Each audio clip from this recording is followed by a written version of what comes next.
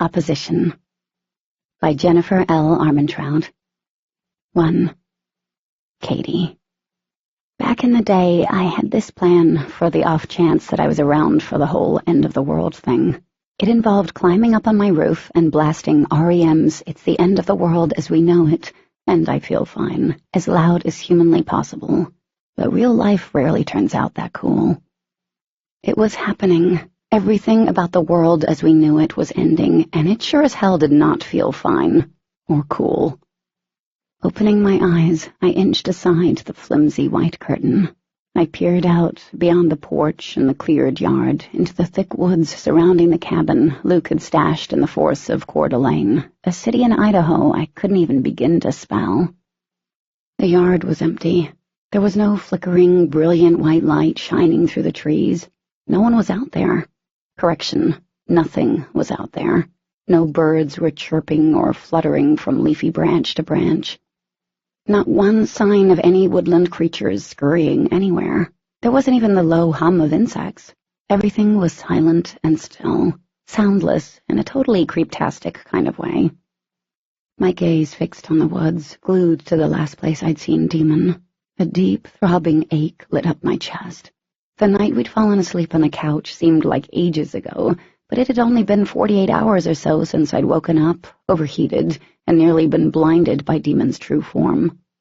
He hadn't been able to control it, although if we'd known what it signaled, it probably wouldn't have changed anything. So many others of his kind, hundreds, if not thousands of Luxon had come to Earth, and Demon, he was gone, along with his sister and brother, and we were still here in this cabin. Pressure clamped down on my chest, as if someone were squeezing my heart and lungs with vice grips. Every so often, Sergeant Dasher's warning came back to haunt me. I'd seriously thought the man, that all of Daedalus was riding the crazy train into insanity land, but they had been right. God, they had been so right. The Luxon came like Daedalus had warned, like they had prepared for, and Demon... The ache pulsed, ripping the air right from my lungs, and I squeezed my eyes shut. I had no idea why he left with them, or why I hadn't seen nor heard from him or his family. The terror and confusion surrounding his disappearance were a constant shadow that haunted every waking moment, and even the few minutes I'd been able to sleep. What side would Demon be standing on? Dasher had asked that of me once, while I'd been held at the very real Area 51, and I couldn't let myself believe that I had that answer now. In the last 2 days, more Luxon had fallen from the sky. They'd kept coming and coming like an endless stream of falling stars, and then there was... nothing. My eyes popped open, and the curtain slipped from my fingers, softly falling back into place. Get out of my head. I can't help it, Archer replied from where he sat on the couch. You're broadcasting your thoughts so damn loudly, I feel like I need to go sit in the corner and start rocking, whispering Demon's name over and over again. Irritation pricked at my skin, and no matter how much I tried to keep my thoughts, my worries and fears to myself, it was useless when there was not one but 2 Origins in the house. Their nifty little ability to read thoughts got real annoying real fast. I picked at the curtain again, watching the woods. Still no sign of any Luxon. Nope, not a single glowing light crashing to Earth in the last 5 hours. Archer sounded as tired as I felt. He hadn't been sleeping much, either. While I'd been fixated on keeping an eye on the outside, he'd been focused on the TV. News all across the globe had been reporting nonstop on the phenomenon. Some of the news stations are trying to say it was a massive meteorite shower. I snorted. Trying to cover up anything at this point is useless.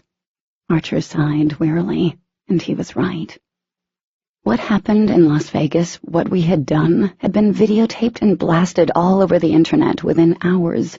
At some point during the day after the absolute obliteration of Las Vegas, all the videos had been pulled down, but the damage had already been done. From what the newscopter had captured before Daedalus had shot it down, to those on the scene who recorded everything with their camera phones, there was no stopping the truth. The internet was a funny place, though. While some people were blogging that it was the end of times, others took a more creative approach to everything. Apparently there was even a meme created already. The incredibly photogenic, glowing alien meme, which had been Demon phasing into his true form. His human features were blurred to unrecognizability, but I knew it had been him. If he'd been around to see that, he would have really gotten a kick out of it, but I didn't. "Stop," Archer said gently. "We don't know what the hell Demon or any of them are doing or why at this point. They will come back." I turned from the window, finally facing Archer. His hair, a sandy brown color, was cut close to the scalp, typical military style. He was tall and broad-shouldered, someone who looked like he could throw down when it counted, and I knew he could. Archer could be downright deadly. When I'd first met him at Area 51, I had believed he was just a soldier. It wasn't until Demon had arrived that we discovered he was Luke's implant within Daedalus, and also, like Luke, an origin, a child of a Luxan male and mutated hybrid female. My fingers curled inward. "You really believe that? They will come back?" Amethyst eyes flicked from the TV to mine. "That's all I can believe at this point. It's all any of us can believe right now." That wasn't really reassuring. "Sorry," he replied, letting it be known he'd picked up on my thoughts yet again. He nodded at the TV before I could get ticked off. "Something's going on. Why would that many Luxan come to Earth and then just go silent?" That was also the question of the year. "I think it's kind of obvious," said a voice from the hall. I turned as Luke entered the living room. Tall and slender, he had his brown-colored hair pulled back in a ponytail at the nape of his neck. Luke was younger than us, around 14 or 15, but he was like a little teen mafia leader and, at times, scarier than Archer. "And you know exactly what I'm talking about," he added, eyeing the older origin. As Archer and Luke locked eyes in a battle of the stare-down, something they'd been doing a lot of during the last 2 days, I sat on the arm of a chair by the window. "Care to explain out loud?" Luke had a certain boyish quality to his beautiful face, like he hadn't quite lost the roundness of childhood yet, but there was a wisdom in his purple eyes that went beyond a handful of years. He leaned against the doorframe, crossing his arms. "They're planning, strategizing, waiting." That didn't sound good, but I wasn't surprised. An ache formed between my temples. Archer said nothing as he went back to staring at the TV. "Why else would they come here?" Luke continued as he tilted his head, gazing at the curtained window near me. "I'm sure it's not to shake hands and kiss babies' cheeks. They're here for a reason, and it's not good. Daedalus always believed they would invade." Archer sat back, clasping his hands over his knees. "The whole Origin initiative was in response to that concern. After all, the Luxan don't have a history of playing nice with other intelligent life forms. But why now?" Wincing, I rubbed my temples. I hadn't believed Dr. Roth when he told me how the Luxan were actually the cause of the war between them and the Aram, a war that had destroyed both of their planets. And I thought Sergeant Dasher and Nancy Husher, the head bitch in charge of Daedalus, were crazy freaks. I'd been wrong. So had Demon. Luke arched a brow as he coughed out a laugh. "Oh, I don't know. Might have to do with the very public spectacle we put on in Vegas. We know there were implants here, Luxan who aren't that fond of humans. How they communicated with the Luxan not on this planet is beyond me. But is that really important now? This is the perfect moment to make an entrance." My eyes narrowed. "You said it was a brilliant idea." "I think lots of things are brilliant ideas, like nuclear weapons, zero-calorie soft drinks, and blue jean vests," he replied. "That doesn't mean we should nuke people, or that diet drinks taste good, or that you should run out to the local Walmart and buy a jean vest. You people shouldn't always listen to me." My eyes rolled so hard they almost fell out of the back of my head. "Well, what else were we supposed to do? If Demon and the others hadn't exposed themselves, we would have been captured." Neither of the guys replied, but the unspoken words hung between us. If we'd been captured, it would have sucked donkey butt, and then some. But Paris, Ash, and Andrew would probably still be alive. So would the innocent humans who had lost their lives when everything went to crap. But there was nothing we could do about that now. Time could be frozen for short periods, but no one could go back and change things. What was done, and Demon had made that decision to protect all of us. I'd be damned if anyone threw him under the spaceship. "You look exhausted," commented Archer, and it took a moment for me to realize he was talking to me. Luke turned those unnerving eyes on me. "Actually, you look like crap." "Gee, thanks." Archer ignored him. "I think you should try to sleep, just for a little while. If anything happens, we will get you." "No." I shook my head, just in case my verbal cue wasn't enough. "I'm fine." The truth was, I was far from being fine. I was probably one step away from going to that dark corner in the room and rocking back and forth, but I couldn't break down and I couldn't sleep. Not when Demon was out there somewhere, and not when the whole world was on the verge of hell turning into a dystopia, like one of those novels I used to read. Sigh. Books. I missed them. Archer frowned, and it turned his handsome face a little scary. But before he could lay into me, Luke pushed off of the doorway and spoke. "I think she needs to go talk to Beth, actually." Surprised, I glanced at the stairwell in the hall outside the room. The last I checked, the girl had been sleeping. That was all Beth seemed to do. I was almost envious of her ability to sleep all of this away. "Why?" I asked. "Is she awake?" Luke ambled into the living room. "I think you two need some girl talk time." My shoulders slumped as I sighed. "Luke, I really don't think this is the time for girl bonding." "It isn't?" He dropped onto the couch beside Archer and kicked his feet up on the coffee table. "What else are you doing besides staring out the window and trying to sneak past us? You can go off into the woods, look for Demon, and probably get eaten by a mountain lion." Anger punched through me as I flipped my long ponytail over my shoulder. First off, I wouldn't get eaten by a mountain lion. Second, at least I'd be trying to do something other than sitting on my ass. Archer sighed. But Luke just smiled brightly up at me. "Are we going to have this argument again?" He glanced at a stone-faced Archer. "Because I like it when you two get into it. It's like watching a mom and dad have a marital disagreement. I feel like I need to go hide in a bedroom or something to make it more authentic. Maybe slam a door shut, or—" "Shut up, Luke," Archer growled, and then he turned his glare on me. "We've been down this road more times than I care to even think about. Going after them isn't smart. There will be too many of them, and we don't know if—" "Demon is not one of them," I shouted, jumping to my feet and breathing heavily. "He hasn't joined them. Neither would Dee or Dawson. I don't know what's going on." My voice cracked, and a swell of emotion rose in my throat. "But they wouldn't do that. He wouldn't." Archer leaned forward, eyes glittering. "You don't know that. We don't." "You just said they'd be back," I fired at him. He didn't say anything as he cast his gaze back to the TV, and that told me what I already knew deep down. Archer didn't expect Demon or any of them to come back. Clamping my lips together, I shook my head so fast my ponytail turned into a whip.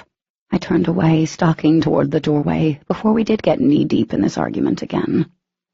"Where are you going?" asked Archer. I resisted the urge to flip him off. "I'm going to have girl talk with Beth, apparently." "Sounds like a plan," commented Luke.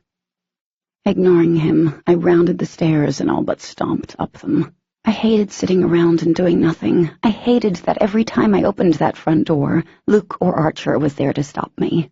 And what I hated most of all was the fact that they could stop me. I might be a hybrid, mutated with all that special looks and goodness, but they were origins, and they could kick my butt from here to California, if it came down to it. The upstairs was quiet and dark, and I didn't like being here. Wasn't sure why, but the tiny hairs on the back of my neck rose every time I came up here and walked down the long, narrow hall. Beth and Dawson had commandeered the last bedroom on the right the first night here, and that's where Beth had holed herself up since he left. I didn't know the girl well, but I knew she'd been through a lot when she was under the control of Daedalus, and I also didn't believe that she was the most stable of all hybrids out there, but that wasn't her fault. And I hated to admit this, but sometimes she kind of freaked me out. Stopping in front of the door, I rapped my knuckles on it instead of busting up into the room. "Yes," came the thin and reedy voice.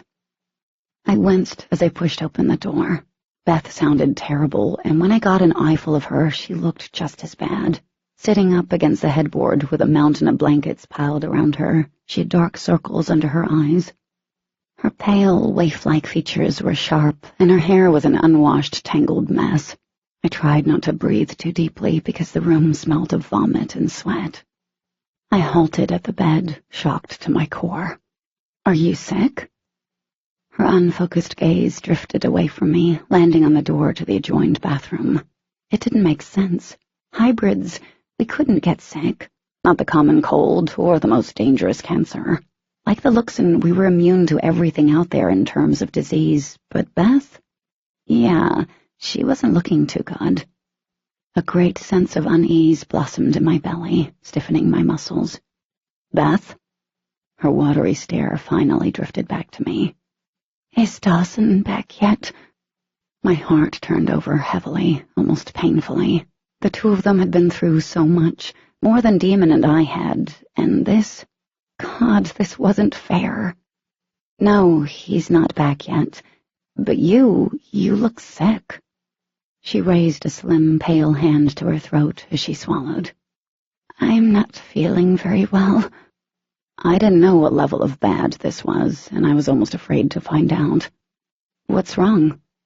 One shoulder rose, and it looked like it had taken great effort. "You shouldn't be worried," she said, voice low as she picked at the hem of a blanket. "It's not a big deal. I'll be okay once Dawson comes back." Her gaze floated off again, and as she dropped the edge of the blanket, she reached down, put her hand over her blanket-covered belly, and said, "We'll be okay once Dawson comes back." "We'll be—" I trailed off as my eyes widened. My jaw came unhinged and dropped as I gaped at her. I stared at where her hand was and watched in dawning horror as she rubbed her belly in slow, steady circles. Oh no. Oh, hell to the no to the 10th power. I started forward and then stopped. "Beth, are you pregnant?" She tipped her head back against the wall and squeezed her eyes shut. "We should have been more careful." My legs suddenly felt weak. The sleeping, the exhaustion, all of it made sense. Beth was pregnant, but at first, like a total idiot, I didn't understand how.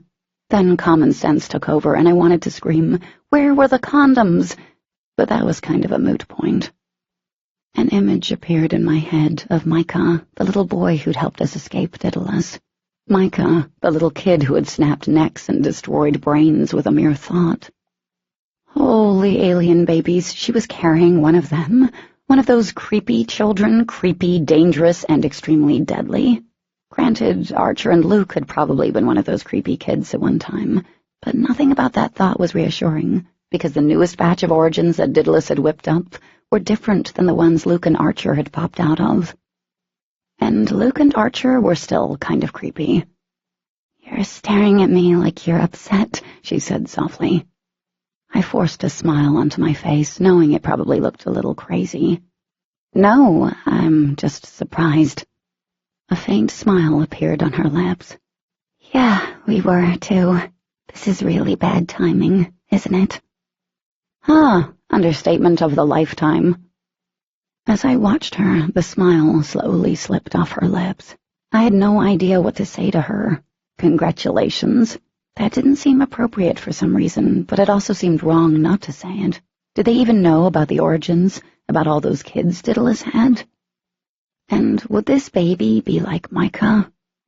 God, really? Did we not have enough to worry about right now? My chest tightened, and I thought I might be having a panic attack. How far along are you?" 3 months, she said, swallowing hard. I needed to sit down. Hell, I needed an adult. Visions of dirty diapers and angry red little faces danced in my head. Would there be 1 baby, or would there be 3? That was something we never thought about when it came to the origins, but the Luxon always popped out in 3s. Oh, holy llama drama, 3 babies. Beth's gaze met mine again, and something in those eyes caused me to shudder. She leaned forward, her hand stilling over her belly. They're not coming back the same, are they? What? Them, she said. Dawson and Demon and Dee, they're not going to come back the same, are they? About 30 minutes later, I walked downstairs in a daze. The guys were where I'd left them, sitting on the couch, watching the news. When I entered the room, Luke glanced at me, and Archer looked like someone had shoved a pole up some very uncomfortable place. And I knew. Both of you knew about Beth. I wanted to hit them when they stared blankly back at me. And no one thought to tell me? Archer shrugged. We were hoping it wouldn't become an issue. Oh my God! Not become an issue, like being pregnant with an alien hybrid baby wasn't a big deal and would just, I don't know, go away. I dropped into the chair, placing my face in my hands. What next? Seriously. She's going to have a baby. That's usually what happens when you have unprotected sex, Luke commented. Glad you two talked, though, because I so did not want to be the bearer of that news. She's going to have one of those creepy kids, I went on, smoothing the tips of my fingers over my forehead. She's going to have a baby, and Dawson is not even here, and the whole world is going to fall apart. She's only 3 months along. Archer cleared his throat. Let's not panic. Panic? I whispered. The headache was getting worse. There are things she needs, like, I don't know, a doctor to make sure the pregnancy is going all right. She needs prenatal vitamins and food, and probably saltine crackers and pickles and... And we can get those things for her, Archer replied, and I lifted my head.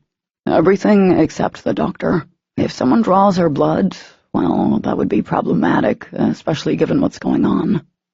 I stared at him. Wait, my mom! No. Luke's head whipped toward me. You cannot contact your mom. My spine stiffened. She could help us, at least give us the general idea of how to take care of Beth. Once the idea popped into my head, I latched onto it. I was totally honest with myself. Some of the reason why it seemed like such a great idea was because I wanted to talk to her. I needed to talk to her. We already know what Beth needs, and unless your mom has a lowdown on how to care for pregnant hybrids, there's not much more she can tell us that Google won't. Luke pulled his feet off the coffee table, and they thumped on the floor. And it will be dangerous to get in contact with your mom. Her phone could be monitored. It's too dangerous for us and her. Do you really think Daedalus gives two craps about us right now? Is that something you want to risk? Archer asked, meeting my gaze. You willing to put all of us in danger, including Beth, all based on a hope they have their hands full? You willing to do that to your mom? My mouth screwed shut as I glared at him, but the fight leaked out of me like a balloon deflating. No, I wouldn't risk that. I wouldn't do that to us or to my mom. Tears pricked my eyes, and I forced a deep breath. I'm working on something that will hopefully take care of the Nancy problem, Luke announced. But the only thing I'd seen him work on was the fine art of sitting on his butt. Okay, I said, voice hoarse as I willed the headache to go away and for the edges of bitter panic to recede. I had to keep it together, but that dark corner was looking better and better. We need to get stuff for Beth. Archer nodded. We do. Less than an hour later, Luke handed over a list of items he'd searched down on the internet. The whole situation made me feel like I was in some kind of twisted after-school special. I wanted to laugh as I folded the piece of paper into the back pocket of my jeans, but then I probably wouldn't stop laughing. Luke was staying behind with Beth in case something even worse happened, and I was going to go with Archer, mainly because I thought it would be a good idea to get out of the cabin. At least it felt like I was doing something, and maybe going into town would give us some clues to where Demon and his family had disappeared. My hair was tucked up under a baseball cap that hid most of my face, so the chances I'd be recognized were slim. I had no idea if anyone would, but I didn't want to take that risk. It was late afternoon, and the air outside carried a chill that made me grateful I was wearing one of Demon's bulky, long-sleeve shirts. Even in the heavily pine-scented air, if I breathed in deeply, I could catch his unique scent, a mix of spice and the outdoors. My lower lip trembled as I climbed into the passenger seat and buckled myself in with shaking hands. Archer passed me a quick glance, and I forced myself to stop thinking about Demon, about anything I didn't want to share with Archer, which was pretty much everything right now. So I thought about belly-dancing foxes wearing grass skirts. Archer snorted. You're weird. And you're rude. I leaned forward, peering out the window as we traveled down the driveway, straining to see among the trees, but there was nothing. I told you before, it's hard to not do it sometimes. He stopped at the end of the gravel road, checking both ways before he pulled out. Trust me, there are times when I wish I couldn't see into people's heads. I imagine being stuck with me the last 2 days has been one of them. Honestly, you haven't been bad. He glanced at me when I raised my brows. You've been holding it together. I didn't know how to respond to that at first, because since the other Luxon had arrived, I felt like I was seconds from shattering apart, and I wasn't sure what exactly was keeping me together. A year ago, I would have freaked out, and that corner would have been my best friend, but I wasn't the same girl who had knocked on Demon's door. I would probably never be that girl again. I'd been through a lot, especially when I'd been in the hands of Daedalus. Things I'd experienced that I couldn't dwell on, but the time with Demon and those months with Daedalus had made me stronger. Or at least I liked to think they had. I have to keep it together, I said finally, folding my arms around me as I stared at the rapidly passing pines, the needled branches all blurred together. Because I know Demon didn't lose it when I was gone, so I can't either. But... Do you worry about Dee? I cut him off, turning my attention fully on him. A muscle thrummed along his jaw, but he didn't respond, and as we made the quiet trip into the largest city in Idaho, I couldn't help but think this wasn't what I really needed to be doing, that instead I needed to do what Demon had done for me. He had come for me when I'd been taken. That was different, Archer said, cutting into my thoughts as he turned toward the closest supermarket. He knew what he was getting into. You don't. Did he? I asked as he found a parking space close to the entrance. He might have had an idea, but I don't think he really knew, and he still did it. He was brave. Archer cast me a long look as he pulled out the keys. And you are brave, but you're not stupid. At least I'm hoping you continue to prove you're not stupid. He opened the door. Stay close to me. I made a face at him, but climbed out. The parking lot was pretty packed, and I wondered if everyone was stocking up for the coming apocalypse. On the news, there'd been rioting in a lot of the major cities after the meteorites fell. Local police and military had locked it down, but there was a TV show called Doomsday Preppers for a reason. For the most part, Coeur d'Alene appeared virtually untouched by what was happening, even though so many Luxon had landed in the nearby forests. There were a lot of people in the store, their carts stacked high with canned goods and bottled water. I tried to keep my gaze down as I pulled out the list, and Archer grabbed a basket, though I couldn't help but notice no one was grabbing toilet paper. That would be the first thing I grabbed if I thought it was the end of the world. I stuck close to Archer's side as we headed to the pharmacy section and started scanning the endless rows of brown bottles with yellow caps. Sighing, I glanced down at the list. Couldn't this crap be in alphabetical order? That would be too easy. His arm blocked my vision as he picked up a bottle. Iron on the list, right? Yep. My fingers hovered over folic acid, and I picked it up, having no idea what the hell that even was or what it did.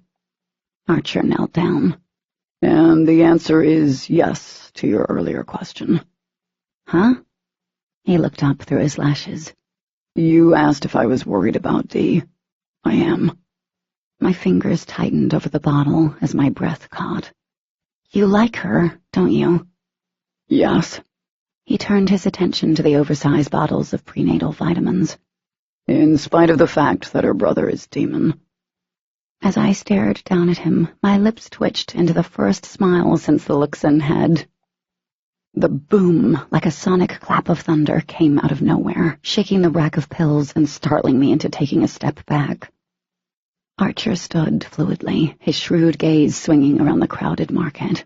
People stopped in the middle of the aisles, some hands tightening on their carts, others letting go, the wheels creaking as the carts slowly rolled away. "What was that?" a woman asked a man who stood next to her. She turned, picking up a little girl who had to be no more than 3. Holding the child close to her breast, she spun around, her face pale. "What was that?"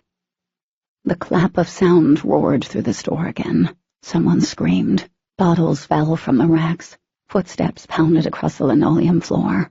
My heart jumped as I twisted toward the front of the store. Something flashed in the parking lot, like lightning striking the ground. "Damn it," Archer growled. The tiny hairs on my arms rose as I walked toward the end of the aisle, forgetting all pretenses of keeping my head down. A heartbeat of silence passed, and thunder blasted again and again, rattling the bones in my body as streaks of light lit up the parking lot, one after another after another. The glass window in front cracked, and the screams got louder, snapping with terror as the windows shattered, flinging glass at the checkout lanes. The streaks of blinding light formed shapes in the parking lot, stretching and taking on legs and arms. Their tall, lithe bodies tinged in red, like demons, but deeper, more crimson. "Oh, God," I whispered, the bottle of pills slipping from my fingers, smacking off the floor. They were everywhere, dozens of them. Luxon. 2. Katie. Everyone, including me, seemed to be frozen for a moment, as if time had been stopped, but I knew that hadn't happened. The forms in the parking lot turned, their necks stretching and tilting to the side, their steps fluid and snake-like. Their movements were unnatural, and nothing like the Luxon who had been on Earth for years. A red truck squealed its tires as it spun out of a parking space, spilling smoke and the smell of burned rubber into the air. It whirled around, as if the driver planned to plow through the Luxon. "Oh, no," I whispered, my heart thumping heavily. Archer grabbed my hand. "We need to get out of here." But I was rooted to where I stood, and I finally understood why people rubbernecked car accidents. I knew what was coming, and I knew it was something I didn't want to see, but I couldn't look away. One of the forms stepped forward, the edges of its body pulsing red as it raised a glowing arm. The truck jerked forward. The shadow of a man behind the wheel, and a much smaller body beside it, would be forever etched into my memory. Tiny sparks of electricity flew from the Luxon's hand as a brilliant light tinged in red curled down its arm. A second later, a bolt of light radiated from it, snapping into the air, smelling like burned ozone. The light, a blast straight from the source of what had to be the purest kind, smacked into the truck. The explosion rocked the store as the truck went up in flames, flipping over into the line of cars next to it. An inferno poured out of the busted windshield as the truck crashed down on its roof, tires spinning aimlessly. Chaos erupted. Screams shattered the silence as people ran from the front of the store. Like a herd, they pushed into carts and other people. Bodies went down on hands and knees, and the screams pitched louder, mingling with the cries of young children. In a stuttered heartbeat and in the blink of an eye, the Luxon were in the store, and they were everywhere. Archer yanked me around the end of the shelf, pressing our bodies against the sharp edges. A teenage boy raced past us, and all I could think was how red his hair was, like scarlet, and then I realized it wasn't his hair color, but blood. He made it to the body wash section before a burst of light hit him in his back. The boy went down, face first and unmoving, as a charred hole smoked from the center of his spine. "Jesus," I gasped as my stomach roiled. Archer stared, eyes wide and nostrils flared. "This is bad." I inched to the edge of the aisle and peered around, my stomach flopping, when I saw the woman who'd been holding the small girl minutes before. She was standing in front of one of the Luxon, her mouth gaping open, seemingly frozen in fear. The little girl was pressed back against a rack of supermarket books, huddled into a small ball, wailing as she rocked back and forth. It took me a moment to realize what she was shrieking over and over again. "Daddy! Daddy!" The man was lying in a pool of blood at her feet. Energy crackled along my skin, snapping against Archer as the Luxon reached out and placed a hand on the center of the woman's chest. "What the?" I whispered. The woman's spine straightened, as if someone had dropped steel down the center of her back. Her eyes widened, pupils dilating. The shimmery white light radiated from the Luxon's palm and then draped over the woman like a waterfall. When the light reached her pointy-toed high heels, it faded off, seeping into the floor. Suddenly, the woman's head kicked back, and her mouth dropped open in a silent scream. Her veins lit up from within, a glowing white network across her forehead, filling her eyes, and then down her cheeks and throat. What was happening? I could feel Archer pressing against me as the Luxon stepped back from the violently trembling woman. As the light receded from her veins, the color leached from her skin, and the light surrounding the Luxon pulsed like a heartbeat. It all happened at the same moment. The woman's skin wrinkled and creased like she was aging by decades within seconds, while the Luxon's form shifted and warped. The woman's body crumpled and caved into itself, like all her life force was sucked right out of her. As she folded like a sheet of paper, skin gray and features unrecognizable, the Luxon's light pulled back, revealing its new form. It was identical to the woman, same tan skin and pert nose. Light brown hair fell over bare shoulders, but its eyes, they were an unnaturally brilliant blue, like 2 polished sapphires had been placed on its face. Eyes like Ash's and Andrew's. "They are assimilating DNA." Archer's voice floated among my thoughts. "Rapidly. I have never seen it done, or known it was possible." There was a level of disturbed awe in his tone. It was like Invasion of the Body Snatchers, the Luxon version. It was also deadly, and it was happening throughout the supermarket. Bodies were hitting the floor everywhere. "We need to go." Archer's hand tightened around mine as he pulled me back against him. "Now." "No." I tried to dig in.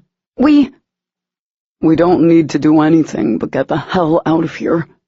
He hauled me around the end of the shelves, tugging me toward him until I was plastered against his side once more.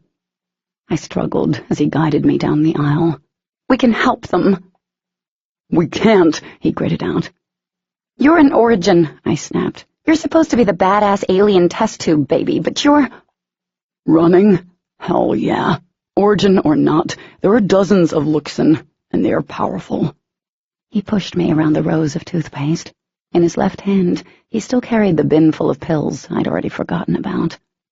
"Did you not just see what they did?"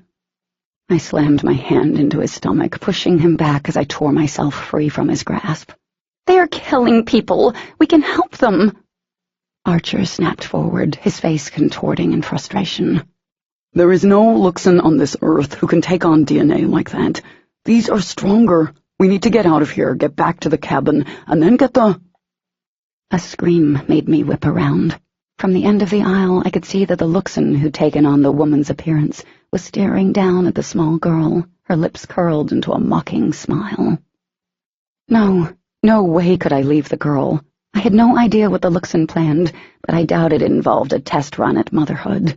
I glanced at Archer, who cursed under his breath. "Katie," he growled, dropping the bin. "Don't." Too late. I took off, my legs and arms pumping as I darted into the next aisle and ran toward the front of the store. The clap of thunder came again as I reached the display of paperbacks, and the parking lot lit up as more Luxon arrived, over and over again, thunder cracking until I thought my heart would implode. I skidded around the end of the aisle. The Luxon froze in front of the little girl, and then its head tilted toward where I stood. Brilliant eyes locked onto mine. Rosy red lips parted. The coldness in its stare was like stepping out in sub-zero temps. There was nothing human in the stare, not even a hint of compassion, just cold calculation.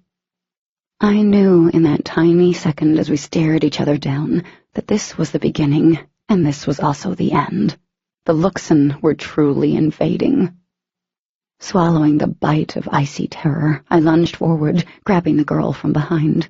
Her scream bounced through me, and she went crazy, kicking me in the leg. I clamped my arms around her, holding her as tight as I could, as I started to back up. The Luxon rose like a pillar of water. Little bursts of energy crackled along its arms. It stared at me like it could see right into my insides. Each word it spoke rolled off the tongue like it was learning English at breakneck speed. "What are you?" Oh, crappity crap. I learned two things pretty quickly. The Luxon could sense that I wasn't riding just the human-friendly skies, and by the way it drew back, raising a hand, I figured that wasn't a good thing. I also learned it had no idea what a hybrid was. The little girl in my arms squirmed, managing to wiggle an arm free. Swinging on me, she knocked my baseball cap off, and my hair spilled down my back. The Luxon stepped forward, lips peeling back to bare its teeth. Not good. With my arms full of a kicking and screaming child, I knew when to retreat. Spinning around, I took off down the nearest aisle. The scent of burned flesh and plastic was strong as I rounded the corner, kicking rolls of bread out of the way. I slid to a halt. Whoa.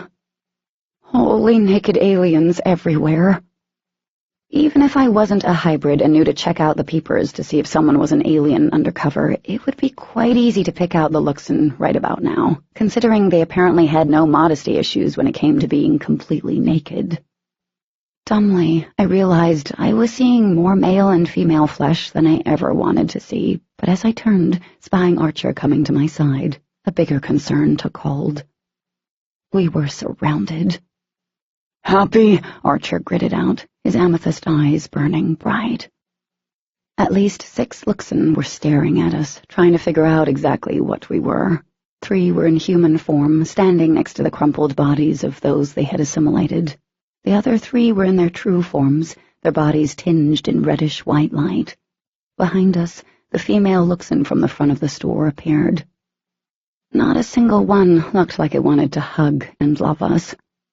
My heart kicked against my ribs as I knelt down slowly, looking into the tear-stained face of the little girl. "When I let go, you run," I whispered. "You run as fast as you can, and you don't stop." I wasn't sure if she understood me, but I prayed she did. Exhaling roughly, I let her go and gave her a little push toward the gap between 2 aisles. The child didn't disappoint. Spinning around, she ran for the space, and while I wished I could do more for her, I stood. One of the glowing Luxon glided forward and then stopped, head cocking to the side. The rest of them, the ones in their true and human forms, all looked toward the woman who I'd snatched the kid away from. "This is going to end badly," Archer's voice intruded. "Is it assuming too much that if I tell you to run, you will?" I took a deep breath. "I'm not going to leave you." One side of his lips curved up. "Figured as much. Let's go on the offense. Clear a path toward the front." During my time with Daedalus, I'd been taught to fight not only in the very human way, but also using the Source. I tapped into that training while in Vegas, and while there was a part of me that was confident I could throw down to the best of them, an arctic blast of fear slid its way up my spine. Without any warning, Archer went all badass. Snapping forward, he reared his arm back. A ball of pure energy traveled down his arm, erupting from his palm and slamming into the center of the Luxon's bare chest, knocking the alien out of its human form and into the glass door of the dairy section. Containers exploded, sending rivers of milk over the floor. One of the glowing Luxon shot toward Archer as he whirled and took aim at the naked woman. I pulled from the Source. The light that whirled down my arm was nowhere near as intense as Archer's, but it did the trick. Arcing across the aisle, it smacked into the shoulder of the Luxon, spinning it around. I geared up to let loose another bolt of energy when pain burst along my shoulder. 1 second I was standing, and the next I was on my knees, my left shoulder smoking. I reached around, gently touching my shoulder as I forced myself to stand. My hand came back, smudged in red. Turning around, I nearly took a meaty fist in the face from a Luxon in its human form, a young male. Stumbling several steps, I caught myself and raised my knee. Air stirred around me as I planted my foot in an area I didn't want to look at. The Luxon male doubled over. Smiling grimly, I grabbed hold of its brown hair just as it started to shift, warming my hands as I slammed my knee into its nose. Bones cracked, but I knew that wouldn't keep the Luxon down. And I knew what needed to be done. Archer let loose another blast as I tapped into the source.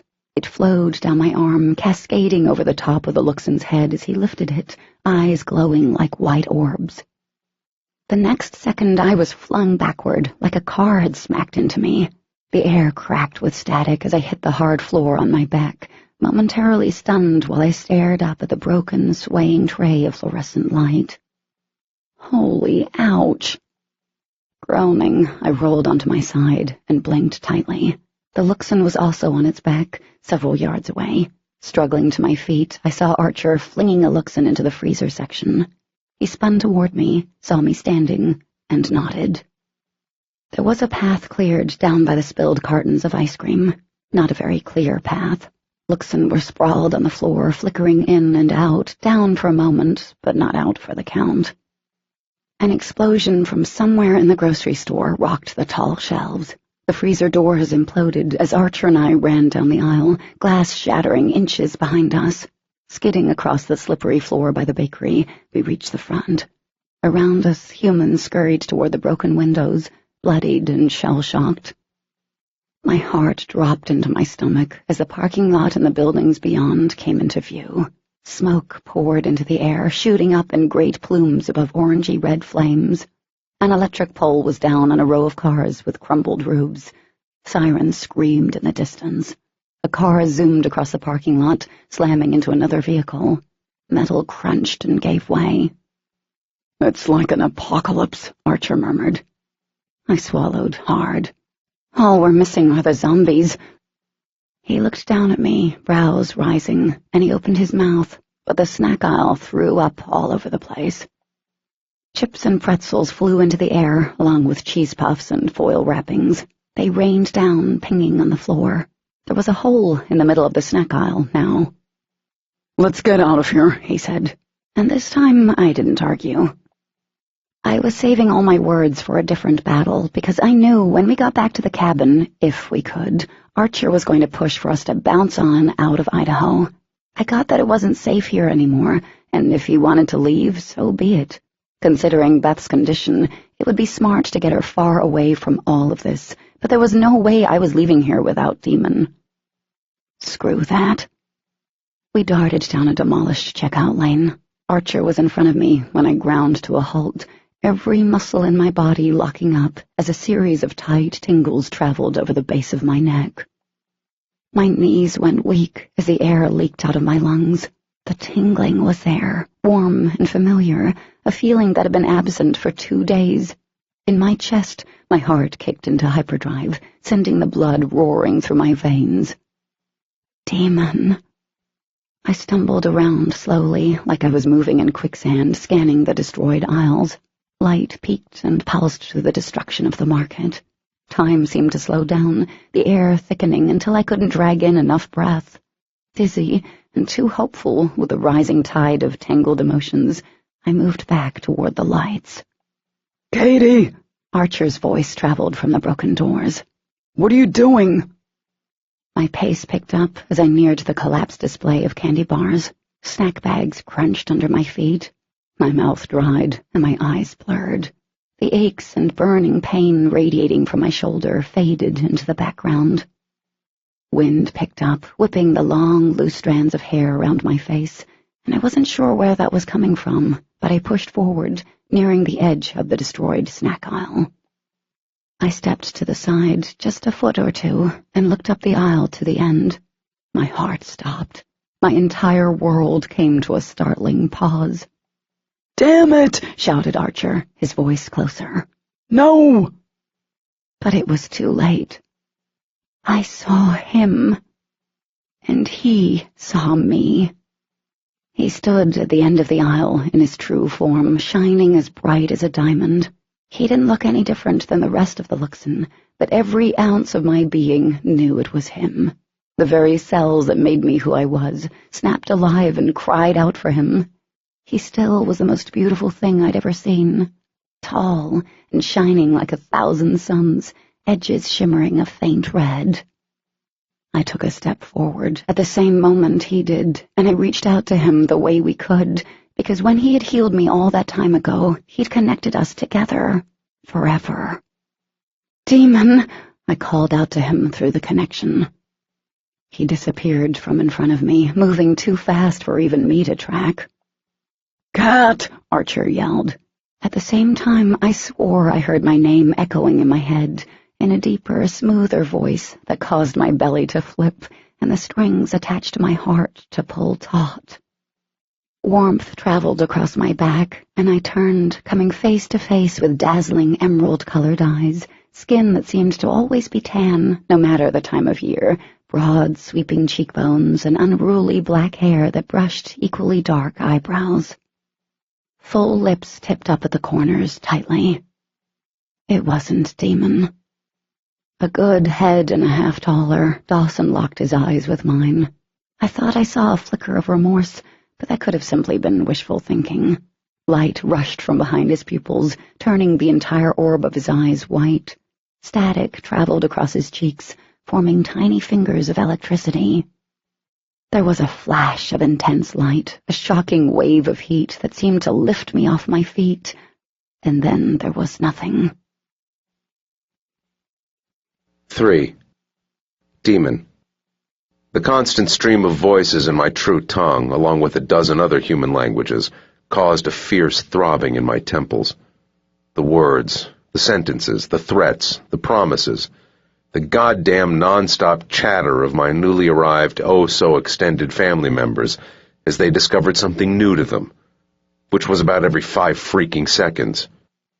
"Oh, a blender. Oh, a car. Oh, humans sure do bleed a lot and break easily." Hell, as soon as they opened their eyes, they were seeing something for the very first time, and while the awe as they tinkered with appliances or with human anatomy was a bit childlike, it was also a little on the demented side of things. The newly arrived were the coldest sons of bitches I'd ever seen. In the last 48 hours, literally thousands of my kind had come to Earth for the first time, and it was like one giant hive. We were all connected, one wavelength to another, little worker bees for the Queen. Whoever the hell that might be. The connection was overwhelming at times, the needs and desires and wants of thousands all joined together in the forefront of every Luxon's mind. Take over, control, rule, dominate, subjugate. The only time there was even a measure of relief was when I was in my human form. It seemed to dull the connection, dial it back. But not for everyone. Striding across the polished wood floors of an atrium in a mansion that could house a militia and still have room for sleepovers, I saw my vision tint red when I spied my twin. He lounged against the wall, near a set of closed double doors. His chin was tilted down, brows furrowed in concentration as his fingers flew over the screen of a cell phone. When I was halfway across the brightly lit room that smelled like roses and the faint metallic scent of spilled blood, he lifted his head. Dawson took a deep breath as I approached him. "Hey," he said. "There you are. I snatched the phone from his hands, turned, and threw it as hard as I could. The little square object flew clear across the room and shattered against the opposite wall. "What the hell, man?" Dawson exploded, hands flying up. "I was on level 69 of Candy Crush, you bastard. Do you know how hard that—" After cocking back my arm, I slammed my fist into his jaw. He stumbled into the wall, raising a hand to his face. A sick sense of satisfaction twisted up my insides. He raised his head, tilting it to the side. "Jesus!" He grunted as he lowered his hand. "I didn't kill her, obviously." My thoughts emptied like a bowl of water being tipped over as I drew in a shallow breath. "I knew what I was doing, Demon." He glanced at the door, his voice lowering. "There was nothing else I could do." Launching forward, I gripped the collar of his shirt and lifted him up onto the tips of his boots. The reasons were not good enough. "You have never had any measure of control when it comes to using the Source. Why in the hell would it be different now?" The pupils of his eyes started to glow white. He shoved his arms between mine, breaking the hold. I had no other choice. Yeah, whatever. I stepped around him, forcing myself away from my brother before I threw him through a wall and in front of a tank. Dawson turned, and I could feel his shrewd gaze on my back. You need to get control of yourself, brother. I stopped in front of the closed doors and looked at him over my shoulder. He shook his head. Don't, I warned. Dawson's eyes squeezed shut for a moment, and when they reopened, he was staring at the closed doors, nearly devastated. How much longer? He whispered. Real fear punched me in the gut. It was too much. I knew his defenses were down and he had been put in a bad position. He didn't have any other choice. I don't know, because I didn't have to elaborate. Understanding dawned on his face. Dee. My eyes met and held his, and there was nothing else to be said. Facing forward, I pushed open the door, and the constant hum banging off my skull grew stronger as I entered the wide, circular office.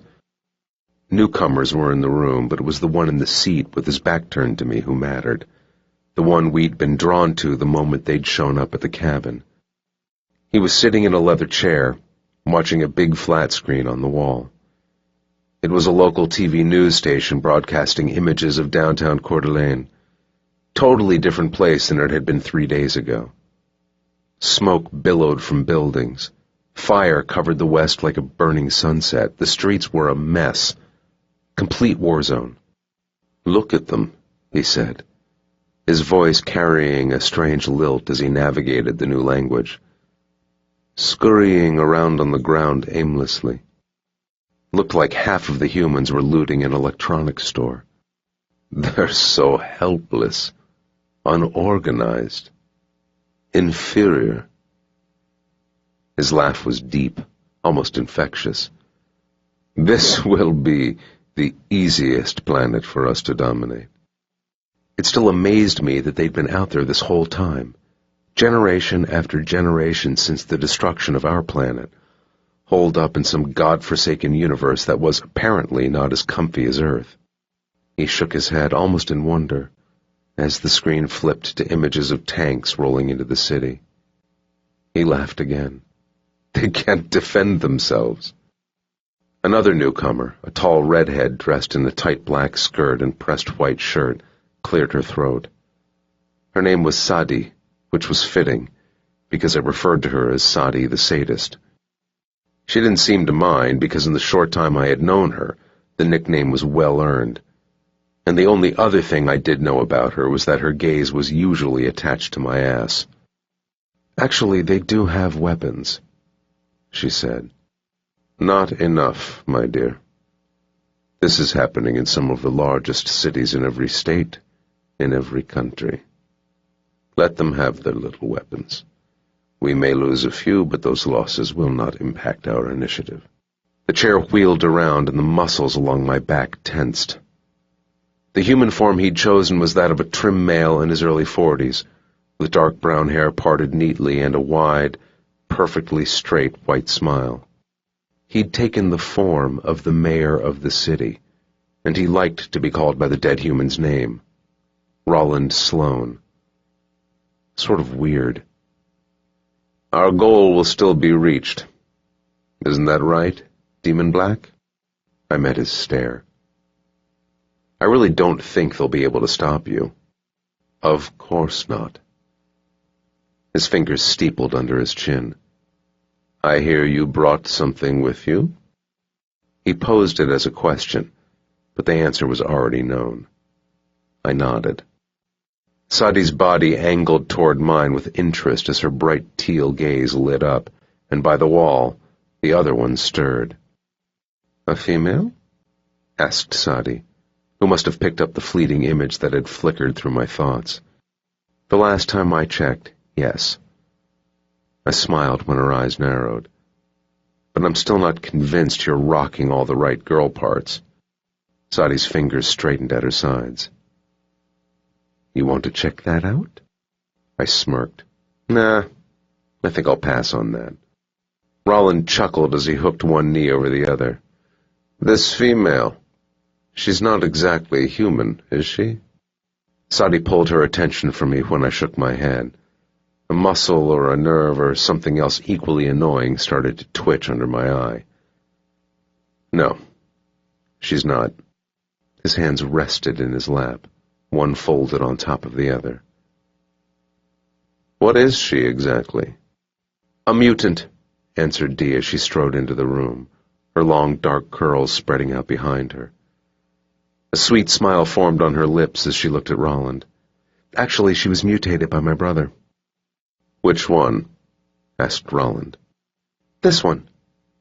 Dee nodded at me as she popped her hands on her hips. He healed her about a year ago. The girl's a hybrid. Eyes flicked back to mine. Were you trying to hide that from us, Demon? Did I really get a chance to answer that question? True, Roland murmured, eyeing me closely. You're a hard one to read, Demon. Not like your lovely sister here. Folding my arms across my chest, I shrugged. I like to think I'm an open book. Out of all of us, he's always had little use for humans, Dee said. Roland's brows rose. Except for this girl, I imagine. Except for her. Guess Dee was now my own personal speaker. Demon was in love with her. Love? Sadie coughed out a surprisingly delicate laugh. How very... She seemed to search for the right word. Weak? My shoulders stiffened as I muttered. Was being the key word. Explain to me this healing and mutation thing, Roland ordered, leaning forward. I waited for Dee to chime in, but for once she appeared happy to remain quiet. She suffered a fatal injury, and I healed her without knowing that it would mutate her. Some of my abilities were transferred to her, and we were connected together from that moment on. What made you want to heal her? Curiosity colored his tone. Dee snorted. I don't think he was thinking with the head on his shoulders when he did it, if you get what I mean. While I resisted the urge to shoot my sister a look, Roland stared at me for a moment, and then smiled like he not only got what Dee meant, but was also very interested in a whole lot of detail. Interesting, murmured Sadie as she flipped a wealth of coppery hair over a slim shoulder. How tight is this bond or connection between you? I shifted my weight, glancing at the silent Luxon male who was still leaning against the wall. She dies, I die. Tight enough for you? Roland's eyes widened. Well, that is not good. For you. Yep, I drawled out. A slow curl of Sadie's lips made her look hungry. And does she feel what you feel? And vice versa? Only if it's a near-fatal wound, I answered, voice flat as the floors. Sadie glanced at Roland, and I knew they were communicating. Their words were lost in the hum of the others, but the eagerness that suddenly crept over Sadie's face had my fists tightening. I didn't trust her. I didn't trust Quiet Dude either. You don't have to trust her, Roland said, smiling widely. We just have to trust you. Dee stiffened. We can be trusted. I know. His head cocked to the other side. And there was something else there, right? It got away? Back to being the ever-helpful minion, Dee nodded as she sat down in an armchair, all but draping herself over it. An origin, a product of a Luxon male and a hybrid female. I hope we don't have to kill him. I think he's kind of cute. Interesting. Roland glanced at Sadie, and again I knew they were getting all kinds of secret squirrel chatty with each other. Coming to his feet, he buttoned the front of his beige suit jacket. There's a lot we don't know. These hybrids are new to us, he said, which almost made me laugh. For a race of beings who'd never been to Earth, they seemed to have a lot of knowledge about the layout. There was something more that I hadn't figured out. Something, or a bunch of somethings, had been working from the inside. Seemed important. We're counting on you and your family, others like you, to aid us in these situations.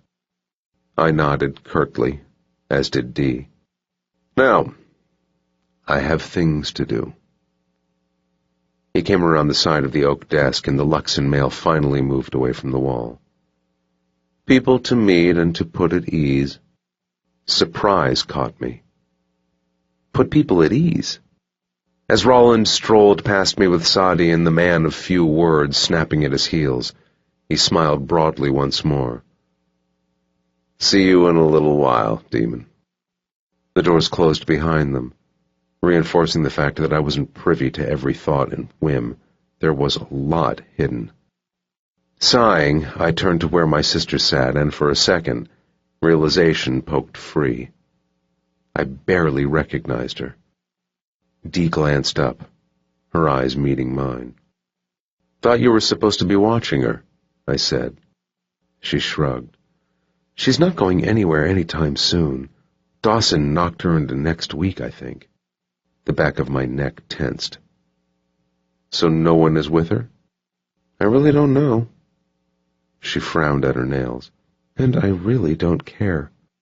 I stared at her a moment, unthinkable words forming on my lips, but I pushed them down. I'm surprised you didn't bring up Beth. She arched a brow. Beth is weak. Weaker than Katie. She'd probably run away the second she saw us, fall and kill herself, taking out Dawson in the process. I think we need to keep her a secret for Dawson's sake. You'll lie to Roland? Haven't we already been lying to him? Obviously Dawson's keeping that little secret buried deep, just like you have, and so have I. They don't know about Beth, and didn't know about Kat until a little while ago. Pressure clamped down on my chest, and I forced it out of my system when Dee tilted her head to the side to watch me. If you think that's best. I do, she replied coolly. There was nothing left to say, so I turned toward the door. You're going to her. I stopped but didn't turn around. So? Why would you? She asked. If her wound festers and she dies, well, you know where that leaves me. Dee's tinkling laugh reminded me of icicles falling from the roof of our porch back home during the winter. Since when do hybrids get festering wounds? Hybrids don't get colds and cancers, Dee, but who knows what a charred hole in their flesh does? Do you? That's kind of a good point, but... Turning to her, my hands clenched at my sides. What are you trying to say? Her lips curled up. The worst thing that could happen is her arm rotting off. I stared at her. Tipping her head back, she laughed as she clapped her hands together. You should see your face. Look, all I'm trying to say is that it sounds like there's another reason why you want to go see her. A twitching muscle moved from under my eye to my jaw. You were right earlier. She frowned. Huh? I let the kind of smile that was a lifetime ago pull at my lips. Thinking with a different kind of head. Ew! Her nose wrinkled. God, yeah, I don't need to know anymore. Bye. Winking at her, I pivoted around and left the room. Dawson was no longer in the atrium, and I didn't like that I had no idea where he was or what he was doing. No good could come from that. But I really didn't have the brain cells to deal with that on top of what waited upstairs. I hadn't brought her back here. Dawson had. And I hadn't been with him when he'd carried her upstairs, but I knew where she was without asking. 3rd floor, last bedroom on the right. Framed photos of the real Mayor Roland Sloan and his family adorned the stairwell. A pretty blonde wife and 2 kids under the age of 10. I hadn't seen the wife or the kids when we came here. The last photo on the 2nd floor landing was cracked, smeared with dried blood. I kept going. My steps were faster than I intended, but the upper floors were virtually empty, and as I started down the wide hall with paintings of the lakes surrounding the city covering the forest green walls, the hum and chatter faded until it almost felt like it was only me in my head. Almost. Thrusting a hand through my hair, I let out a ragged breath that immediately turned into a swift curse when I spotted the last door. It was cracked open. Had Dee left it that way? Possible. My hand fell to my side as I drifted toward the door. My heart jackhammered against my ribs as I reached out, pushing it open. Abnormally bright light spilled into the hall. A Luxon was in the room with her, bent over the bed, its form completely blocking her. There wasn't a single thought in my head. 4. Demon. The edges of my vision tinged in red, and like a ticked-off cobra striking, I shot across the room as the Luxon sensed my presence and straightened. He turned as he shifted into the human form he'd adopted, a male in his early 20s. I think he was going by the name of Quincy, not that I gave two craps about his name. You shouldn't... My fist crashed into the space just below his ribs, doubling him over. Before he could fall back on the bed, I gripped him by the shoulders and tossed him to the side. Quincy bounced into the wall, the impact rattling the framed pictures hanging on it. His blue eyes flashed white, but I exploded forward, punching my hands into his shoulders, slamming him back into the wall again. I got all up in his face. What were you doing in here? Quincy's lips pulled back over his teeth. I don't have to answer to you. If you don't want to find out what it feels like to have your human skin ripped away, one strip at a time, I replied, my fingers digging through the shirt he wore. You will. He laughed. You don't scare me. Rage whirled through me, mixing with frustration and a shitstorm of 1,000 other emotions. I wanted nothing more than to take it all out on the douche. You should be. And if you come around her again, if you even look in her direction or breathe on her, I will kill you. Why? His gaze started to move over my shoulder toward the bed. I gripped his chin, forcing his eyes on mine. His form shimmered. Are you protecting her? I can sense she's not just a human, but she's not one of us. None of that is really important. Skin and bone ground under my grip on his chin. He wrenched free from my grasp. Laughing, he tipped his head back against the wall. You've been with the humans too long. That's it. You're too human. And you think I don't see it? That the others haven't noticed it? My lips curled into a cold twist of a smile. You've got to be a special kind of stupid if you think being raised on Earth will stop me from killing you. Stay away from her and my family. Quincy swallowed hard as he met my stare.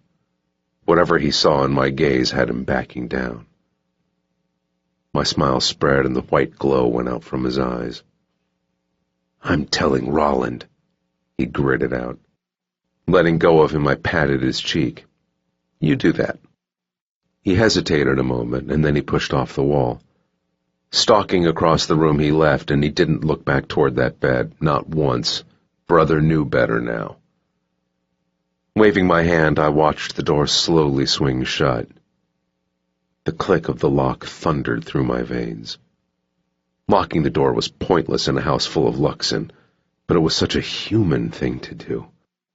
Closing my eyes, I scrubbed my hands down my face, suddenly exhausted on a bone-deep level.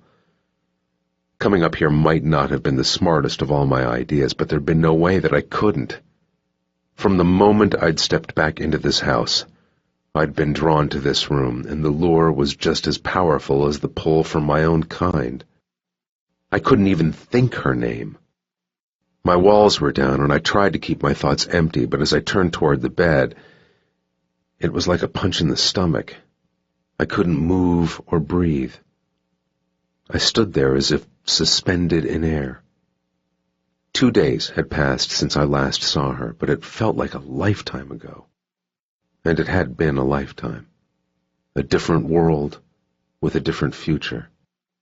Staring at her, I was reminded of going into Area 51 and finding her asleep after months of separation. But things had been different afterward. Better, even. I almost laughed to think that being under Daedalus's thumb was a more fortunate outcome for her, but it was true. She was lying on her back, and it was obvious that when someone who wasn't Dawson brought her up here, no one gave any care for her comfort. She had just been dropped there, like a sack of dirty laundry. She was lucky that they'd placed her on a bed instead of the floor. Her sneakers were still on. One leg was bent at the knee and tucked under the other leg. The knees of her blue jeans were stained with dried blood. Her right arm was folded at the elbow and her other rested against her lower stomach. The oversized shirt, my shirt, had ridden up, exposing an eyeful of pale skin. My hands curled inward, clenching so tightly my knuckles ached. What had Quincy been doing in this room? Was it curiosity that had drawn the Luxon? I doubted he'd seen or felt a hybrid before, and these newly arrived Luxon put Curious George to shame, but was it something else? Christ, I couldn't even think of all the possibilities, because none of them was good. If Rolland continued to value my presence, she'd stay alive. But after spending 2 days with them, I knew there were worse things than death. I was standing next to the bed without realizing I'd even moved. I shouldn't be in here. This was the last place I should be, but instead of turning around like I had 2 functioning brain cells, I sat beside her, my eyes glued to the hand resting just above her navel. Her hand was so pale, so small, so fragile in spite of the fact she was no ordinary human.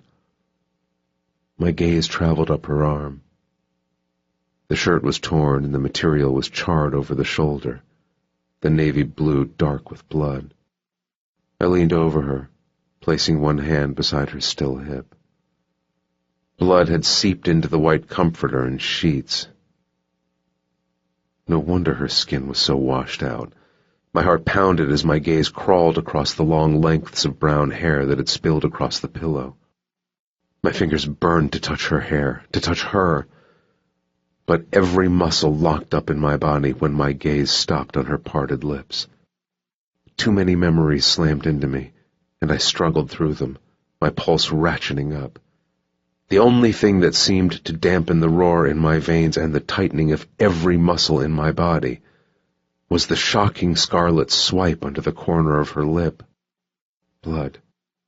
I dragged my eyes up, feeling pressure clamp down on my chest as I saw the ugly reddish-purple bruise along her temple. When Dawson had zapped her, she'd gone down, cracking her head on the floor, and that sound still echoed through my thoughts as if taunting me. Truth was, it would haunt me. Forever. Her lashes were thick and unmoving, the skin under her eyes shadowed. There was another bruise along her hairline, but she still was the most... I cut off the thought, closing my eyes and exhaling slowly. For some reason, I saw Archer's face, his expression as our gazes locked the second after she had gone down. In the bloody chaos and confusion, it had been like time had stopped. Then Archer had started toward her, and I had wanted to leave her there. I knew I had to leave her there. But someone else had grabbed her, and I hadn't stopped him. Opening my eyes, I saw my arm tremble as I lifted her right hand. The moment our flesh met, a charge jumped from her skin to mine, stirring me. Carefully, I tugged down the hem of her shirt, my knuckles brushing across her stomach as I covered her. The contact brief, but torturous. Then I caressed her, and I was fucking lost. My fingers drifted over her cool cheek, brushing a strand of soft hair back from her face. I don't know how long I sat there, tracing the line of her jaw and the curve of her lips, and I really wasn't aware of healing her. But the bruises faded from her skin, and I knew the bleeding had stopped. I wanted to pick her up, clean her. But that would be too much. It could already be too much, and then what?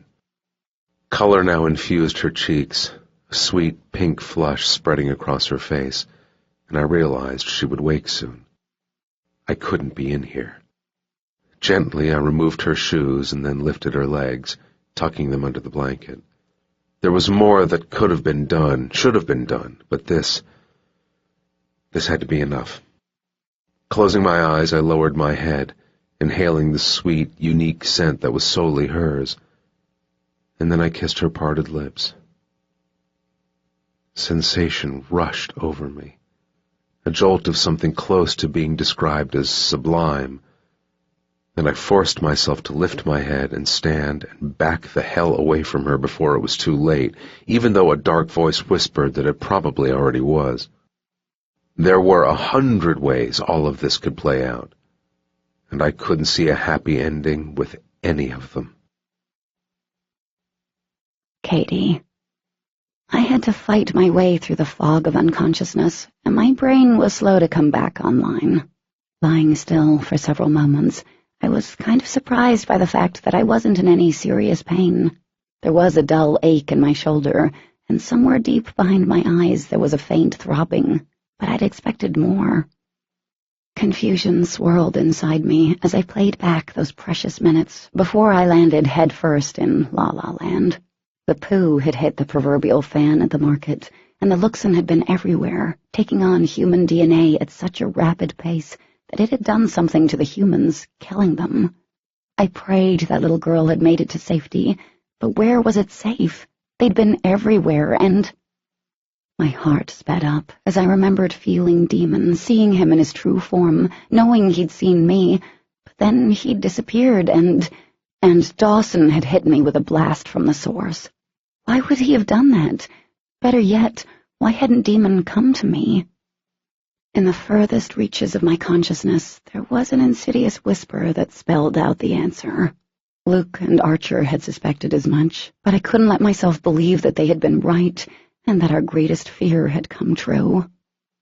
Just thinking that Demon could be different now, could be one of them, whatever they actually were, made it feel like a fist had seized my heart. Taking a deep breath, I blinked my eyes open, and immediately sucked in a startled breath, jackknifing up so fast my head felt like it would fall off my shoulders. 2 emerald-colored eyes stared back into mine, framed with heavy black lashes. All at once, I was tossed back to last summer, the morning after I discovered Demon Black wasn't quite human, when he'd frozen time, stopping a truck from turning me into roadkill. I'd woken up to find Dee staring at me. Just like now. Perched on the foot of the bed, Dee sat with her legs drawn to her chest and her chin resting on her knees. A curtain of dark hair fell over her shoulders in thick curls. To this day, she was probably the most beautiful girl I'd seen in real life, just like Ash. But Ash, she was no longer with us. But Dee was here. Relief loosened the tense muscles in my back as I stared at her, at the girl who'd become my best friend, was still my best friend, even after the tragedy with Adam.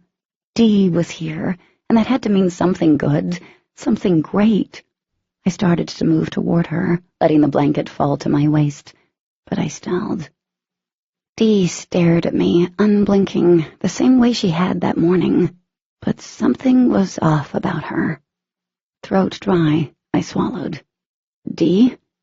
One perfectly shaped eyebrow rose. Katie? Unease rose at the sound of her voice. It was different, colder and flat. Instinct warned that I stay back, even though that didn't make sense to me. I was beginning to wonder if you'd ever wake up, she said, loosening her arms from around her legs.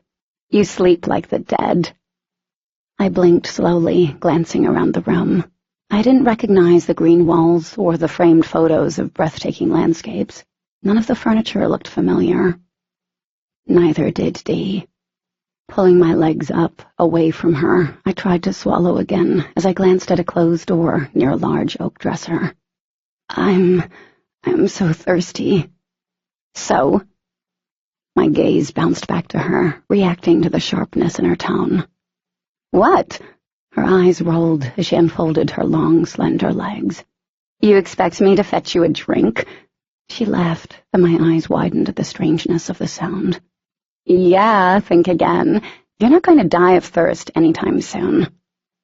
Dumbfounded by her attitude, all I could do was stare at her as she stood and smoothed her hands down the sides of dark, denim-clad thighs. Maybe I had really damaged my brain back in the market, or woken up in an alternate universe where sweet D had turned into bitchy D. She faced me, her eyes narrowing, in a way that reminded me of the woman in the grocery store after the Luxon had snatched her body. You smell like blood and sweat. My brows shot up my forehead. It's kind of repulsive. She paused, her nose wrinkling. Just saying. Okay. I slumped back against the headboard. What's wrong with you? Wrong with me? Dee laughed again. For once, there's nothing wrong with me. I stared at her. I don't understand. Of course you do. You're not stupid. And you know what else you're not? What? I whispered. Dee's lips curled into a cruel, almost mocking smile that transferred her beauty into something venomous. You're also... She launched toward me, her hand rising, and I reacted without thinking. My right arm snapped up, and I caught her wrist before her palm connected with my cheek. You're also not weak, she said, easily pulling her arm free from my grasp. Backing up, she placed her hands on her slender hips. So you can continue to sit there and look at me like you're half stupid, but we don't have a lot of time to play catch-up, especially since it appears Demon healed you. Shaken by her attitude and the realization that I had been blasted with the source twice, and I probably should be concerned by that, I glanced down at my hand. Creases of dried blood marred my palm. I reached back to my left shoulder. The shirt was burned, and the flesh tender, but it was in one piece. I lifted my gaze. He was here? Was. My heart turned over heavily, and then I moved. Forget Dee and her bitchiness, or the fact that I apparently smelled. I needed to see Demon. Flipping off the blanket, I swung my legs over the edge of the bed. No shoes, no socks. What the? Didn't matter. Where is he now? I really don't know. Sighing, she pulled back the curtain, covering the one window, and stared out. But the last I saw, he was heading into one of the bedrooms. The curtain slipped from her fingers, drifting back into place as she faced me with a chilling smile. Not alone. I stilled. Saadi was following him, something that she's quickly made a habit of doing. She's probably in the process of attempting to molest him. She paused, tapping her finger on her chin. Then again, I don't think it's really molesting when it's wanted. Tiny balls of ice formed in my stomach. Saadi? That's right, you don't know her. I'm sure you will, though. I shook my head as my entire being rebelled against what she was insinuating. No way. I stood on shaky legs. I don't know what your problem is or what happened to you, but Demon would never do anything like that. Ever. Dee's gaze sharpened as she eyed me like I wasn't worth the ground she stepped on. Things aren't the way they used to be, Katie. The sooner you get with the program, the better, because right now, you're his weak link. That's all you are to him. She took a measured step forward, and I held my ground. The only reason you're alive right now is because of him, and not because he loves you, because that boat sailed the big old ocean blue the moment we opened our eyes. Thank God. I flinched at her words, and the ice grew bigger, spreading into my veins. And it's about time, she continued, tilting her head to the side. Ever since you came into his life, our lives, everything has been messed up. If I could take you out right now without killing him, I would. I'd relish it. So would he. You're nothing to us anymore, or to him. Nothing more than a problem we need to figure out how to handle. I sucked in a breath that didn't seem to do any good. A knot formed in my throat, making it hard to swallow, and I told myself that it didn't matter what Dee was saying. Something was definitely wrong with her, because Demon didn't just love me, he was in love with me, and he'd do anything to be with me, just as I would for him, and nothing could change that. The commitment we'd made to each other in Vegas may not have been technically the most legal of all things, but it had been real to me, to us. But her words, they still cut worse than any blade could ever inflict. Dee's lashes lowered as her features pinched tight. So? I opened my mouth, but the ball of emotion cut me off for a moment, and when I spoke, my voice was hoarse. What do you want me to say to that? She shrugged. Nothing, really, but I need to take you to see him. Demon? I tensed. No, she chuckled, the sound light and airy, and for a moment it sounded like the Dee I knew. Not him. When she didn't elaborate and I didn't move, she clucked her tongue in frustration and then popped forward. Grabbing my arm in a tight grasp, she all but dragged me out of the bedroom and into a wide hall. Come on, she urged, impatient. I struggled to keep up with her long-legged pace. Barefoot and exhausted and beyond confused, I was feeling more human than hybrid, but when we got to the landing she nearly pulled my arm out of my socket and had my shoulder aching something fierce. I can walk, you don't have to drag me. I yanked and slipped free, knowing that she simply let me. I can... The framed photo of an attractive family on the stairwell caught my eye. The glass was broken, and there was something dark and rusty smeared across it. My stomach roiled. You can just stand there? Her eyes narrowed on me. If you don't move, I will throw you down the stairs. It'll hurt. You might break your neck. It's 3 levels. Someone will heal you. Or maybe we'll just leave you like that, alive but unable. I get your point, I snapped back at her, taking a deep breath so I didn't attempt to push her down the stairs. Good, she chirped, grinning. For some reason, it was in that moment, as I tried to reconcile the girl who had stood in the kitchen with me a few days ago and made spaghetti with this nasty creature before me, that I remembered Archer. What happened to... I trailed off suddenly, and probably rightfully, wary of bringing up anything that led back to who remained at the cabin. Archer? He got away. She started down the steps. I stared at her back, my heart working overtime. I'm serious, she called. I will throw you down these damn steps. I took a second to entertain the idea of drop-kicking her in the back of the head. The only thing that stopped me was the fact that I was convinced she had to have an alien insect attached to her somewhere that changed her personality, and her attitude wasn't her fault. Heading down the stairs, I willed my brain to start working correctly as I took in my surroundings. I was in a big house, the kind that opulence would be envious of. There were a lot of bedrooms and halls, and when we reached the second landing, I could see down into the foyer, lit by crystal chandelier. Like real crystals. But down below, I could also see Luxon, all in human forms. None of them looked familiar to me. At least these Luxon had discovered the usefulness of clothing, but as I scanned them, I noticed there weren't any sets of 3 other than the blacks. Each one of them was different. My fingers were numb from how tightly I was clenching my hands. The Luxon looked at me the same way Dee had. A few pushed off the wall as we walked past, heads tilting in that weird way that reminded me of a snake.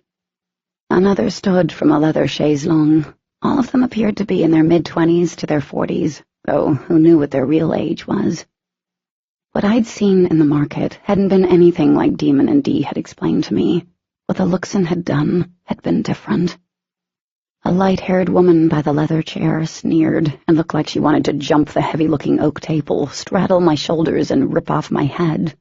As hard as it was, I forced my chin high, even though my heart was beating so fast I thought I'd be sick. We walked through a long atrium, and from the darkness beyond the glass walls, I could tell that it was night outside. As we reached the middle, I felt it. A tingle spread across the nape of my neck. My heart stopped and then skipped a beat. Demon was here, behind those double doors. I knew it, and warring hope and uncertainty fought inside me. The doors opened before we reached them, revealing the kind of office I'd never seen in a home before, and my gaze was drawn to a desk in the middle of the room. A man sat behind it, wearing a smile, But what was most shocking was the fact that I'd seen him before, seconds ago. He was the man in the broken photo, but I knew he wasn't human. His eyes glowed a bright, unnatural blue. He rose fluidly as we stepped into the office, the doors closing behind us, but my attention veered off immediately. There were other Luxon in the room, 2 more males and a tall, beautiful redhead. I didn't care about any of them. Standing next to the redhead, to the right of the man behind the desk, was Demon. My heart did something funky in my chest as a rush of shivers danced over my skin. Our eyes locked, and I felt dizzy once again. So much rose inside me as I stepped toward him, my tongue forming his name, but my voice was gone. Our gazes held for a second more, and then he looked away, his profile stoic and blank. Heart thudding in my chest, I stared at him. "Demon," I said, and when he didn't answer, when he watched the man behind the desk like he was bored with it all, I tried again. "Demon?" Like the night the Luxon came, there was no answer. 5. Katie. I still stared at Demon, completely aware that everyone else except him was watching me, closely. But why wouldn't he look at me? A razor-sharp panic clawed at my insides. No, this couldn't be happening. No way. My body was moving before I even knew what I was doing. From the corner of my eye, I saw Dee shake her head, and one of the Luxon males step forward, but I was propelled by an inherent need to prove that my worst fears were not coming true. After all, he'd healed me, but then I thought of what Dee had said, of how Dee had behaved with me. What if Demon was like her, turned into something so foreign and cold? He would have healed me just to make sure he was okay. I still didn't stop. Please, I thought over and over again. Please, please, please. On shaky legs, I crossed the long room, and even though Demon hadn't seemed to even acknowledge my existence, I walked right up to him, my hands trembling as I placed them on his chest. "Demon," I whispered, voice thick. His head whipped around, and he was suddenly staring down at me. Our gazes collided once more, and for a second I saw something so raw, so painful in those beautiful eyes, and then his large hands wrapped around my upper arms. The contact seared through the shirt I wore, branding my skin, and I expected that he would pull me against him, that he would embrace me, and even though nothing would be all right, it would be better. Demon's hands spasmed around my arms, and I sucked in an unsteady breath. His eyes flashed an intense green as he physically lifted me away from him, setting me back down a good foot back.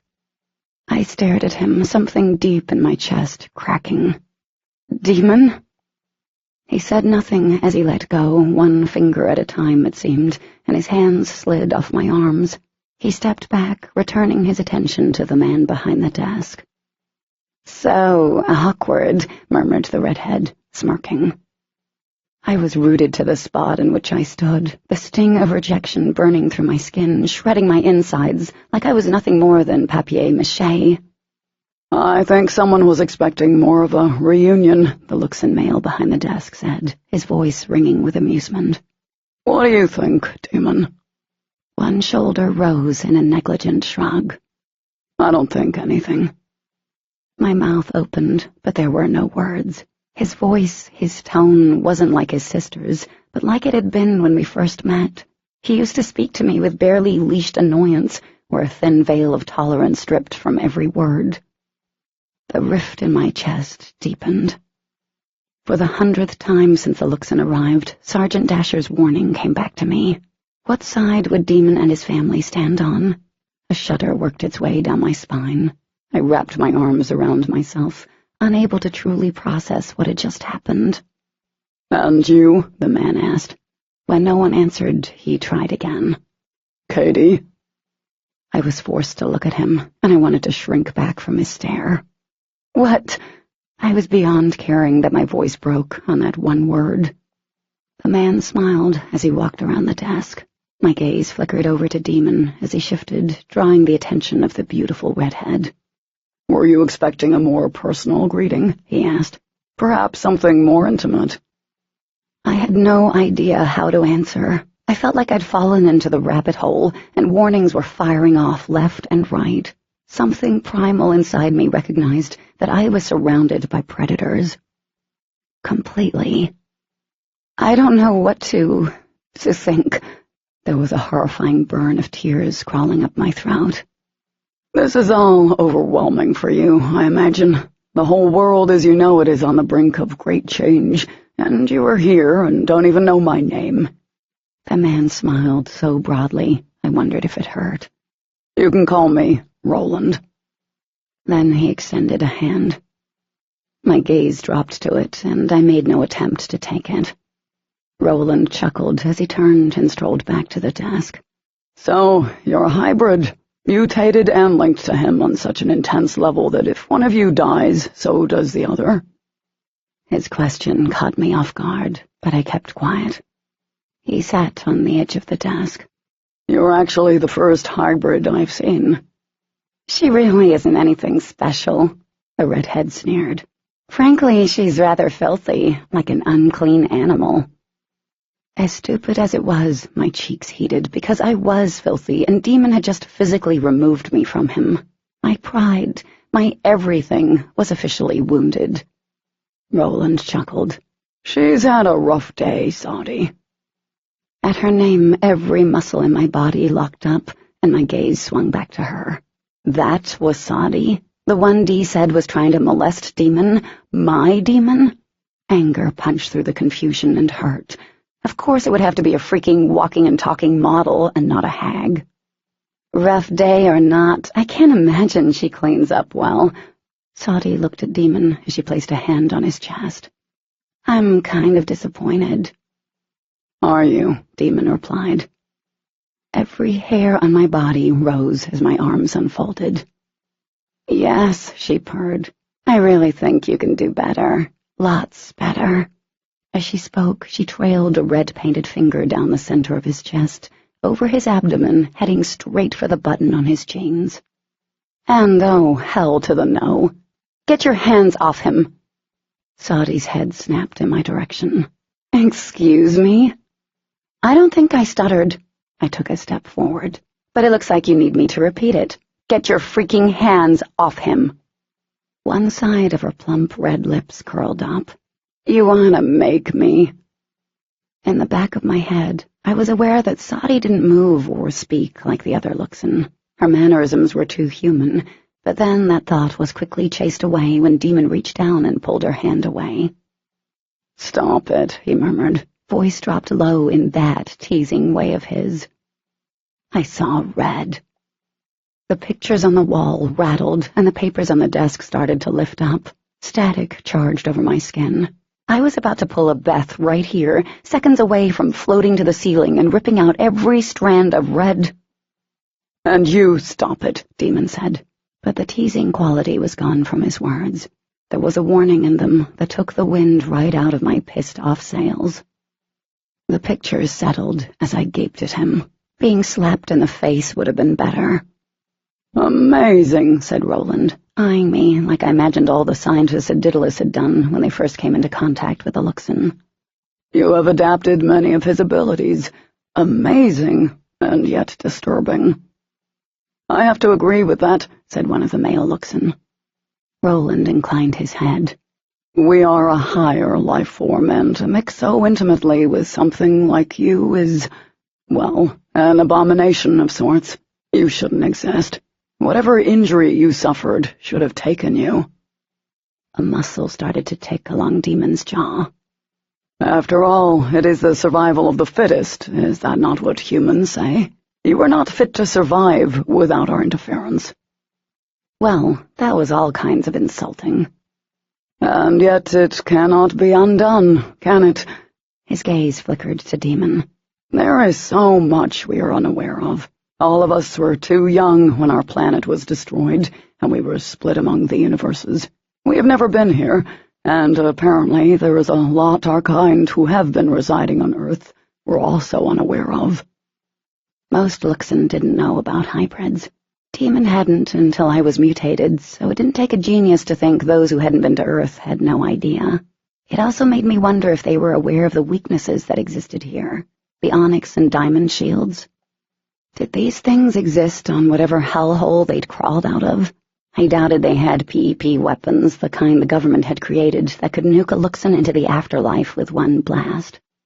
"We are curious by nature.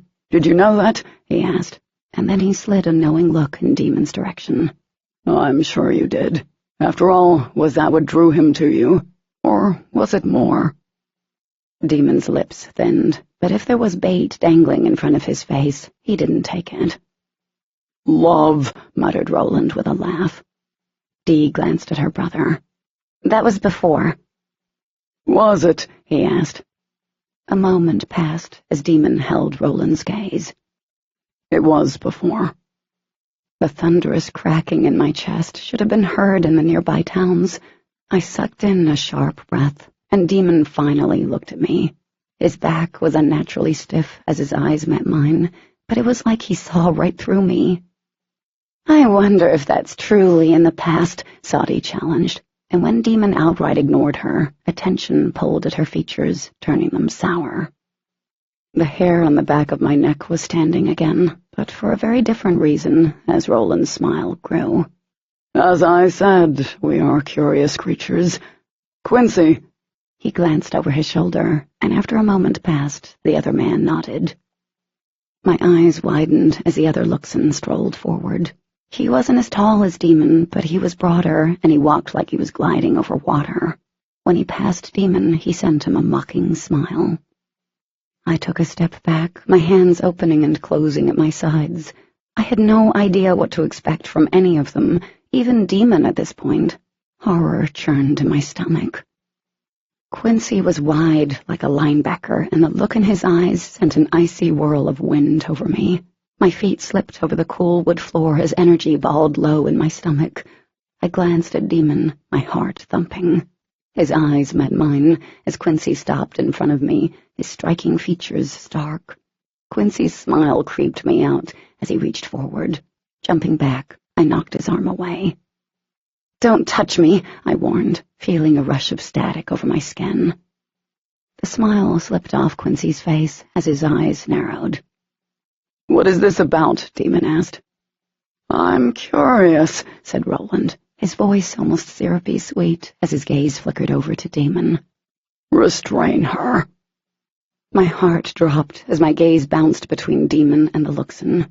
There was a moment when Demon didn't move as he stared at Roland, and then he pivoted on his heel. I locked up, throat dry as he stalked toward us. He cut Quincy a dangerous look as he stepped around me. The moment his hands folded over my shoulders from behind, holding me in place, I thought I'd throw up, like literally hurl all over the smug-looking Luxon in front of me. I jerked, pressing into Demon as Quincy reached for me once more, gripping my chin with cool fingers, but I couldn't shy away. Demon was an unmovable wall.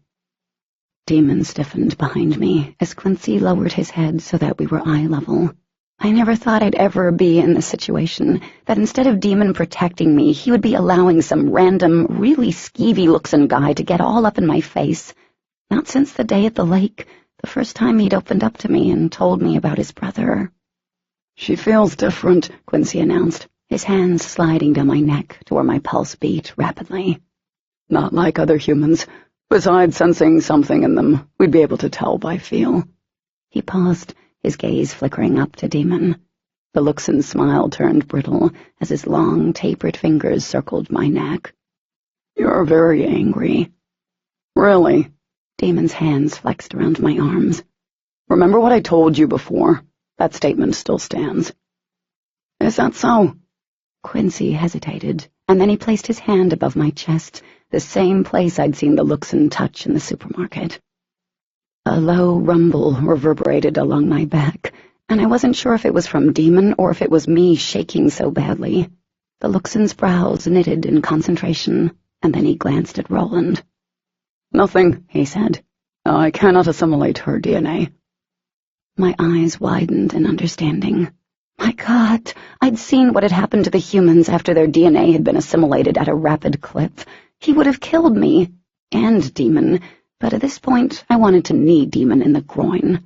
Anger burned its way through me as I twisted in his grasp, trying to get free, because I needed space, but his grip tightened as furious tears stung my eyes. "That's an interesting development," Roland commented. "What else can you two do? We know that if one dies, the other does. She obviously has access to the source. Is there anything else? She won't get sick, like us." Demon's words were short, to the point. "And she's fast and strong." I sucked in a sharp breath as the blister of something ugly, of betrayal, curled around my heart. "Remarkable." Roland clapped his hands, as if we'd performed Swan Lake instead of just standing there in front of him. "And that is all?" Saudi asked, looking wholly unimpressed. "Yes," Demon answered, and my eyes widened, but I schooled my features blank. I held my breath, but Dee didn't disagree. Both of them had just blatantly lied by omission. There was more. When he was in his true form, Demon and I could communicate the way he did with other Luxon. I didn't know what to think about that, but hope sparked deep in my chest. My gaze darted to Dee, but she was staring at the wall as if there was something amazing going on there. What was really happening here? There was more. My thoughts careered off, crashing in a fiery glory as Quincy, who wasn't even looking at me but was eyeballing Demon, slid his hand down my chest, like right on my chest.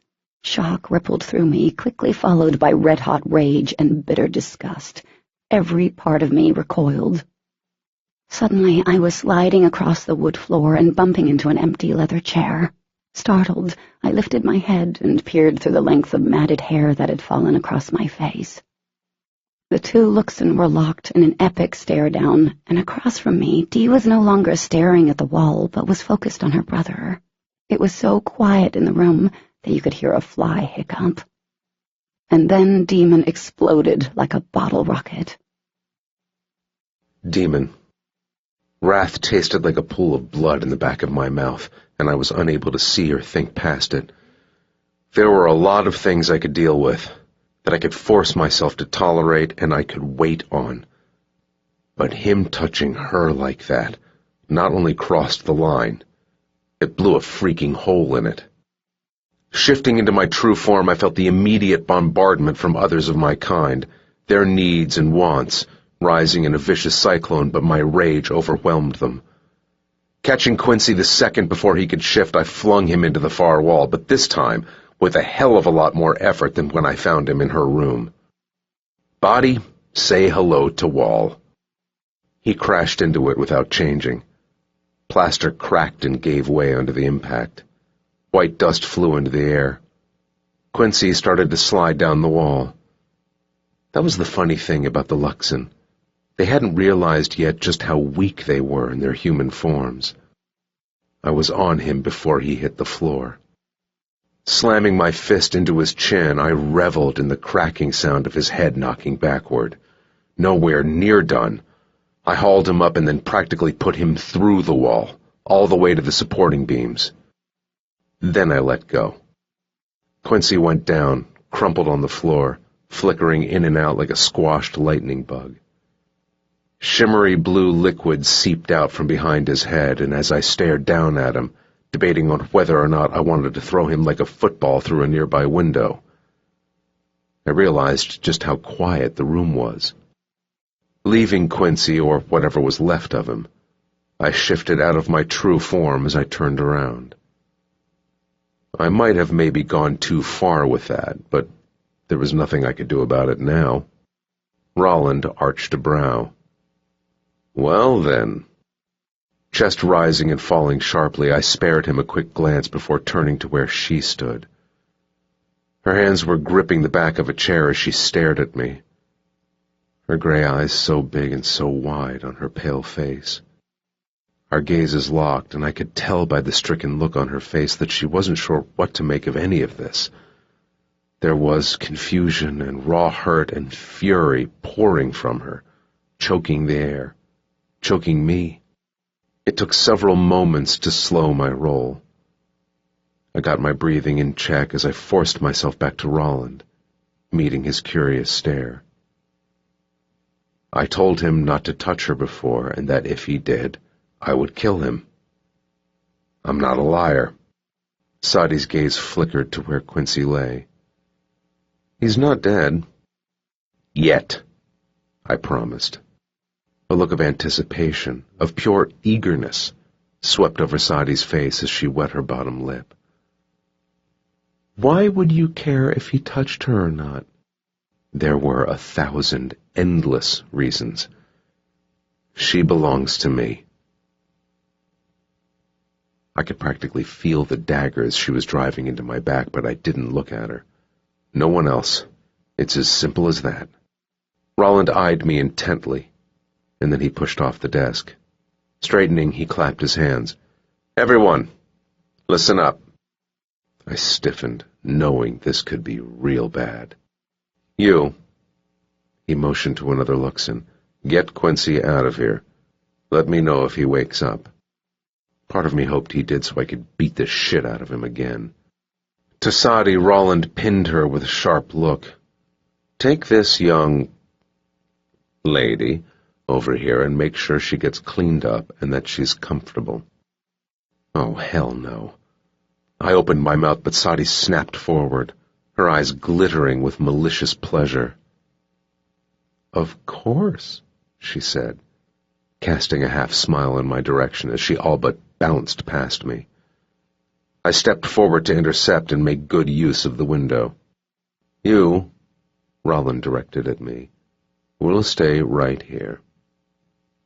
Then to Dee he smiled. It's late. I find that being in this form makes me incredibly hungry. Would you get something for me to eat? Dee hesitated, but then nodded. Turning, she shot me a worried look as she hurried out of the room to do Roland's bidding. There was a good chance I was going to punch someone else as I watched Sadi force her out of the room. The back of my neck tingled and my skin crawled as the door shut behind them, leaving me with Roland and some dude whose name I refused to learn. Roland strolled around the desk and sat down. Quincy was quite unhappy with you earlier. Said you went after him because he was in the room with that girl. Leaning back in the chair, he hooked one leg over the other. He gestured at the damaged wall. Not that his anger seems to be a problem right now. I shrugged. I'm sure he's not the only one. And I don't trust Sadi with her. His brows rose. You don't? No. Folding his hands, he studied me. I want you to answer a question for me, Demon Black, and I want an honest answer. My jaw ached from how hard I was grinding my molars. I didn't need to be in this room. I needed to be wherever Sadi was at the moment. But I nodded. Like I said, you're a hard one to read. Not your brother or sister, but you're different. People do say I'm special. He laughed under his breath. What does that girl mean to you, Demon? And I do want an honest answer. My hands curled into fists. Time was ticking. She belongs to me. You've said that. I forced air into my lungs with a deep breath. She's mine, and she's a part of me, so yeah, she means a lot. But what I feel for her doesn't change anything here with you. I met his stare with my own unflinching one. I support what you're doing. Me? He chuckled. It's not me you must support. I'm just a busy bee, like you. Well then, do you still love her? He asked, flipping the subject. Do you still want her? What he was asking was if I had any human emotions left over since their arrival, or was I just as tuned into the hive as the rest of them? I want her. Physically? Jaw aching fiercely, I forced my chin up and down. Do you want more than that? I chose my words carefully. What I want is a home where my family is safe, and only we can provide that. We come first. Rollins' head tilted to the side, his gaze never leaving my face. We do. And soon you will have that safe home for your family. It is already well underway. I wanted to ask exactly how it was well underway, because all I had seen from them so far was a lot of nasty killing. Tension-filled silence stretched out between us, and then he flicked his hand at the door. Go do what you need to do, but please do not throw Sadi at anything. She has her uses that I might want to partake in later. Not one to look a gift horse in the mouth, I spun around and started for the door. Oh, and Demon... Shit. I stopped, turning to him. The damn smile was on his face. The same smile he'd worn when he addressed the public earlier in the day over the local news. When he'd told the city, or whatever was left of it, that everything would be fine, that mankind would prevail, and a whole load more crap he'd actually made sound believable. Don't make me regret not snuffing out your life in the clearing. Because if you are a Tratai, he said, slipping into our native tongue, it will not be me you will fear, but the Tsenatai. You will not only lose your family, but that little girl up there will suffer a very slow and very painful death, and her horror will be the last thing you see. Inteliai? Back stiff, I nodded again. I am not a traitor, and I only answer to our leader. I understand. Good, he said, raising his hand. A remote flew from the desk into it. Remember, no throwing Sadi. Dismissed with the bite-in-the-ass kind of warning, I left the office and nearly plowed right into my sister as I exited the atrium. She gripped my arm, her fingers digging into my skin. What in the hell were you thinking? Aren't you supposed to be getting him a late-night snack? Her eyes flashed. You could have gotten yourself killed in there protecting her. I stared at her for a moment, searching for something, anything in her, and came up with nothing. I gently removed her hand. I don't have time for this. Demon! Ignoring her, I headed through a sitting area and then took the steps two at a time. When I reached the second landing, I could already hear the shouting coming from the third floor. Jesus! Something shattered above me and I took off, hauling ass. I reached the last door on the third floor in less than a second. Pushing it open, I scanned the bedroom as I wondered how I was going to stop myself from throwing Sadi through something. The bedroom was empty, but it looked like a tornado had gone through it. The olive-green armchair was toppled over onto its side, one of the wooden legs broken. The white curtains had been pulled down from the window. The dirtied and bloodied pillows were strewn across the floor. And the shirt she had been wearing, my shirt, rested in shredded tatters at the foot of the bed. What in the hell? My gaze whipped toward the bathroom door when I heard what sounded like a body bouncing off it, and then a shriek blasted the room. I kicked open the bathroom door and came to a complete stop. The room was large, the kind that had a separate tub and shower, but this room too had seen better days. The mirror above the double sink was broken. Multiple bottles had been tipped open. White cream covered the floor in milky pools. She stood in front of the large tub, her hair a tangled mess around her flushed face. Gray eyes snapped fire as she stood with her legs spread wide. A trickle of blood ran from her nose. In her hand she held a jagged piece of glass. And she was only in her bra and jeans, a white bra with little yellow daisies on it. Her chest heaved with indignation and fury. Apparently Sadi had taken the cleaning thing to a whole different level. My gaze crept to where Sadi stood only a few feet from her, breathing heavily. Her white blouse was torn, buttons popped and missing. Her normally coiffed hair looked like she'd been inside a wind tunnel. But the best part? Fingernail marks were etched down the side of Sadi's face, and reddish-blue blood had been drawn. A disturbing level of pride rippled through me. Kitten got claws, and then some. "She doesn't play nice with others," Sadi huffed out. "So I'm in the process of adjusting her attitude. And I'm in the process of getting ready to cut out your heart, bitch." In spite of everything that was so damn messed up, my lips twitched into a small smile. "Get out."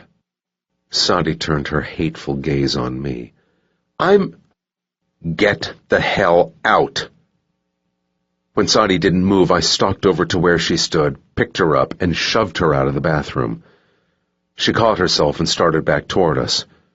"Roland has a use for you tonight, so if you want to be able to come through for him, don't take one more step toward me." Her nostrils flared as her cheeks mottled with anger, but she stopped as her hands curled into claws. A second passed, and she didn't move from the doorway. Sadi was going to test me. She seriously was. I slammed the bathroom door shut in Sadi's face and then whipped around. Heart hammering, I saw her again, and immediately forgot about Sadi.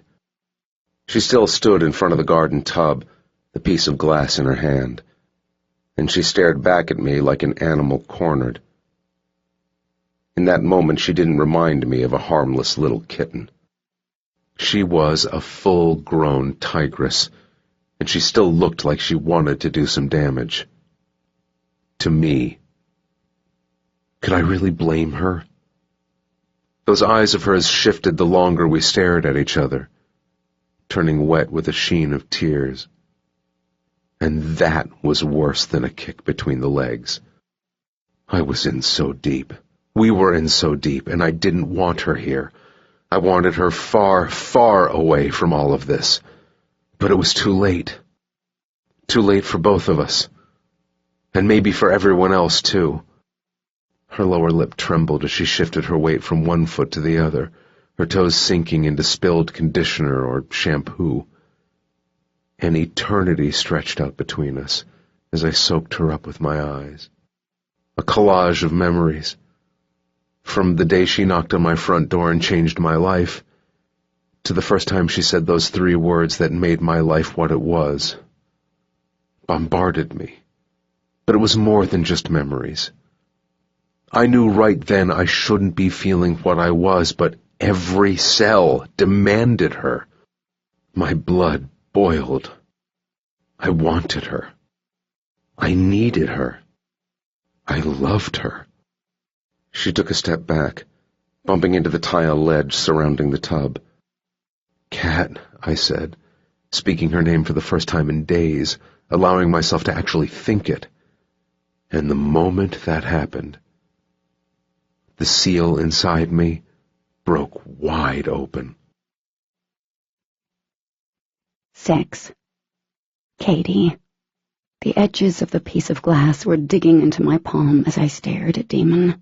After everything that had gone down in the office, and then with that horrible woman, I couldn't catch my breath or stop the tremors racing along my arm. I watched him take a step forward. The look in his incandescent eyes and the intent in his step sent a shiver down my spine. "Don't." His eyes narrowed.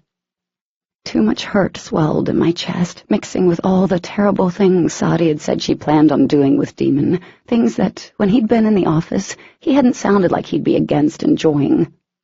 My skin felt raw, my insides flayed open. I wanted to lash out and hurt something, someone. Tears burned my throat. "Are you sure you don't want to leave with your new friend?" Only a thin sliver of green showed now. "Yes, I'm sure." "That's not what it looked like earlier. You two—" "Don't say another word," he all but growled. I blinked as anger roared through me like a typhoon. "Excuse me? Who the—" Demon was on one side of the bathroom, and then he was right in front of me the next second, causing me to stumble to the side and step in the gooey mess on the floor. I shrieked, "I hate it when you do—" He clasped my cheeks, and the moment his skin was against mine, my entire brain seemed to short-circuit. The piece of glass fell from my fingers, landing harmlessly on a nearby fluffy bath mat. He lowered his head until our mouths were so close that we shared the same air. It was all so unfair. From the moment he disappeared, all I wanted was to see him again, to touch him and to love him, and now I didn't really know what was standing in front of me. Nothing since the Luxon had arrived made sense. He didn't move. Instead, his luminous emerald gaze traveled over my face, as if he was committing each inch to memory. There was a warmth that followed his stare, and the throbbing in my nose, where that heinous bitch had slapped me, faded away. He was healing me, again, after pushing me away from him and saying that he loved me, as in the past tense, and after associating with the worst kind of monsters. I couldn't take it. "This is so wrong," I said, my voice cracking. "Everything is so messed." Demon kissed me. There was nothing soft or tentative about it. His mouth was pressed against mine, boldly parting my lips, and he kissed like he was starving. The rush of sensation nearly took my legs out from underneath me. My stomach dipped as a deep sound rumbled from his throat, shaking through me. The spark of hope in my chest grew stronger, but confusion and anger snapped at its heels like an annoying little dog. Demon tilted his head as one hand slid off my cheek. His fingers curled into my hair at the back of my head. My heart pounded, and it was too much. I placed my hands against his chest and pushed. "Kitten," he growled, nipping at my lower lip. A breath shuddered through me. "You—" "She's still outside the room," he whispered against my lips, and then he was kissing me again. His words were lost for a moment as his other hand trailed down the length of me, settling on the curve of my waist. He tugged me against him, fitting our bodies together, and the feel of it was somehow shockingly new and sweetly familiar. The kiss deepened until his taste was everywhere. My hands shook as my fingers gripped the soft material of his shirt. A breathy sound escaped me. The tremble traveled up my arms and kept going until every part of my body shook. "She's gone." Demon lifted his head away, but I kept my eyes squeezed shut. I couldn't stop shaking. "Oh, kitten." I wanted to tell him not to call me that if this wasn't real, but a sob rose in my throat. I clamped my mouth shut, because at this point tears and breaking down didn't help anything, and there had already been too many tears between us. Demon's arm circled around me, and his fingers spread across the back of my head, guiding my cheek against his chest.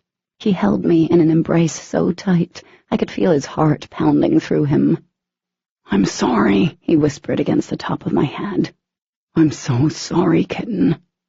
Is this you?" My voice cracked. "Is this real?" "As real as I'll ever be." His voice was barely audible, a hoarse whisper like mine. "God, Cat, It felt like my chest had imploded, and I reached up, digging my hand into the wisp of hair at the nape of his neck. My cheeks were damp. "I'm so sorry," he said again, and for a moment it was all he seemed to be able to say. He turned so that his back was to the wall, and then he slid down, pulling me into his lap, nestled between his bent knees and the hard expanse of his chest. "I don't know how much I can say, or how long I can keep them out of my head." Keep them out of his head? I blinked back tears as I opened my eyes. "I don't understand what is happening." "I know." Pain flashed across his striking face as he rested his forehead against mine. "We're connected, all of us. From the moment they came, we've been inside one another's heads. I'm not sure how it works. It's never been like this before. Maybe it's because there are so many of us here, but when I'm in my true form, there's no hiding from it. It's not too bad. Now, there are things they don't know that we've been able to keep from them, but I'm not sure how much longer that's going to work." "Us," I whispered. He nodded. "Dawson and me." I frowned, clearly not remembering him as being a friendly. "But he hit me with the source."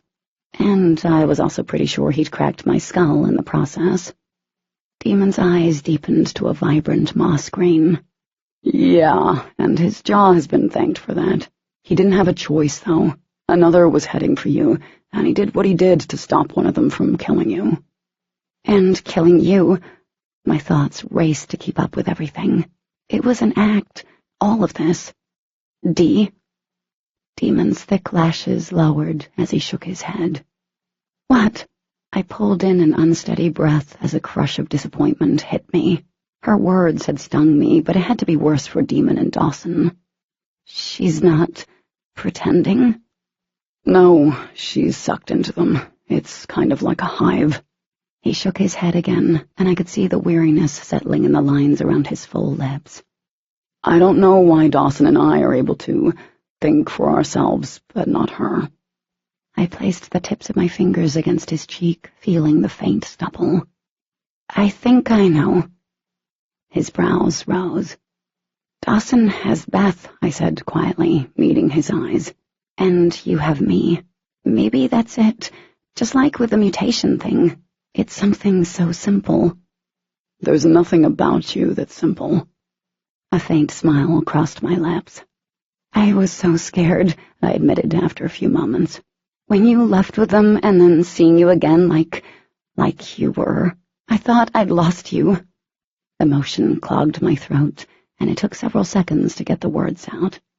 That after everything we've been through, I'd lost you anyway. You haven't lost me, kitten. You could never lose me. He folded me in against him, and when he spoke in a low voice, his lips brushed my cheek. But I didn't want you here, anywhere near here. It's not safe for you. The fierce ache in my chest eased a little as his words sank in, but the bitter tang of hurt and fear lingered in the back of my throat.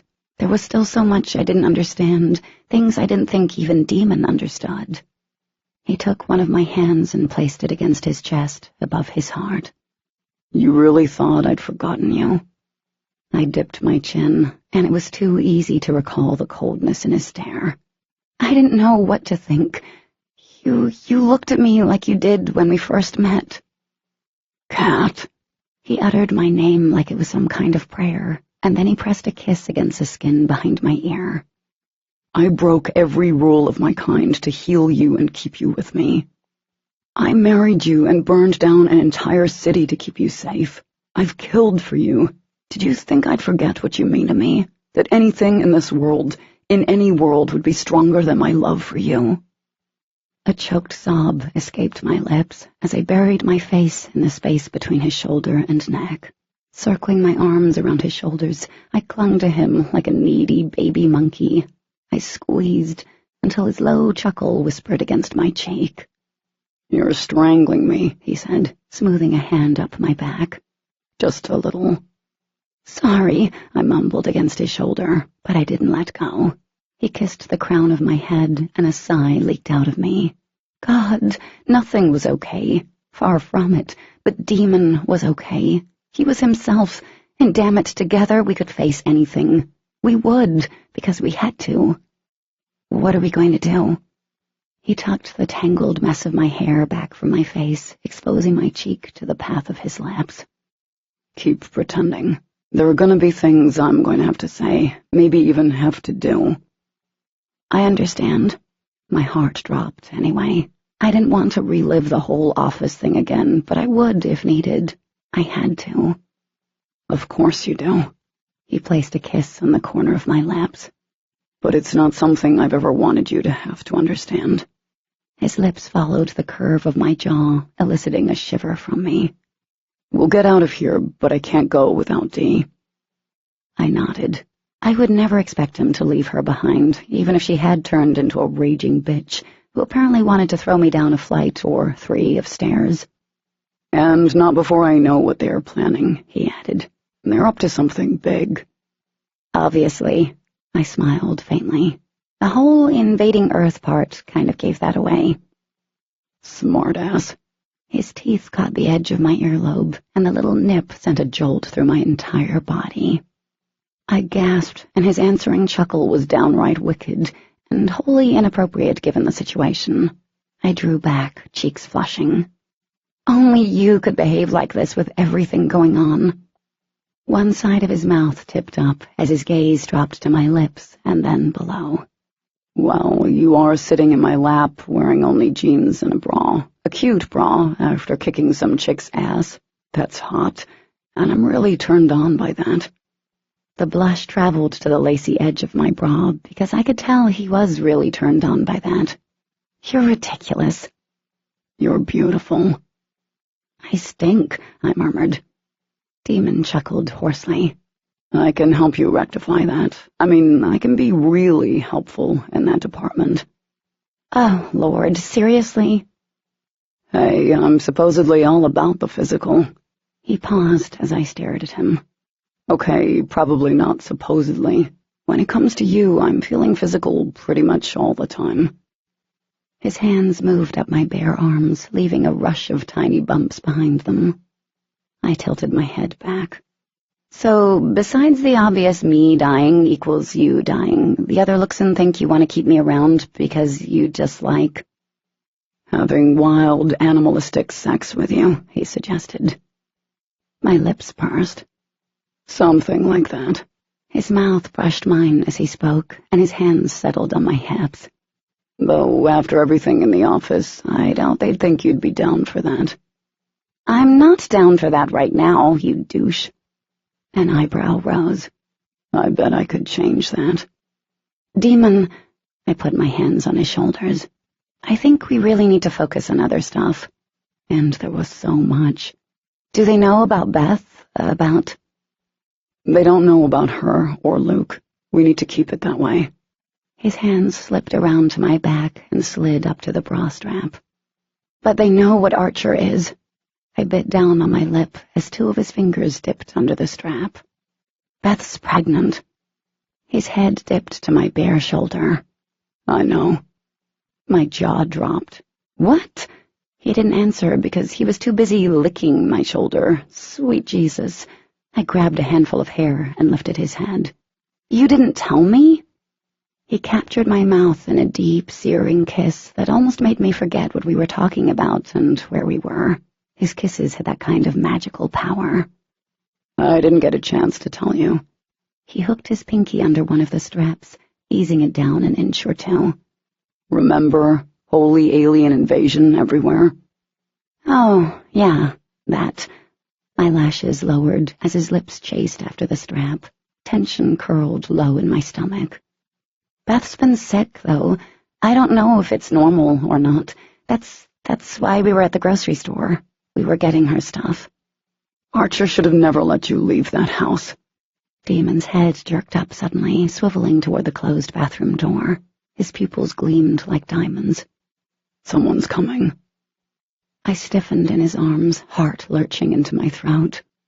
He turned his attention back to me.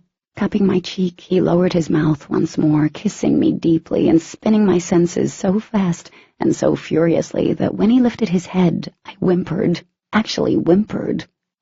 Act like you're mad at me. Fight me. Still lost from the last kiss, I stared at him. What? Suddenly, I was on my back, dangerously close to the broken glass. Globs of spilled conditioner and shampoo splattered. Demon hovered over me, his hands capturing my wrists and holding them to the floor as one of his legs shoved in between mine. My chest lurched. What in the... He dipped his head to mine, voice low. Pretend I'm Saudi. If I did that, I might cut him. My eyes narrowed, but the bathroom door swung open, and a Luxon male, the quiet one from the office, stood in the doorway. Heat swept across my face, partly due to how I was undressed, and partly because of how we must have looked at that moment. Everything okay here? He asked in that strange, lilting way. Just spending a little one-on-one time with her, Demon answered, and my breath caught at the change in his voice. It was back to that smug, mocking way of his that made me want to introduce my knee to an important part of his body. Over Demon's head, I saw the Luxon tilt his head to the side. Doesn't look like it's going too well. Well, he flashed a grin. It would be easier if she wasn't so upset. Isn't that right? He asked me. But that's okay. I like the way she tries to fight. Tries, I spat, my fingers curled inward. I'm going to. Shush it, He murmured lazily, and then he moved lightning fast, and from an angle the Luxon could see, he nipped my ear again. I had to bite down on my lip to stop myself from crying out and punching him in the gonads. I was so going to kick his butt later.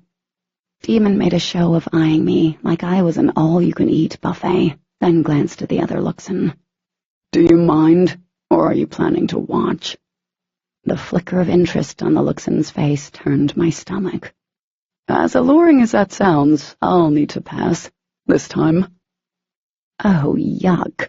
Wiggling a leg free, I slammed the heel of my foot into Demon's calf for starting that line of conversation. Ouch! He shot me a look. My lips twitched as satisfaction rolled over me. Roland just wanted to make sure everything was fine, the Luxon said, his cool, crystallized gaze straying to areas I was so not happy about. Demon shifted, casually blocking a good portion of my body. Is that all? No, was the response. Roland would like you to attend the press conference tomorrow, and he wants you to bring the girl with you. Press conference? Bring me? Oh, a shiver danced over my skin. I so did not like the sound of all of this. Demon managed a smirk. Sounds like fun. The Luxon hesitated and then nodded. After one more, way too long look in my direction, he backed out of the bathroom. Have fun. Neither of us moved or spoke for a good minute after the Luxon had left the bathroom, and then Demon glanced down at me. I drew in a deep breath. I don't like the way tomorrow is looking. I don't either. I wet my lips. You don't think Roland knows you're faking? No. He sounded so sure. I've been more than careful. Then what do you think they're planning?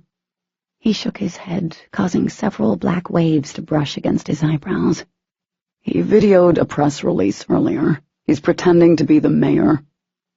As Demon trailed off, he released my wrists and rocked up, his expression far off, and I had a feeling he was thinking the same thing I was.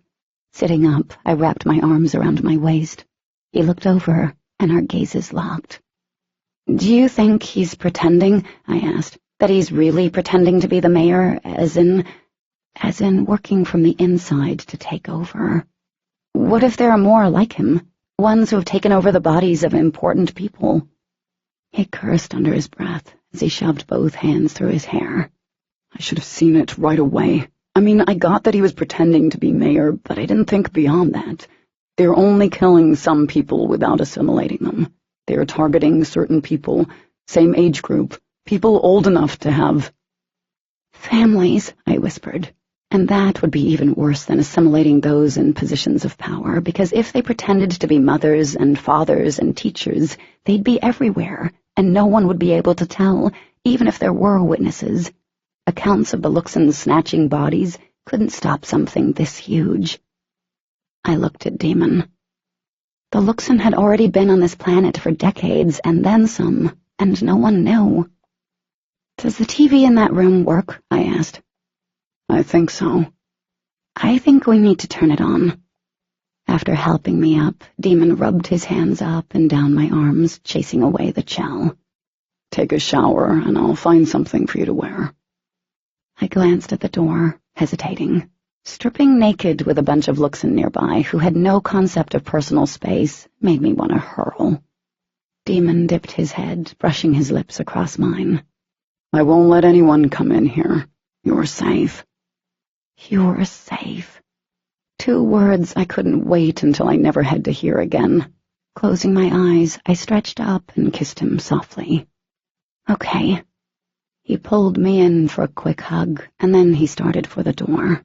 Stopping, he twisted at the waist, and his gaze drifted over me, warming my cold skin. Kitten. Yeah?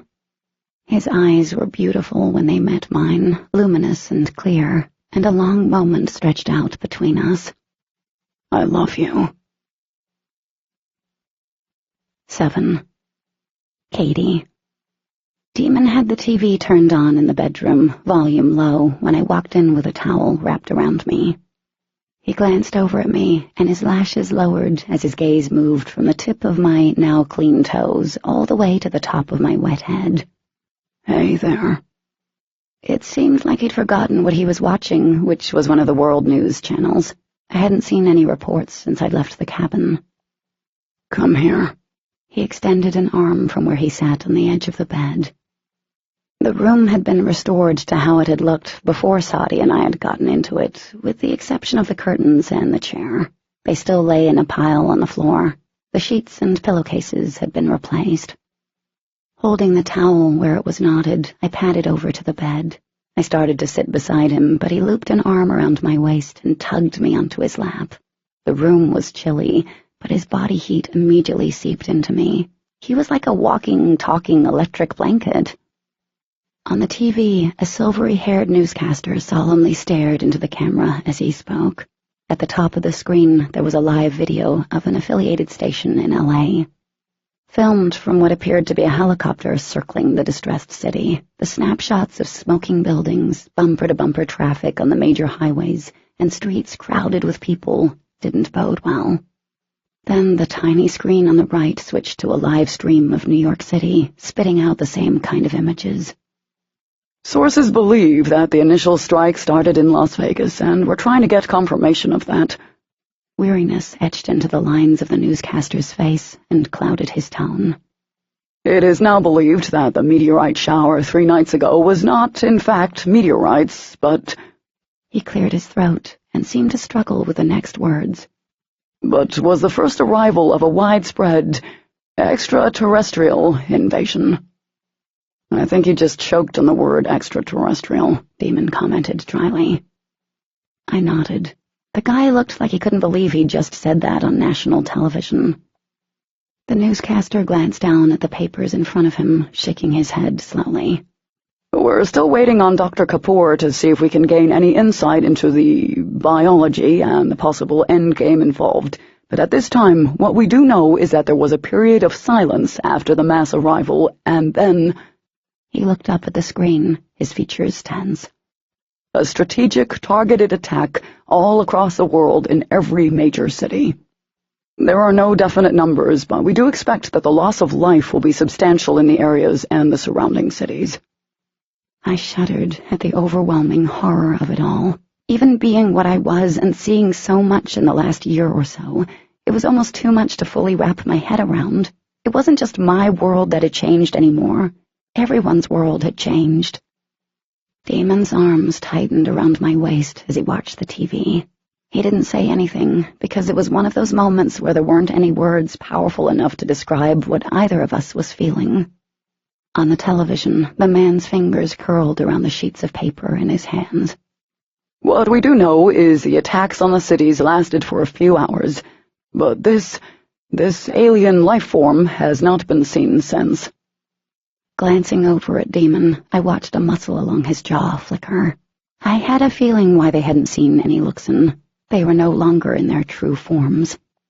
We also have received word of a very frightening and frankly disturbing development. There honestly are no words for it, and if you haven't seen this video yet, I will warn you that it may not be suitable for younger viewers. He looked off screen and nodded. This was sent in by a viewer in the Miami, Florida area. We believe it was captured on a camera phone at some point yesterday during the attacks. The screen to the right switched to a shaky recording and then expanded, filling the television. My eyes widened. It looked like whoever was filming had hidden behind a car on its side. A Luxon was on the screen in full glowworm mode as it stalked a human male who looked like he was in his 20s. The Luxon's movements were as fluid as sculpted water as it backed the human male up against an abandoned city bus. Horror etched into the guy's face as the Luxon launched forward and placed a glowing white hand on the center of his chest. I knew what was going to happen. "Oh my God! Oh my God!" whoever was filming whispered over and over again as the Luxon rapidly assimilated to the DNA of the human male, taking on the physical form and characteristics until there was nothing left of the human but a dried-out husk crumpled on the ground. The video started shaking more, and then I could tell the person was getting the hell away from what had just gone down. When the video ended, the newscaster appeared as if he had aged a decade. "We are still waiting on the press conference from the President of the United States, but we have received word that many government figures in the sieged cities will be making statements later in the day." "How are they doing it?" I asked. Demon knew what I was asking. "When we arrived and were brought in by Daedalus, we were assimilated." His hands slid down my arms to my cold hands. He folded his over mine. "We were exposed to a human, the three of us, over a period of time. It took several months, and when we finally shifted into our human forms, we had his characteristics. The dark hair, skin color, facial features. He was like a surrogate, but we didn't kill him, at least as far as I know. Once we were moved out, along with Matthew and the Thompsons, we never saw him again." Demon had never gone into this kind of detail before, and trying to fully picture 3 little toddler-like aliens assimilating a human over a period of time made my brain hurt. How in the world had Daedalus gotten humans to sign up for that? "So these Luxon are doing what you did, but faster? Too fast?" I said. He nodded. "They're doing exactly what we were taught to do." He brought our joined hands to his lips and pressed a kiss against my knuckles. "It's strange. They know so much, too much for not being here, but then there's a lot they don't know. Someone or something had to be working with them from here." "Saudi?" His brows rose. "I don't mean just her, but haven't you noticed? She doesn't move or talk like the other Luxon," I explained. "She's more human. I think she's been here." The corners of his lips pulled down. "I hadn't noticed, but I try to stay away from her. She's a little bit touchy." A slow burn of anger blazed through my veins. "I really don't like her." "I know." He kissed my cheek and then gently lifted me out of his lap. I swayed a bit on my feet, drawing a concerned look from him. "You need to rest. We have a few more hours before the sun breaks and the press conference happens." I folded my arms over the edge of the towel. "Why does he want us there?" "That I can't figure out. Roland says he can't get a read on me, and I can't get one on him, either." Demon reached behind him, picking up a long shirt. "I was able to find this for you to sleep in." It was a man's shirt, and I really tried not to think about where it came from when I took it and slipped it on over my head. I shimmied out of the towel, and the shirt almost reached my knees. "I'll stay with you." He rose, glancing at the door. "I don't think that will raise any suspicions." Not when they thought Demon and I were banging our brains out. My cheeks heated, even though it was stupid to be embarrassed over it, but it was like the Luxon saw me simply as Demon's property and nothing else. That made me itchy in my own skin and sick to my stomach. I climbed into the bed and rested on my side. Demon floated around the room, checking the door and the windows, even though we both knew it was pointless, and then he turned off the TV. The bed tipped behind me as his weight settled. An arm snaked around my waist, urging me against his chest and into all his warmth. He smoothed my hair behind my ear as his breath danced along my temple. My eyes closed when his lips brushed over my skin. "We've been in worse situations," he whispered. "We'll get out of this one." Had we been in worse? At least with Daedalus we knew they wanted us alive to do horrible things for them, but that somehow sounded better. With the Luxon, I knew deep down they couldn't care less if we woke up dead tomorrow. I think Demon realized that too. "We need to get out of here." I stared into the darkness of the room. "Tomorrow, when they take us outside, it'll be the perfect opportunity." Demon didn't respond, and after a few moments I squeezed my eyes shut. Tomorrow might be our only opportunity to get out of here, but there was one big thing in our way, one thing that would stop Demon right in his tracks. And that was D. Demon. Dawson looked as antsy as I felt standing outside the room Kat slept in. I wasn't surprised that he'd come to find me in the early morning hours when most, if not all, the Luxon were asleep, completely unafraid that anyone would attempt to take them out. People always thought I was arrogant, but hell, nothing touched these Luxon. Taking them out while they slept was something we discussed the first morning we realized they all seriously went nighty-night, but neither of us turned out to be that stupid. We'd be able to take some of them, but there were more than 24 Luxon on the grounds, and it wasn't just our lives we'd be risking. "How is she?" Dawson asked, voice low as he nodded at the closed door. She finally fell asleep. I leaned against the wall, watching the end of the hall. No one else slept up here, not even Dee, but my guard was up. "I really am sorry. She knows that, right?" Dawson thrust a hand through his hair, grimacing. "I owe her everything, and she knows." I shifted my weight. "You know why she was at the grocery store with Archer?" Turns out they were picking up prenatal stuff for Beth. Blood drained from his face. "She's been sick, and I don't know if it's normal or if it's something more." I thought about those damn kids back at Area 51, but I doubted this was the time to ask Dawson if he knew about them and really freak him out. Kat isn't sure either. None of us knows crap about pregnancy. He squeezed his eyes shut as he blew out a breath. "I know we can't leave without Dee, but..." How much longer was Dawson expected to stay away from Beth, the girl he loved, the girl who was carrying his child, the girl who needed him right now more than anything? How long could I wait? Before Kat had ended up here, I'd been willing to stick around to find out who was leading the Luxon and how he or she planned on carrying out the ultimate strategy, because I knew Kat was safe with Luke and Archer.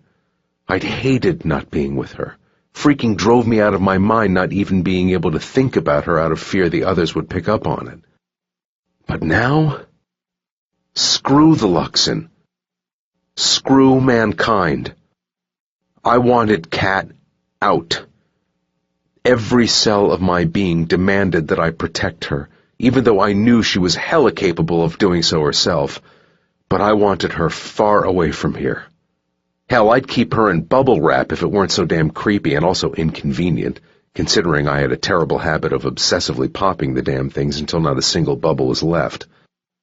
Getting her out of here was what I wanted, but I couldn't do it. How could we leave with Dee this way?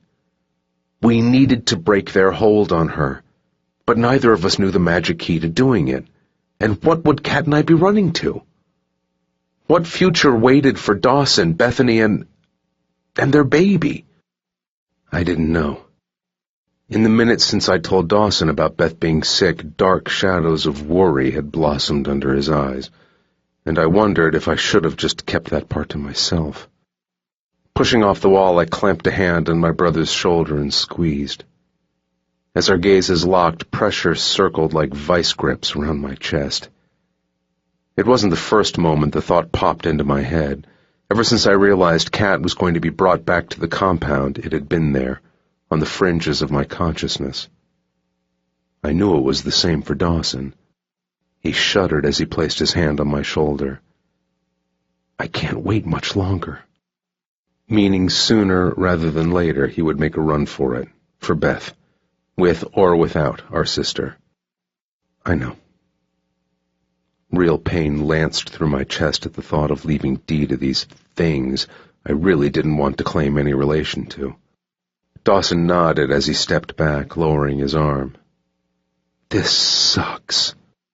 I choked out a laugh as I glanced at the closed door. Can you hang in here for a few minutes while I find her something to wear?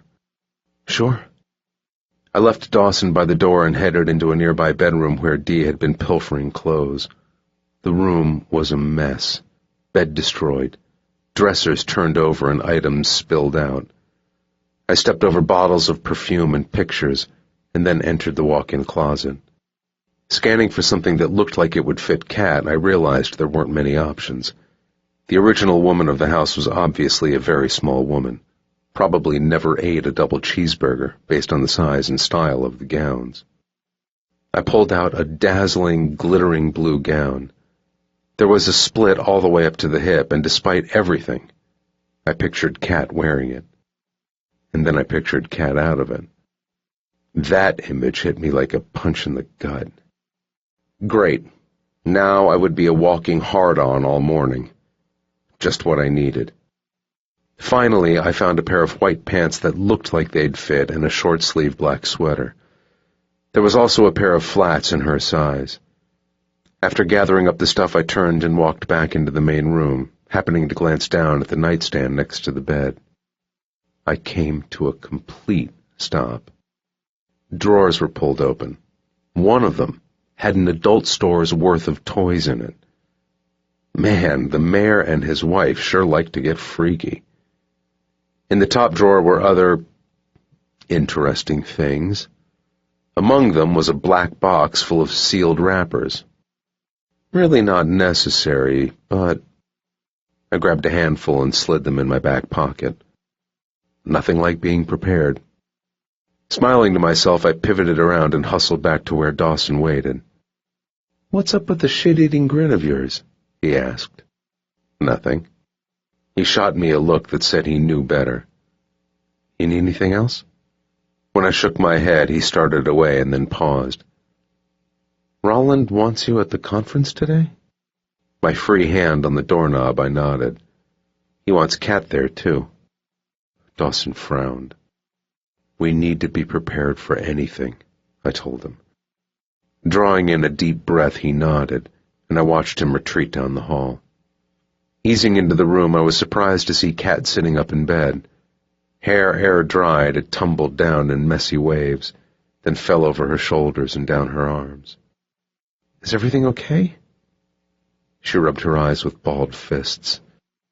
"Yeah, found you some clothes." For a moment, I just stared at her as she lowered her hands, tossed off the covers, and stood.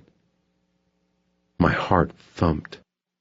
Sometimes, and it happened at random moments, I was blown away by the fact that she was mine, and I was hers.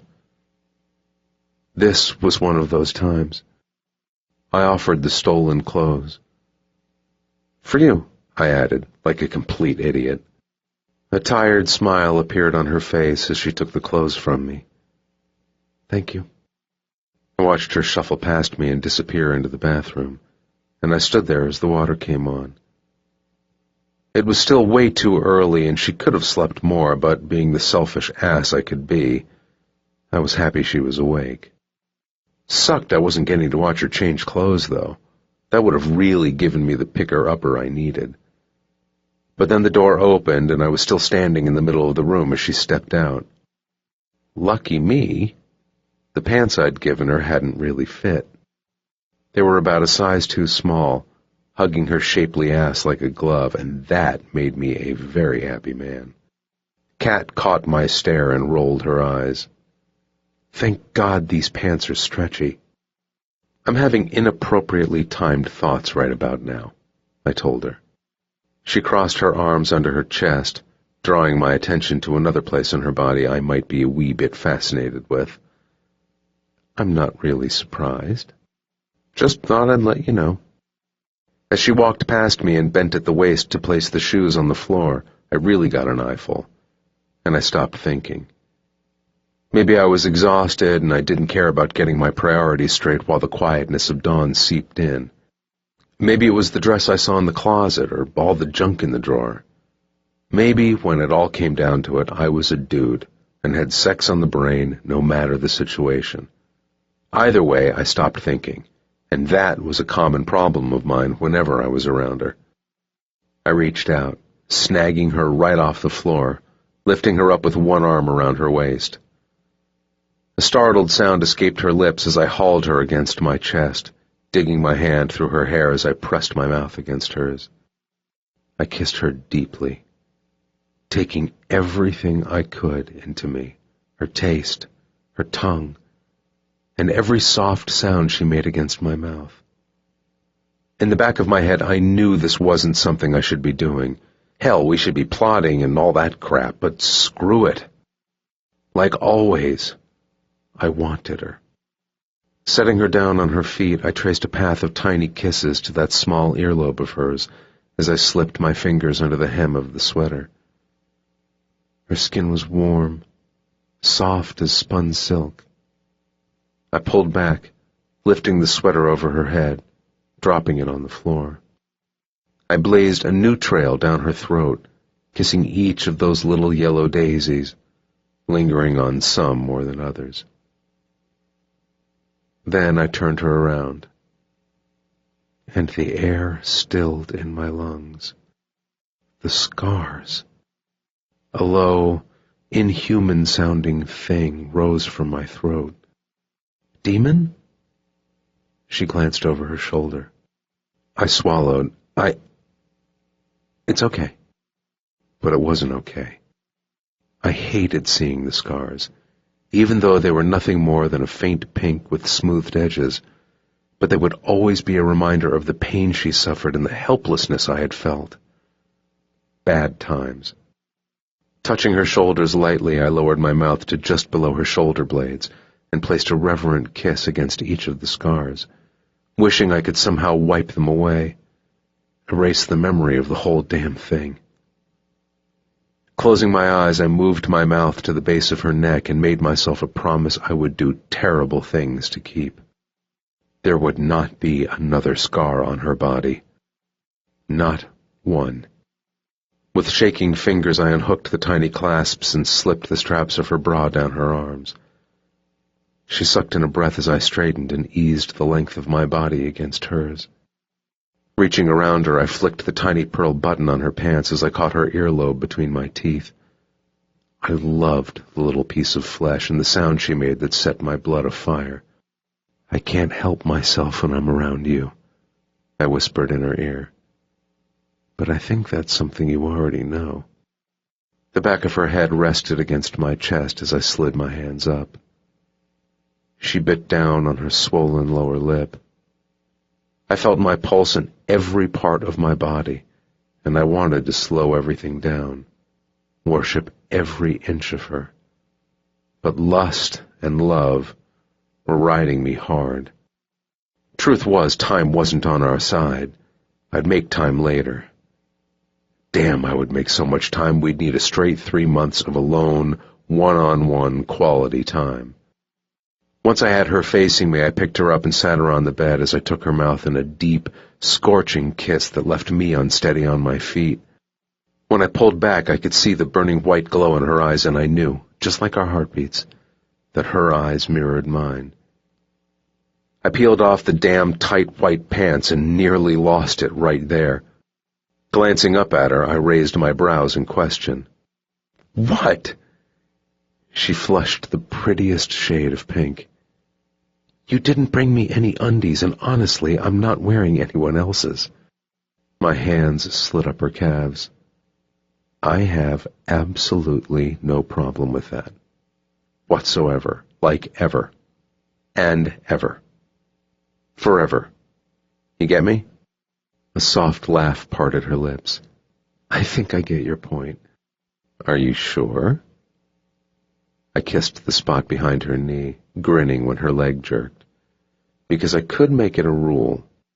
I don't think that's necessary. I chuckled as I pushed back from the bed and shucked off my clothes faster than I ever had. Her gaze dropped and she gasped as her eyes brightened. A ridiculous amount of pride brought a smile to my lips. You like? Her lashes lifted. What do you think? I think you like a lot. With a deep breath, her chest rose. But we don't have any protection, and considering I about passed out when I realized Beth was pregnant, I think we really need that. Got it. Snagging up my jeans, I pulled out one of the foil wrappers.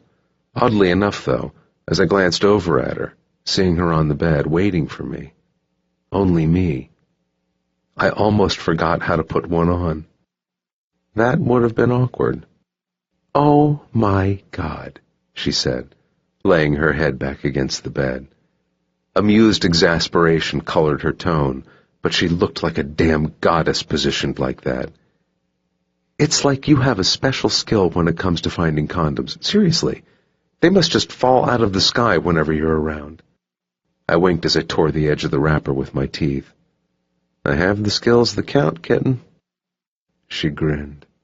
and that sexy, heavily hooded gaze of hers worked me right to the edge. I climbed over her, bypassing parts I was so going to take a lot of time on later, over and over again.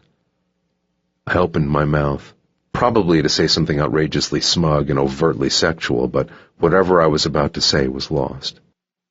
Kat reached up and cupped my jaw, bringing me down for a kiss that wrecked me from the inside out in the most perfect way.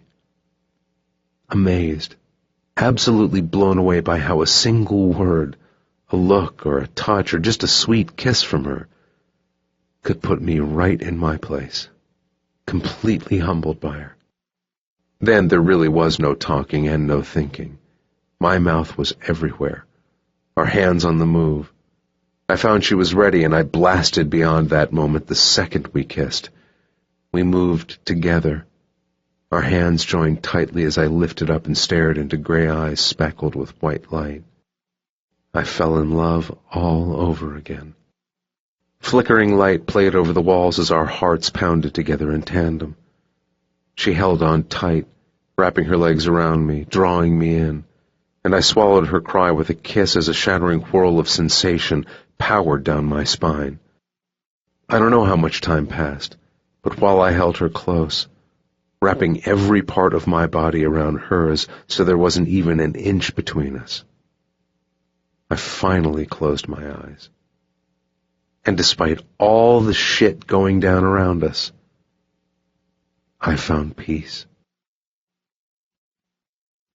8. Katie.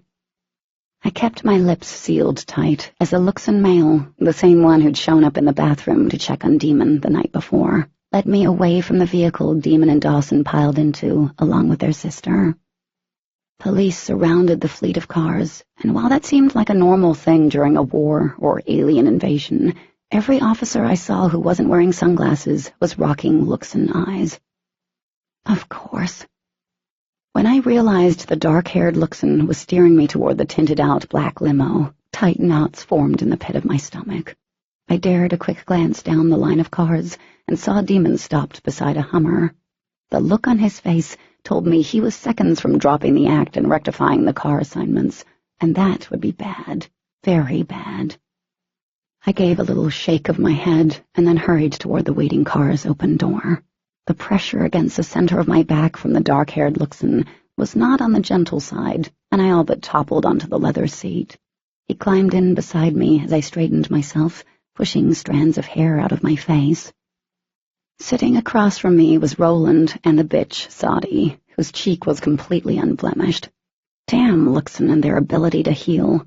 I'd love to see my mark on her face instead of the syrupy sweet smile directed at me.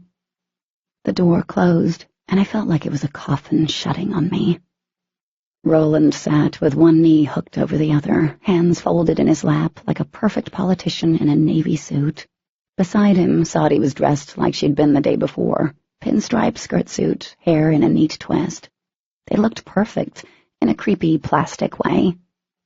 A fine sheen of sweat covered my palms as I glanced at the window, wondering how fast I could summon the source and bust out a window if I needed to make a hasty escape. "You're probably wondering why you're riding with us," Roland stated. I shifted my gaze back to his, meeting the startling azure eyes. There wasn't an ounce of humanity in that cold stare. "I am." A slow smile pulled at his lips. "I'm curious about your kind, Katie Schwartz, about you and Demon. He feels such a strong physical connection with you. What do you feel for him?" The limo started to move, and I figured it was probably best that I was as honest as I could be with Roland. None of us really knew how much information he actually had about us, what Dee or the brothers might have inadvertently shared with him. "I feel a strong connection with him," I said, and thinking of how he'd been this morning, that so wasn't a lie.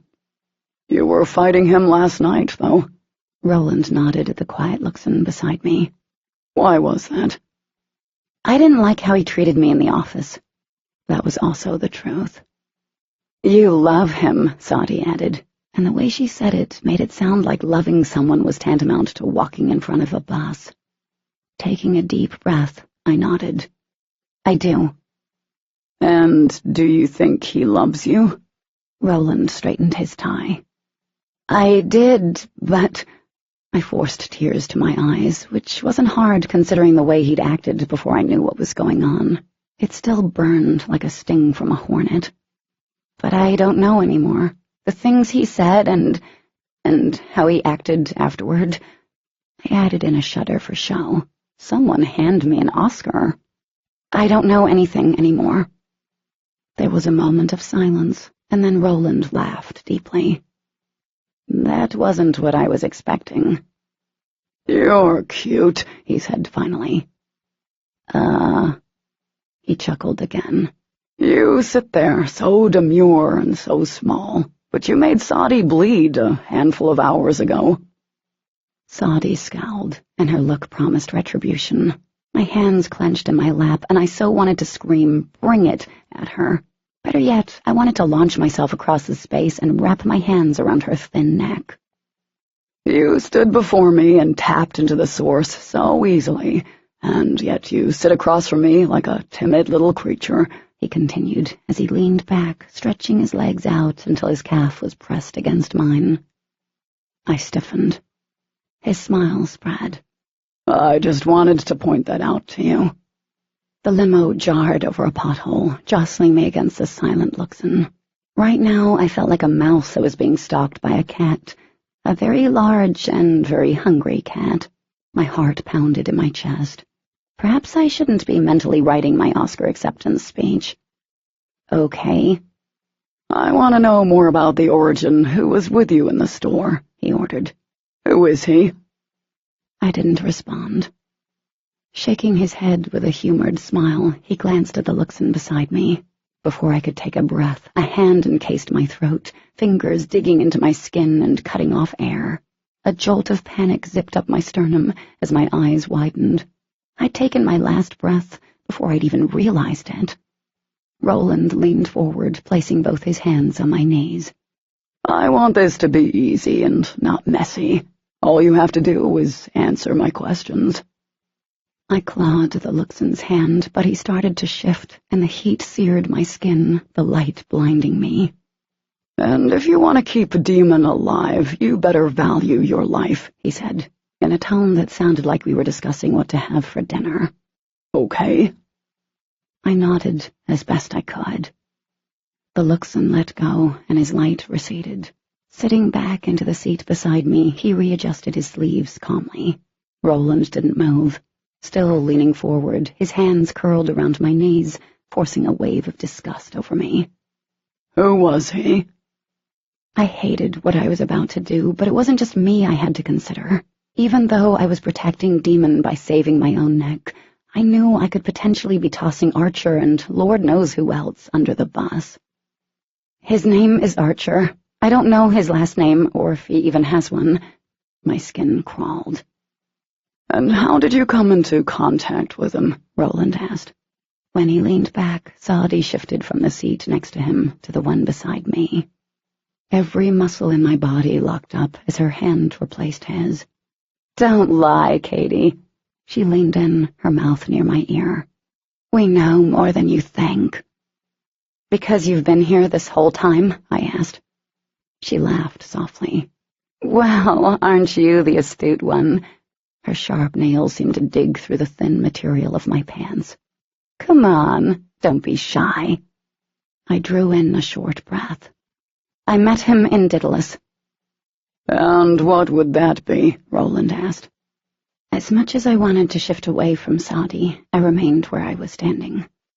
They are a group within the government that has worked at assimilating the Luxon. They watch over them, keep tabs on them. Control them. To some extent. I sucked in a breath as Saudi extended an arm behind me and leaned in, getting all up in my personal space. They've done experiments. As I told them about Daedalus, I fought back the urge to sink my nails into her face.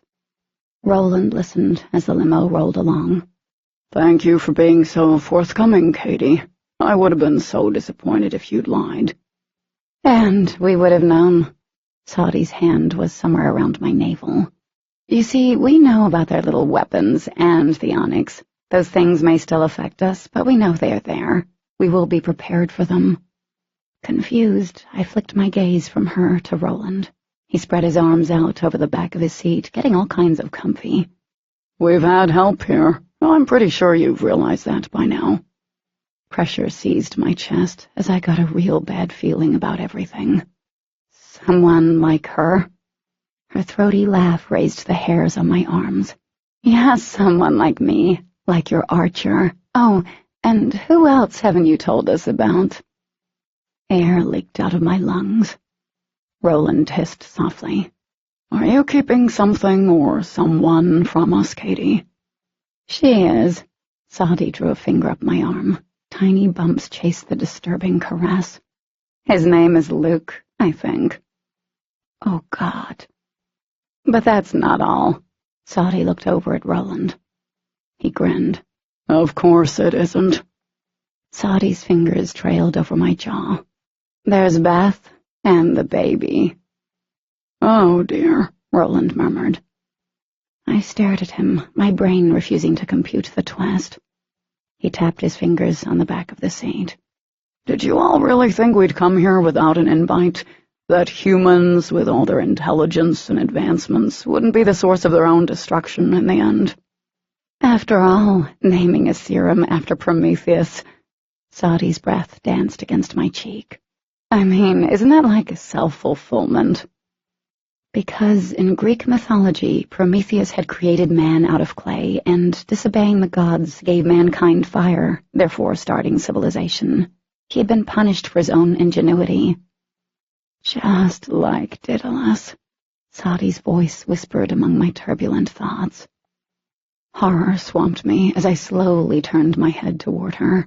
Her eyes, the brilliant blue, they weren't real. Contacts. Just like Archer had hidden his eyes from us, making them appear human. Saudi had gone in the opposite direction, donning lenses that made her look luxen. But she wasn't. She was an origin. And not only had she been able to pick up my thoughts the entire time, she would have heard Dawson's and demons in and out of their true forms. Yes, she whispered, her lips brushing the curve of my cheek, sending a shiver down my spine. You're all so screwed. The inside of the limo was suddenly too small. Why? I gasped out the only thing I could think. Why tell you? Roland raised his arms idly. Or why ask you questions? You see, we couldn't figure it out. The two brothers were smart. Even when they were in their human forms, they didn't think anything. They are extraordinarily beautiful, and while most aren't blessed with good looks and intelligence, Saudi said, laughing when my jaw clamped down, I doubted their heads were that empty. There were things that Saudi could pick up every once in a while, brief flashes of thoughts that raised our suspicions when it came to how honest they were being with us, Roland went on. But we couldn't figure it out. What made those two so resistant to our cause when their sister fell into line so quickly? But then you came along. Saudi tapped a nail off the tip of my nose. How lucky for us. You are the answer. Because you were mutated, an unbreakable bond was formed between you and Demon. And we knew that Dawson was hiding something from us, Saudi added. Or someone. That would be Beth. So now we know that there will be other Luxon out there, some like Demon and Dawson, who may be bonded to humans in a way that will be problematic to our cause. It's not like the four of you are unique. There has to be more, and that is what today is all about. Crap. Crap, crap. Saudi giggled. We need to calm the poor little humans, get them to think that their leaders are protecting them, but you and me, well, we know that's not really going to happen. He smiled that charming smile of his. But we also need to give a message to any other Luxon out there who may be thinking that our cause is not something they wish to support. My pulse in my throat felt like a hummingbird trying to peck its way out. And that's what we are, a message. Smart girl, he replied, as the limo hung a sharp right. She wants to know how, Saudi interjected, and I shot her a dark look. She patted my cheek. Should we tell her? He shrugged. You see, there will be Luxon who will be watching, and even through the TV and all the channels it's broadcast on, they will know what we are, she explained. We will toss the brothers right under that bus you were worried about earlier. We'll expose them as Luxon. Holy crap. Takes care of two things. Roland leaned forward again. When the humans see beyond a doubt that the Luxon look just like them, and that there are humans working alongside some of them, it will cause panic. Making it easier for them to take control. Exactly, Saudi murmured, tracing my lower lip with her finger. And it also sends a clear message to the Luxon that we will not tolerate any who may have the slightest inkling to stand against us. The smile slipped from Roland's face as his pupils turned to light. Like I said, serves two interests. Good God, the panic they would incite would be astronomical. Even if only a small percentage of the world saw the video at first, it would go viral. If there were Luxon out there like Demon and Dawson, they'd get the message. There had to be something I could do. There is nothing you can do, Saudi said, reading my thoughts. But there was.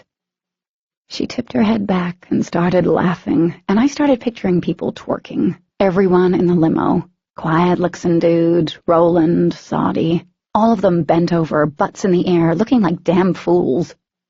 Saudi drew back, frowning. What are... Twisting in the seat, I acted without much thought behind it, letting instinct take over. The risk was great, but I couldn't let them reach their destination. Saudi shouted something as I summoned the source pulled from deep within me. Quiet Luxon dude slammed his hand around my throat as energy rolled down my arm, spinning rapidly as I let the bolt loose. Air was cut off, and I couldn't breathe, but the bolt of energy had struck true, slamming into the back of the driver's head. The limo swerved sharply to the right and kept going, speeding up when the driver slumped over the wheel. The car went up on two wheels, and as the grip around my throat tightened, the limo went airborne. 9. Demon. I didn't like this setup at all. Having Kat in a different car was bad enough, but leaving her with Saudi and Roland made me want to put my fist through the back of someone's head. Dee was sitting in the front next to one of the newcomers, dressed like a mini Saudi, wearing a pantsuit. God, that made my skin crawl right off my bones. There were at least 100 things I didn't like about that, and all of them made me want to punch myself in the face. I was in a punching mood. That was so messed up after the bliss I'd experienced this morning with Kat. The time spent with her, in her, now seemed like forever ago. There was an odd, desperate edge to my thoughts that I couldn't shake, like the feel of her lips, and how it almost seemed like it was something in the past. My brother cast me a long look before shifting his gaze back to the window. He was tense, practically as tight as a bow. The mayor lived out in the boondocks, and we were still at least 5 miles or so from the city. I wanted to tell the guy behind the wheel to hurry the hell up. Suddenly, the cruiser in front of us slammed on its brakes, and I was jerked forward when the Hummer followed suit. Grasping the back of the seat in front of me, I swore under my breath. "What's going on?" Dee asked, frowning. "We shouldn't be stopping." Up ahead, a black sedan veered to the left without any warning, and I saw something that caused my heart to freaking stop on a damn dime. Horror balled in the pit of my stomach. The limo Cat traveled and swerved into the right lane, and then went up on one side. It clipped a motorcycle cop, and as it spun out, right into the path of another, the rider shifted forms a second too late and smacked against the sedan's windshield. The limo was airborne, coasting several feet before coming down on its roof. Metal crunched. "Stop the car!" Dawson shouted. I was already reaching for the door while the Hummer fishtailed to a stop. Throwing open the door, I didn't stop to think what it looked like to the dozen or so Luxons spilling out of their respective vehicles. I didn't care. Pushing past one in a uniform, I raced toward the wrecked limo. The only way I knew Kat was still alive was the fact that I was breathing, but that didn't mean jack. She could be injured, and the knowledge she could be seriously hurt was enough to nearly take my knees out from underneath me. Dawson and Dee were right behind me as I rounded the mangled, flickering body of the Luxon who had been on the motorcycle. A bright white light flared inside the limo. I skidded to a halt. The back door blew out from the limo, winging across the road at such a force that it ripped right through a Luxon in a police uniform. Like one Luxon suddenly became two not-so-put-together Luxon. "Holy heffies," Dawson murmured. No sooner than those words popped out of my brother's mouth, a blue and white and red form followed the path of the door, zooming across the road and slamming into a pine. The ancient tree rocked. Needles fell to the earth as the blur dropped face first onto the ground. Sadi. My eyes swung back to the limo as one small, delicate hand appeared on the asphalt, and then a slender arm followed, revealing the short sleeve of a black sweater. Kat pulled herself out of the busted opening where the door used to be. Pushing to her feet, she brushed long hair out of her face. Blood trickled from her mouth and her right pant leg was ripped around the thigh, covered with red. I started toward her. 2 words stopped me. She looked at me, dragging in a deep breath as the white light, tinged in red, powered down both her arms. "They know." Dawson cursed as understanding rippled over the two of us. Dee shouted as I slipped out of my human form. It was like taking off a jacket. Game over. The only thing I was capable of thinking at the moment was getting those I cared for the hell out of here. I whipped around, unleashing the source on the driver before he had a chance to go all special Luxon on our asses. Our kind wasn't the easiest to kill. We were like alien Energizer bunnies. We kept getting up and we kept coming. The blow had to be catastrophic to the system. Kind of like with zombies, an analogy Kat would approve of. Taking off the head was one way. A blow to the heart was another. One blast of the source wouldn't always do it. The driver stumbled to his feet, rearing back to unleash his own little ball of happiness, and I hit him again, and then again, right over the chest. Multiple hits from the source would do the trick. White light flared over the driver, pulsing through the network of veins, and then all the light went out as the driver toppled over like a paper sack in the wind. Dawson was taking out a lot of pent-up aggression as he went after a Luxon in an officer's clothing. Kat had turned back to the limo, arms raised, flipping the crumpled car back on its wheels. Damn! The tall Luxon, who hardly spoke, rushed out of the car, and I started toward him, easily dodging a blast of light, but drew up short as the long lengths of Kat's hair lifted off her shoulders. Static crackled into the air around her. A blast of the source left her hand smacking into the Luxon and launching him into the air. She didn't stop, sending another and another until he crashed back down on the hood. A shimmery, incandescent pool of liquid rapidly formed under the still form. Oh, parts of my body got all kinds of tingly seeing that go down. Kat whipped toward me, her eyes glowing from within. In that moment, she looked like a goddess of vengeance. If we weren't in the middle of a fight, I'd have you up against a tree right now. One side of her lips curled up. You're such a... Behind you! I spun, catching the Luxon's arm. Tratai, it seethed, branding me a traitor. Whatever. Twisting to the side, I gripped the Luxon hard as I lifted it up and tossed it like a frisbee of fun. The Luxon whirled through the air, connecting with a telephone pole. Wood splintered, lines snapped and electricity arced, sending sparks flying. Kat rushed past me, letting loose on a Luxon who was sneaking up on Dawson while he finished off 2 others. The newcomer whirled on her, howling as he clutched his shoulder and then charged her. Baby held her ground. Dipping to the side at the last minute, she slammed her knee into his midsection and then slapped her hands down on his bowed head. The source crackled from her palms, cascading over the Luxon in a direct headshot. Another down. Damn, she was freaking glorious. By the side of the road, Sadi was up and stumbling forward. She planted a hand on the hood of a cruiser, holding herself up. Kat stalked over, determination set in the lines of her pale face. She swooped down, picked up the damaged car door and swung it like a baseball bat.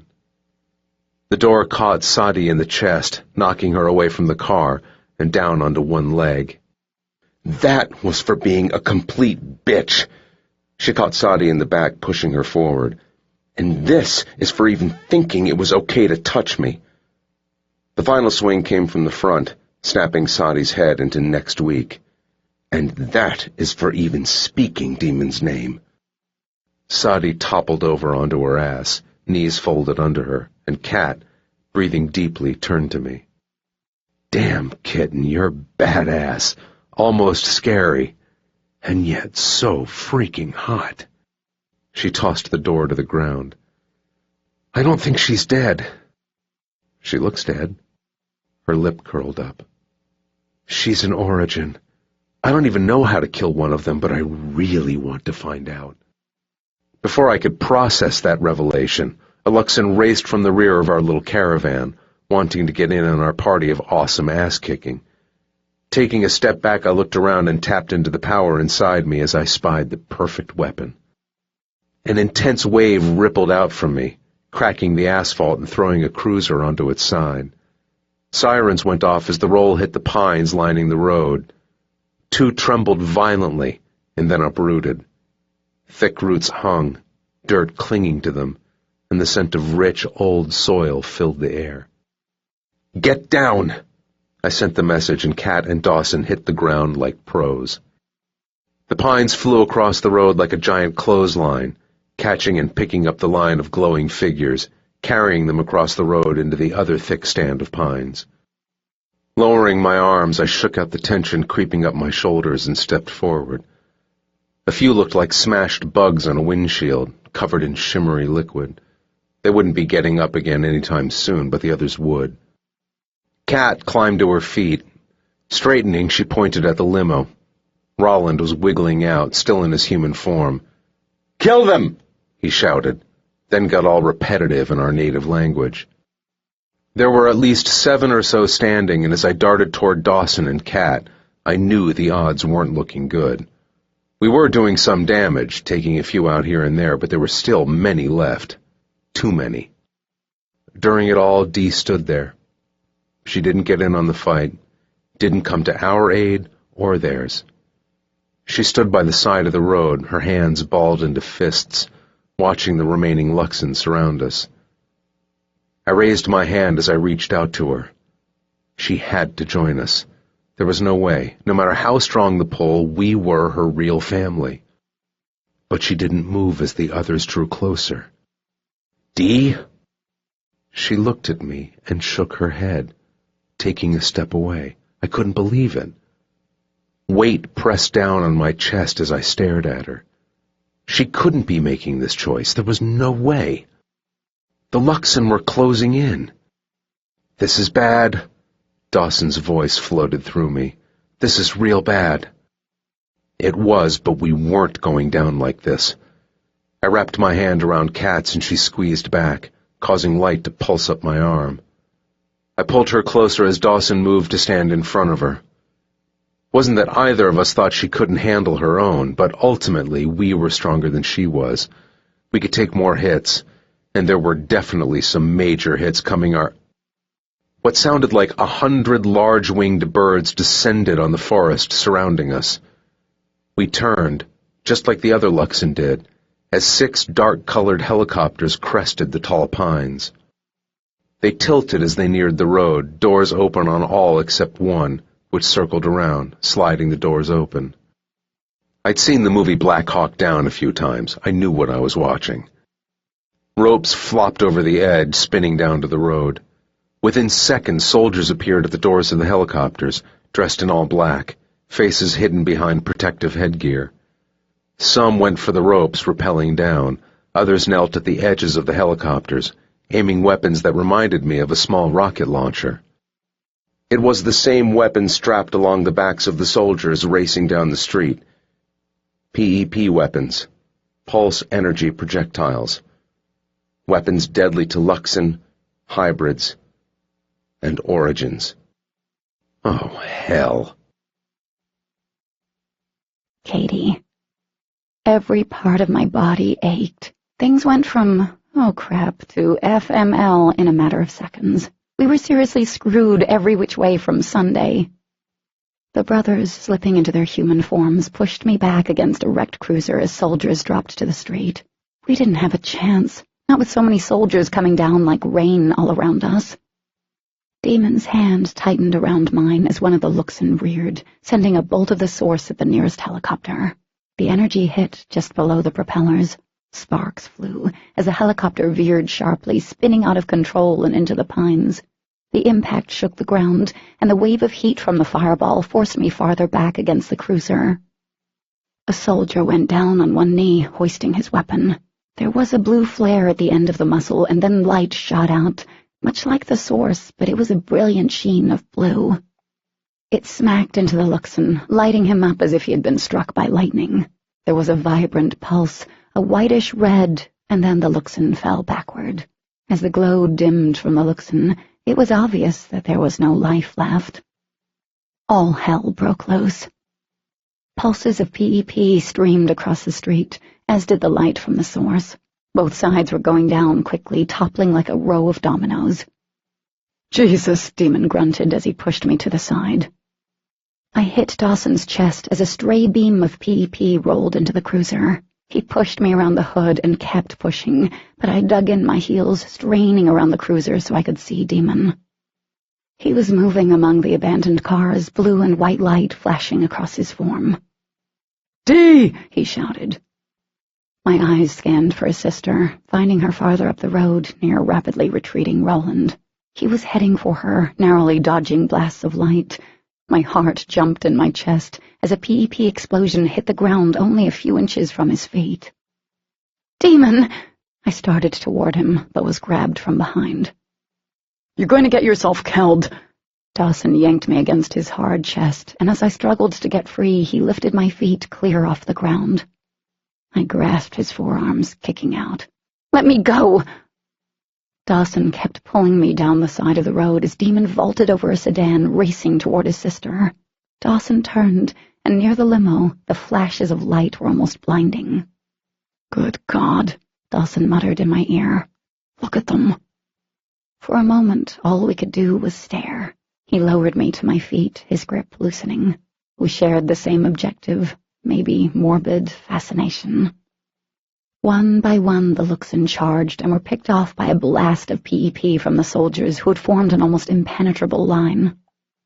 The Luxon were well aware of the weapon, but they didn't seem to grasp the fundamental fact that all it took was one blast. But as far as I was concerned, they could keep running straight at the soldiers all they wanted. Have at it. However, two soldiers streamed up the middle of the road, in between the cars, searching down the Luxon, who seemed to have an ounce of common sense, and were making a run for it. One of the soldiers was heading straight for Demon, who had caught up to Dee and had her by the shoulders, shaking her. Roland was by the side of the road, too close to them. A cluster with nothing but bad things written all over it was about to go down. All I could think about was getting to Demon. I slammed my foot into Dawson, startling him into letting go, and I broke free, racing up the side of the road, his curses following every one of my steps. Pain lanced my leg as I darted between a Hummer and a cruiser. The soldier went down on one knee, leveling the gun. Up ahead and in front of the soldier, Dee yanked herself free from her brother, her face contorted. "No!" "Please!" He grabbed for her again. "No, you don't get it." She shoved him, and he stumbled, more out of shock than from her strength. "For once, I don't hurt. I don't worry. I want this." Blue light pulsed at the end of the muzzle, but I couldn't pull any more of the source. I was drained, wiped out. I pushed with everything physically in me, more than willing to go hand to hand. I was no more than 3 feet from the kneeling soldier when the other soldier abruptly stepped out in front of me. Skidding to a stop, I lost my balance and landed on my butt. The end of a PEP weapon was planted in my face. "Don't move," came a muffled voice from behind the helmet. Blue light flared from the other weapon, and horror zinged through me as I cried out, Demon whirled around, shielding his sister even as she pushed free from him once more. The PEP blast shot through the cars, forging the distance between the gun and where Demon and Dee stood, striking its target in the chest. Behind them, Roland was knocked back, flipping in and out of his human form. His head kicked against the road as he bellowed. The glow surrounding him throbbed once, and then there was nothing. The soldier hadn't been aiming for Demon, and Demon stared, his eyes wide, chest rising and falling sharply. Dee hesitated, and then she turned, shifting into light and disappearing among the thick pines. Blue light bounced off the tree trunks, following her retreat. Demon started to twist around, to go after her, but stopped when he saw me. Out of the corner of my eye, I saw Dawson being guided toward where I was still sitting. "I told you to stay put," he gritted out, without taking his eyes off the soldier with the gun trained on me. "Looks like that worked out well for you," I shot back. The other soldier now had Demon rounded up, herding him back to where we were. When he reached us, he slowly bent down. "Stand still," the soldier barked. Anger rolled off Demon as he continued on, shooting the soldier a look that screamed to try to stop him. The finger on the trigger spasmed as Demon wrapped his hands under my shoulders and hauled me up. He pulled me into the shelter of his arms, angling his body so that very little of me showed. A muscle thrummed along Dawson's jaw. Well, crap. Chopper wings beat at the air, and within seconds another Black Hawk crested the pines, easing down in the middle of the street, a couple yards from us, kicking up wind and causing my hair to whip out from underneath Demon's arm as I pressed tighter against him. Exhausted and beat up, drained like a twisted sponge, I knew we were done. The three of us. If they opened fire, it would be over. A sick feeling crawled up my throat. I wanted to close my eyes, but that seemed like a coward's way out. There was the sound of metal grinding, and then the door to the helicopter slid open, slowly revealing who was kneeling inside, staring at us, waiting, like always. Nancy Husher. 10. Demon. There were moments in my life when I seriously couldn't believe things could get any more fucked up than they already were, especially with Dee running off to join the damn Luxon circus. But each time I was proven yet again how wrong that thought was. Nancy stared down at us with dark eyes, her face devoid of any emotion, a total blank slate. Dawson swore and started to shift, but Nancy spoke before he could do something that would end with a lot of explosions and general mayhem. "If you want to live," she said, voice clipped, "you'll get in this damn helicopter, now." We really didn't have much of a choice. Either we put up a fight and got taken down with one of their weapons, or we got in the helicopter. Then what? We were out of the frying pan and smack dab in the middle of the fire. But one option most likely involved dying now, while the other was probably dying later. Later gave us some time to figure a way out of this latest mess. I shot Dawson a look that said, "Simmer it down," and for a moment I thought he was going to say to hell with it. But his shoulders squared, and then he hoisted himself up into the helicopter. Turning to Kat, I met her eyes, and the wariness in her gray gaze, the exhaustion and pain, were tinged with fear. It cut me deep seeing that and knowing there wasn't anything I could do at this moment to change it. I bent my head and brushed my lips across hers. "It'll be fine." Kat nodded. "How cute," Nancy said. My lip curled as I turned my gaze to her. "Remember how it ended last time you thought you had us under control?" A flicker of anger crawled across her otherwise stoic face. "Trust me, it's not something I've forgotten." "Good," I growled, hoisting Kat to where Dawson waited just inside. He pulled her toward him as I leaped in, crowding Nancy. The woman backed up, dropping down onto a bench as she met my stare. "But this time will end differently." "Will it?" I got all up in her face and lowered my voice so that only she could hear as the chopper propellers blocked out my words to anyone else. "Yeah, because this time I will make sure you're dead." Nancy stiffened as I drew back and reached for Kat. My brother handed her to me, and Nancy said nothing. Instead, she tipped her head back and closed her eyes. The woman had bigger balls than I did, all things considered. I tucked Kat against me as Dawson sat on her other side. Two of the soldiers jumped in, taking the seats beside Nancy. One leaned back, motioning with his arm to the pilot to take us up. The moment the bird left the ground, Kat squeezed her eyes shut. The shudder rocked her as she balled her fist into my shirt. Her heart was pounding too fast. She wasn't a huge fan of flying, so being in a copter probably had her one step from full freak-out mode. Keeping my eyes trained on Nancy and her little minions, I lifted Kat up and sat her in my lap. I wrapped my arms around her, curling one hand against the back of her head, positioning her so that her heart rested against mine. One of the soldiers propped his gun between his legs and reached up, pulling off his helmet.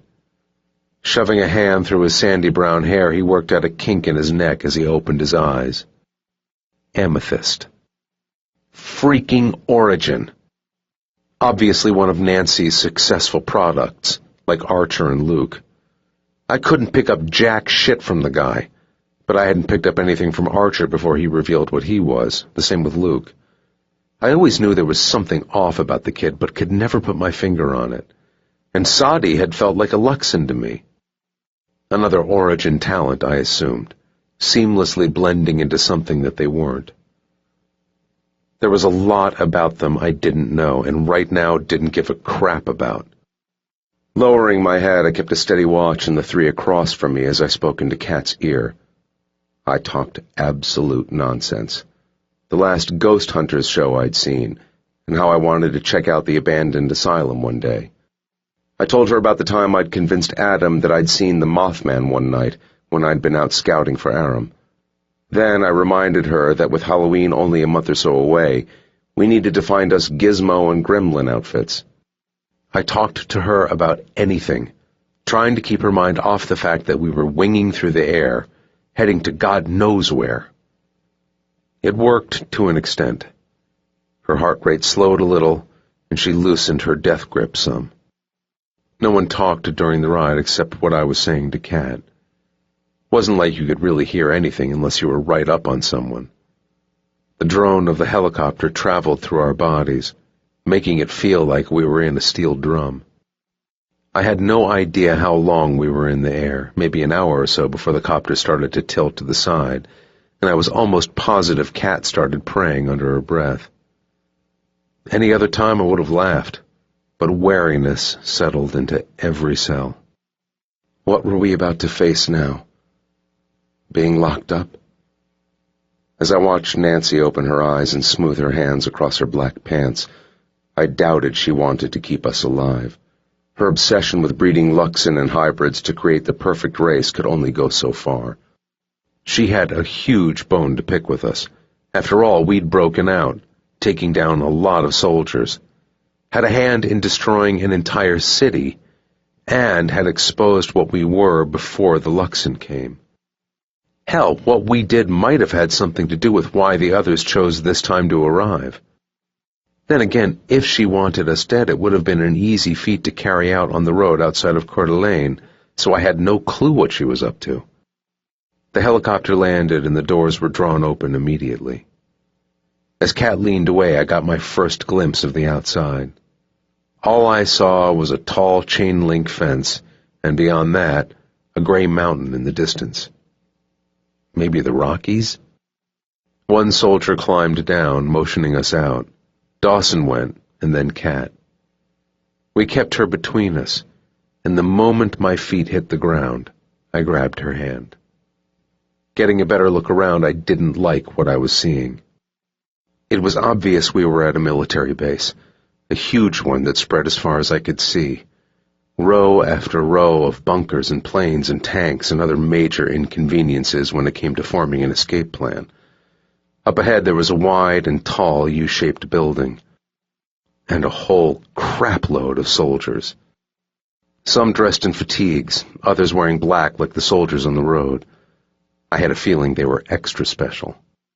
"Welcome to Malmstrom Air Force Base," Nancy said, stalking past us. As we passed the lines of soldiers, I expected them to salute Nancy. They didn't. "The whole base is under lockdown. No one gets in or out, including the Luxon." My eyes narrowed on her back. God, that woman had a bullseye on her head.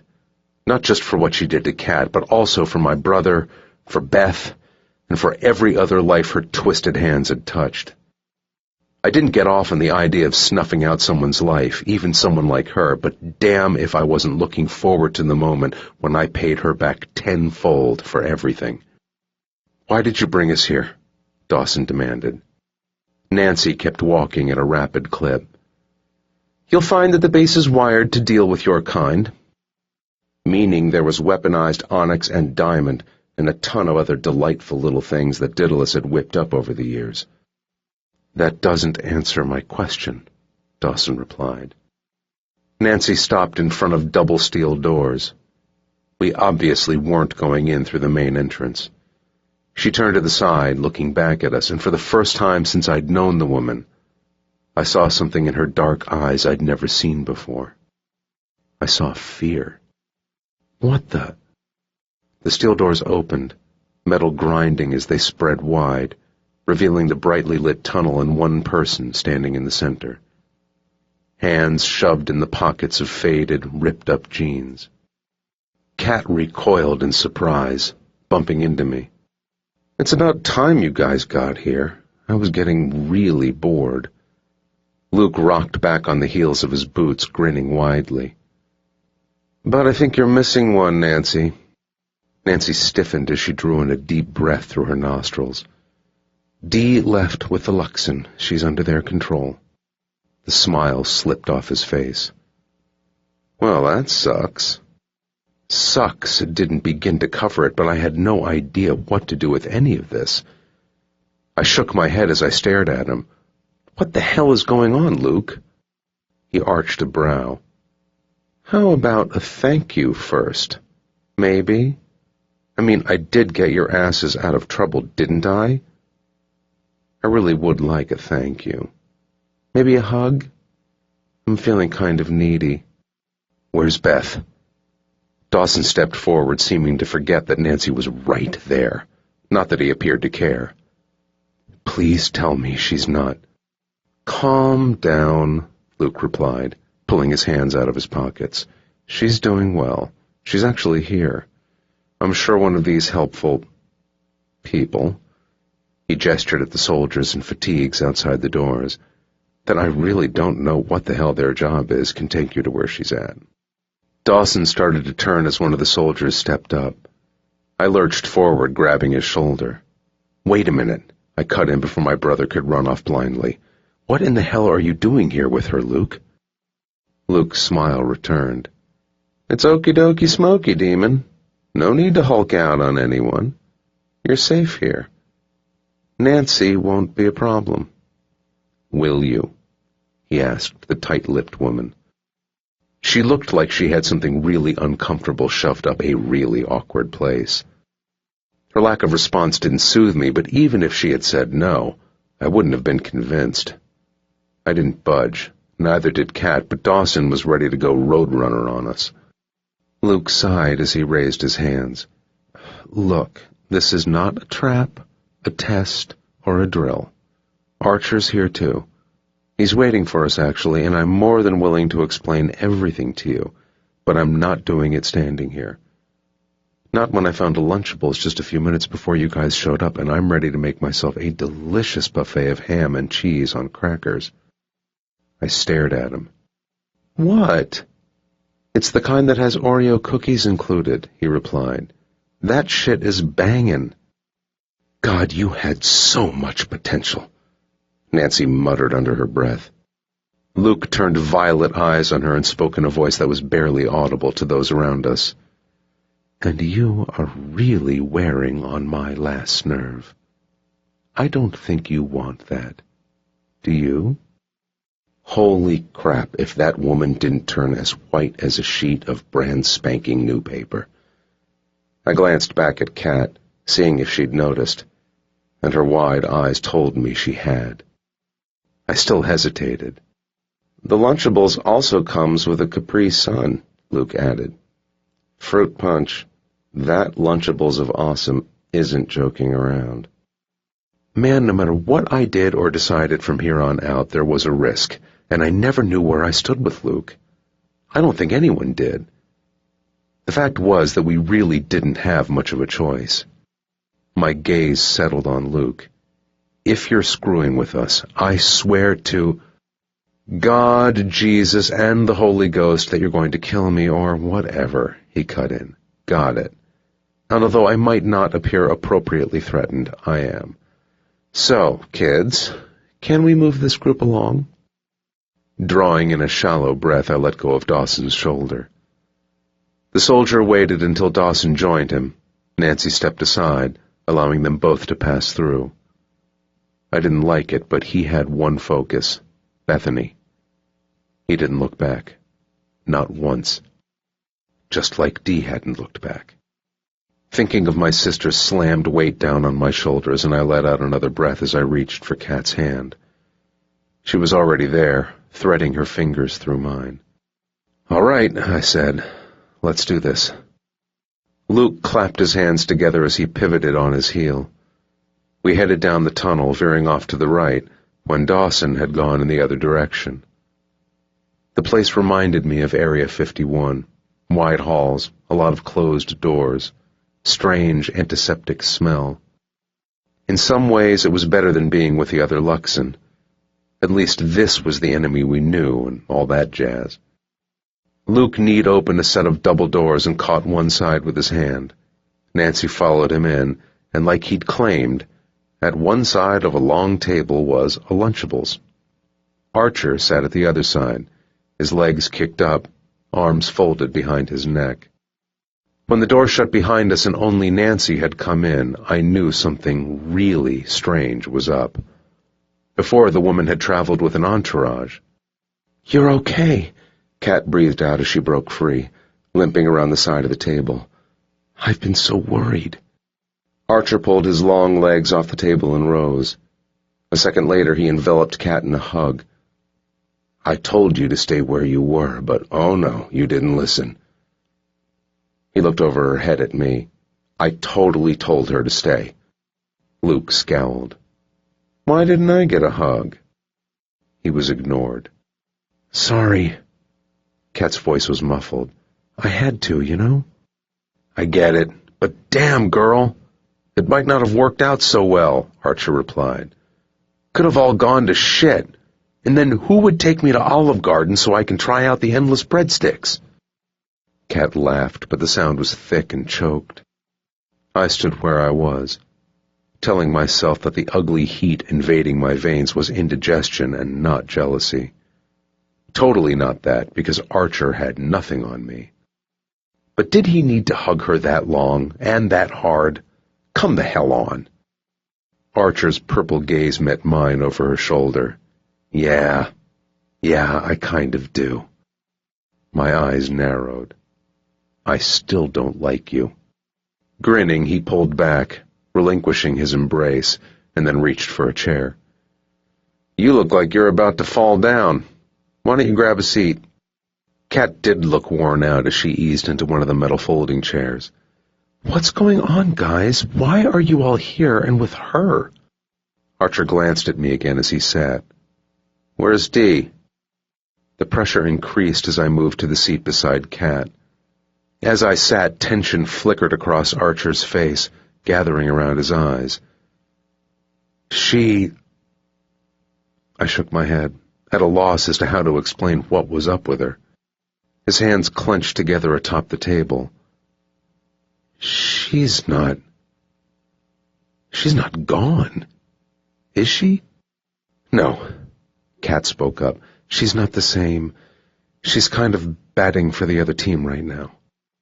Archer opened his mouth, but as he sat back, he snapped it shut. I wasn't sure how much they knew about everything, but I couldn't get into that stuff until I knew what the hell was going on here. I turned to Luke, arching a brow as I watched him stack slices of cheese and ham on a cracker. "What's going on?" Nancy's going to play nice, he said, nudging the cheese onto the center. She had sat next to Luke and looked like she wanted to start breaking things. Her gaze met mine. Trust me, if I had a choice right now, you'd all be dead. Luke tisked softly. No, that isn't very nice. I didn't understand. As Luke chomped down on the snack, I leaned forward. What's stopping you from taking us out? Let's just say everyone has an Achilles heel, and I found hers. Luke set about making another cracker. It's not pretty. Not something even I wanted to stoop to, but oh wells. That didn't tell us jack. Kat shifted closer. How did you all end up together? I made it back to the cabin, and after I told Luke what went down at the store, we considered hitting the road, Archer explained. But we didn't get the chance before Daedalus showed up. Nancy's lips formed a tight line. She thought she had us. Luke plopped a mini Oreo on top of his ham and cheese cracker, and, well, that was just sick. But you said you were working on that, Kat said, glancing at a silent Nancy. A way to deal with Daedalus. You found something?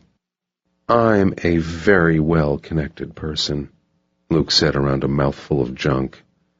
When they kicked down our door and Nancy strode in as if she was the biggest, baddest thing this side of the country, I proved just how well-connected I am.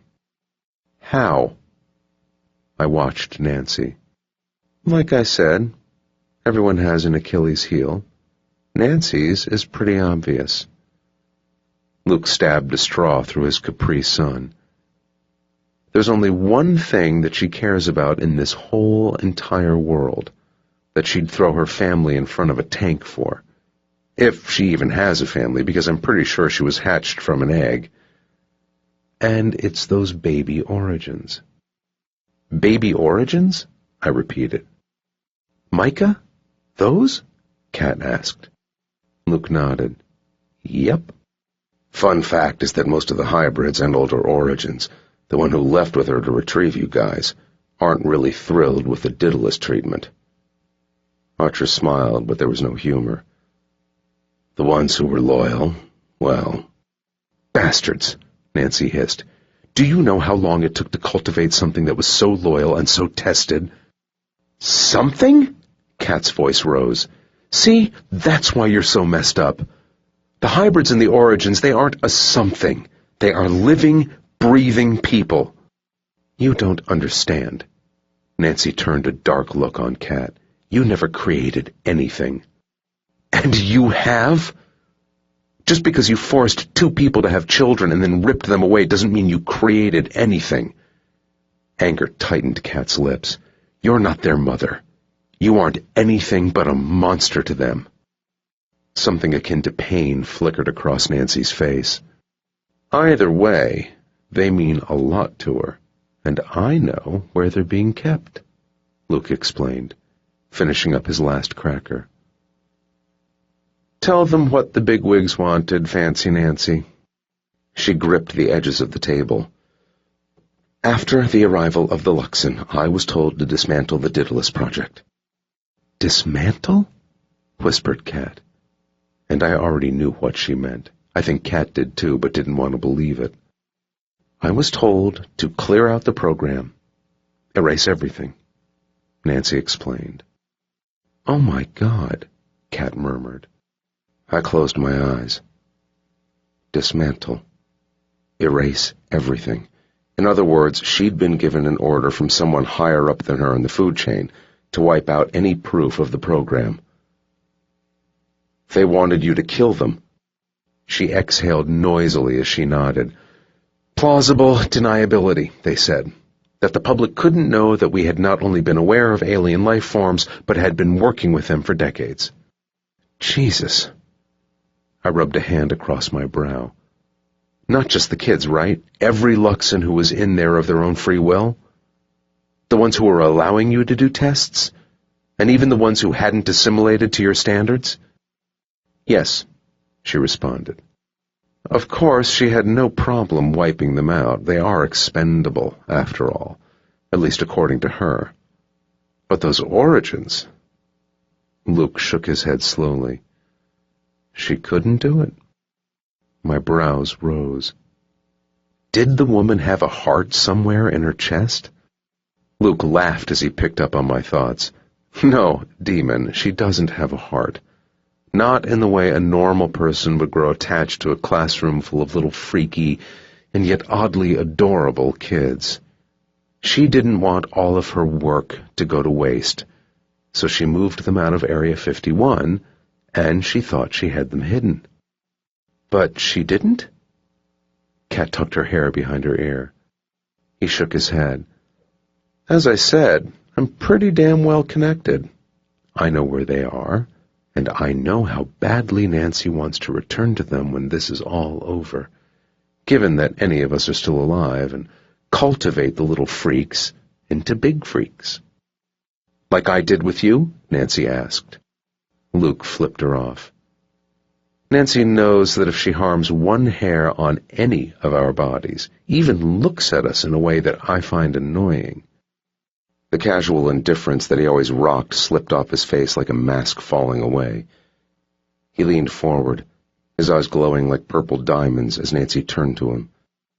In that moment, I was seeing the Luke who caused grown men to piss themselves. The Luke I didn't want to be on the wrong side of, and that Luke was downright disturbing looking as his features sharpened.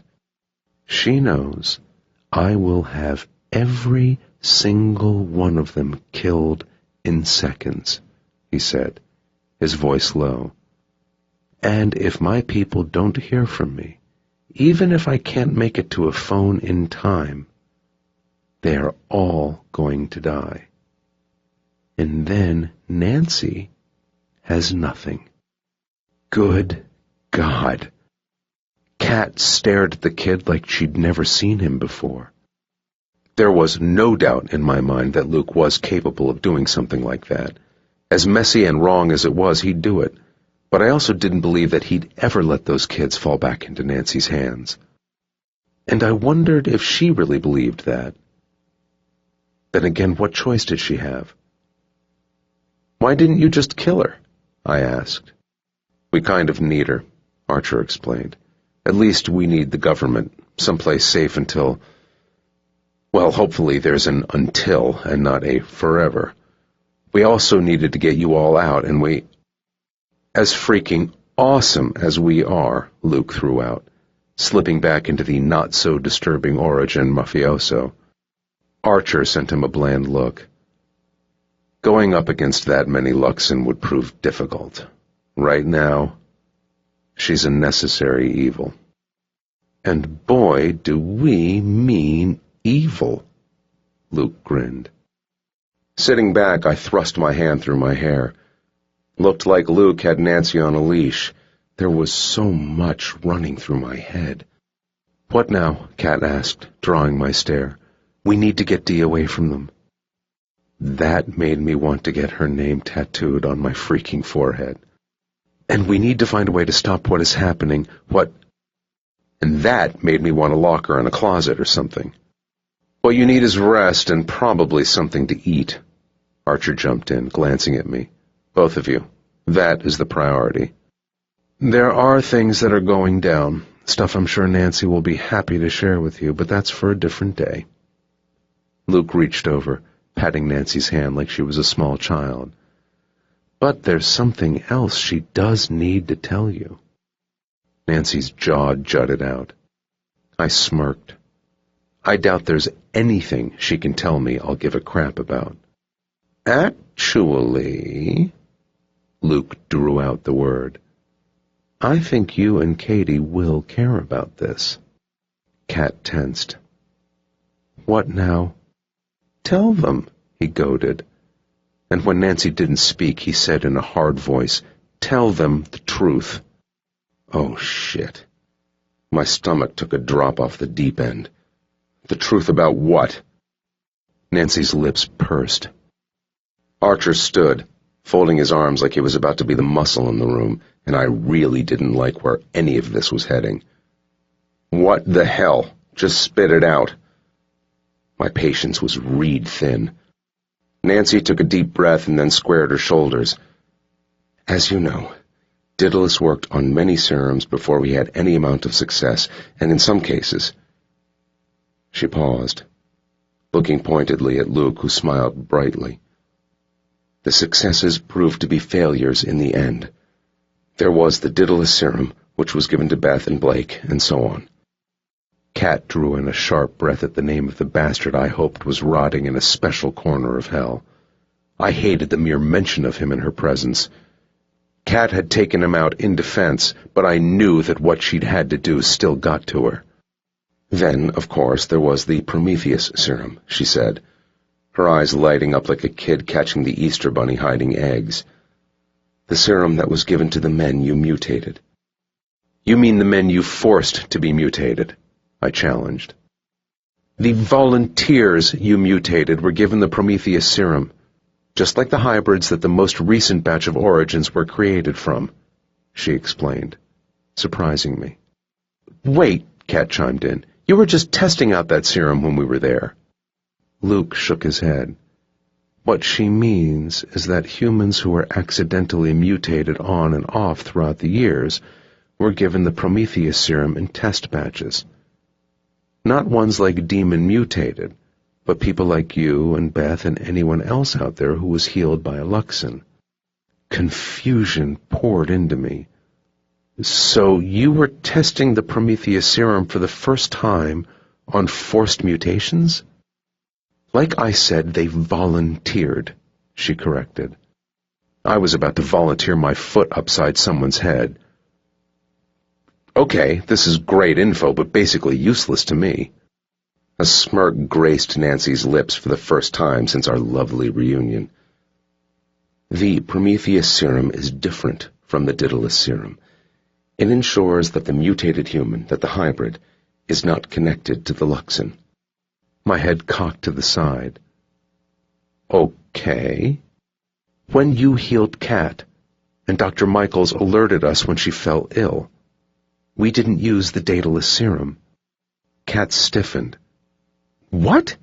He said, do you think he really knew what we were handing him? Her dark gaze fixed on Kat. He believed what we told him, and that was it. He was given the Prometheus serum, which is what was given to you. Her attention flicked back to me. It was the same thing given to those you also mutated, Demon. No, I leaned forward. That doesn't make any sense. When Kat was shot... You got sick, thought you were dying? Oh, save us from the dramatics. Her eyes rolled. It's because you truly bonded with her on an emotional level. You love her. She spat out the L word like it was an STD. Yeah, we've figured that out. The whole true want and need crap. Well, yay for you, but I was dying. She shook her head. You were weakened and you were ill, but if she had died, you would have survived. You would have gotten better. Life would have gone on. You just didn't get to that point because obviously someone else healed her. Kat gasped. I stood. The floor under my feet seemed to shift. I locked my knees together. I was rocked through and through, almost unable to believe her. Nancy took a deep breath. Your lives aren't joined like you think they are. If one of you dies, the other will feel it. Feel everything, down to the last breath, the last heartbeat. But the other one will take another breath, and their heart will beat again. 11. Katie. After that little bomb was dropped on us, no one really had anything else to say. We'd reached our limit when it came to lies and chatting it out with everyone. My brain was an overload, running circles around what Nancy had just told us, what Dee was doing, where my mom and friends were, if Luke really had control over Nancy, and what the future held for all of us. I was done. Demon was done. Archer made a pit stop on the way to showing us our room, rapping his knuckles on the door once he eased it open without waiting for an answer. Luckily, none of us was scarred for life. Dawson was standing at the foot of the bed, near where Beth sat. We were probably interrupting something, but the smile that transformed Beth's face as Archer stepped aside and we walked in caused me to trip over my feet. Demon glanced back at me, brows arched, but I was focused on Beth. She looked normal sitting on the bed, cross-legged, hands resting in her lap. Weariness still marked her pretty face. Her skin was too pale, and the shadows under her eyes stark, but her gaze was clear and focused. "I'm so happy to see you guys," she said, placing one hand on her lower belly. "I was so worried." "We're doing well," Demon responded, glancing at his brother. Although we were standing in front of his brother and Beth, who appeared unharmed, tension radiated off of Demon. "And everything is fine with you all?" His brother nodded as he sat beside her. "Yeah, Beth's been to the doctor on base already." He curved a hand around her knee. "They seem to have experience with this. Kind of weird, but I guess it's a good thing."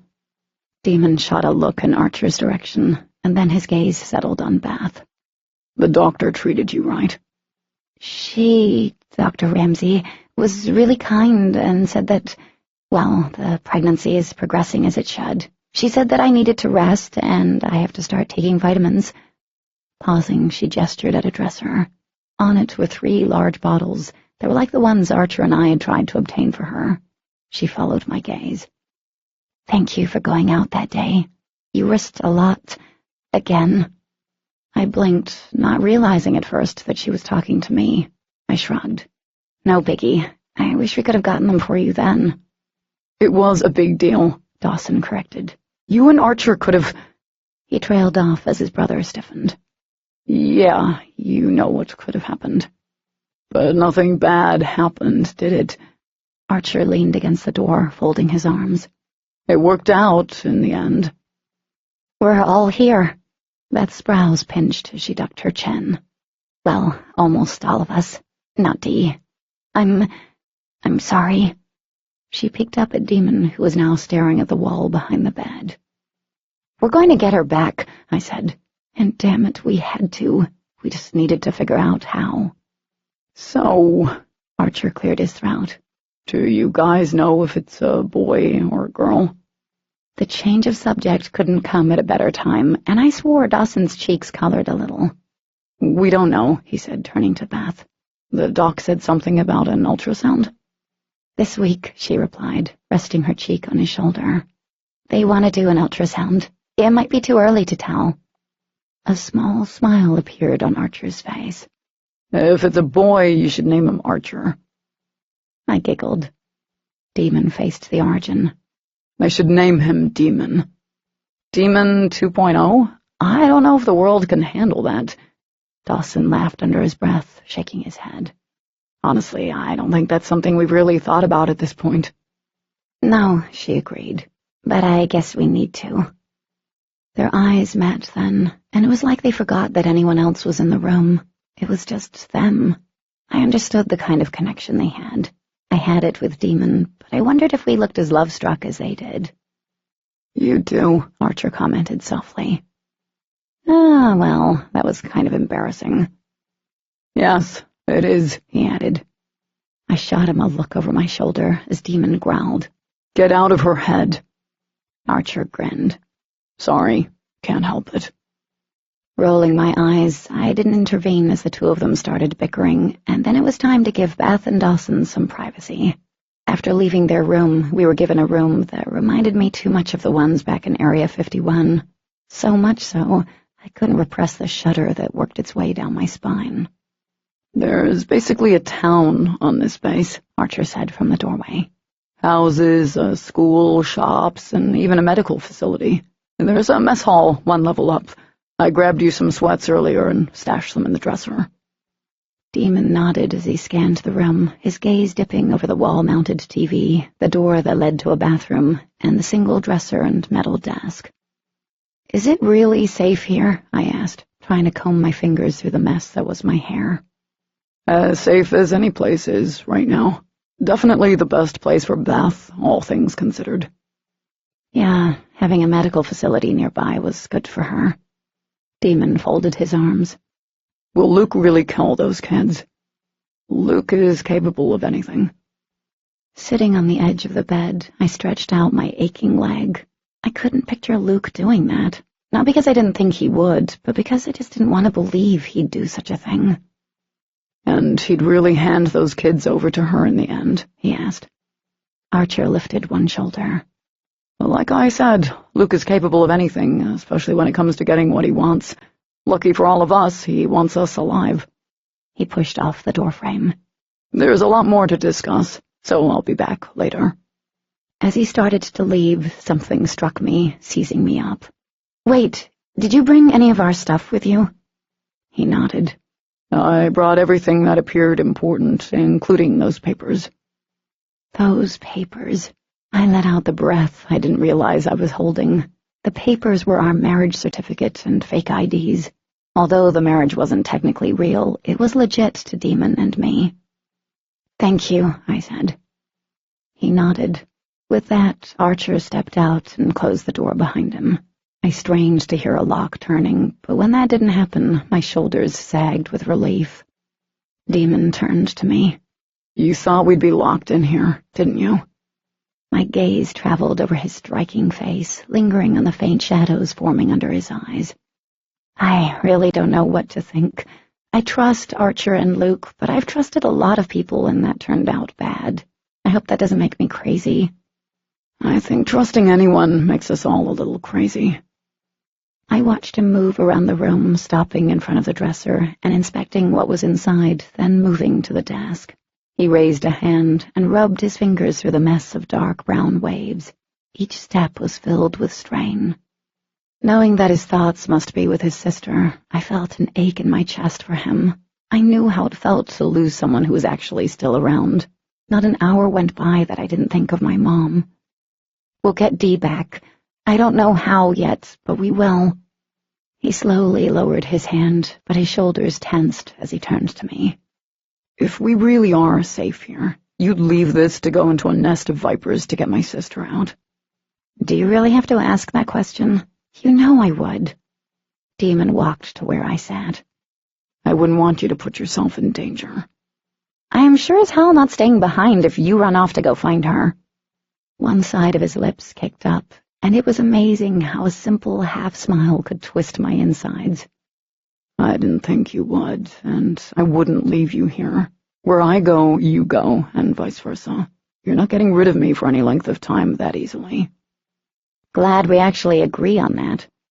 Not too long ago, Demon would have tried to shelter me, but I think he'd learned that didn't work out very well.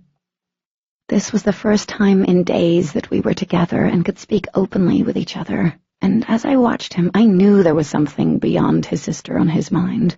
With as many things as we had to stress over, it would be like looking for an apple in a pile of apples. What? I asked. Our gazes collided and held, and I drew in an unsteady breath. Those emerald eyes, which were such a bright, unreal green, never failed to catch my attention. Demon was beautiful in a way that didn't seem possible, but that beauty ran deep, beyond the skin that really wasn't his true form, and into the very core of his being. When I first met him, I hadn't believed that. Now I knew better. His thick lashes lowered. Just thinking about what Nancy said about the serum, about us. About us not being connected like we thought we were? Yeah. This is good, though.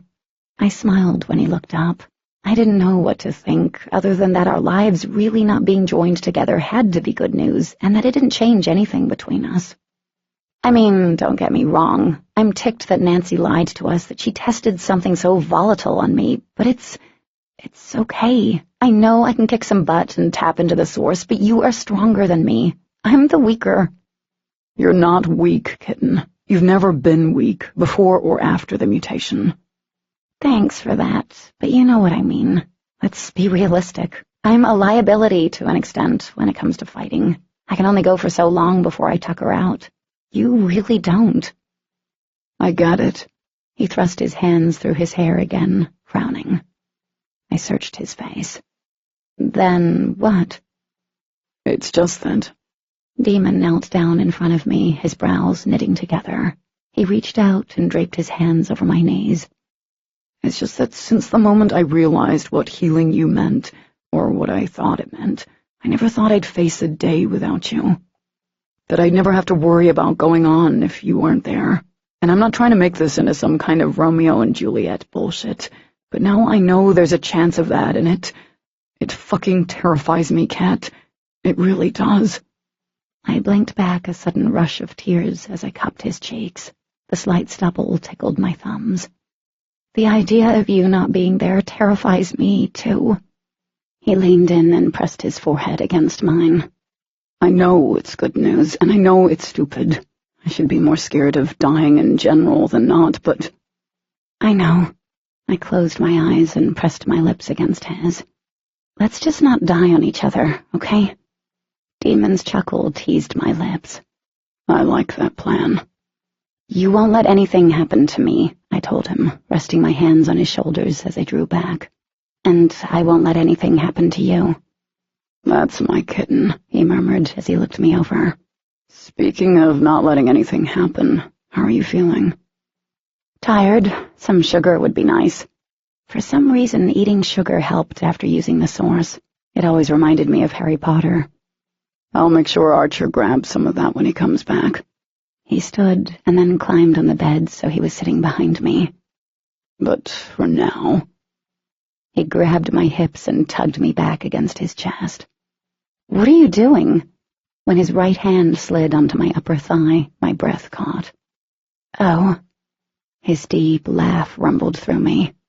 Believe it or not, I'm not thinking inappropriate thoughts. I turned my head to look back at him, eyebrow raised. The wicked half-grin turned my heart to mush. Okay, 99.9% of the time I am thinking something that would turn the tips of your ears pink. And you're not now? His lips pursed. Yeah, all right. 100% of the time, but I actually do have totally appropriate reasons for touching you. Uh-huh. I rested my head against his cheek, and then I felt his hand slide over the top of my right thigh. What are you doing? Taking care of you. Heat from his fingers radiated out over my thigh. You don't need to do this. It's just a scratch. More like a flesh wound, and you've been limping around since it happened. I should have done it while we were in the helicopter, but I was too busy keeping you from throwing yourself into the cockpit. I wasn't that bad. A small smile pulled at my lips. But thank you for that. I was afraid I'd hurl all over you. I'm glad you didn't, he replied dryly. Once the dull ache in my thigh eased until it was nothing but a memory, I started to pull away because healing me could take its toll on him. But instead of letting me go, he scooted off the bed with me in front of him. The moment his feet hit the floor, he scooped me up in his arms. I let out a startled yelp as I swung wide eyes on him. Whoa, what are you doing now? Still taking care of you. He started toward the bathroom, his eyes heavily hooded, but there was a mischievous tilt to his lips. I've just realized we both could clean up. That was the truth. Once again, I was spotted with grime and dried blood, and so was Demon. He took us into a surprisingly large bathroom, gently putting me down in front of a tub. It wasn't as big as the one back in the mayor's mansion, but it still seemed abnormally large. Flicking on the low lights, he turned to me, wiggling his fingers. I stepped toward him. He grinned. Closer. I made it another foot. Lift your arms. Telling him I was capable of undressing myself was on the tip of my tongue, but nervousness swallowed the words. I lifted my arms and he pulled off the ruined sweater, stopping to ease my hair out before dropping it onto the floor. He didn't speak as he flicked the tiny pearl button on the pants and then tugged them off. I placed my hand on his shoulder to balance myself as I snagged a leg free. A flush swept from my cheeks down my entire body. No matter all that we'd shared together, I was still shy around him. Not sure why, but maybe it was because he didn't seem to have a single flaw, while I had a very human body full of them. The last remaining piece of clothing also hit the floor, and then I was standing there completely in the buff, with him fully dressed. I folded my arms across my chest as he reached around me, turning on the water. Warm steam immediately poured into the bathroom. As he straightened, his lips brushed the curve of my cheek, sending a shiver down my spine. I had never seen a guy get undressed as quickly as Demon, and before I knew it, I was face to face with his corded pecs. My gaze drifted down tightly rolled abs, and then it moved lower. 2 fingertips pressed under my chin, guiding my gaze up to a pair of startling green eyes that seemed to carry a sheen of white behind them. Eyes up here, or I'll start feeling like man candy. My cheeks heated, but I laughed. Whatever. He winked after he drew back the curtain. After you. I'd never showered with a guy before, obviously, but even if I had, I don't think it would even remotely touch showering with Demon Black. My hands trembled as I stepped under the hot spray of water. A second later, he was in the tub too, and it suddenly didn't feel very big at all. His hands were gentle, the pressure barely there as he turned me so my back was against the spray. Drawing in a stuttered breath, I lifted my head. I expected him to kiss me and do something that would most definitely make my knees go weak, but that's not what he did.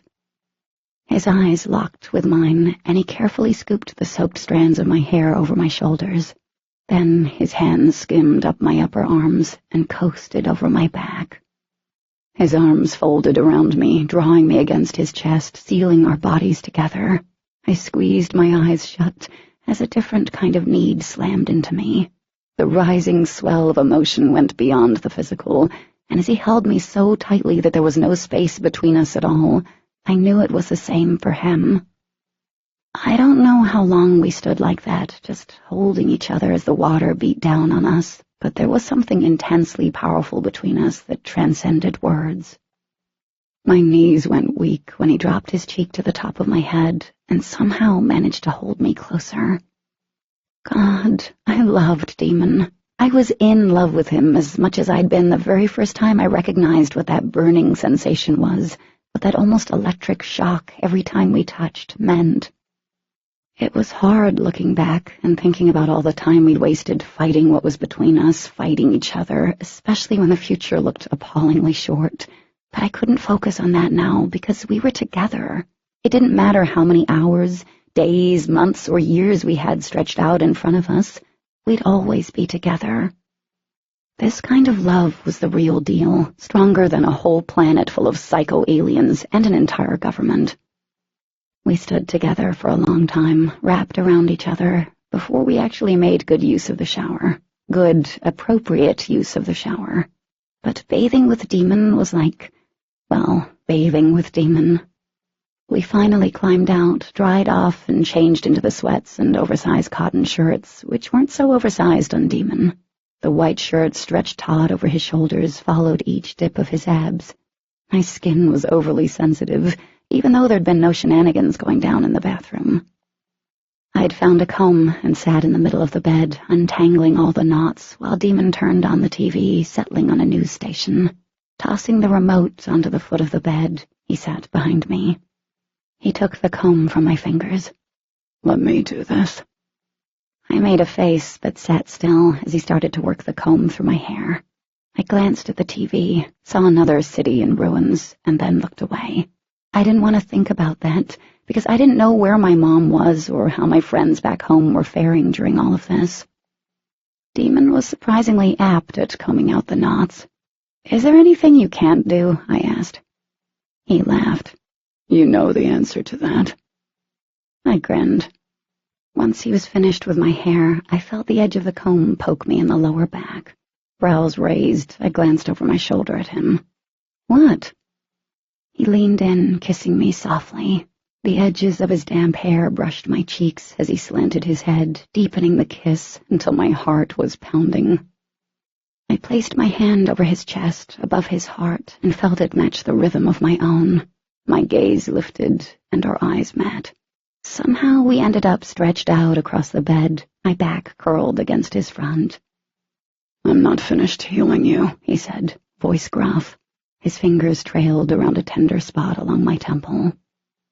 I closed my eyes, letting him do what he wanted. After all, it made him feel better.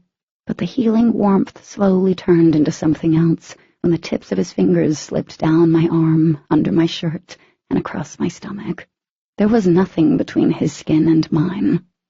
You've been using the source a lot. His hand flattened against my lower stomach, his pinky finding a way under the loose band on my sweats. It's had to have worn you out. Another finger traveled under the band, and I wasn't sure I was that worn out. My entire consciousness was focused on his hand, the weight and warmth of it, the exact positioning. Kitten. His voice was deep and smooth. Just seeing if you'd passed out on me. I'd never do such a thing. He was quiet for a moment. You know what I've been thinking? With him, it was anyone's guess. What? I was thinking about when all of this is over, where we are going to go. Half of his hand was under the band now. What we are going to do. You have any idea? I have lots of ideas. A hot, sweet feeling swept over me. I bet you do. Demon chuckled as his thumb moved in a slow, idle circle under my navel. I was thinking college. You think there'll be colleges around after all of this? I think so. The tips of 2 fingers delved low, causing my breath to catch. Why do you think that? Easy answer. He dropped a kiss on my cheek. If you've taught me anything, it's that humans are resilient, more so than my kind. No matter what, they'll keep forging on. So I can't believe that there won't be colleges and jobs or anything like that. My lips curved into a small smile as I decided to play along. College would be good, I think. I think you mentioned University of Colorado before, he said, his fingers creeping farther south, causing the muscles in my lower stomach to clench. What about that? I remembered the first time we'd talked about the university, and I'd been so worried that I'd been overstepping relationship lines. Seemed like forever ago. I think that's perfect. I'm sure Dawson and Beth would like it there. He paused. So would Dee. Yeah, she would. Especially if Archer would be around, but then we kind of needed to get Dee's head on straight first. Maybe I could get my mom to move out there, too. Of course, he murmured, and I bit down on my lip hard enough to taste blood as he managed to get his knee between mine. Your mom has to be there, because we're going to do it. My eyes widened. I'm not sure if that's something I want my mom to be a part of. Demon's laugh tickled me. Get your mind out of the gutter, kitten. We're going to do a real wedding. The whole thing. Bridesmaids, best man, the pretty white gown, and the ceremony. Even a reception. Everything. My mouth opened, but there were no words. I got caught in the fantasy of a real wedding, of my mom being there to help me get into a beautiful Cinderella-type gown, of Dee and Lessa standing beside me, of Dawson, Archer, and even Luke as best men. Then there was Demon in a tux, and damn, that was something I wanted to see again. And there'd be pictures taken and pot roast served at the reception. There would be a DJ playing questionable music, and then Demon and I would have our first dance as husband and wife. My heart kicked around in my chest, and I hadn't realized until that moment how badly I wanted that. I was such a girl, and I didn't care. Kitten. I like this, I whispered as my chest squeezed. Talking about this, I mean. It feels normal. It feels like we have a... Demon had leaned over me, capturing my mouth with his. The kiss reached deep down inside me, lighting up every cell. We do have a future. I stopped thinking as his lips returned to mine, and he eased me onto my back. The rest of the world, all the concerns and dangers, faded away until it was just the two of us. He did crazy, insane things with his hand, and there was this rush of sensations that tossed me around like I was riding a wave. And when I came back down, I pushed him onto his back. Demon's brows flew up as I hovered over him. What are you? He got with the program pretty quickly, and the edges of his body started to glow that luminous whitish red as his hand curled around my damp hair. Before his lashes drifted down, his eyes were like rough diamonds, and the expression was sort of odd, even though I really had no idea what I was doing. But he seemed to love it, and I think it was because he loved me. Later, we lay facing each other, and we were quiet. I traced the line of his bottom lip, working up the nerve to ask him something I'd been curious about. Why did you leave with them when they came? His eyes were closed, face relaxed. When they came out of the woods, I could hear everything they were thinking, what they wanted. It was the same for Dawson and Dee. We were immediately connected, and at first it was overwhelming. I wanted to go with them. He paused, opening his eyes. Our gazes locked. It was like I forgot everything except them. They became everything. I couldn't even wrap my head around that. Do you hear them now? No. If anything, it's a low hum way in the background. He paused. It's not the first time something like that has happened. When a lot of us are around one another, it can get hard because it's like a million-way radio. It's why we never liked being in the colony. When there are so many of us, we all are connected, almost like one being, and you're influenced into things you don't want. You're not an individual. You're a whole. I just didn't know it could be as strong as it was when they came. But you beat it, I reminded him, because he sounded almost disappointed in himself. Because of what I felt for you. Same with Dawson, and obviously any other Luxon who was connected to someone else. But Dee... He trailed off, shaking his head. Those who came, they're different from the rest of us. I know that's obvious now, but they are so cold. No empathy or compassion. A sigh shuddered through him. I don't remember my parents, but I can't believe they were like this. I guess we aren't like that because we've been around humans. That lack of compassion and empathy makes them dangerous, Kat. More than I think we even realize. As I smoothed my thumb along his jaw, he turned his head, placing a kiss on the center of my palm. They have to have a weakness, though. Everything in the universe has a weakness. Demon captured my hand, threading his fingers through mine. In every colony there is an elder who pretty much rules over the group. I know that out of those who have arrived, there has to be one who is kind of like their sergeant, their queen in a hive. Taking out that person won't end this, but it will weaken them, the hold they have over other Luxon. Like Dee. Any idea who that is or where that person is? I asked. His lips kicked up on one side. No. Roland kept it pretty hidden, and now that makes sense. Because of Saudi, he knew better than to share that little piece of information. Damn Saudi. I had no idea she was an Origin, but I think she's not the only one who's been pretending and hiding out among the Luxon. I frowned. Who else? It's something I never really noticed until I was leaving the colony when I came for you.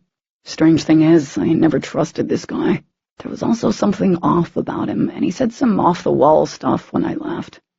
Things that didn't make sense then, and I didn't really put anything together until Archer revealed what he was. You know, the eye coloring. He rolled onto his back, exhaling slowly.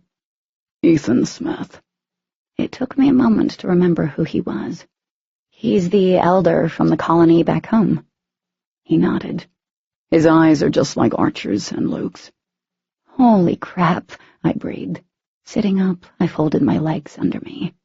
But if he is an Origin, and if the Origins somehow helped get the rest of the Luxon here, the question is, why? Demon's gaze shifted to mine. That's the question of a lifetime, right? Why would some of the Origins be working with the Luxon? 12. Demon. Kat looked like her brain hurt. I couldn't blame her. There was so much being thrown at us. I felt like I needed to be wearing catcher's gear. The whole thing about Ethan kept tossing around in my head as we lay in bed together, trying to get some sort of rest before Archer returned and most likely dumped even more messed-up news in our laps. I could tell that even though Kat was quiet in my arms, she wasn't sleeping. Like me, there was too much to dwell on. Thinking about Dee made me want to slam my face through a wall, so I'd rather figure out what the hell Ethan could have to do with the Luxon invasion. The thing was, it truly was the million-dollar question. Why would the Origins and the Luxon work together? It was something I asked Archer after he showed back up with bags of clothes. When he tossed Kat a chocolate bar, I frowned, wondering just how much he picked up on. Archer raised a brow at me. An enough to know you picture knocking my head off my shoulders whenever we're around each other." I smiled at that while Kat looked up from unwrapping her candy bar. "What?" she asked. "Nothing," I said as I peered into one of the bags and found jeans in my size. That was weird on a disturbing level. "Back to your question about Origin and Luxon." Archer propped himself against the desk and folded his arms. "I honestly have no idea what could be gained by that, other than the typical joining powerful forces for world domination and blah blah." "That's cliché," I said. "And too obvious," he agreed. I glanced over at Kat. The look on her face as she devoured the bar, as if she tasted heaven for the first time and was seconds away from having a mouthgasm, made me wish Archer wasn't in the room. His smile went up a notch. It also made me wish he'd get the hell out of my head.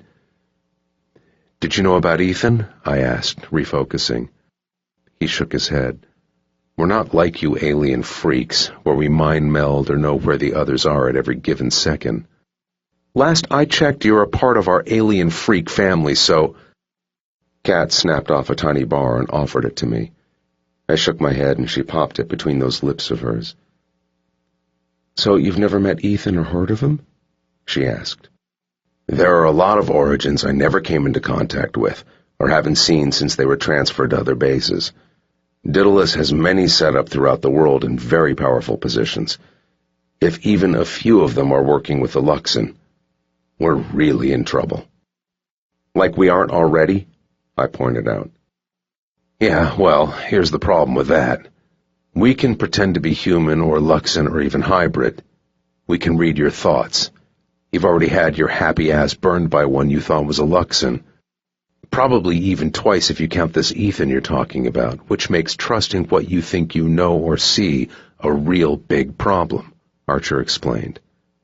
"Let's say a handful of Origins who are politicians, doctors, or members of the military are really working with the Luxon. It'll turn into a cluster." "So what do we do?" Kat scooted off the bed and tossed the wrapper in the trash.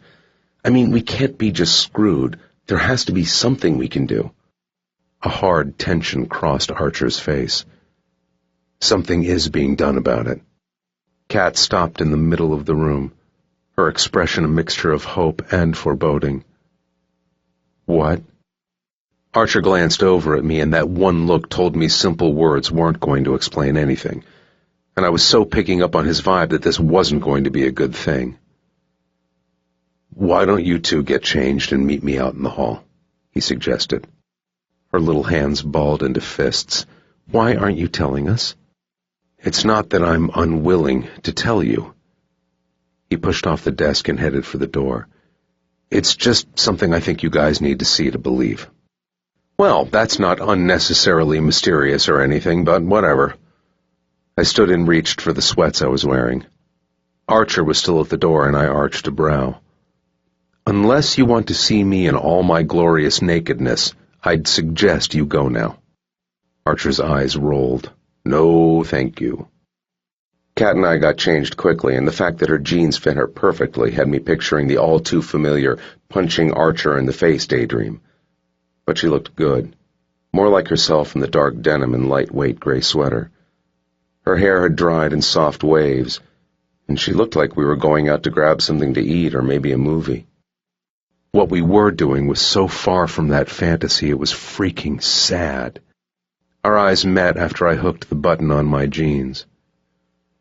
"Are you ready to do this? Whatever this is?" She nodded. I'm almost half afraid to see what he wants to show us. "I feel you. At this point, anything is possible." I stopped at the closed door and extended a hand to her. When she took it, I hauled her toward me. Wrapping my arms around her waist, I lifted her up and gave her a good squeeze. Her soft laugh that danced in my ear was too rare. "You're squishing me." "Uh-huh." Putting her back down, I dropped a kiss to her forehead. "No matter what, don't forget our plans." It felt important to remind her of them. Her eyes were a soft gray as she stared up at me. "The wedding plans?" "Those." I leaned down and whispered in her ear, "Because when we get shown something absolutely messed up, which I'm sure we're going to, I'm so going to start focusing on those plans and lifting up your wedding gown and getting down on my knees." "Oh, my God," she whispered, and when I pulled back with a chuckle, her cheeks were bright red. You're... What?" She shook her head and swallowed. "A lot to handle." I smirked as I opened the door. "After you, kitten." As she walked through, I landed a nice swat on her behind that caused her to jump and spin around. Kat shot me a dirty look, and I grinned, totally unrepentant. It was the little things in life that kept me happy. Archer ignored that, which meant he must value certain parts of his body. We followed him down the hall and then down a stairwell and into another corridor. Up ahead was a set of glass double doors and what looked like a NASA-level command center inside. "What's this?" I asked. "What you think it is." Archer's smile didn't reach his odd eyes when I glared at him. "It's the base's command center. They're hooked up to satellites, missiles, and all kinds of fun things in here." Kat scrunched her nose but remained quiet. Archer opened the door, and I wasn't surprised to see Luke sitting in a chair at the front, legs kicked up on a white ledge, crossed at the ankles. He had a fruit punch box in his hands. I shook my head. Nancy was near the front, arms crossed over her narrow chest, her face tight, like she was sucking on something sour. A man stood next to her in full military regalia with enough shiny buttons and badges to tell me he might be a problem. The room was staffed with military folk all wearing headsets and wired into whatever the hell they were doing on the monitors in front of them. A few looked our way when we walked in. None of them seemed surprised. There was a huge monitor on the wall in front of Luke. I turned my gaze back to the man with steely gray eyes and short, light brown hair. "Who's this douche?" Kat's eyes widened, and it sounded like Luke choked on his laugh as he spun around to face us. "God, I knew there was a reason I liked you." "Yay," I muttered. Nancy did not look amused as the man faced us, his shoulders squared. "This is General Jonathan Eaton, the highest-ranking officer in the United States Air Force," Nancy said, her words clipped in like little punches. "Perhaps you could show some respect." I arched a brow. "Sure." I had to give it to General whatever his name was. There wasn't a single flicker of any smidgen of annoyance as his gray eyes settled on me. "I know you don't have a very high opinion of members of the government," he said, "but I can assure you, right now, we are not your enemy." "I reserve the right to decide that," I said, glancing up at the screen. From what it looked like, it was a distant aerial view of a major city. I could pick out the tops of skyscrapers and a blue blob that might be an ocean. "That's understandable," he replied, drawing my attention. "Let it be known, I've never had any problems with your kind." "I never had a problem with yours," I said. "Not until you basically kidnapped us, started doing horrific experiments on us, ripped my family apart, and became a general pain in our asses." A slight flush of pain stained Nancy's cheeks, but she remained quiet. The general, however, did not. Many of us were not fully aware of what Daedalus was carrying out or how they were acquiring the Luxon and hybrids. There will be a lot of changes in the future. He's one of the big guys who put the smack down on Daedalus. Luke folded his arms behind his head, and I had no idea where his fruit box had gone. His slippery gaze slid over to Nancy, and a chilling grin tilted his lips. "I think he's kind of cool." "That means a lot to me," the general replied dryly, and Archer's cough sounded suspiciously like a laugh. "We may not see eye to eye or think along the same lines," he said to me, "and I will never be able to say anything that will make up for what was done to your family or to those you care for." With that, he passed a stern look in Nancy's direction. "Those who were responsible for the more unsavory aspects of Daedalus will be punished accordingly." Kat gaped at him. Wait. I moved closer to her. Not that I was far away in the first place. Now I was practically standing on top of her. That's all great that you love yourself some Luxon, but why in the hell would you trust any of us right now? Why would we trust you? The general tilted up his chin. I know you don't think you and your brother are the only Luxon to ever mutate a human you care deeply for. Matter of fact, I think you also realize that there are many Luxon out there who would do anything to protect the human or humans they care for. I know that bond is stronger than the influence of those who have recently arrived. I know that for a fact. How? Kat asked. Because my daughter and her husband are here on the base, he said, looking at me. And yes, he is a Luxon. I could feel Kat's eyes on me as I watched the general. For some screwed-up reason, out of everything, that had to be the most shocking shit I'd heard. I laughed. I couldn't help it. Your daughter is married to a Luxon? Nancy's lips pursed and I thought her cheeks might cave in. They've been married for 5 years, he said, and as he folded his arms, the dark blue uniform stretched over his shoulders. Your daughter is married to a Luxon, and you're okay with what Nancy was doing to them? To us? Anger flashed across Kat's face. A long look of chagrin settled in his eyes. As I said, there were things we were unaware of. That's not an excuse, she said, and damn, I knew she was about to get a wee bit feisty. His lips twitched, as if he wished to smile. You remind me of my daughter. Nancy turned her cheek, and I swore her eyes rolled. I know there is nothing I can do to change what has been done in the past, other than ensuring it will never happen again. And I will. He drew in a breath. But right now, we have an unprecedented global disaster on our hands. That is all I can focus on. Global disaster? Luke arched a brow.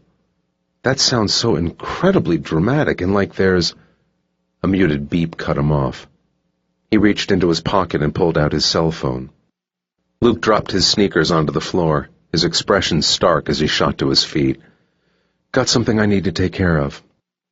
He headed for the door without a backward glance, his free hand curling into a fist and warnings fired off one at a time.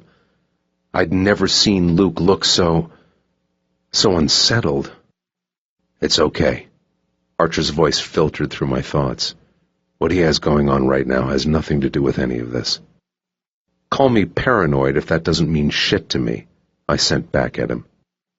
The general is legit, Archer replied, his gaze locking with mine, and like I said, what Luke is dealing with has nothing to do with it. I still wasn't 100% on board, so I draped my arm around Kat's shoulders just in case. My gaze flickered over the general and Nancy. I wasn't sure what was really going on there. Where's the other one? I asked. Sergeant Dasher. Nancy turned to me. He's dead. Against my side, Kat stiffened. How? She asked. In a fight with the Luxon just outside of Vegas. Nancy's dark eyes narrowed on us. That should make both of you happy? I can't say I'm going to lose any sleep. I held her gaze until she looked away. Dasher may not have been a complete sociopath like her, but he was on my to-kill list. At least I could mark his name off. General Eaton. A voice traveled from a man near the large monitor. He was standing, arms pressed to his sides. We're 5 minutes out. 5 minutes out from what? No sooner was that thought finished than the image on the monitor zoomed in, and the tops of the buildings became clearer, as did congested streets. Some areas were nothing but blobs of gray smoke. What is this? Kat asked, stepping forward and out from underneath my arm. I glanced at Archer, and at once I knew this was what he wanted us to see. What's going on? The general strode down the middle of the room, past the lines of smaller monitors and people pecking away at their computers. This is what we are doing to stop the invasion. I turned my gaze back to the screen. Man, I had a real bad feeling about all of this. 4 minutes, another guy up front announced. Yep. When people started counting down, no good shit came from that. Kat had asked for clarification, but as I stared at the twinkling lights of the city, an idea began to take form in the back of my head. What you see on the screen is Los Angeles, the general explained. There was a significant number of invading Luxon there, all who have taken human form, mostly government officials and others in positions of power. They have rapidly assimilated the human DNA of those who are around the age necessary to have a family. We have people in there who've been keeping us up to date, but as of yesterday night, we've lost complete control of the city. Oh, wow. Kat folded her arms around her as she stared at the monitor. We've also lost Houston, Chicago, and Kansas City, Nancy interjected, that we know of at this point. The only city we've been able to hold without any Luxon is D.C., but the invaders are amassing tremendous forces around the city. Alexandria, Arlington, Mount Rainier, and Silver Spring are all almost completely under their control. Damn!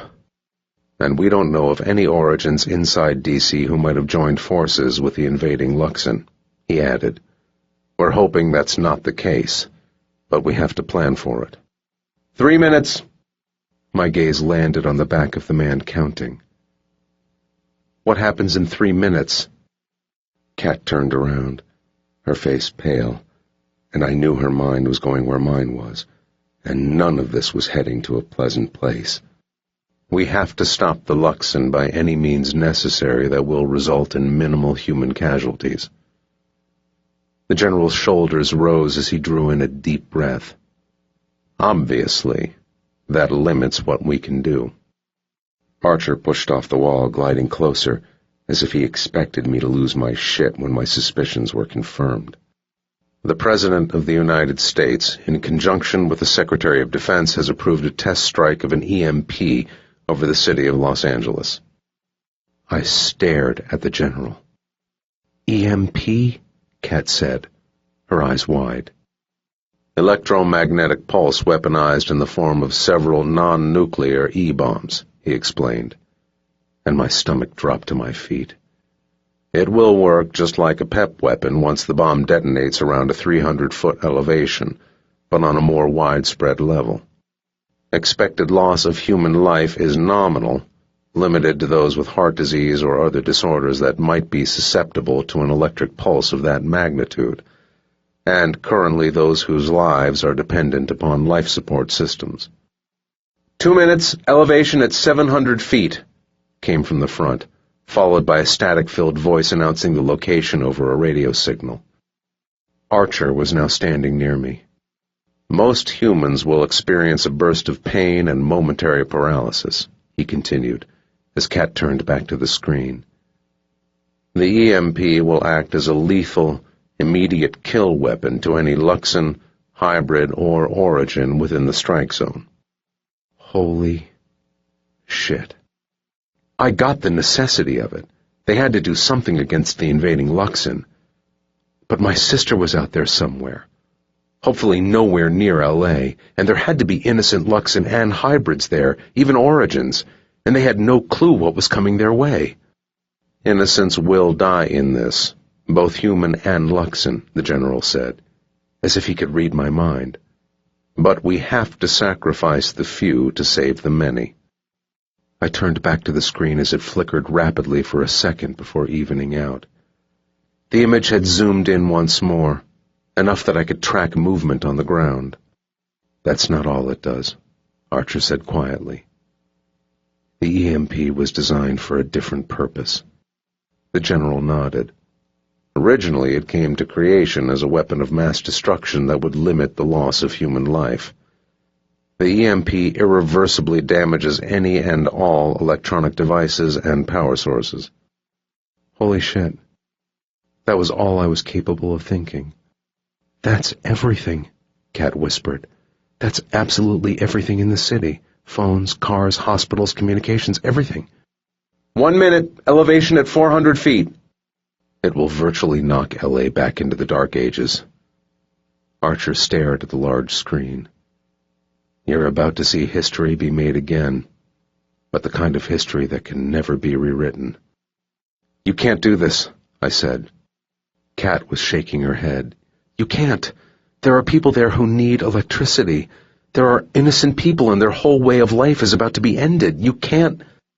It's obviously too late, Nancy snapped, dark eyes firing. This is our only option to stop them, for there even to be a tomorrow where mankind is safe. I opened my mouth, but the broken radio transmission fired up, counting down from 20 seconds, and there wasn't any way to stop this. It was happening. Right in front of us. Moving closer to Kat, I continued to rivet my eyes on the screen, on the cars traveling the freeway, trying to exit the city. There could be Luxon in those cars, good ones and bad ones. There could be humans with heart conditions. There were also hospitals somewhere on that screen, people whose next breath would never come. And then it happened. Kat smacked her hand over her mouth as a flash of blinding light caused the image on the screen to wobble for a moment or two, and then the picture settled. Everything looked as it had seconds before, except none of the cars moved on the freeway. Nothing moved, actually, and the entire city had gone dark. 13. Katie. Oh my God, I felt like I needed to sit down or I was going to fall over. I couldn't tear my gaze from the screen. Nothing was happening. Of course not. Millions of people in LA were currently stunned. And out of them, how many would never get back up again? Hundreds? Thousands? I couldn't believe what I'd just witnessed. A voice crackled over the radio, declaring a successful drop of the EMP bombs. No one in the room cheered. I was glad they hadn't, because I was sure either Demon or I would have ended up with onyx being sprayed in our face. We'll be initiating a scan for any electrical pulses, the man who had been counting down earlier announced. 2 minutes, and I should have the data. General Eaton nodded. Thank you. Luxon and their many spin-offs emanate an electrical response, Nancy explained. But I already knew that. That was why the PEP and EMP weapons were so dangerous. They fried us on a massive level. Demon wrapped an arm around my shoulders, dragging me against his side. When I placed my hand on his chest, I could feel his body hum. He was angry, like me. The fury swirling inside me caused a rush of static to pop across my skin. There was so much frustration, because I knew our options were limited. But this? The magnitude of what had just happened went beyond the loss of life. Today, whatever the date, would go down in infamy as the day the City of Angels just stopped. Nothing would work there the same again. All of the electrical grids, the networks, and the complex infrastructure that was so beyond my realm of understanding were all gone. "There's no recovering from that, is there?" I asked, and my voice sounded hoarse. Archer's jaw was set. It would take decades, if not longer, to rebuild to what it was. I closed my eyes, floored by the ramifications of this. There is no activity, the man announced. Not even a blip.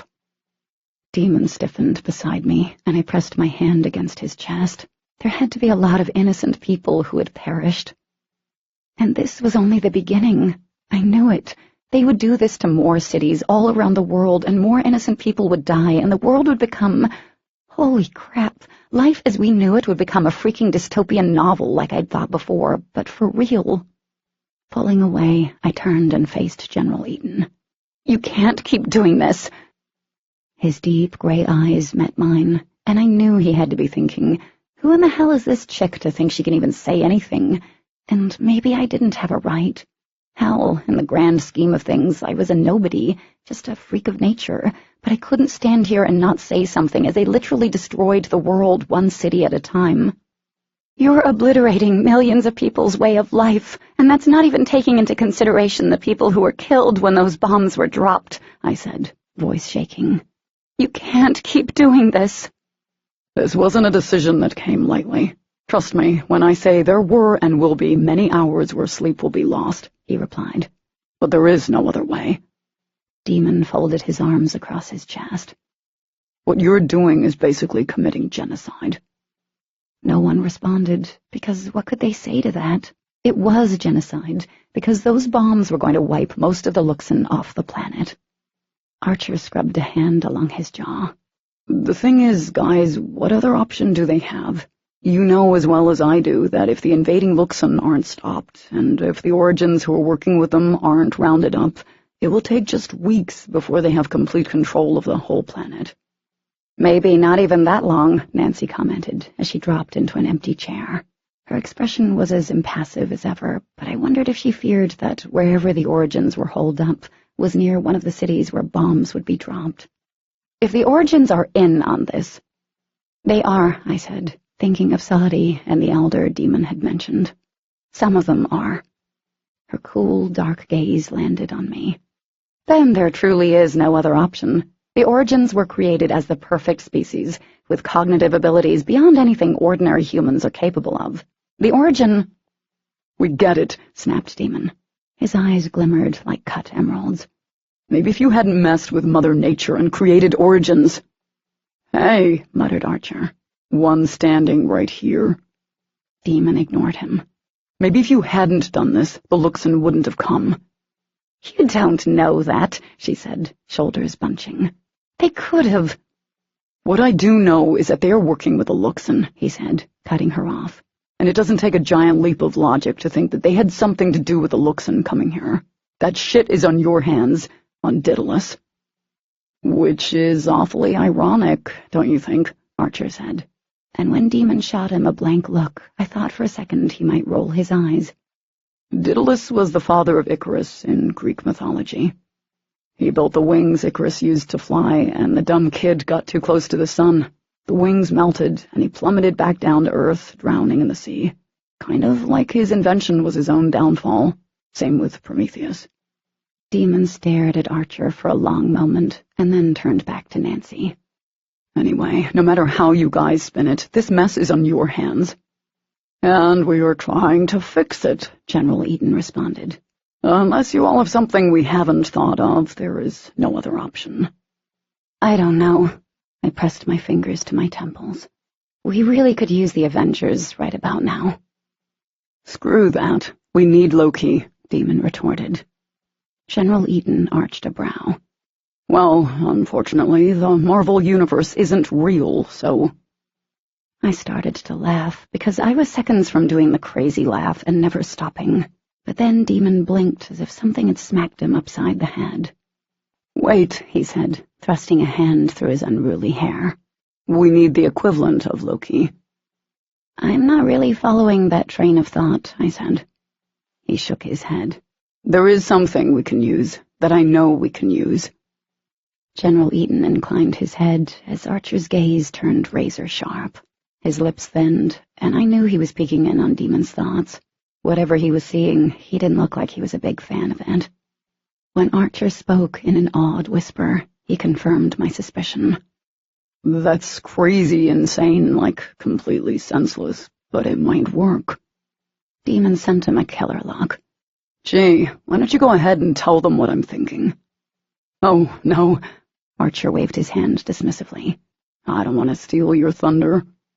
I think you already did, so— Come on, I jumped in, impatient. Tell the rest of us who don't have nifty mind-reading abilities. Demon's lips twisted into a semblance of a smile. There is one thing that the invading Luxon really have no defense against. Well, obviously the EMP weapon, Nancy commented mulishly. His nostrils flared. Besides something that destroys everything as we know it on Earth. She looked away, focusing on the monitor, as if she were bored with the whole conversation. I wondered if anyone would get mad if I spin-kicked her in the back of the head. The Aram, Demon said. I blinked slowly, thinking my brain just went kaput on me. What? The invading Luxon know of the Aram. That much I picked up, but there was something else I learned from them, Demon explained. They have no experience with them. But they know of them, General Eden said. You just said that. Yeah, but from my personal experience, knowing of the Arum and hearing about them are totally different than actually dealing with them, especially if you've never seen one face-to-face before. And they haven't. The Arum were long gone on their way here, and these Luxon went in the opposite direction. Even if they'd seen one before, they were just children then. A few of the officers in the room, the ones at the mini-monitors, had turned in their seats and were paying a lot of attention to Demon. The first time I faced off with an Arum, I would have died if Matthew— He took a breath, and the others might not have noticed the flicker of pain, but I saw it, and my chest ached. Matthew, who had been a father figure to all of them, had betrayed them, and I knew that would cut deep for a very long time. If Matthew hadn't been there, someone older and more experienced with the Arum, I would have died. Hell, many times over before I got the hang of fighting them. The Arum were created by the freaking laws of nature to keep the Luxon in check and fight them, Archer said, excitement thrumming in his voice. They are the only true predator of the Luxon. A tiny spark of hope flared in my chest, but I didn't want to give it too much room to grow. But the Origins will know how to fight them. They will, but there aren't thousands and thousands of them, Demon said. And there's no way they can teach the Luxon that quickly how to defend themselves. Hell, I doubt they even think the Arum will be a problem. Luxon, by nature, are arrogant. Gee, really? I muttered. One side of his lips kicked up in a sexy, smug half-grin as Archer snickered. Origins are probably more arrogant, you know, Demon said. The borderline, stupid kind of arrogant.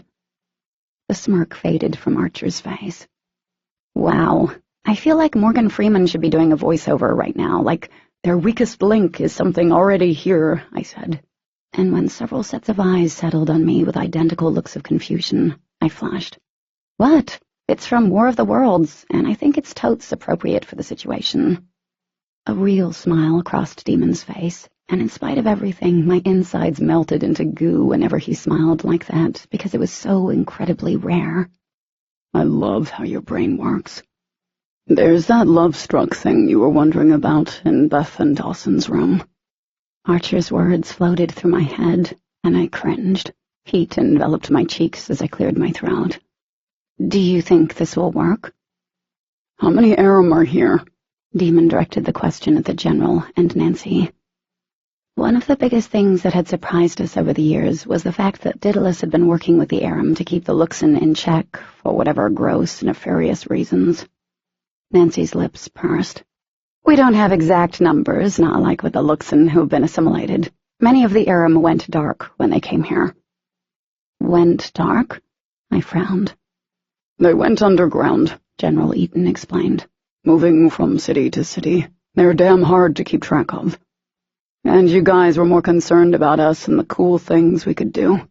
Demon smirked. Nice. So how many do we know are here? I asked, before the conversation went downhill. A few hundred worked for us, Nancy said. Wait. Damon's eyes narrowed. That's in the past tense. Oh, no. General Eaton looked like he wanted to strip out of his jacket. Many of them left when the Luxon arrived.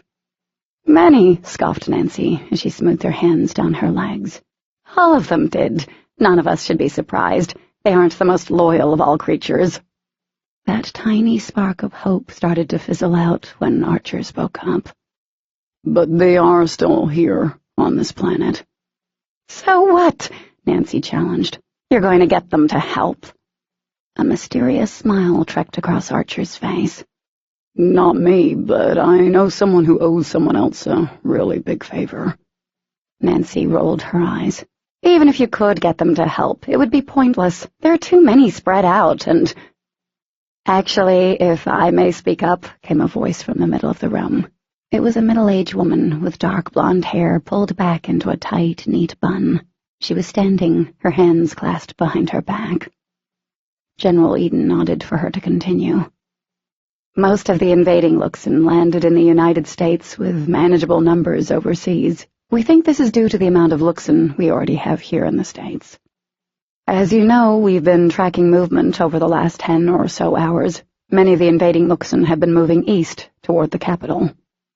If our suspicions are correct, they will be joining forces there and becoming a sizable unit, she said, glancing toward Demon and Archer. Some have integrated themselves into the cities we've already lost, but if we were able to make a strike against DC, we'd take out many of them. And that is what we are planning, General Eaton said. But you are planning to drop an electrical whatever bomb on the nation's capital, I stated, hands clenching at my sides. Actually, if an even more sizable mass of Luxon does appear, it will be several E-bombs, Nancy said. Enough that most of Virginia, Maryland, and even the I-81 corridor in West Virginia would be hit. Jesus, I whispered, squeezing my eyes shut. That's where my mom and my friends were. What are you doing to the cities already lost? Houston, Chicago, and Kansas City? Over the next 24 hours, EMPs will be dropped. Empathy bled into his voice. Those cities are gone, Miss Swartz. Most of the Luxon have taken on human form, and they've killed the humans they've found not suitable. There is little to no contact coming out of them from any source that we trust. I pray for whatever humans are left in those places. All right, those cities are gone, but nowhere else so far. What if we can stop them? Demon said. What if we can do the same thing without killing innocent people on both sides, and without destroying the cities to the point they'll be unlivable? Nancy choked out a laugh as she shook her head in disbelief. Think about it, Archer jumped in. You're going to have millions of Americans completely displaced in just those 3 cities, not counting LA, and the more you do this, the more refugees you're creating. The states would go under. A muscle flexed along General Eaton's jaw. Do you think this is not something we've thought about or have begun preparation for? Right as we speak, we're planning for an even worse outcome than losing the major cities. We're planning for a complete loss in case the EMPs fail in some manner. The general described the precautions they were taking, moving computers and other valuable electronic-based equipment into underground bunkers stocked with non-perishable items, and he droned on until I felt like I really was going to hurl. If I thought the invading Luxon were bad, I'd had no idea. We truly were on the verge of a catastrophic disaster. We can get the Aram, Archer said. I know we can. My heart toppled over. Could we really get the Aram? I doubted it would be easy, and I almost couldn't believe it when General Eaton said the magic words. If you can get the Aram to fight, then we will hold off on neutralizing the force outside of the capital. Thank you. I almost jumped. I almost hugged the dude, and I was glad I didn't, because that looked like it would be all kinds of awkward. But we don't have a lot of time. We've got about 6 days, maybe 7, and then we have to go to the EMPs, the general said. I'll need to make a lot of phone calls. This is ridiculous. Nancy stood, throwing her hands up. I cannot believe you're even thinking of allowing them to. You forget your place, Husher, like always, snapped General Eaton. He drew himself up to his full height, pouring authority into the air. I, just as the President of the United States, am willing to vet out different tactics. General Eaton continued to dress Nancy down, and I thought I'd be happier to see that happen, but I ended up experiencing a mad case of second-hand embarrassment, and I seriously wished I wasn't around to see it. Demon, on the other hand, looked positively gleeful as I moved to stand next to him while Nancy did the walk of shame. Archer started talking about different ways the Aram could maim and kill the Luxon in less than 5 seconds flat, a conversation I never thought I'd hear Demon taking part in so enthusiastically. Eventually, Nancy left, to probably go rock in the corner somewhere and plot her revenge, and General Eaton started making phone calls. It was then that my stomach decided to announce that it could use massive quantities of food. Surprised that I could eat after seeing and hearing what I did, I pressed the heel of my palm against my belly and smiled sheepishly when the boys looked down at me. Sorry? Demon's lips tipped up. Hungry? Maybe. A little. There's food in the mess hall near your rooms, Archer said. I thought I told you guys about that. We didn't have time. I trailed off and started imagining dancing naked babies, so I didn't think about why we didn't have time. Archer's brows rose. The hell? Cheeks flaming, I turned to Demon. I needed to get out of there before Archer got a peep show. I think I'm gonna go get something to eat. Okay. He brushed his lips over my forehead. I'll meet you back at the room. I didn't look at Archer as I spun around. Leaving the boys in the control room, I hurried out into the hall. Not only did I need to get food in my tummy, I needed something else to do that felt normal. I considered visiting Dawson and Beth again as I climbed the empty stairwell and entered the wide corridor on the main level. As I rounded the corner, I stumbled to a surprised halt. Luke stood up ahead, a few doors down from where Dawson and Beth were, but he wasn't alone. A girl was with him, maybe around his age or a year younger. She was a tiny thing, and he all but dwarfed her. Ridiculously slender, her denim-clad legs were as thin as my arms. Her hair was like spun gold, and she was stunningly pretty, with a heart-shaped face full of faint freckles and eyes that were a warm chocolate. And I'd seen her before. Back when Demon and I had gone with Blake to meet Luke for the first time. She had been on the stage, as beautiful and fluid as a dancer, and then later she'd poked her head into Luke's office, and he'd gotten all frowny face about it. But she looked different now. A very pretty human girl, but there were dark smudges under her eyes. Her cheekbones were sharp, face gaunt and pale, and her entire appearance was overly frail, as if it was taking everything in her to be upright on 2 feet. She wasn't really standing on her own, either. Luke's hands were wrapped around her upper arms, almost as if he was supporting her weight. I didn't need to be a doctor to know that she bled some serious illness into the air around her. Not a cold or flu, but something bad.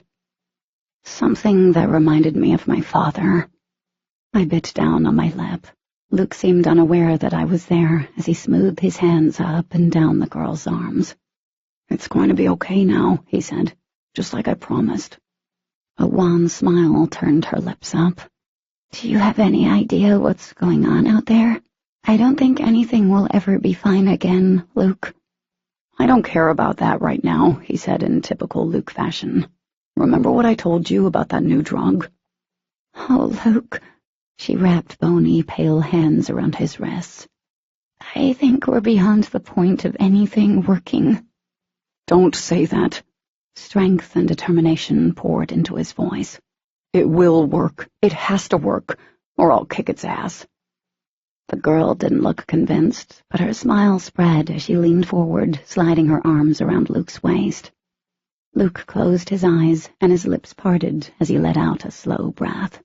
"Why don't you go in there and get some rest, Nadia?" He drew back, smiling down at the top of her head. "I've got some things I need to take care of, and then I'll be back, okay?" I so knew he was totally aware of me, and yet I didn't feel bad for eavesdropping, considering how many times he'd peeped on us. She glanced over to where I stood, her curious gaze starting at my toes, and when she reached my face, recognition flared in her big eyes. She hesitated for a moment, and then ghosted into the room. Luke closed the door behind him and faced me. Once more I was struck by the wisdom in his odd purple eyes and the set of his face, as if he was much, much older than he appeared. "Who is she?" I asked. "You heard me say her name." "That's not what I meant." I glanced at the closed door. "I remember her. She was at the club, dancing on the stage." He cocked his head to the side. "I've killed people for just looking at her, and you want to know who she is?" Luke could do that in the blink of an eye, and he could also make me squawk like a chicken if he wanted to, but I wanted to know who this girl was to him, and I seriously doubted he would mess with me, or at least I hoped not. Shoving his hands into his pockets, he strolled up to me. "After everything you've seen and heard, you really want me to tell you about her?" I crossed my arms. Right now, I would like to think about anything other than what I just saw and heard. He was silent for a long moment as he studied me, and then he leaned a shoulder against the wall. "Nadia just got here from Maryland, Hagerstown, to be exact. I called in some favors when I got to this base." The kid had more favors owed to him than a gambler had debt. "Of course." A slight grin appeared. "I've known Nadia for a couple of years. Met her when I first visited the wild and wonderful West Virginia. She was a runaway, abusive home, a father who would make you sick." The moment those words formed, the worst-case scenario took form. What you're thinking doesn't even touch what really went on, Luke said, voice hard. Don't worry, he got his just desserts in a very slow and painful way. My heart skipped a beat at the cold, grim smile that appeared on his face. I didn't even need to ask what he did. I knew. She was young and living on the streets when I met her, so I took her in. Paris wasn't too keen on it. She's human, after all, but there's something... Well, Nadia is special. A far-off look crept onto his expression. Is she your girlfriend? Luke let out a dry laugh. No, I'd never be that lucky. My brows rose, and I couldn't stop myself from thinking it. He was in love with her. If Luke picked up on the thought, he didn't acknowledge it. 2.5 years ago, she started getting bruises all over her, would end up worn out easily and couldn't keep any food down. It's a cancer of the blood, a label with too many words that don't matter. His eyes narrowed. It's fatal. I closed my eyes. Luke, I'm sorry. Don't be, he said, and when I looked at him again, he was staring right back at me. Your father died. A lot of people die from cancer. I get that. But Nadia won't. She's why you wanted the Prometheus serum. From the moment I saw her, I'd been putting 2 and 2 together. Luke, they said it didn't work for... It works on some diseases and some cancers. They didn't get a chance to roll the drug through every sickness out there, he interrupted, and I snapped my mouth shut. As messed up as Daedalus was, they did do a few good things, and hopefully this will be another karma point for them. I wanted it to be the case. I didn't know the girl, but after losing someone to cancer and losing all contact with my mom, I knew how hard loss was. It never went away, but stayed with you like a faint shadow that was thicker some days than others. I hope it works, I said finally. He gave a curt nod. A moment passed, and then he said, So you guys want to use the Arum to fight the Luxon? I blinked. Does it ever get old being a know-it-all? Luke chuckled. Not one single time. My look turned bland. Using the Arum is one hell of a Hail Mary. You know that, right? I sighed. It is. Archer said he knew someone who was owed a favor. I'm going to take a wild guess and say it was you. He laughed again as he tipped his head back against the wall, looking like a teen boy lounging outside of a classroom. Yeah, one of the Arum does owe me a favor. A winsome grin appeared. And his name would be Hunter. 14. Demon. Hunter? Luke sighed and repeated. Hunter. The douche who was at your club? Luke and Kat had come and found me in our room, and I didn't like where this was going. Luke tapped a finger on his cheek as he glanced at where Kat sat on the bed. There were 2 douches there. He was one of them, so you were... Funny, I said. I thought so. Luke flashed a grin as he dropped down beside Kat. Do you know that saying, beggars can't be choosers? My eyes narrowed. I'm never the beggar. Guys, Kat tucked her hair back behind both ears. So what do you not like about this Hunter guy? Let's see, I pretended to think about that. He's an Arum for starters. Her gray eyes rolled. Other than that. Does there need to be another reason? To me, that was good enough for my rabid dislike of the guy. Luke nudged Kat with his arm. It doesn't matter if he likes Hunter or not. Arum owes me a favor, and if anyone knows where all our natural-born killers are currently holed up, he'll know. And we can trust him? She asked. I snorted. Trusting an Arum? Yeah, right. Luke ignored me. He wouldn't dare screw around with me. Not when he has so much to lose. Something ignorant was on the tip of my tongue, but it faded away like a memory just out of reach. I thought about the woman I'd seen with him at the club. A human woman. There had most definitely been a relationship between the two. I about vomited in my mouth at the thought of that. I've already talked to him, Luke said, stretching his arms above his head like a cat in the sunlight. He's going to meet us in Atlanta. Atlanta? Surprise colored her voice. And how are we supposed to get there? Probably gonna have to drive, he shrugged. There are no planes in the air, not since E.T. phoned home and then shot down a commercial jet. Kat paled. We hadn't heard that news yet. So, yeah, I don't suggest flying the unfriendly skies. I've already looked it up, he continued. It's going to take about 30 hours to drive, so it's going to be an epic road trip. Hunter will meet you at the airport, though, domestic side. He smiled then, like something about that amused him. I leaned against the dresser. So how is Hunter going to help us go after the Aram? Didn't realize he's that important of a dude. Hunter's important, but not that significant. Luke kicked his feet up so his legs were straight. I had no idea if the kid could ever sit still. He's your ticket to the Aram playground. He knows where they're all cooling their feet. Getting Hunter to take you to his leader, master, whatever, isn't going to be the problem. I arched a brow. It's going to be getting the Grand Poobah to go along with it. The Aram are kind of like you guys. All they need is a leader, and then they'll follow him right off a cliff. He paused, scrunching his nose. Never met the guy. I've heard some stuff about him. What stuff? Kat asked.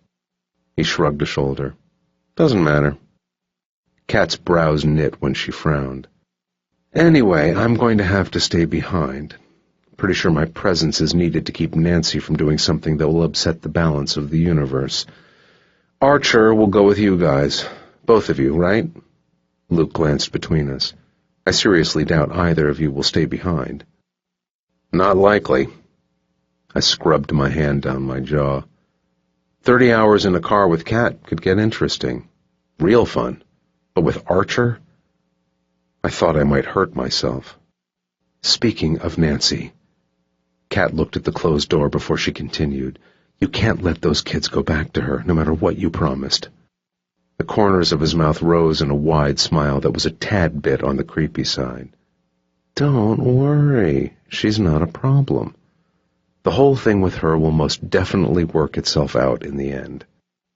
The following morning I sat at a white rectangular table that reminded me of a school cafeteria. I wasn't sure what to think about that. Did I miss school? Not really. Did I miss life before this crap, when it was just me, my trusty pen, and Kat sitting in front of me? Yeah, sometimes. But it wasn't like anyone could go back in time. Dawson sat across from me, scooping scrambled eggs from his plate onto Beth's. The chick was definitely eating for two, considering the amount of food she just put down, and she was still going strong. Pregnancy was weird. Kat sneaked a slice of bacon off my plate. She had no reason to eat that much other than loving food and bacon. She grinned at me as she snapped it in two, dropping half of it back on my plate. I really think you need to stay here, I said, turning my attention back to my brother as I picked up the slice of my measly share of bacon. Dawson frowned as he toyed with the bottle of chocolate milk. I knew what he was thinking. I could read him like an open book with big words and pictures. Look, you need to be here. My gaze flickered over to Beth, who had a huge fork full of eggs. This is where you need to be. It's too dangerous out there for you or for Beth. Beth glanced up. Isn't it dangerous for you and Kat? It is. Kat glanced at me, chewing on her lower lip. We hadn't told Dawson or Beth yet what Nancy told us about not being connected in the way they were. Kat took a deep breath, opened her mouth, and then Archer seemed to pop out of thin air. He dropped down on the other side of Kat. These two, he said, gesturing at us with a flick of his hand, aren't connected. Not like you and Beth. Dawson frowned as he glanced between Kat and me. What do you mean? He healed her. She's a hybrid, just like Beth.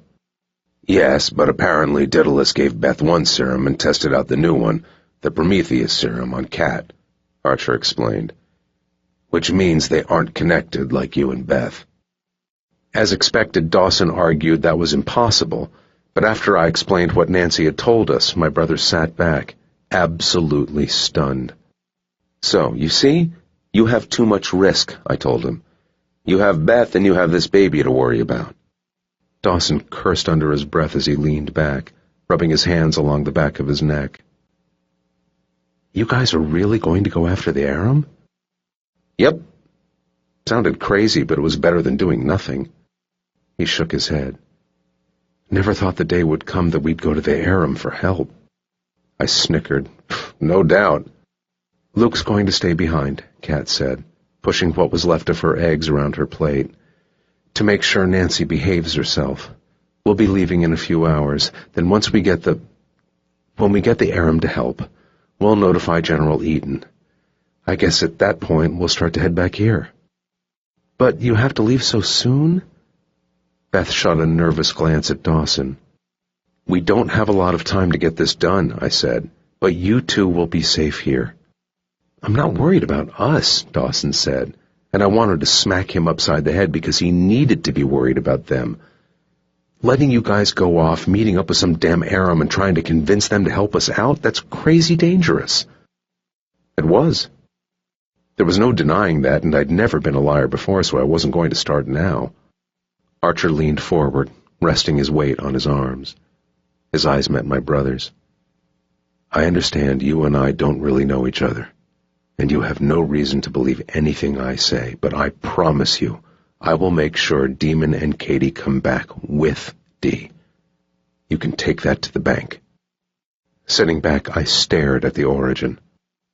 I'd never admit it, not in a million freaking years, but Archer, yeah, sometimes he was pretty cool in my book, and I did like the way he sounded.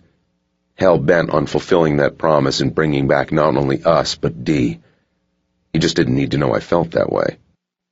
We finished up breakfast like it was any normal day, trying to forget that no matter what promises Luke and Archer made, it could be the very last time we saw each other. Kat and I packed up the changes of clothes Archer had found for us. My heart kicked around my chest as I watched her shove the final sweater into a duffel bag we'd found in the closet. Once we left, things were going to happen fast, and I had no idea what we'd face on the road or when we met up with Hunter. This literally could be the last time Kat and I were alone. I wasn't being a pessimist. The truth was we'd be stuck with Archer. The three of us were glued together for the foreseeable future, and if things went south, well, this would truly be the last time we had a handful of minutes together. Kat zipped up the bag and turned around. Her hair was down, and I always liked it that way. There was a slight pink flush to her cheeks, and her dove-gray eyes seemed to take up her whole face. Her lips tipped up at the corners, and it said something powerful that she could still smile, like really smile, when all this crap was going down around us. "What?" she asked. "Nothing." I took a step forward and then another, until I was standing right in front of her and she had to tip her head back. I slowly moved my gaze over her face as I cupped her cheeks, memorizing the high sweep of her cheekbones, the heavier fringe of the lashes at the outer corner of her eyes, down to the slight upturn in her nose and the fuller bottom lip. Damn, I didn't want to waste these minutes. I wanted to spend them worshipping her. Most of all, I wished our paths had been different. Not that we wouldn't be together or some crap like that, but for the first time I wished I were human, and that my kind was hers, and there was no invading race of aliens. That we'd graduated high school like normal teenagers, gone away to college together, and instead of packing up to go knee-deep into the lair of sociopaths, we were planning a weekend at a beach or whatever the hell normal humans did when their planet wasn't at war. But spending time wishing for things that could never happen really was for losers, and I was wasting very limited time. I lowered my mouth to hers, kissing her softly at first, and when her hands landed on my shoulders, slipping back around my neck, I deepened the kiss. God, I could live on the taste of her. Taking my time we really didn't have, I traced the pattern of her lips, committing the feel of them to memory. A tiny, breathy moan came from Kat as she leaned into me, her fingers finding their way through the hair at my nape. Need slammed into me, invading every cell. My hands slid down her sides, lingering around her waist for a moment, and then I smoothed my palm over her hips that rounded out sweetly. I wanted to be closer, all up in her. I was a needy bastard like that, but she liked it. 2 minutes? She asked. I grinned against her mouth, and then forged a path of kisses to her ear. I like the way you think. I'm not surprised. You know me well. Kat drew back, slipping out of my grasp. Meeting my eyes and wearing a mischievous grin, she reached down and pulled her sweater off over her head. Hells yeah. Then all rational thought fled when the pants came next, along with everything else she'd been wearing. The prettiest pink swept over her body, but she didn't duck her chin or hide from me. Man, Kat fascinated me. Every aspect of her. She was beautiful, but it went so beyond that. She was so incredibly strong.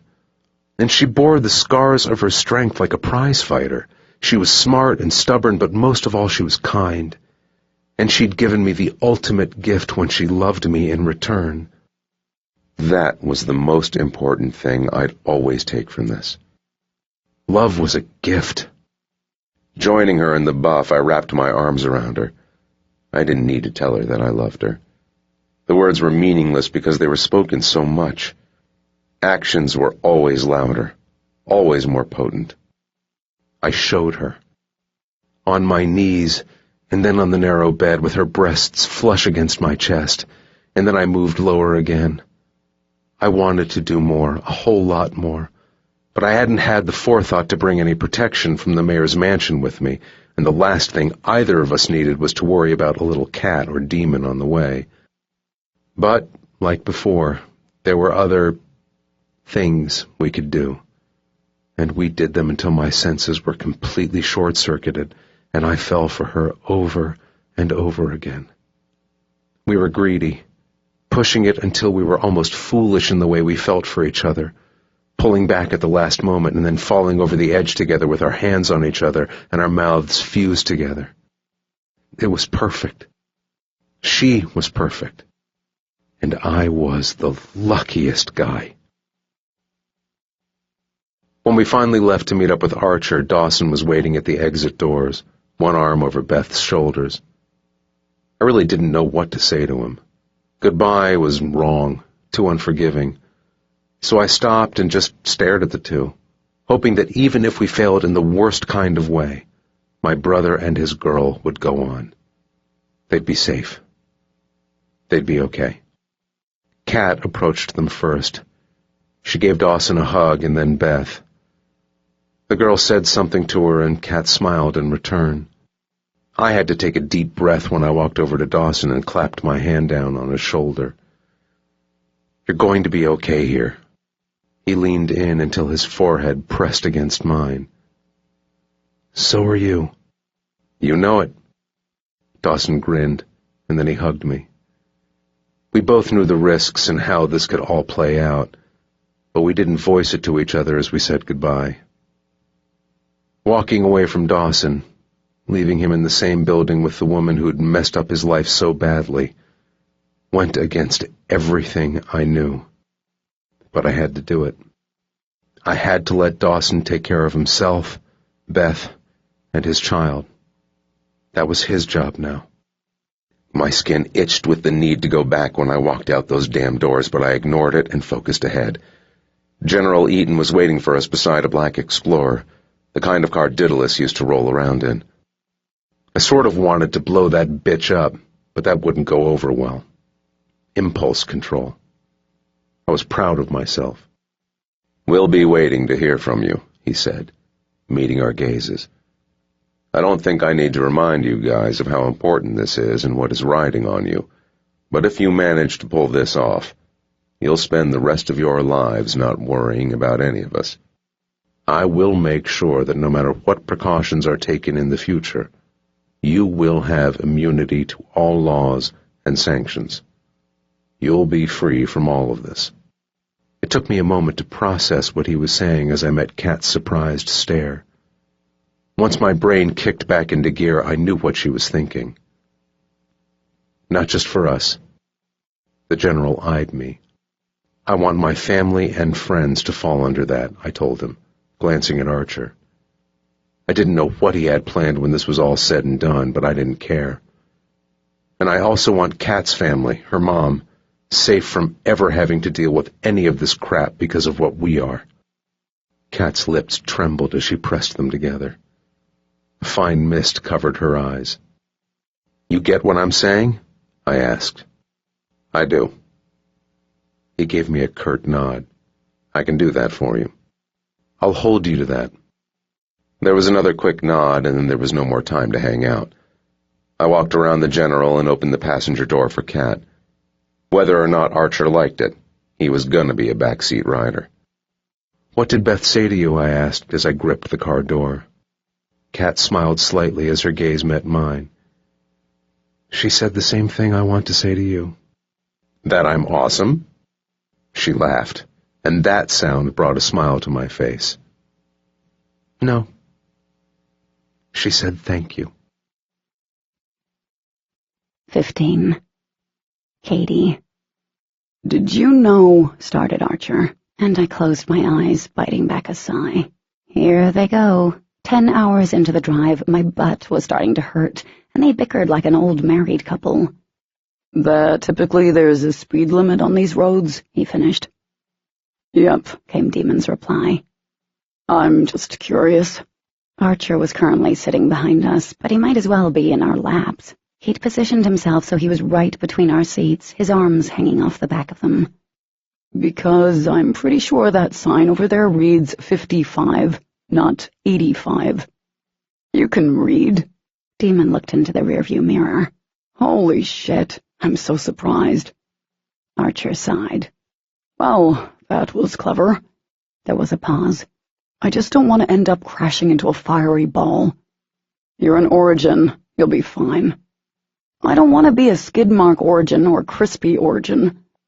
Demon murmured. Crispy Origin reminds me of fried chicken. I could go for some of that right now. KFC? Archer asked, and I was surprised that he even knew what KFC chicken tasted like. Or Popeyes. Huh, he also knew Popeyes. Demon's lip curled. No, I'm talking homemade fried chicken, dipped in egg and flour, fried up in a skillet. D can fry some bomb chicken. I've never had homemade fried chicken before. His eyes rolled. God, you're such a freak. I wonder if I can get D to make me some, Archer replied casually, ignoring Demon. You know, when she's not on Team Kill Everyone. She won't make you any chicken, Demon retorted. Oh, she'll make me fried chicken. Archer laughed deeply. She'll make me all the chicken I want. A low sound of warning rumbled from Demon, and I couldn't believe they were now arguing over the hypothetical situation of D making fried chicken or not. But I shouldn't be surprised. An hour or so ago, they were in a heated discussion over whether or not Shane would have been a better father than Rick on The Walking Dead. Somehow that had digressed into Demon arguing that the governor, sociopathic tendencies aside, was a better father figure. The fact that Archer had never eaten at Olive Garden but knew about The Walking Dead absolutely befuddled me. Archer sighed like a petulant teenager stuck in a car for too long. There was a beat of silence. Are we there yet? Demon groaned. I'm gonna sew your damn lips together. I covered my smile with my hand as I stared out the window. That smile faded, though, as I took in the scenery. I had no idea what state we were in. Everything from about 100 miles outside of Billings had all looked the same. Wastelands. Absolute destruction. For the last 2 hours, we hadn't seen another car on the major highway. Not a single moving car. There were a lot along the road. Some were abandoned, with their back seats piled with personal items, as if the owners pulled over on the side of the road, got out, and left everything behind for the great unknown. The others were scary. Burned-out shells of cars, a sad and twisted graveyard of wrecked and charred metal. I'd never seen anything like this, read about it in books, seen it in movies, but viewing mile after mile of it in real life was something else. What do you think happened to them? I asked, when there was a lull in the arguing. Archer pushed back from the seats, bending over so he could see out his own window. Looks like some of them met up with unfriendly aliens. Others ran. We passed an SUV with its back open. Clothing was strewn about it. A small brown teddy bear lay forgotten on the road behind it. I thought about that little girl in the grocery store, and I wanted to ask if they thought those who'd run for it made it to safety, but I didn't, because I was sure I already knew the answer. Humans couldn't outrun Luxon. While you guys were doing things I don't want to know about in your room, some things were happening out here. Demon didn't look fazed by that statement, but my face turned into a ripe tomato. Do tell. You know how they were saying there were cities completely lost under the Luxon control? Well, those cities are functioning. TV is up, internet is blasting, and phone lines are working. It's like nothing happened there, except that more than half the population is made of human-hating aliens, Archer said, returning to his perch between our seats. But there are a lot of cities that just have been destroyed. Why would they do that? I leaned back, shifting in the seat. Wouldn't they want the cities virtually untouched so they were livable? They do. Demon glanced in the rearview mirror. But if the humans found a way to fight back, even if the fighting back was pointless, then the cities get taken out in the process, Archer finished. Things are going to be rough afterward, even if we stop them. A lot of rebuilding. There's going to be a lot of changes. Not a lot, I said, as we coasted past a burned-out school bus that was more black than orange. I didn't want to even think about if the bus had been full or not, but the backs of my eyes still burned. Everything will change. We took the long way around Kansas City since we didn't want to get within 1 billion miles of the Luxon-controlled city, and we ended up stopping outside of a small, unknown town in Missouri for Demon and Archer to switch off driving. Sleep was fitful over the next couple of hours, and it wasn't just the uncomfortable seating or Archer's questionable taste in music. My body was a bundle of nerves, stretched too thin. We were about to literally drive into an Aram stronghold, and while Luke swore up and down that Hunter was cool, I hadn't met an Aram yet I didn't want to run from. But it was more than that. I missed my mom. I missed Dee and Lessa. I missed my books and my blog, and in the hours when I couldn't sleep and Demon had passed out in the back seat, I stared out the window, and I couldn't imagine what tomorrow would be like or what a month from now would look like. You okay? Archer asked quietly. I hadn't realized that I'd been shifting restlessly. Yeah. Can't sleep? Nope. He doesn't seem to be having any problems. Glancing behind me, I smiled. Demon was stretched out on his back, one arm tossed over his face. His chest rose and fell in deep, steady breaths. I flipped around. He needs it. So do you. I shrugged. What about you? He passed me a knowing look. I didn't spend all my free time making out like the world was ending the next day. My cheeks flamed. You really don't need to keep reminding me that there's no such thing as privacy around you. A quick grin flashed across his face as he focused on the dark road, but it disappeared as quickly as the star I'd been tracking in the sky earlier. I studied him out of the corner of my eye, the strong jaw and profile. Stop staring at me, he huffed. Sorry, but I looked at him fully, and I thought of... Yes. I frowned. Like I told you before, I worry about her, and I think about her. A lot. His fingers tapped the steering wheel. I like her. The girl is... well, she's special. Probably a good thing Demon was passed out while we were having this conversation. She likes you, too. I know, he chuckled under his breath. Dee's not really good at hiding her thoughts. Actually, I don't even think she tries. That's one of the things I like about her. And she's absolutely stunning, I grinned.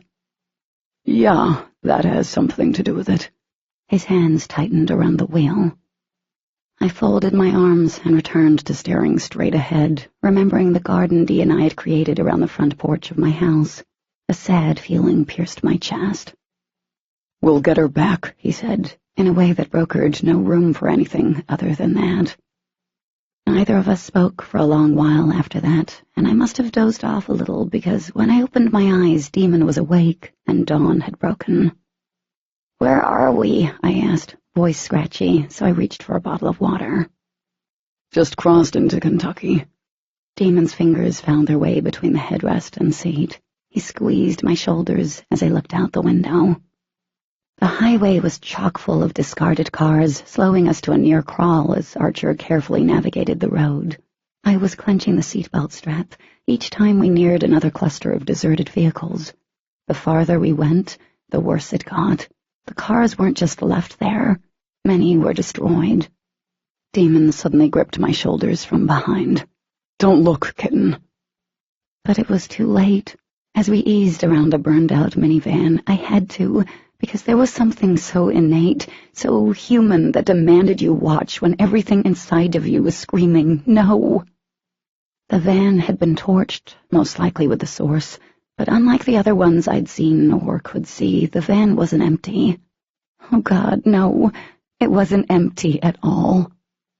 There were 4 forms in the van, 2 up front and 2 in the back. One was twisted over the steering wheel, the other pressed against the passenger door as if it had desperately tried to get out, but had run out of time. The bodies in the back, oh God, they were small, so tiny. All of them were burned beyond recognition. And it wasn't the only car like that. One after another, the vehicles were torched, and there were bodies inside.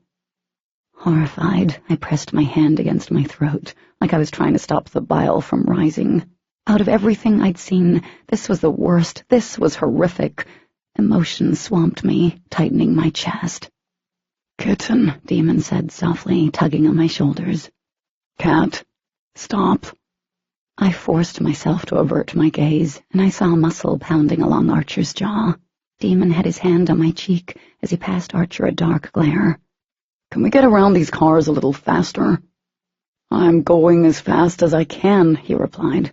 "Unless you want to take this Explorer off-road, and I'm not sure how smart of an—" "Crap!"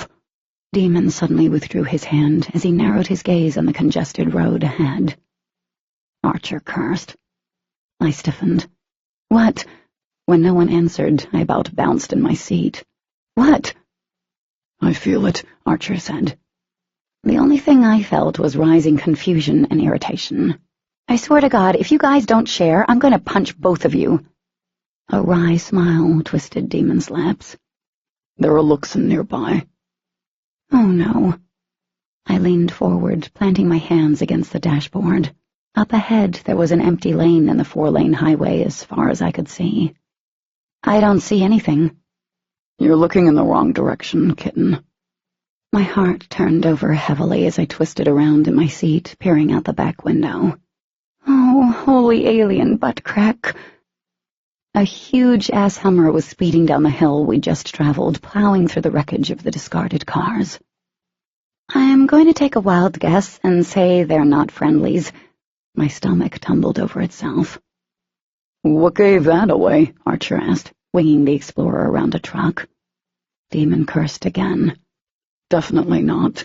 I can feel them pecking away at my head. They're calling out to me, and I'm not answering."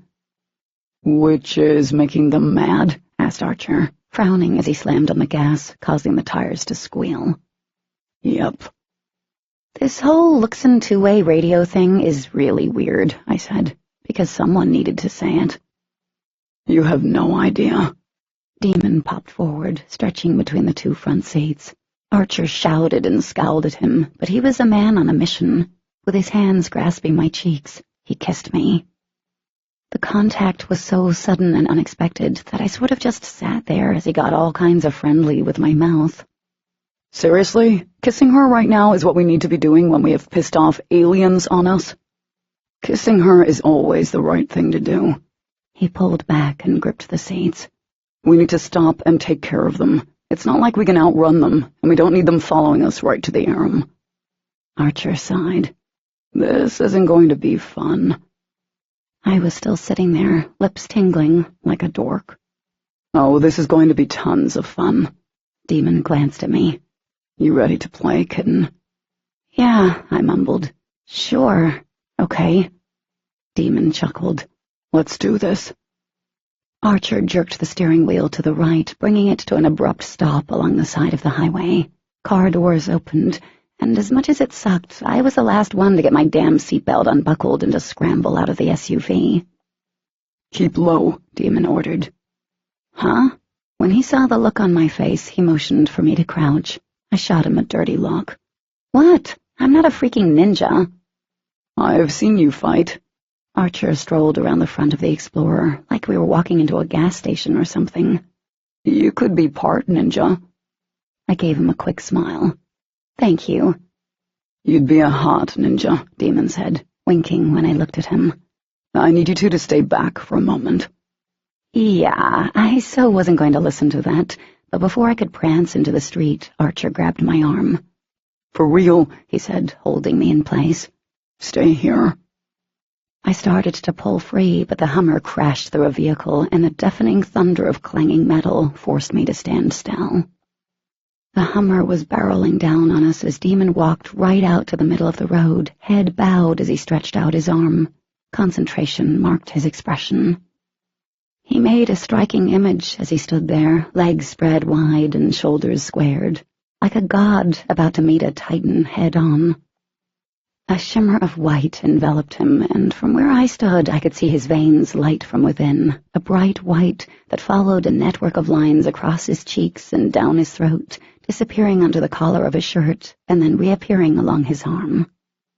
I'd seen him like this before, not all out, but when he'd stopped the truck that almost turned me into roadkill. Demon was freezing time. The Hummer halted suddenly, pitching the occupants forward as the air around the car hummed with power. He'd stopped the car, but he couldn't freeze the Luxon inside. It didn't matter how many times I'd seen him do that. I was awed by the ability. A lot of energy had to be sucked up to freeze time, and I'd only done it once by accident. Demon jerked his hand back, and it was like the Hummer was attached to an invisible string. He'd unfrozen time, and the force of the vehicle snapped back, but it was a little too much for a thing called gravity. The Hummer went up on the front two wheels in a perfect handstand and hovered there for a second, and then tipped over with the force of an elephant. Metal crunched as the roof caved. Booyah, Archer murmured. The Luxon didn't stay down long. The doors groaned and then flew off in a burst of whitish red light. They came out, 5 of them, rushing toward us in their human forms. I got this, Demon said as he crouched down, preparing for the massive impact of the 5 Luxon. What the hell? I looked at Archer. He nodded.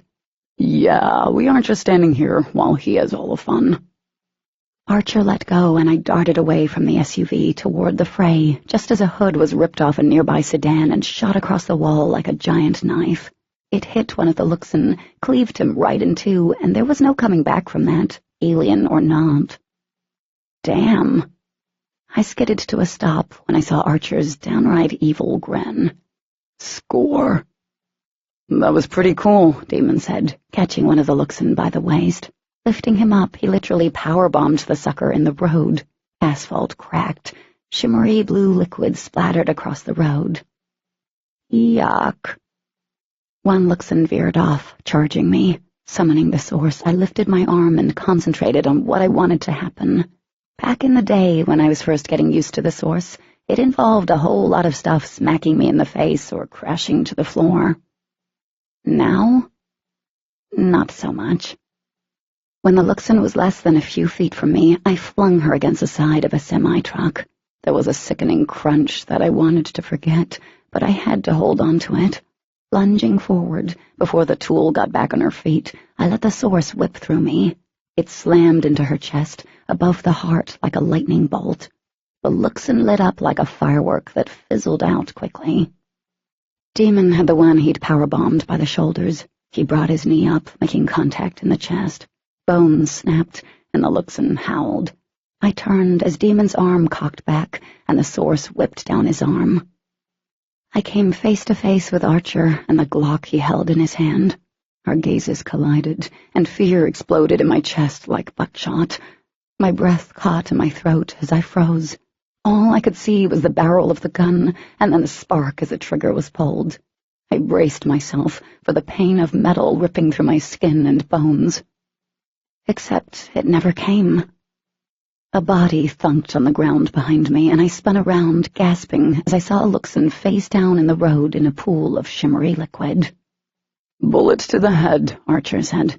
"Even they don't get up from that." "That's cheating," Demon said as he whirled around, taking out the last Luxon with a blast from the source, pinning him against a nearby truck. "Whatever." Archer shoved the gun behind his back. "I'm all about conserving energy where I can." Pushing the hair out of my face, I surveyed the grim scene. "That's all of them?" Archer looked around. "I'm thinking it is, for now." For now? I wasn't sure I could go another round as I turned to where Demon stood. My heart spasmed in my chest. Bluish-red liquid seeped out of the corner of his mouth. I jerked toward him, rocked. I hadn't even seen him injured. "You're hurt." "I'm fine," he assured me, but the sight of him, of Demon, bleeding, rattled me to the core.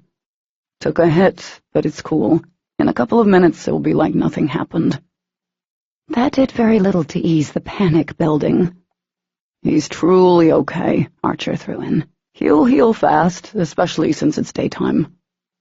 I didn't quite get what he was saying at first, but then I remembered Demon explaining all that time ago how the sun did wonders for the Luxon, while copious amounts of sugar worked for hybrids. "We've got to hurry." Demon grabbed my hand, tugging me back toward the Explorer. "More will feel us traveling, and it's only a matter of time before they figure out what we're doing." And that would be bad. Really bad. 16. Katie. I'd gone through 3 chocolate candy bars by the time we neared Atlanta and was experiencing a major sugar rush. With Demon behind the wheel and, as he had said, completely fine and dandy after taking the hit, we made up the time spent dealing with the Luxon on the road in Kentucky and might have shaved a few years off my life and Archer's.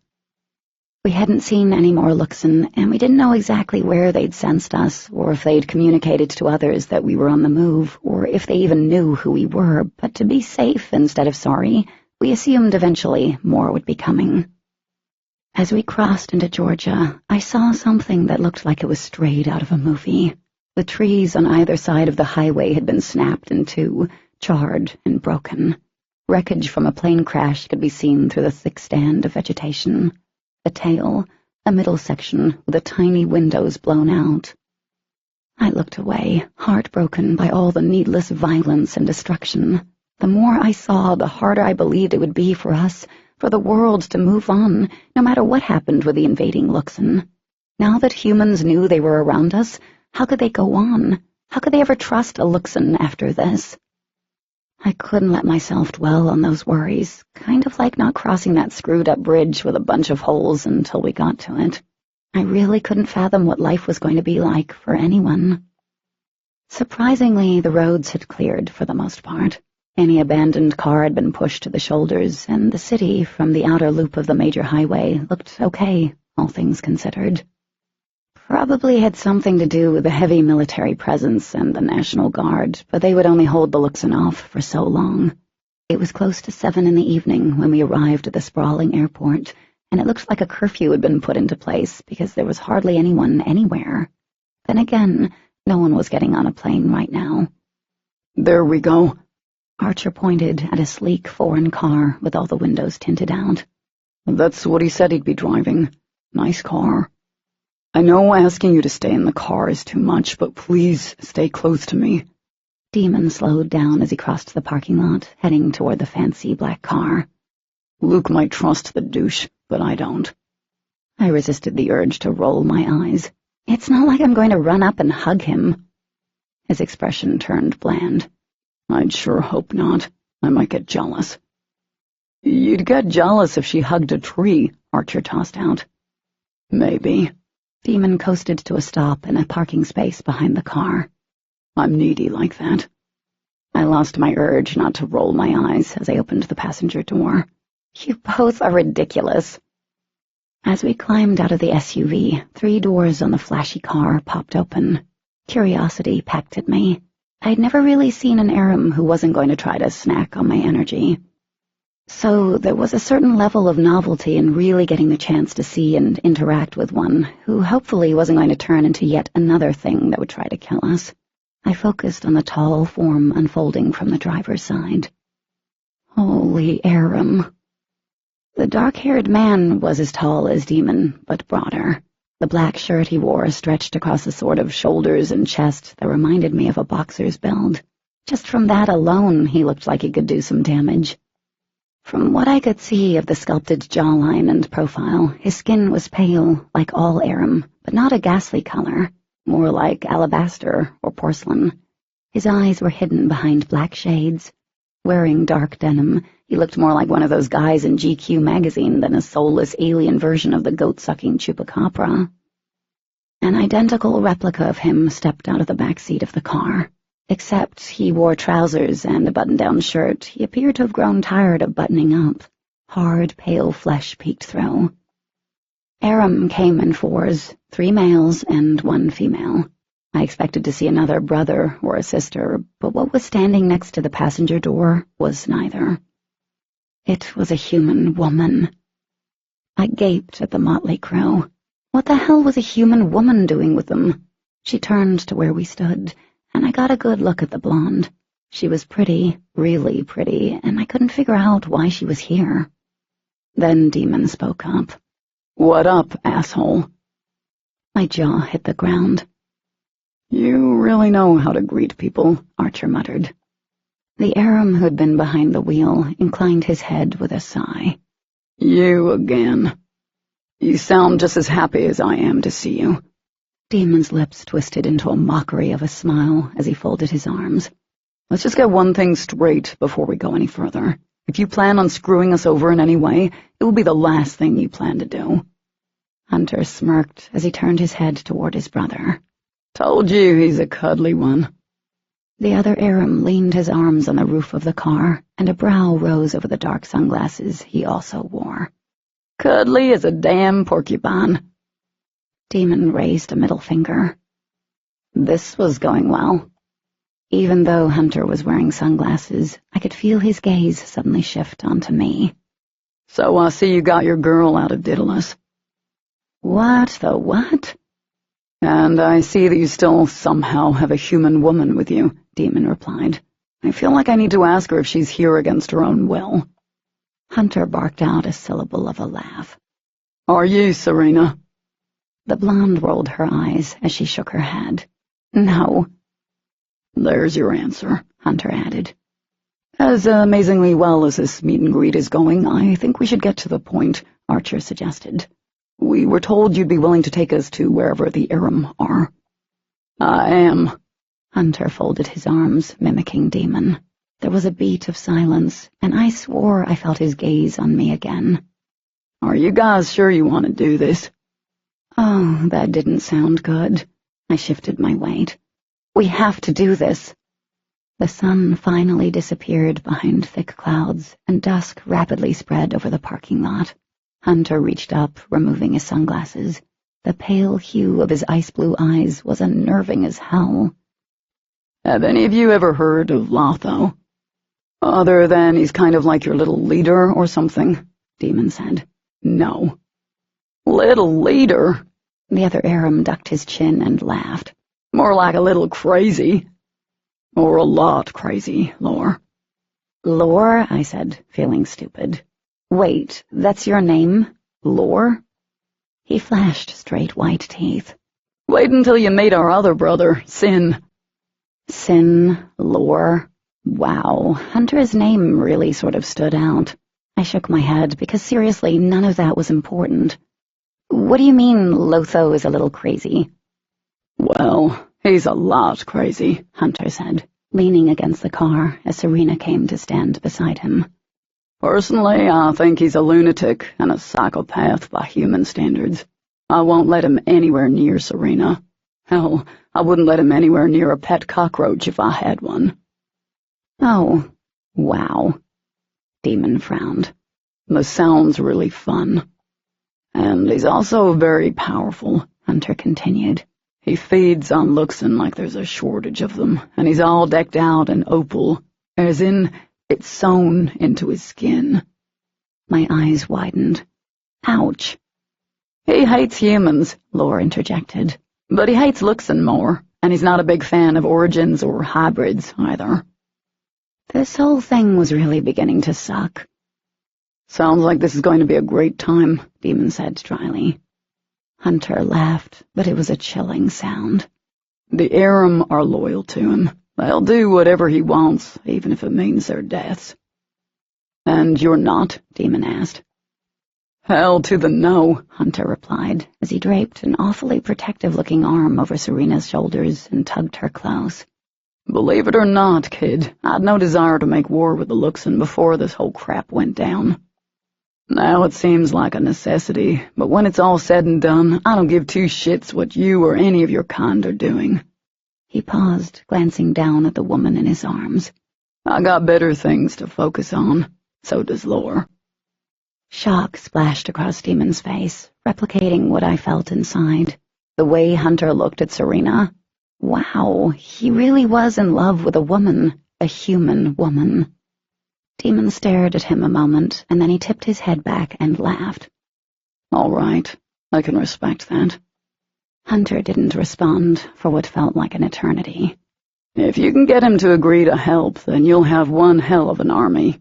I'm just not sure you're going to find Lotho to be very agreeable. Yeah, well, we'll worry about that. Demon cocked his head to the side, while I seriously began to worry about that. How many Aram does he have? Thousands, Hunter said, and it felt like the ground moved under my feet. Ones who stayed under the radar, and even those who'd been with Daedalus until the Luxon showed up. And every one of them is with him now. Archer scrubbed a hand over his crew cut, which was starting to grow out. Yep. Lore drew out the word, grinning. It'll be like entering a cult. Be prepared. It's really weird. Serena twisted her hair and tossed it over her shoulder as she spoke. They all stare at you like they're planning to eat you for dinner. The whole Aram thing is kind of freaky, to be honest. She glanced at Hunter and then Lore. No offense. Lore lifted his arm off the roof of the car with an easy smile. None taken. So, you guys ready to do this? Hunter asked. Not really, but I didn't scream no when Demon nodded. All I did was watch Hunter turn to Serena and clasp her cheeks with huge hands. The hold was so incredibly gentle, I was surprised an Aram was capable of it. He lowered his head, kissed her, and she leaned into him as if it were second nature. I felt like a total ogre for staring, but I couldn't look away. An Aram and a human. Wowee. It hit me then that they probably thought the same thing when they saw Luxon and human together. I'll be back soon, he said when he lifted his head. Serena frowned. I can go with... You know I don't want you around Lotho and Sin, and you know I'll be fine, he reassured her. Lore's promised to keep you entertained. Lore nodded as he pursed his lips. Serena still didn't look happy, and if she was afraid for Hunter and what he was about to embark on, I thought we needed to seriously rethink this. But we didn't have any other options. She hugged him fiercely, clinging to him for a few moments, and then she let go. Stepping around him, she patted his behind. I'll be waiting. The look Hunter sent her caused my cheeks to flush, but then Serena stopped and faced us.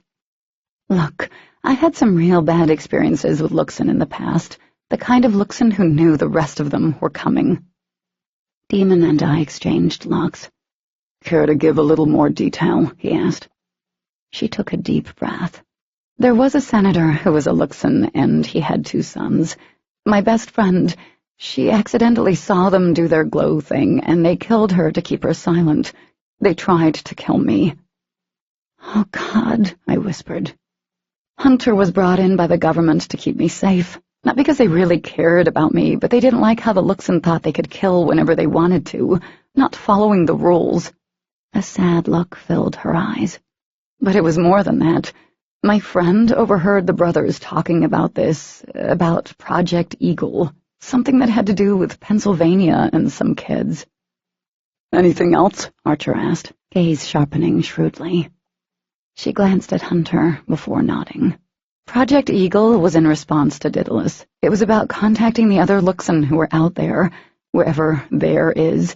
It was about world domination. They've been planning this, and they were using the Origins to do it. We thought they were talking about kids, like little people right now. But they weren't, Hunter said, frowning. We did a little digging. They were talking about Origins like him.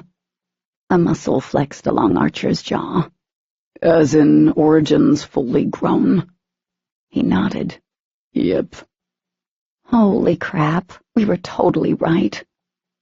We knew something like this was going to happen, or at least that they were going to try, but we couldn't do anything, she said.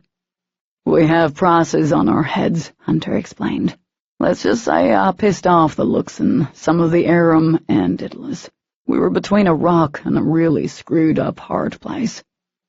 We wanted to do something, but couldn't, so helping you guys out, well, that's better than doing nothing again.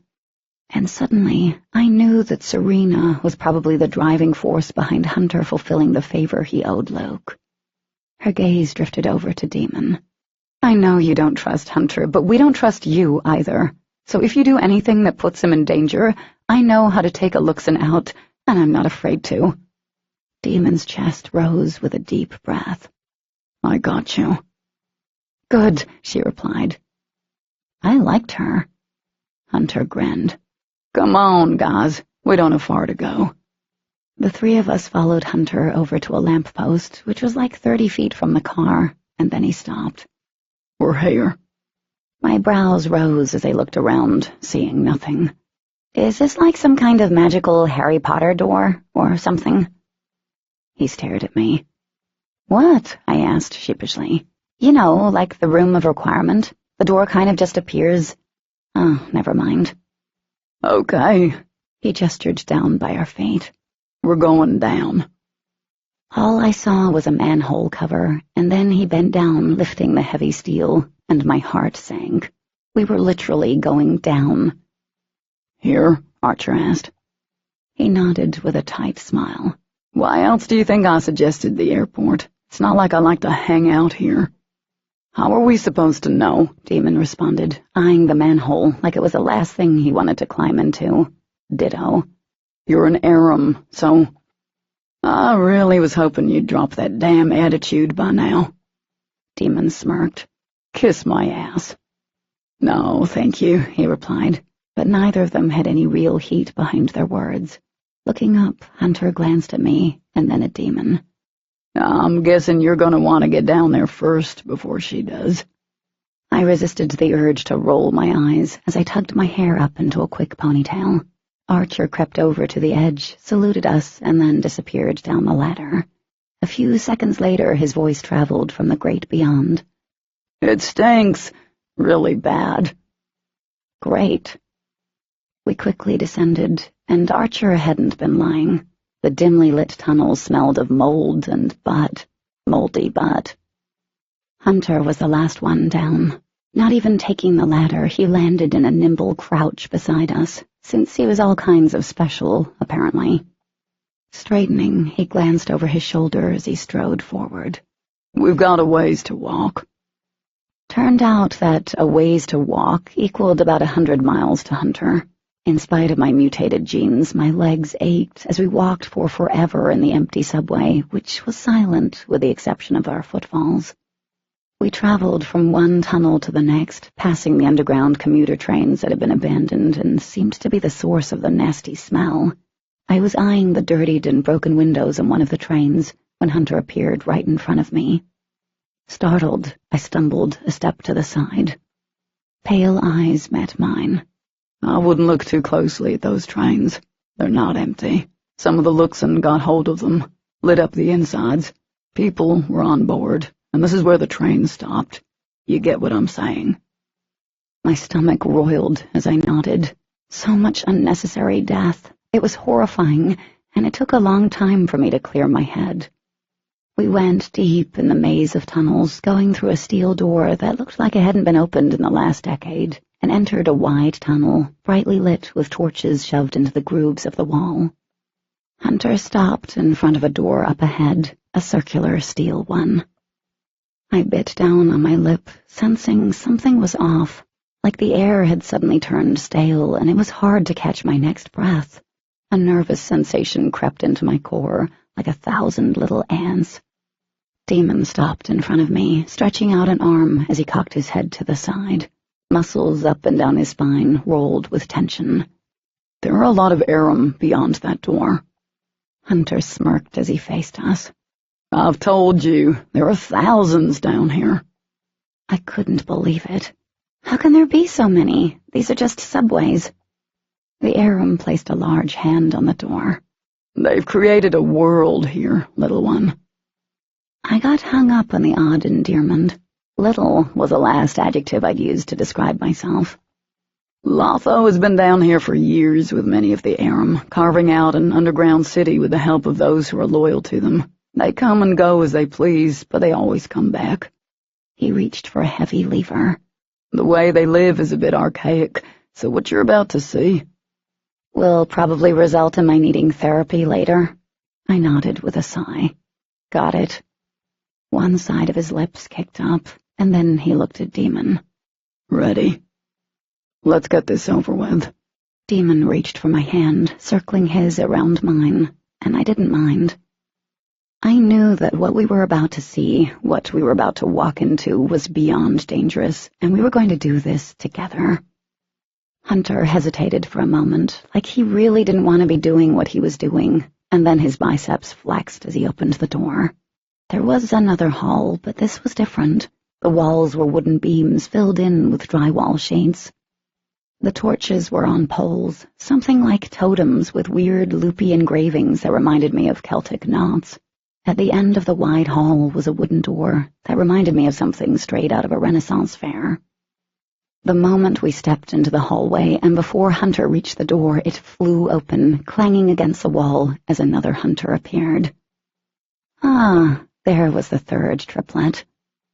Even though he looked like another Hunter, with the exception of hair that was longer and pulled back at the nape of his neck, he reminded me of a pirate, and not the fun Disney version, either. This brother bled animosity into the air and breathed hatred. He took one long look at his brother, and then his icy blue eyes drifted over us. I shivered as the temperature dropped. Goosebumps raced across my skin, and as I expelled my next breath, it formed a puffy, misty white cloud. You really shouldn't have brought them here, the brother said. Hearing his voice was like being pelted with freezing rain. Hunter inclined his head. And I really don't need your permission, Sin. Sin stared at his brother for a moment, and then chortled. Whatever. Demon had tensed, as if preparing for a battle to get through that door, and he didn't relax when Sin pivoted on his heel and disappeared. Neither did I.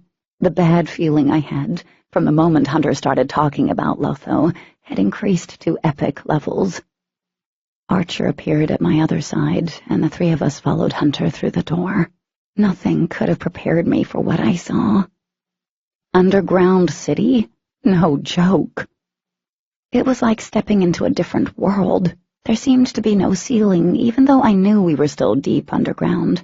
As far as the eye could see was scaffolding that climbed up, creating dozens and dozens of walkways circling the wide chamber. Doorways were visible on the lower levels, and thick, furry-looking material dangled from some of the railings. The whole setup kind of reminded me of a prison made out of wood. God forbid anyone got clumsy with a match. My eyes were wide as we made our way down the center of the room. There were handcrafted tables in amazingly rich detail, and cribs scattered along the edges of the room, mixed among tall and wide cabinets.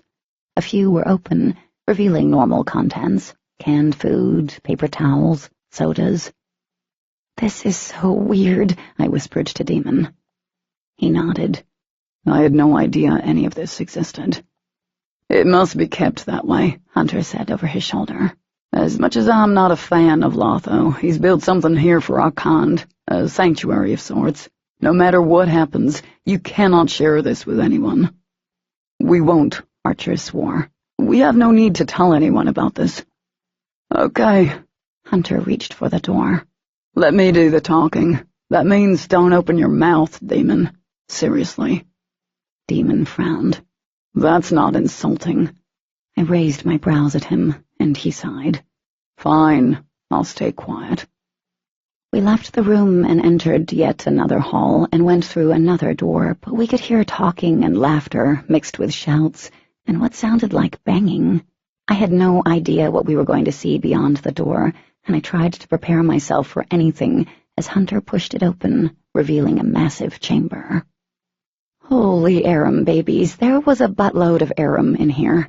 They were everywhere, seated at long wooden tables and standing among them. My steps ground to a halt, and Demon's hand tightened on mine. Every Aram in the room stopped talking and literally seemed to freeze. Some had been in the process of standing. Others had huge cups that looked like medieval goblets halfway to their mouths. There were even women holding swaddled babies.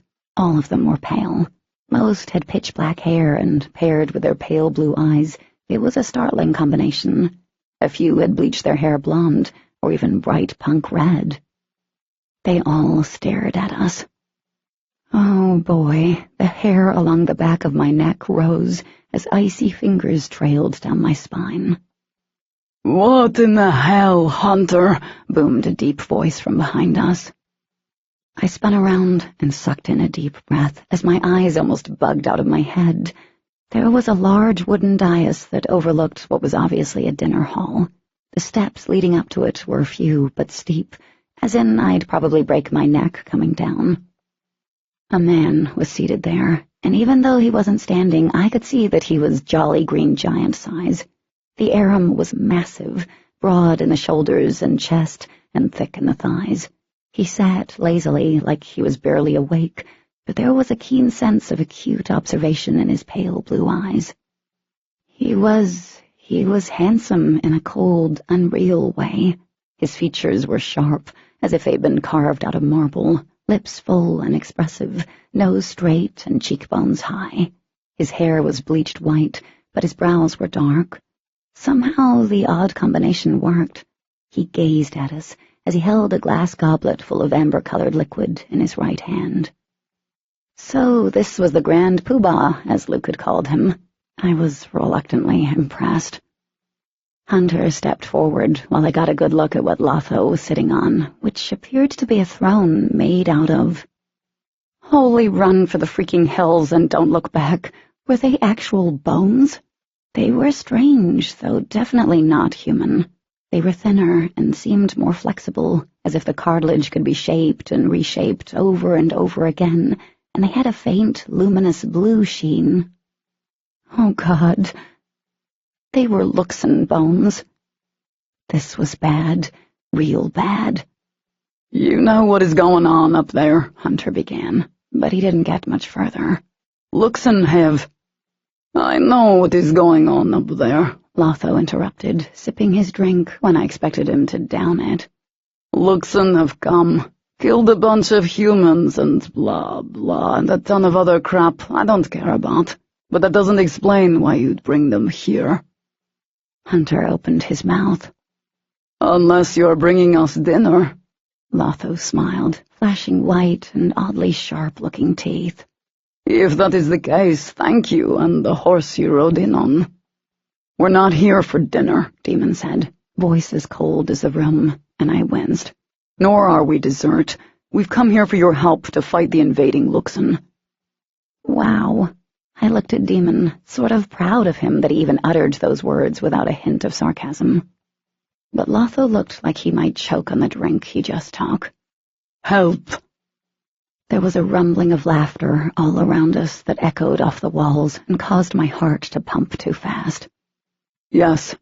Demon tipped his chin up as he smiled. "Help. It's a pretty easy word. I could give you the definition if you like." Welp, there went the sarcasm-free Demon.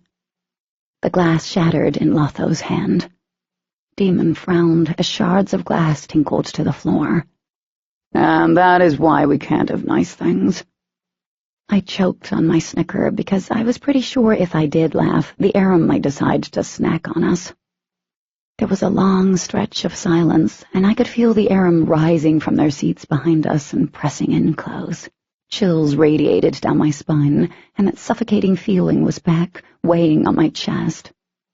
Sin crossed into my line of vision and stopped at the bottom of the stairs. "What do you want done with them?" The eagerness in his voice as he glanced over at us creeped me out. Lotho smirked. "Kill them all, and let their god sort them out." 17. Demon. Well, shit balls for dinner on Sunday. That was the worst-case scenario response. I moved forward, positioning Kat between Archer and me. If I had to light this room up to get her out of here, so be it. And then what? This mission would be an absolute failure. The government would start E-bombing the crap out of cities, the world would decline into a place I sure as hell didn't want to be in, and worse yet, I would lose my sister. Forever. Perhaps I should have just kept my mouth shut. Lotho stood to his full height, which had to be damn near 7 feet tall, and he eyeballed me like he wanted to chew me up and spit me back out. "Did you actually expect a different response from me?" He tipped his head back and laughed. Several of the Arams snickered around us. "That any of us would help Luxon, or a hybrid, or whatever the hell that thing is." He gestured at Archer. "You're either incredibly arrogant or seriously stupid." Irritation pricked at the back of my neck, causing my skin to hum with electricity. I knew I needed to keep it cool, at least until they made a real move against us. As much as it sucked, we needed them. "What?" Lotho came down a step and I stiffened. "You don't have something smart-ass you want to add?" My eyes narrowed. "Give me a second. I'll come up with something." Hunter groaned. Small hands pushed into my back in warning. "I didn't expect any of you to hold our hands and sing Kumbaya," I said, and Lotho arched a brow. "I didn't expect any of you to actually welcome us here, but I did expect you all not to be a bunch of idiots." "Oh, God," Kat murmured behind me as she dug her nails into my back. "That's not going to win you any friends." Hunter looked at me as if I were a few brain cells short of a complete set. His brother, Pinky or Binky, I had no clue because I'd forgotten both of their names, appeared as if he was ready to go find himself a bib. I took a deep breath.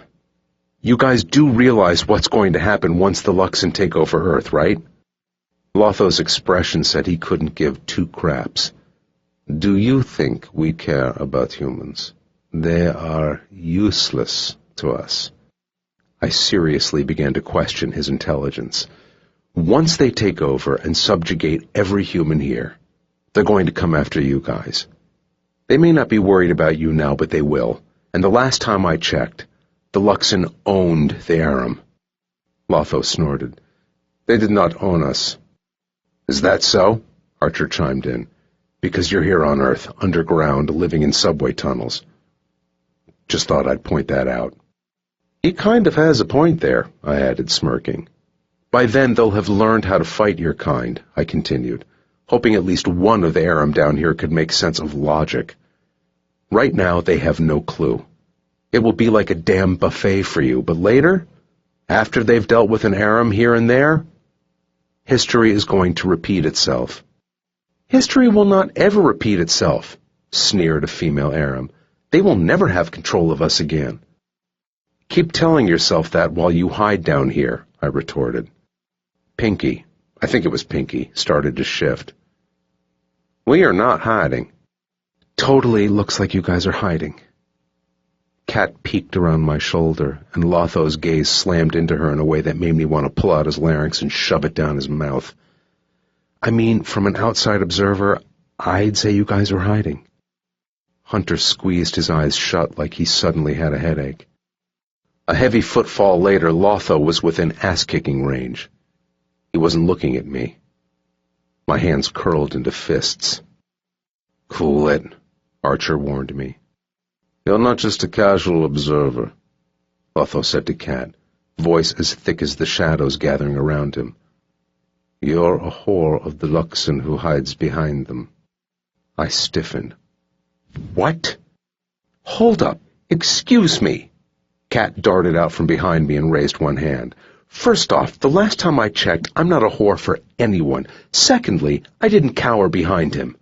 Unlike some people. Lotho cocked his head to the side.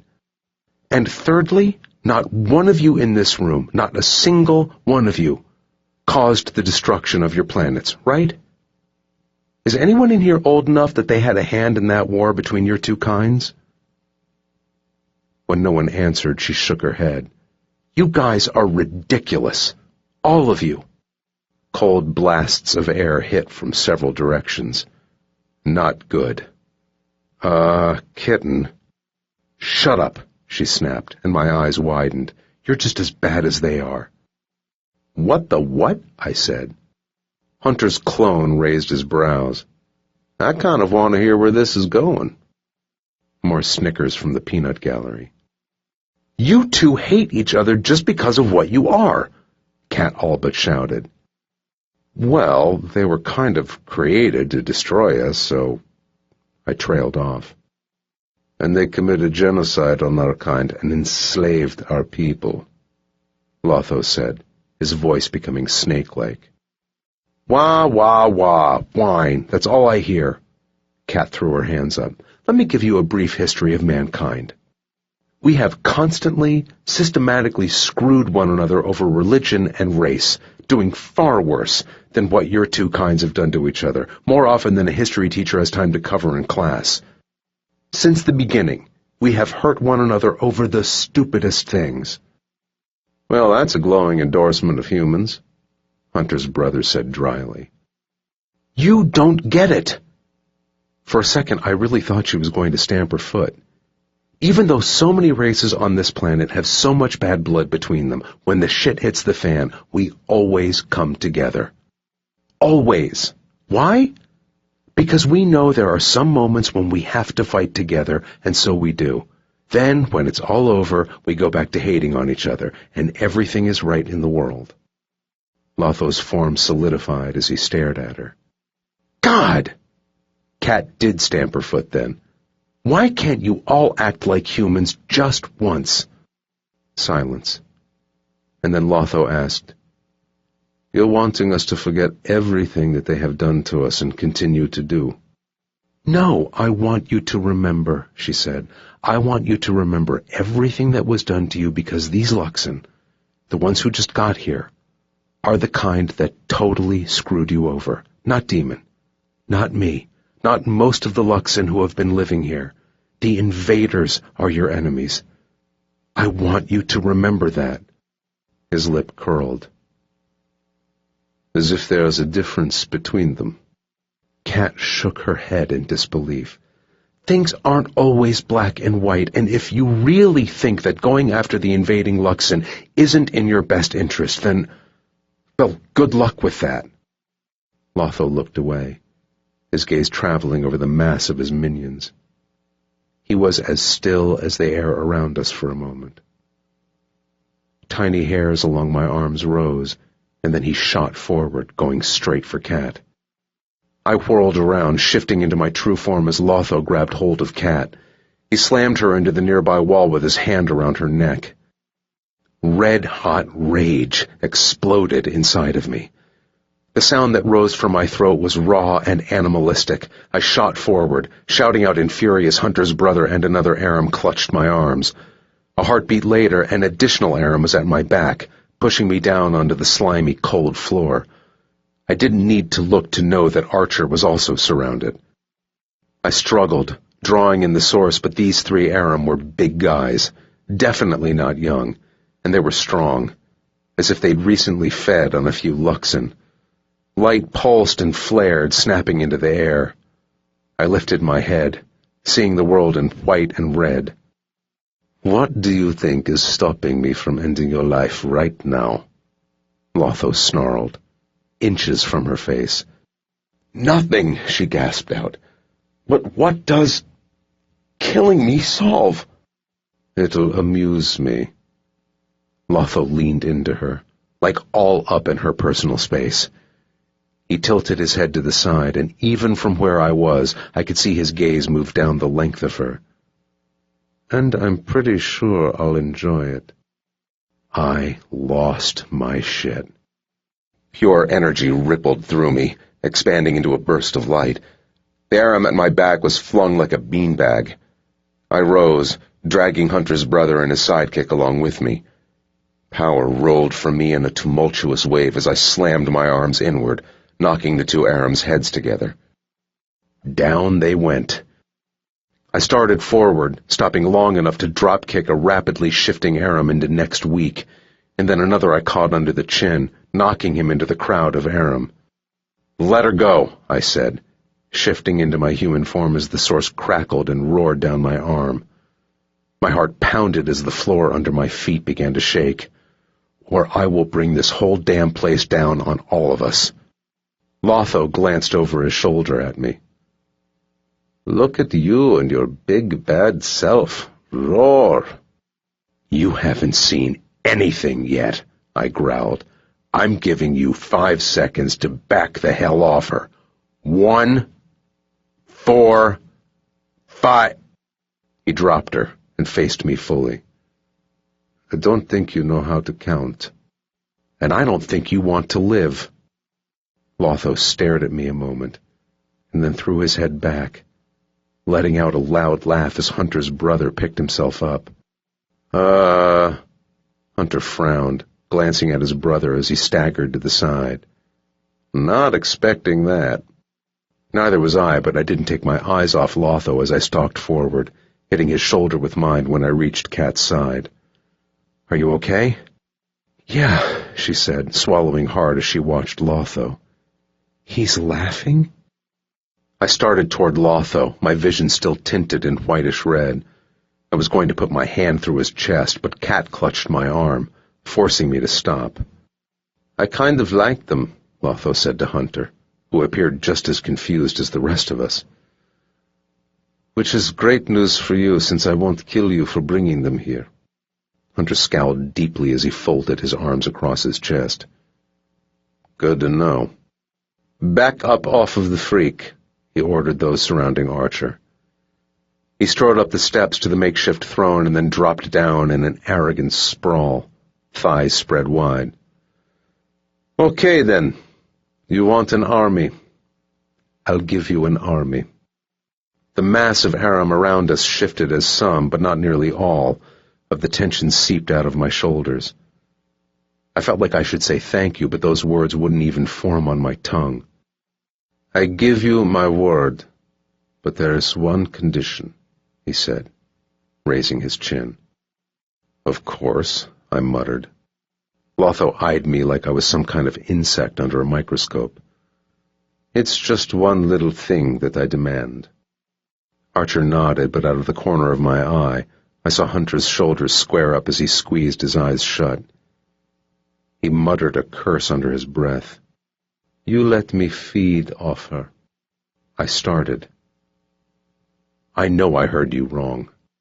"No, you didn't," Lotho replied coolly. "You let me feed off her." He nodded at Kat.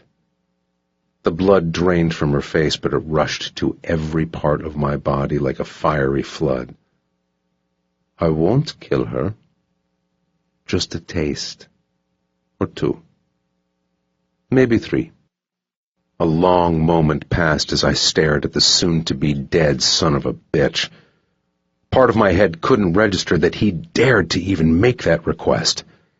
Fury simmered in my gut, spreading into an inferno. My vision blurred as the world shifted colors. Hunter shook his head as he rubbed the back of his neck. "That's so messed up, man. Yeah, I'm completely screwed up like that." Lotho smiled, and my rage knew no limit at that point. "That's my condition. Take it, or get the hell out." 18. Katie. I was going to hurl all over my sneakers. This thing wanted to feed off me? That was his condition? Panic rose swiftly, sinking its poisonous venom into my bloodstream. Demon exploded, He shot forward, reaching the first step before Hunter and Archer got hold of him. The words that streamed out of his mouth were a steady onslaught of various F-bomb combinations I didn't even know were possible. "You're out of your fucking mind," Demon shouted. His eyes were all white, bright as diamonds, as he strained against the two guys. "You sick son of a bitch!" Lotho arched a brow. The edges of Demon's body thrummed, casting frantic slivers of light into the gloom of this underworld. "Forget it. That's never going to happen, and you're never going to fucking walk again when I'm done with you." One broad shoulder rose as Lotho stared down at him dispassionately. "Like I said, take it." Another ripe F-bomb was tossed in his direction. "If you think you're going to get anywhere near her, you're insane." My stomach tumbled as Lotho continued to smirk. "Hey, if you don't want to play along, don't let the door hit ya where the good Lord split ya." Demon lurched forward, nearly dragging Archer and Hunter to the ground. Another explosive tirade ripped from him as my heart pounded like thunder in my chest. "That's really your condition?" My voice was hoarse. "You're not going to help without that condition being met?" He nodded. His lifeless eyes landed on me, and I knew he wasn't going to cave. We would leave with no Aram support. The military would drop their E-bombs all across the United States. Innocent humans and Luxon would die, along with hybrids and origins. D would be lost, most likely killed. The world would rapidly rewind to the past, losing hundreds of years of technology and advancement. We couldn't let that happen. My stomach turned as reality slammed into me with the force of a freight truck packed full of dynamite. I was going to have to let him do this. That was it. We had no other choice. Archer and Hunter had managed to drag Demon back a few steps, but the expression on his face was downright murderous as he glared at the Aram leader. I knew if he got free, he was going to go at him with everything he had. Maybe that was what Lotho really wanted. Or maybe Lotho was seriously just a sick bastard. I didn't know, and it really didn't matter. My hands shook as I smoothed them down my sides. "Demon." It was like he didn't hear me. He was so focused on the Aram. Violence poured into the air around him. His chest heaved with every deep, ragged breath he took. He was a bottle with a lid about to be completely screwed off. "Can you give us a few moments?" I asked. Lotho gave a non-committal wave of his hand. "I have all the time in the world. You all, not so much." Demon started to shaft. "You have less time than you think, you stupid freak of a mother." "Demon." I placed my hand on his arm, and his head whipped toward me, eyes blazing. We don't need Jack," he growled. "But I need to end his life, right?" "Stop," I said, staring into his burning eyes. "We need to talk about this." "There's nothing to talk about." His gaze swung back to Lotho. "Unless you want to hear in detail what I plan to do to the bastard, then we can talk all you want." Archer's eyes met mine from the other side of Demon. "It's our only choice." "I know," I sent back. "Then you need to get him on board." What the hell did Archer think I was doing? "Can you guys help me get him outside of this room?" Talking in here would just decline him into cussing out Lotho again. Hunter nodded. "Come on, big boy. Let's take a walk and let you cool down." It took a god-awful amount of time to get Demon out into the tunnel leading into the main room.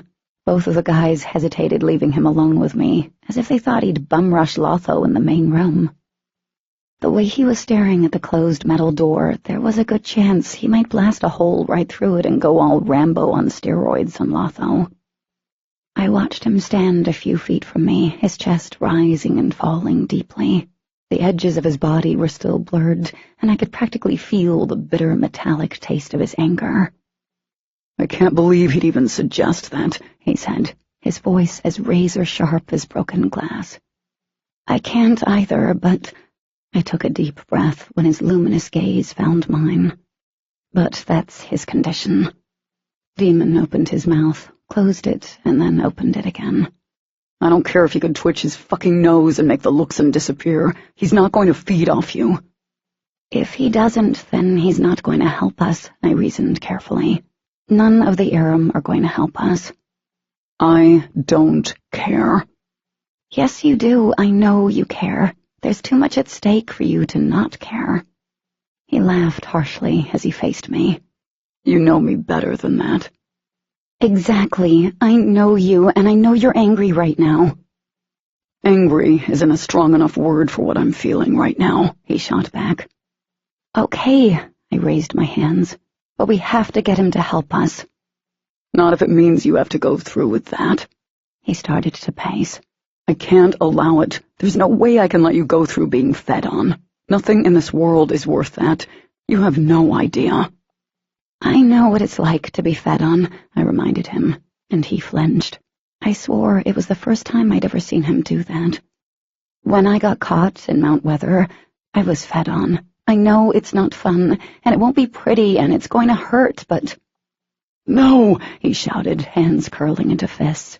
He cursed again, thrusting his fingers through his hair as he twisted his upper body toward me. It kills me that you even know what it feels like, that you had to experience it and I couldn't protect you. Demon. I'm not going to allow that to happen to you again. No way, so don't even think you can convince me. Then what do we do? Just say screw it? Sounds like a plan to me. I stared at him. What? We can go live in a damn cave, he said, pacing once more. Look, I'm a selfish person. You know that, and I don't want you to go through that, so I'm willing to say screw it and we cut our losses. Really? What kind of life would that give us? Don't bring logic into this conversation. Frustration whirled inside me as I stepped in front of him, clasping his cheeks. The stubble grazed my palms. Demon, there is no life for any of us if we don't get them to help us. We can make it work. I know we can. Demon. He broke away. I can't even believe we're having this conversation. I know the idea is upsetting. Do you? Sounds like you don't. My eyes narrowed, and I planted my hands on my hips. Come on, you know I don't want to do this. The very idea of feeling something like that again terrifies me and makes me sick. But if that's what it takes to get them to help us, then that's what I need to do. That's what we need to do. You do not need to, he snapped. I dragged in several deep breaths. We need to, for your sister. You're going to make me choose between you and her, he shouted, eyes of vehement white. I'm not making you choose. I followed him around the tight circle he paced. You are making that choice. By trying to protect me, you're letting her go. He stopped and stared at me. I thought he'd lash out again, but he closed his eyes, his striking face taut and his body rigid. I knew in that moment I had him thinking instead of feeling. I latched onto it. Are you ready to do that? Because she'll probably die. I hate saying so, even thinking about it, but it's the truth. Mashing his lips together, he turned away from me, his head bowed. Several moments passed. He'll be touching you. He'll be— It's not like Lotho wants to have sex with me. He faced me, nostrils flared. God, I'm going to kill him. Just even hearing his name and the word sex in the same sentence. Demon. What? He turned, thrusting both of his hands through his hair. How can you ask me to be okay with this?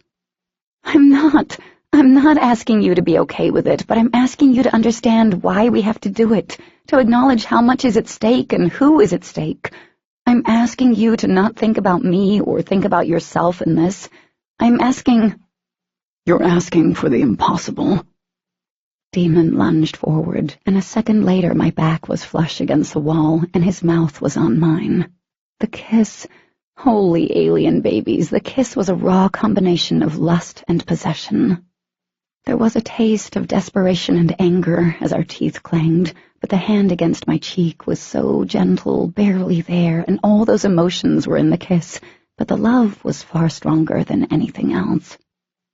As his mouth moved over mine and the deep sound from the back of his throat reverberated through my skull, I didn't feel the cold press of the damp wall or the bitter edge of panic that had started clawing at my insides the moment Lotho stated his condition. Demon kissed like he was staking a claim, but he already had me, all of me, my heart, my soul, my whole being.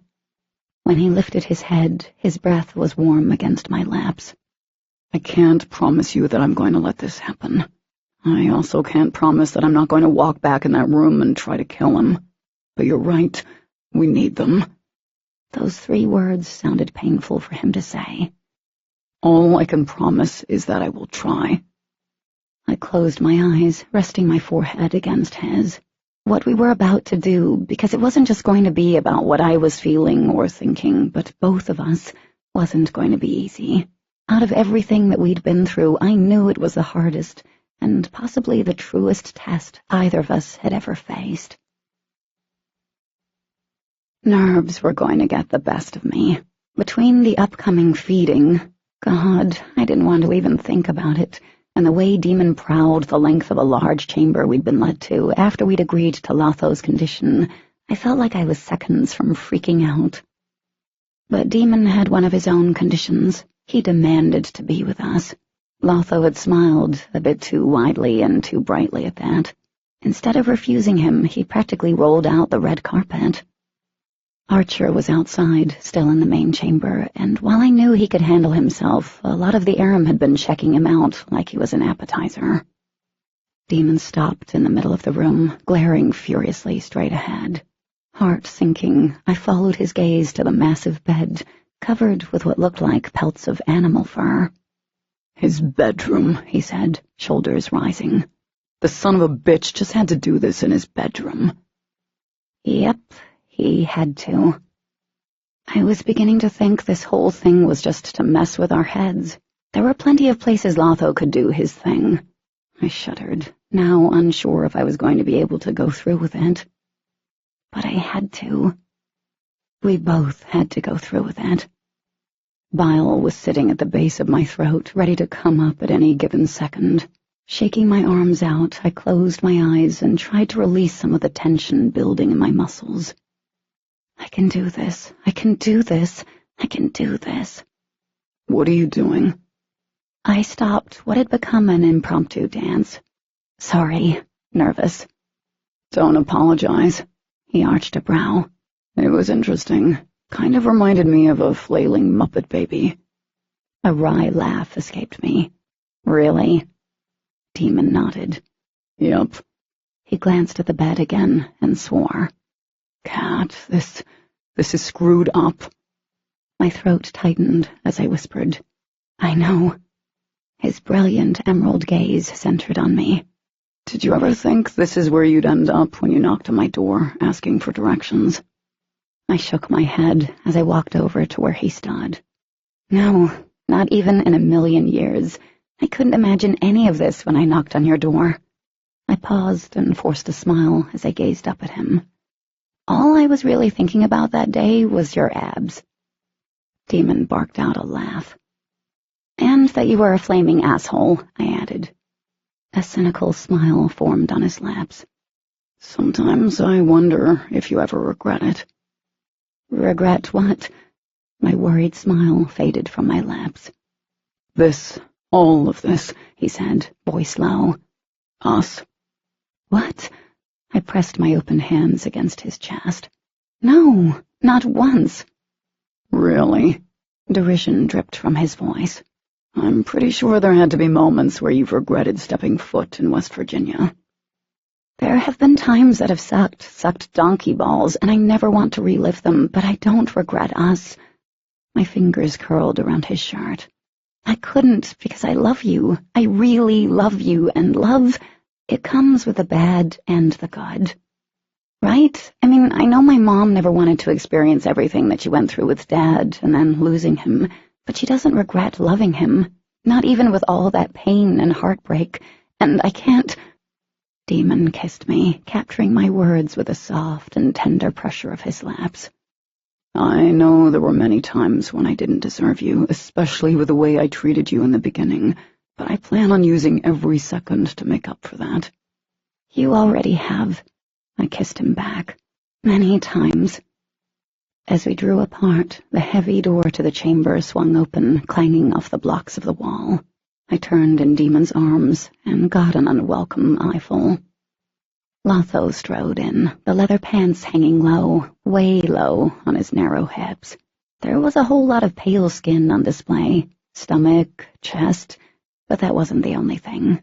As he strode past us, I saw what Hunter and Lore had been talking about before we came down here. Opal. The gemstones glistened from where they were embedded in his back, following the straight line of his spine. Seeing them seriously sewn into his skin, that was crazy. I squeezed my eyes shut. Oh, jeez. Did your shirt fall off? Demon asked, his arms tightening around me. Lotho laughed. No. So why do you need your shirt off to feed? Even though Demon sounded perfectly calm, I knew he was seconds from turning into the alien Terminator on bath salts. Feeding can get messy, he replied nonchalantly. Don't want to ruin my favorite shirt. Heat blew off from Demon like nuclear fallout. Wrenching my eyes open, I watched Lotho make his way across the room and then throw himself onto the bed. He lay down in the middle, on his side. Lotho winked as he patted the spot before him. Let's do this. My feet were attached to the floor. Demon's arms were like steel bands around mine. No, not like this. But I want it like this. Lotho purred as he rested his head on his closed fist. After all, it'll be really comfy. I was going to puke. You're taking this too far, Demon warned. I haven't even begun to take it too far. Lotho's pale eyes flashed. It's not about me now, is it? It's about how far you're willing to go to get my help. A low, inhuman sound rumbled from deep within Demon as I tried to drag in air, but the oxygen didn't make it past my throat. Need I remind you of the fact that I don't need shit from any of you, he said with a slight, almost playful smile. I'm not the one asking for a favor. You don't want to do this my way, fine. But there's no other way, so you can get the No, the word burst from me. We can do this. We cannot, Demon said. Lotho arched his brows. I'm confused. I turned in his arms until I faced Demon. You promised to try. I did. He was staring over me, pupils white once more. I tried. He's being a... Nothing has even happened, I cut in, trying to reason with him. So we haven't tried. Not yet. I really wished Lotho wasn't lying on the bed behind us, smirking, because that was so not helping anything. Please. I clasped Demon's cheeks, forcing him to look at me. My words carried the weight of everything riding on this. We have to do this. Demon closed his eyes, and several long moments passed before he spoke in a voice that ripped up my insides. He only said one word. Go. I let out the breath I didn't realize I was holding, and then took another I didn't need. I tried to step back, but his grip was fierce. I gently grasped his arms, and it took everything in me to force him to let go. He did, and by the way the heat flared off him, it looked like it killed him. And hell, it tore me up. Eyes burning with tears I couldn't let fall, I turned around and stepped toward Lotho. I had to do this. There would be pain, lots of it. There would be revulsion, a ton of that. As I forced my feet toward the edge of the bed, a bright white light reflected off the walls. Demon had shifted into his true form. Kitten. Sucking in a shaky breath, I sat on the bed, my hands trembling so badly I couldn't feel the tips of my fingers. This was wrong, so wrong. Lotho reached out, and I had to force myself to sit still as he placed his hand on my cheek. His fingers were so bitterly cold, and I flinched as he sat up, pressing his other hand into the bed next to my hip. He leaned in, and his hand slipped down my throat, sending waves of revulsion and fear rippling through me. Lotho wasn't even watching me. His gaze was fixed on where Demon stood, his lips spread into a taunting grin. I'm sorry. Those two words blazed through my consciousness. I can't allow this. My body locked up as I prepared for a whole lot of bad to go down, and then it did. Demon was a blur of light as he lunged toward us. Everything happened so fast. I was pulled off the bed, thrown away from the bone-chilling cold, and Demon was leaning over Lotho. Horror set in as I realized it was Lotho holding him there without even touching him. Wind roared from behind me, blowing my hair across my face. It was like the Aram was a vacuum, sucking everything toward him. Suddenly, Demon was tossed back against the wall, and he was held there several feet off the floor as Lotho stood at the foot of the bed. I couldn't let this happen to Demon, but we couldn't walk out of here without Lotho's help. "Stop!" I shouted, rushing forward without really thinking that one through. "Please, just do it now." Lotho glanced at me, a quizzical expression on his face, and then a toothy grin appeared. I squared my shoulders. But he didn't. Lotho, he flopped onto his back and let out a loud cackle of laughter as he pulled his knees up and planted his booted feet on the bed. The force pinning Demon against the wall eased off, and he landed on the floor. I twisted around to where Demon stood in his true form, a mere foot or two from the bed. Was he seeing this, too? Lotho continued to laugh, deep belly laughs that echoed off the cement walls. Backing away from the bed, I walked to Demon as he shifted into his human form once more. I didn't get it. Nope, did not compute. Finally, after what felt like an eternity of him laughing himself to death, Lotho quieted down and sat up in one fluid motion. "Ah, gods, you guys are great." He smacked his hands down on his thick thighs. "Man, really?" "Yeah." Demon drew out the word. "I'm not following this at all." A wide smile broke across Lotho's face, and he almost looked normal. Still a wee bit scary, but kind of normal. "You two were really going to go through with this, weren't you?" I blinked. "Holy shit, you really were going to let me go all yum-yum on you." He popped onto his feet, raising his arms above his head, stretching. His back bowed as he sneered. "Do you really think I'd feed off a hybrid? Sure, you guys might be snackalicious, but I only eat grade A Luxon, and a certain type. Unwilling usually does it for me." I blinked again. "What the fuck?" Demon exploded like cannon. Lotho threw his head back and laughed again, and we waited again. "I seriously just wanted to see how far you guys were willing to go." I blinked at him a third time. "Wait a minute, you never planned on feeding off me?" "Don't take this the wrong way, hon. You're cute, but you're not my type." Should I feel offended? And if we didn't agree, you would have still let us leave without helping us? "Yeah." He shrugged as he walked over to a high table and grabbed a bottle of Jack off it. Taking a swig, he faced us. Oh my God, we'd just been dragged through an emotional ringer, and for what? Just so he could mess with our heads? Suddenly exhausted, all I wanted to do was shove my head under one of those animal pelts. "I want to punch you," Demon said. "In the face, and in other places." Lotho shrugged again. "Most people do. Good news is that I know you two really are willing to do anything. I can respect that. So, you have your Aram army." I really didn't know what to say. Shoulders slumped. I felt so many emotions all at once that I had moved beyond words.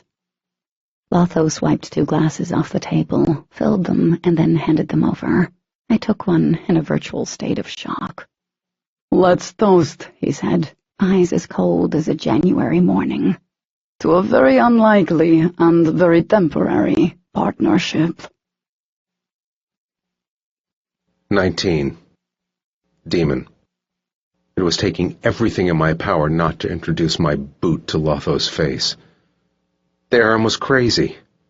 Absolutely off his rocker and should be locked in a padded room. Better yet, he should be locked in a room full of metal spikes and then bounced around. I wanted to punch him. But I also wasn't stupid. Hunter and his brother hadn't been joking when they said Lotho was powerful. The little bit he'd displayed in that room told me he was capable of much more, and if we seriously had to get down to business, it would be ugly and really messy. We were now seated in a small room that looked like someone had dug it out of rock and earth. The scent was musty and the torches shoved into the wall didn't cast much light. I had Kat where I wanted her, in my lap with my fingers working the tense muscles in her shoulders and neck. She had been quiet since we left Lotho's room, and I could tell she just wanted to get the hell out of here. So did I. It'll take me a day or so to get them all rounded up.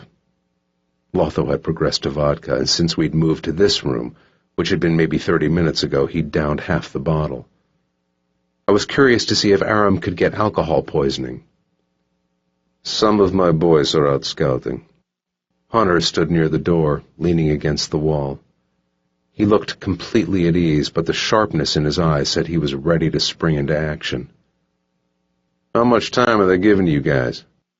We'd explained the government plans to get overexcited with E-bombs.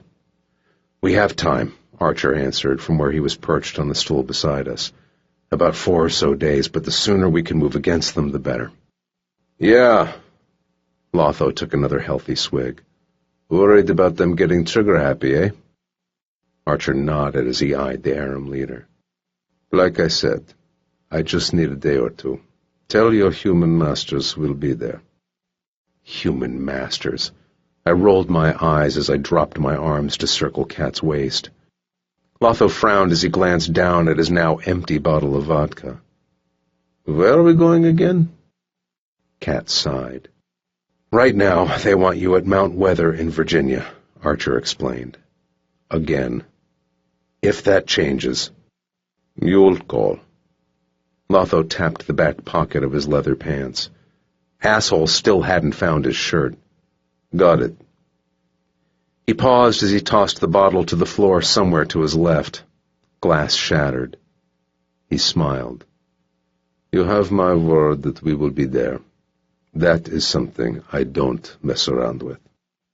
My gaze flickered to Hunter, and he nodded. It's not like my kind or I will miss an opportunity to serve a little payback and get fed at the same time. Lotho gestured at the closed door. It's been real nice chatting with you guys, and we'll be seeing each other again, but you all got to go. None of you is welcome here, including you, he said to Hunter.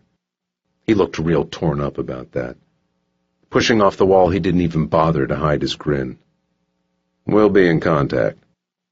Kat stood and I followed, more than ready to get the hell out of Dodge. But as we walked past Lotho, he suddenly stepped in front of Kat. I started to pull her back from him, but he was fast. You have balls bigger than the males in this room, Lotho said, his face inches from her. I like you, and I'd keep you if it weren't for the fact that you're part Luxon. So that's probably good news for you. Boo for me. And then he kissed her. Full-on, mother-freaking kissed her. Before either of us could react and I could unleash my fury, Lotho shifted into something that was nothing more than smoke and shadow, and was gone. I'm going to kill him, I swore, feeling the source crackling along my skin. Kat jerked out of my grip, her face pale and lips tinged in blue, like she'd been making out with a popsicle, and she swung on Hunter and Archer. I want to leave right now. Hunter glanced at Archer. Yeah, I think that's a good idea before this whole trip goes to waste. An hour later, we were finally topside. It was dawn the following morning, and I was still so angry that the metallic bitter taste filled my mouth with every breath I took. You guys are more than welcome to come back to Laura's place if you want to chill out for a few hours before you hit the road again, Hunter offered. Get some rest, grab something to eat, whatever. As Kat climbed into the back seat of the Explorer, I glanced at Archer. We really could use the time to rest before we got back on the road. Kat had barely spoken the whole time it took to get out of the damn maze of underground tunnels, and I knew she was exhausted. Probably disturbed, too. What do you think? I directed the question at Archer. He opened the driver's door. I think we could use the R&R, and I think Laura and Hunter are good, people. But heads up, Kat doesn't want to go back to the base. My brows rose as I glanced into the interior of the back seat. She was fumbling with the seatbelt. Smiling a little, I leaned in, brushed her fingers out of the way, and buckled her in. Do tell. She wants to go home. She wants to see her mom. It's all she's really been thinking about for the last hour or so. I sighed.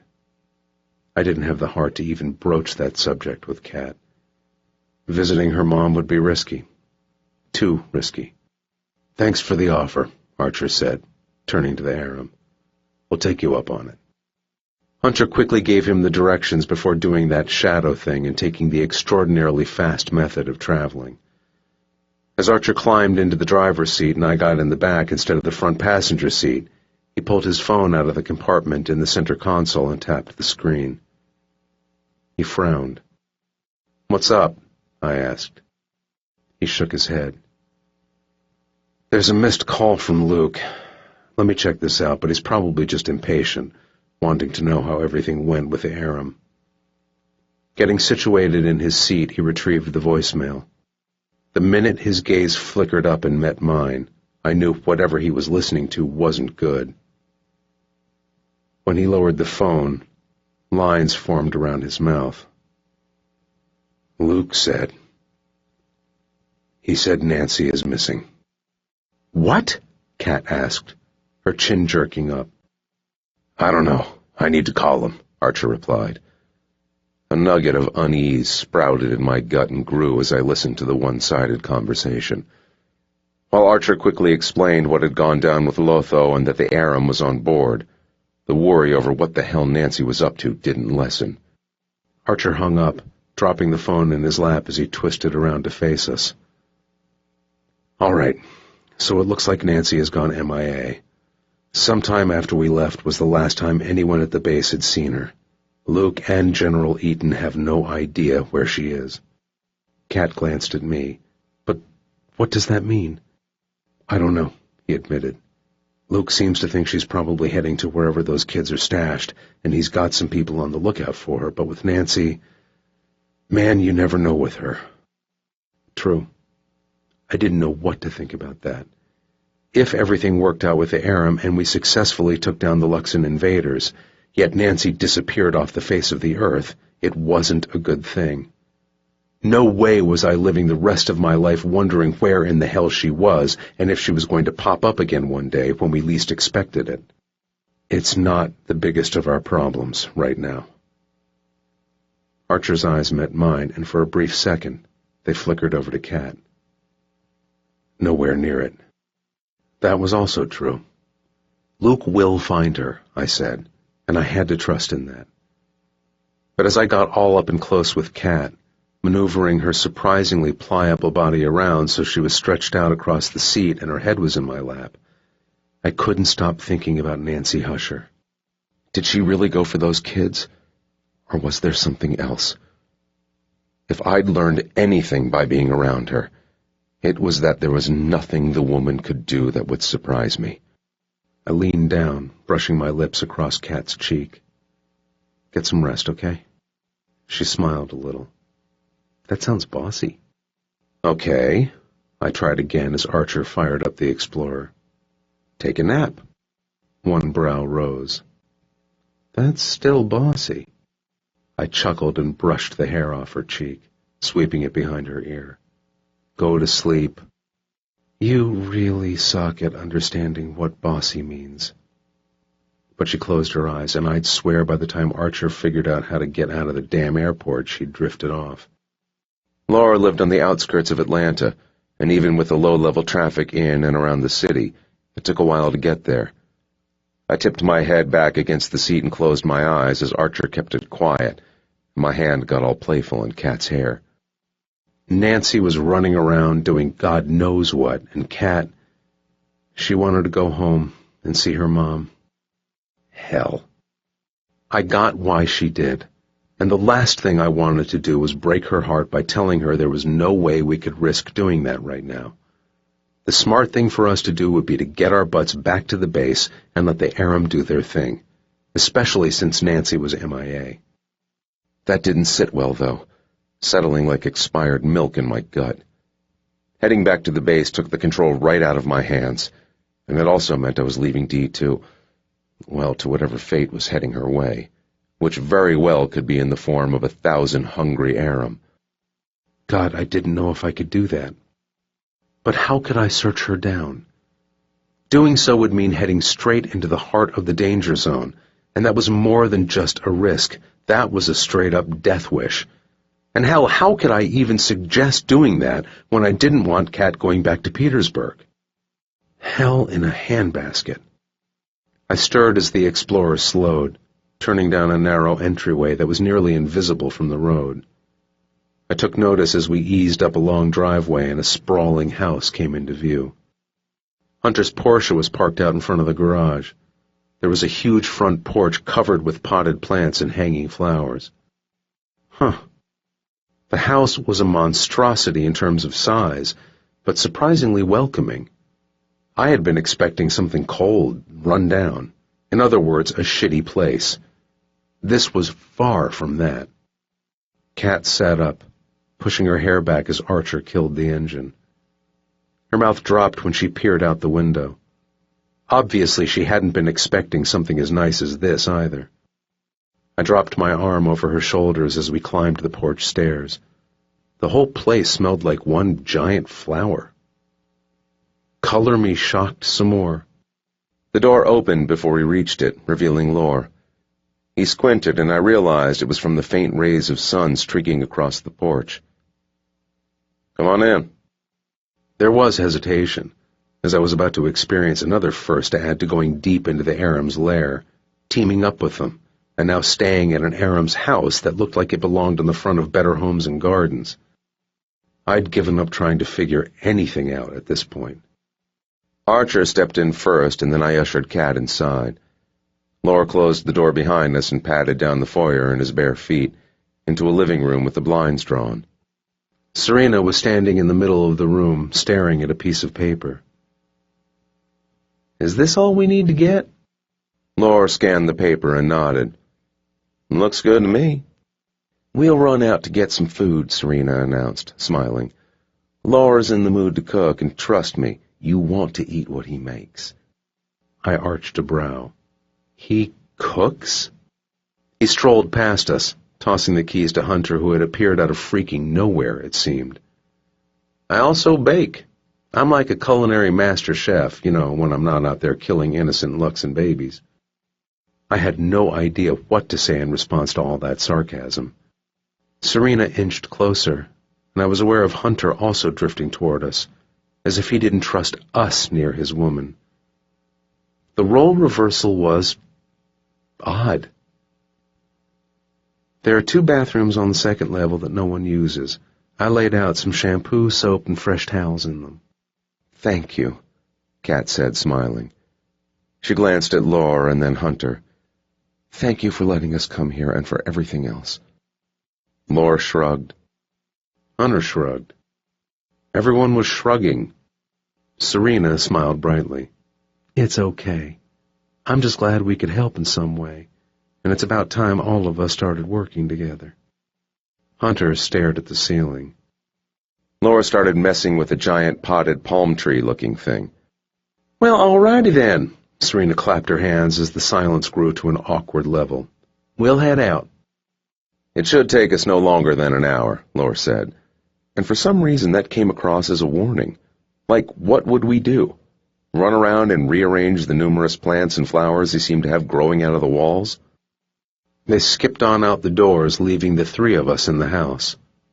Archer was the first to say what we probably all were thinking. I can't believe they left us here, he said, brows raised. I grinned. I feel like we should start rearranging rooms or something. I cast a long look over the skillfully decorated living room and adjoining den. I think Laura would really appreciate that. Don't, Kat said, narrowing her eyes at me. I know Aram and Luxon are BEFs, but seriously, they are being super cool by letting us stay here. BEFs? I frowned. Best enemies forever, she replied, shrugging one shoulder. Anyway, let's all play nice with one another. It would be a good change of pace. Yeah, especially if one of them doesn't end up kissing you, Archer said. Pulling her hair back from her face in a low ponytail, she swung an arch look at him as heat blew off me. Did you really need to remind me of that? He flashed a quick grin, and I wanted to punch off his face. The reminder got me all primed to do violence, and the damn origin appeared completely shameless. I'm going to go get our bags, he offered. I glared at him. Yeah, you do that. As he turned and left the room, Kat walked over to me. Without saying a word, she placed her hands on my chest, stretched up, and kissed me softly. That flipped my raging aggression into something a lot more fun. I swept an arm around her, fitting our bodies as close as we could get while standing. My other hand delved deep in her hair, and I took the kiss to a whole different level. The taste of her never failed to blow my mind, and so did the soft sound she made as I nipped at her lower lip. Archer cleared his throat. Seriously, guys? Slowly, I lifted my mouth from Kat's and narrowed my eyes as she pressed her face against my chest.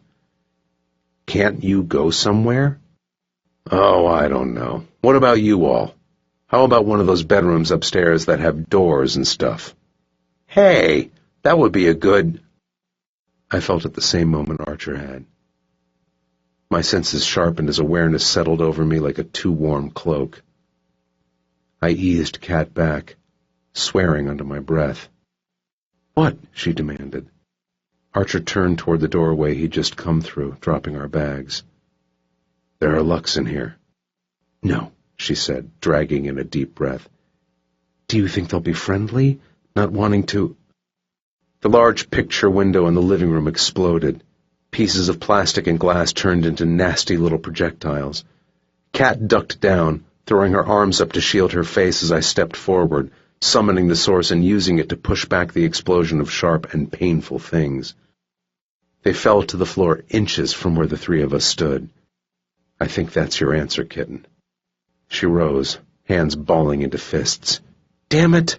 All I want to do is shower and take a nap and eat some bacon. Archer slid a look at her. Well, I think that will... A Luxon came through the window, a blur of bright light, and I shot forward, colliding with it as I shifted. We hit some antique-looking chair. The legs gave under our sudden weight. We tore right through the back. Stuffing flew into the air. The palm tree ended up as a drive-by casualty. Landing hard on the floor, I reared back and slammed my hand down on the Luxon's chest, letting go of the source and sending a steady shot right into the heart of the bastard, frying him from the inside out. The light dulled as I pushed myself up, whirling around. How many? I don't know. Kat was heading for the archway that led to the foyer. Switching back into my human form, I joined her and Archer at the archway a second before the front door literally blew off its hinges and winged across the entryway, embedding deep into the opposite wall. I knew before I even looked. I felt it in my bones. In every cell that was me, I knew before I looked. My sister stood in the doorway in her human form, and as her gaze swept over us, she smiled in a way that was so wrong for her. Gotcha, she said. Katie. Dee looked like a goddess of vengeance, straight out of one of the books I'd read and cherished. She stood with her slender legs wide and shoulders back, with the sun behind her forming a halo over her body and her eyes glowing white. She looked fierce and really scary. Fine, I might have read too many books because this was real and she looked like she wanted to kill us. Like kill us dead. Archer started forward. Dee. She raised her hand and he should have been able to move in time, but he was like Demon, rooted to the spot he stood in. A bolt of the source caught Archer in the shoulder, spinning him back. Oh, she was so not messing around. Dee turned to where we stood, and then casually, like nothing was up, stepped into the house. Behind her, I saw more Luxon. This was about to get bad. Shacking up with Aram, Dee hissed, as she spared a quick glance at Archer while he picked himself up. How far you've fallen, brother. Demon stepped forward. Dee. She lunged at him, flying the several feet between them as my heart lodged in my throat. All Demon did was grip her by the shoulders. He made no move to do anything else, and she took complete advantage of that. Dee shoved her hand at his chest. He only moved at the last second to avoid a direct hit to the heart, but he took an up-close and personal blast anyway. I cried out as he went down, his sister right on top of him. I knew in that instant that she would either really hurt him or kill him unless he treated her like the Luxon he'd just taken out. Archer had the other Luxon engaged as I shot forward, making up my mind. Demon might hate me if I ended up having to kill his sister, but I'd rather he despise me than hate himself for hurting her worse. I grabbed handfuls of her long hair and yanked her off Demon. She hit the floor, arms and legs sprawled like a crab. She looked up, eyes glowing like diamonds. "You don't want to do this," I said. "You—" Dee popped up, didn't even bend her knees, just shot right up and was in my face. "Oh, you have no idea how badly I want to do this." Then she drew her arm back and cold-cocked me right in the face. The impact knocked me away, and I landed on my butt as pain lanced through my jaw and down my neck. Blinking fresh tears out of my eyes, I stared up at her. "That felt so good," she said, cocking her head to the side. "I think I need to do it again." Oh, it was on like Donkey Kong. I lumbered to my feet, nowhere near as gracefully as Dee. Behind her, a Luxon zipped into the room just as Demon rose. The two of them collided at the same moment. I slammed my fist into Dee's jaw. Her head snapped back, black tresses flying out around her in a way that made her hair look like Medusa's snakes. Dull pain flared along my knuckles, but there was no time to really pay attention to that. Dee launched herself at me, grabbing my ponytail and jerking on my neck. A fiery sensation coursed down my spine, and I reached up, digging my fingers into her arms. She didn't let go, and there was a good chance she was going to rip my head off. Time to get dirty. Twisting in her grasp, I gripped her arms as I brought my knee up, shoving it right in her lady parts. Dee shouted hoarsely and let go, bending over as I straightened. I clutched her hair and brought my knee up once more, connecting with her face. She went down on one knee as I stumbled back, breathing heavily. "Please," I gasped out. "This isn't you, Dee. Whatever this is, it isn't you." She was up, and her hand was bonding with my cheek in an epic smack, spinning me around in a little circle. Holy crap, that stung. Dee slammed her hands into my back, knocking me onto my knees as she wrapped a slender arm around my neck and squeezed. I gasped, fighting for air. The little training Daedalus had taught me kicked in, and I grabbed her hand and then threw my weight forward. She went right over my shoulder, landing hard on her back. She shouted something too furiously for me to understand, and I struggled not to find something sharp and plunge it into her eyeball. "We're best friends," I told her, pushing to my feet as she rose. "Don't you remember? We're best friends, Dee." "You're just a stupid human." Bluish-red blood trickled from her lip. "Because that's all you are underneath it, just a fragile, useless human who bleeds easily." "Jesus, it's like I'm a muggle to your pureblood or something." She just glared at me. I backed up, keeping an eye on her. This so wasn't the time for Harry Potter references. "We planted flowers together, and you borrowed a lot of my books and never gave them back. You made Demon talk to me and be nice. You hid his keys, and you—" She tackled me to the floor, clawing and pulling my hair. We were in full girl fight mode. Both of us had a hold of each other's hair as we rolled across the floor. I gained the upper hand for a second. "We hung out together on Halloween and watched stupid movies, and we fought Baruch together." Dee flipped me, her nails tearing the collar of my sweater. "None of that means anything." She grabbed my shoulders and slammed me back down with enough force that I was stunned for a second. For long enough. Hauling me up, she screamed as she spun around, spun me, and the next second I was flying through the air. I hit the wall. Plaster cracked and gave way. For a second, I could see clouds of white dust fly everywhere, and then I was in the den, toppling over the back of a couch, hitting the floor. That bitch! She'd thrown me through a wall! I lay on the floor, unable to move as I stared up at the ceiling, blinking out the tiny stars clouding my vision.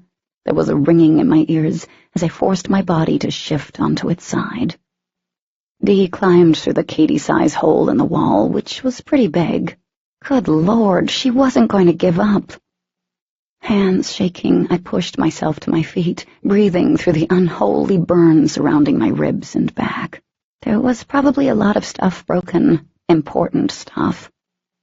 She landed on the couch and then dived at me with murder in her expression. I darted out of the way at the last second, and she hit the coffee table behind me. Glass shattered. Now she looked stunned as she stared at the ceiling, her chest heaving. I didn't give her a chance to recover. I landed on her, my knees digging into the broken glass, and slammed my hands onto her shoulders. "We're best friends," I tried again, not knowing what else to do. "You picked out my fake name from one of my favorite books. You gave Demon his new name." I shook her, rattling her head back and forth.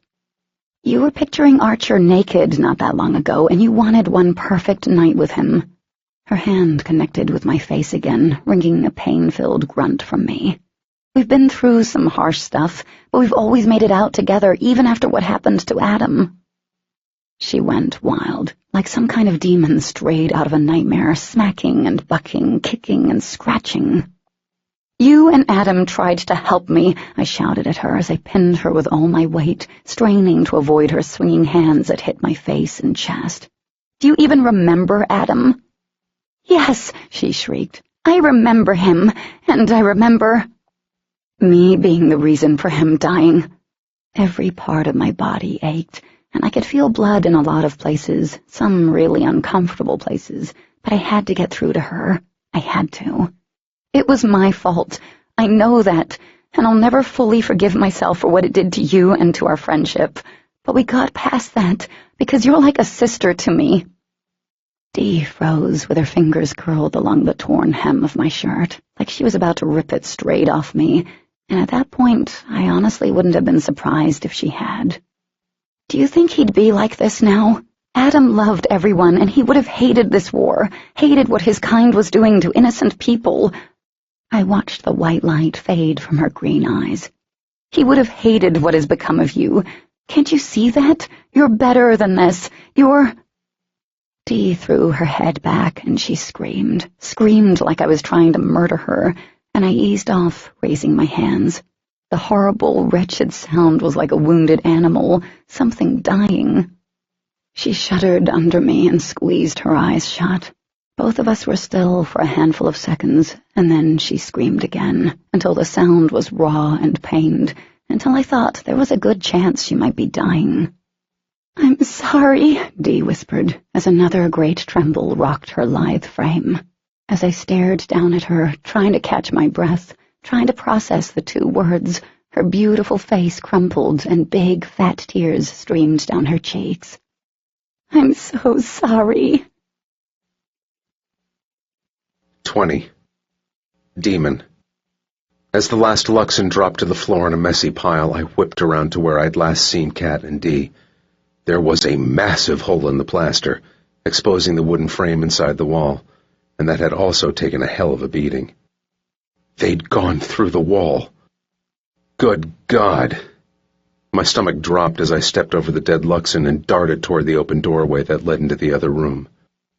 I kept telling myself they had to be alive, both of them, because I would have felt it if either of them suffered a mortal wound. It did nothing to slow my racing heart or to ease the sick feeling curdling in my stomach. Archer was standing just outside the den, his shoulders rising and falling in deep breaths. He didn't say anything as I pushed past him, stumbling to an abrupt stop. The room was absolutely destroyed. The couch broken, TV smashed, and vases shattered on the floor. Piles of dirt and shredded petals were embedded in the carpet. My desperate gaze zeroed in on the middle of the room, and damn if my knees didn't almost give out on me. They were on a smashed coffee table. Cat on top of my sister. They weren't fighting, but both seemed frozen. I was frozen. Then I heard it. The deep, destroyed sounds of a person breaking wide open. Cat, her hair half in the ponytail and half out, lifted her head and shuddered, then rolled off my sister and slowly rose to her feet. She backed away, running shaky hands over her messy hair. She looked over at me with wide eyes. Blood trickled from her nose and mouth, and each breath she expelled seemed to wheeze out of her. I started toward her, but stopped. My gaze swung back to my sister. When Cat had climbed off her, she'd rolled onto her side, curled up into a tiny ball. The sounds were coming from her. Dee. My voice cracked. "I'm sorry," she said, her arms folded over her head. "I'm so sorry. I'm so sorry." And that was all she kept saying, over and over again between the sobs. Glass crunched under my feet as I walked to where she lay, and when I reached her side, my knees did give out. I landed next to her and gently placed a hand on her shaking shoulder. "Is it really you, Dee?" Her sobs grew more ragged, and there was a stream of words from her bouncing around in my skull, most of it incoherent, one giant run-on thought, but there was no mistaking what it meant. Somehow the connection to the rest of the Luxon had been broken. I didn't know how, but it didn't matter. I gathered her off the ruined table and glass and sat back, pulling her against me, and she scrambled closer, like she used to do when she was small and was afraid of everything.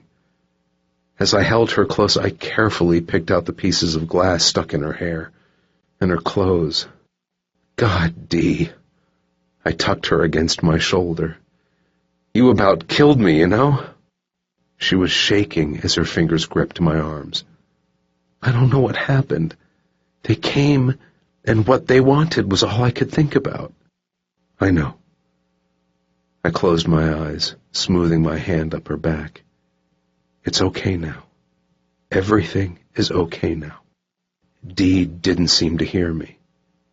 "You don't know the things I did or what I was thinking, what I was okay with them doing to people." But I did.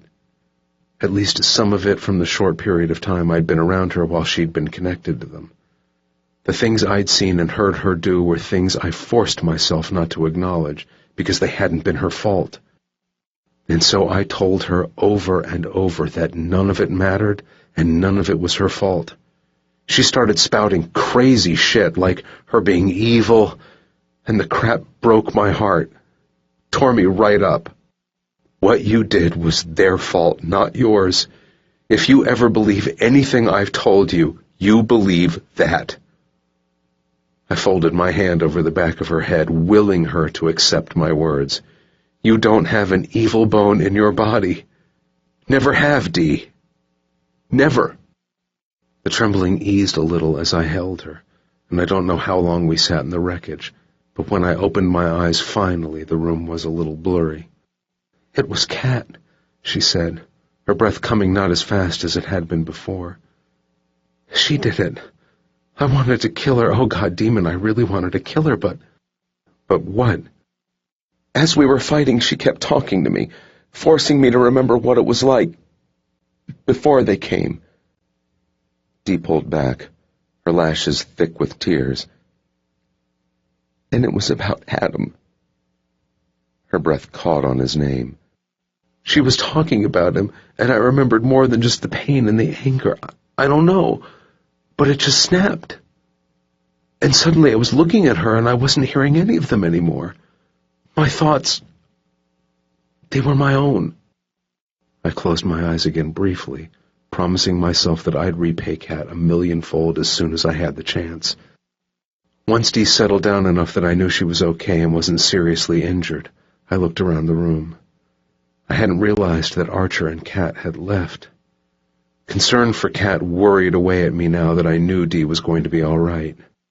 I helped her stand. "How are you doing?" Dee wiped the tears and blood, bright red blood that couldn't belong to her. from her cheeks with the sleeves of her dark sweater. My heart thundered in my chest as she took a deep breath. I'm okay, but Kat, it got pretty rough between us. Oh God, she probably hates me now, like really. No, she doesn't hate you. If she did, she wouldn't have tried to bring you back. Kat loves you like a sister, Dee. In fact, she's kind of like your sister now. That statement pulled Dee out of her troubled thoughts. Her nose wrinkled. What do you mean? Because that sounds a little weird, considering what you and her do and all that. I laughed. And damn, it felt good to be standing in front of my sister again and laughing. Kat and I are married. Dee stared at me and then blinked wide eyes. What? Well, we're not really married because we did it with our fake IDs when we were in Vegas. Ow! I stepped back, rubbing my arm right in the spot where Dee had punched me. What was that for? You two got married and neither of you told me? She stomped her foot, shimmering eyes on fire. That's so wrong. I should have been a part of it. She spun around. Where is she? I'm seriously going to hit her again. Whoa, I chuckled as I grabbed her arm. Can you wait to hit her again until we make sure she's okay? Oh, yeah, probably a good idea. Then she whirled around and threw herself at me, circling her long arms around my neck, and I stumbled back a step. You two really did it? Dee's lips trembled into a small smile, and not the kind I'd seen on her lately.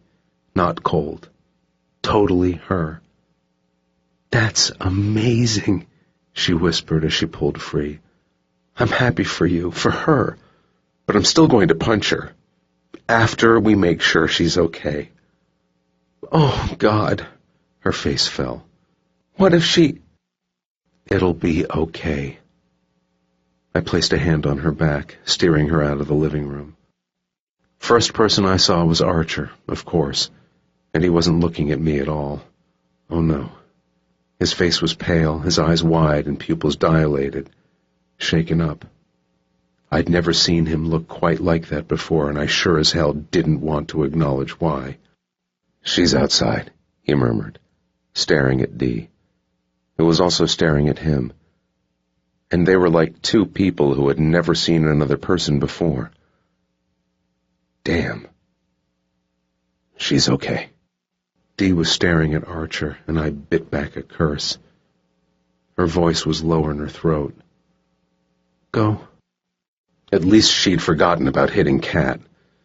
I resisted the urge to warn Archer to not do anything. But as I walked toward the doorway to the foyer and stopped to look back at them over my shoulder, what I saw should have had me going off like a rocket. I hadn't heard either of them move, but they were standing toe to toe, and Archer was touching her cheeks with only the tips of his fingers as he gazed into her eyes. There was something sort of poignant about the moment. Yeah, I sounded like I'd be writing love sonnets by the end of the year, but in a moment of empathy and maturity I really hadn't realized I was capable of. I didn't lose my cool. She needed this. She needed Archer, and who in the hell was I to begrudge her the solace when I had my cat? Blowing out of breath, I headed toward the front of the house and cringed when I saw the front door across the room. Oh, Laura and Hunter were going to be pissed. Kat was sitting at the top of the steps, curved slightly inward. As I walked around her and down the steps so I was in front of her, she slowly raised her head and her gray eyes met mine, reached right inside me, and squeezed my heart. She's okay. It wasn't a question but a statement. I nodded as I knelt in front of her. Because of you. She shook her head. Yes. She told me what you did. She could have killed you, Kat. I know, but I didn't want you to have to fight your sister, to have to hurt her. I didn't want you to have to ever make that choice and live with what happened. It made me love her more than I thought possible. I placed my hands on her knees and leaned in, pressing my lips against her forehead. Thank you. That's not enough, but thank you is the best I got. You don't even need to say that. Kat rested her forehead against mine and whispered, "I love you." I moved up to sit beside her, wanting to pull her into my arms, but I resisted because I could tell she was hurting. "Where?" She knew what I was asking. "I'm really okay." "You look like you're in pain. Come on. You know I'm going to heal you. Don't fight me on this." For a moment she stared at me, and then she stuck out her tongue, which caused me to grin. "Pretty much everywhere, especially my ribs. She threw me through a wall." I breathed around the flash of anger, telling myself Dee hadn't known better, so I didn't get all rage face, as Kat would say. Carefully, I touched her sides and let the healing begin. "Well, I need you back to perfection, because Dee's probably going to hit you again." Kat winced. "Do I even want to know why?" "Sit still," I said. "I told her we got married. She's happy, but she wants to punch you because she didn't get to be a part of it." "Oh," she laughed and then cringed. "Was she happy about it? I mean, was she okay?" "Of course." As the heat of my ability started making its way through Kat, her eyes drifted shut, and her cheek ended up on my shoulder. I liked it. Kind of made me feel warm and fuzzy with her all cuddled up against me. "She's thrilled, actually. Just wait until I tell her we plan on doing the big real ceremony. She might not hit you then." When she laughed softly, this time it didn't end with her wincing in pain. Moving my hand to cup her cheek, I took care of the bruises there. "She's in there with Archer now," I said. Kat sighed. "He's not a bad guy. He's an Origin." She rolled her eyes. "Archer may be an Origin, but he's still a good guy, and he cares about her, Demon. He really does, and he's been worried about her this entire time." "Ugh." "You know he can protect her, and he'll be good for her, so—" "I'm letting them be. I know she needs him, especially right now when she's got a lot going on in her head that she's dealing with." Kat's eyes searched mine, and then she smiled broadly. The blood on her chin didn't deter from the beauty of it, but I smoothed my thumb over the red, wiping it away. "Wow. I'm sort of proud of you, Demon." "Don't be too proud, because I still don't like him." "You know what I think?" She lowered her voice as if she were sharing a secret. "I think you do like Archer, and you just don't want to admit that you're in the beginning stages of a bromance to end all bromances." I snorted. "Whatever." Kat laughed again, and silence stretched out between us as my gaze drifted over her face. I started to lean in, but the sound of a car rolling up the long driveway forced us apart. It was Lore's car. "Uh-oh," I murmured. Kat cringed. "We've destroyed his house." "It was an accident," I said, standing and moving down a step just in case Lore got rightfully upset. "He'll understand." In other words, I'd make him understand. Lore rolled to a stop next to the Explorer, and Hunter and Serena were the first out of the car, carrying a couple of bags. They rounded the porch and came to a complete stop as they saw the doorway. Missing the door. Hunter glanced at me. "Do I even want to know?" "Well," I started slowly. Sighing, Hunter turned around and caught his brother by the arm. Lore had gotten a good look at the front of his house, the missing door, busted-out windows, and he was just standing there. "We had a little problem," Kat began. "What did you do to my house?" Lore asked. "We left you alone for an hour tops. Just an hour. Seriously." If he thought this was bad, wait until he saw the inside. But then he was storming up the steps, and I figured he'd be finding out real soon as he entered the house. I placed my hand on the small of Kat's back as we followed him in. "Holy!" Lore's voice faded off into stunned silence. Hunter gave a low whistle as he took it in. "Damn, guys, this is kind of impressive." My lips twitched, but I was smart enough to wipe the smile from my face when Laura spun on us. Someone is going to clean this up, and it's not going to be me. He was handling this surprisingly well, but I figured being an Aram and all, this wasn't the first time his house looked like a wrecking ball had gone into it. I leaned around Hunter, scanning the last room I'd left Dee in, but when I didn't see her or Archer in there, I glanced at the spiral staircase. My eyes narrowed. I was trying to be open and understanding and not a dick about them, but their asses better not be upstairs. My sudden change of heart was new to me and only went so far. Hunter placed the bags on the floor, careful of the shattered glass as he eyed one of the bodies. This is going to be messy. Serena pressed close to him as she surveyed the damage. The fact that I'm not all that disturbed by this actually disturbs me more. A slow grin spread across Kat's face as she turned to the woman. I know the feeling. Before the bonding moment could go any further, Dee and Archer came from the general direction of the kitchen. My relief that they weren't upstairs making it like bunnies was short-lived. My sister's face was pale and she opened her mouth, but then she saw Hunter and Lore. Her eyes widened. Archer wrapped a hand around her shoulder. I told you the Aram were helping us. I know, but it's one thing hearing it versus seeing it with my own eyes, she replied. Lore frowned as he folded his arms. You destroyed my house. Dee flushed. I'm sorry, really I am. It's a lovely house, and I love all the plants, and... He gets that, I interrupted before this broke down into one of Dee's long-winded rambles. What did you need to talk about? She glanced back at Archer, and then it all spilled out of her. Everything in one giant breath. It's Ethan. He's an Origin, and the whole colony knew it. He was working with a senator and a group of Luxon in Pennsylvania.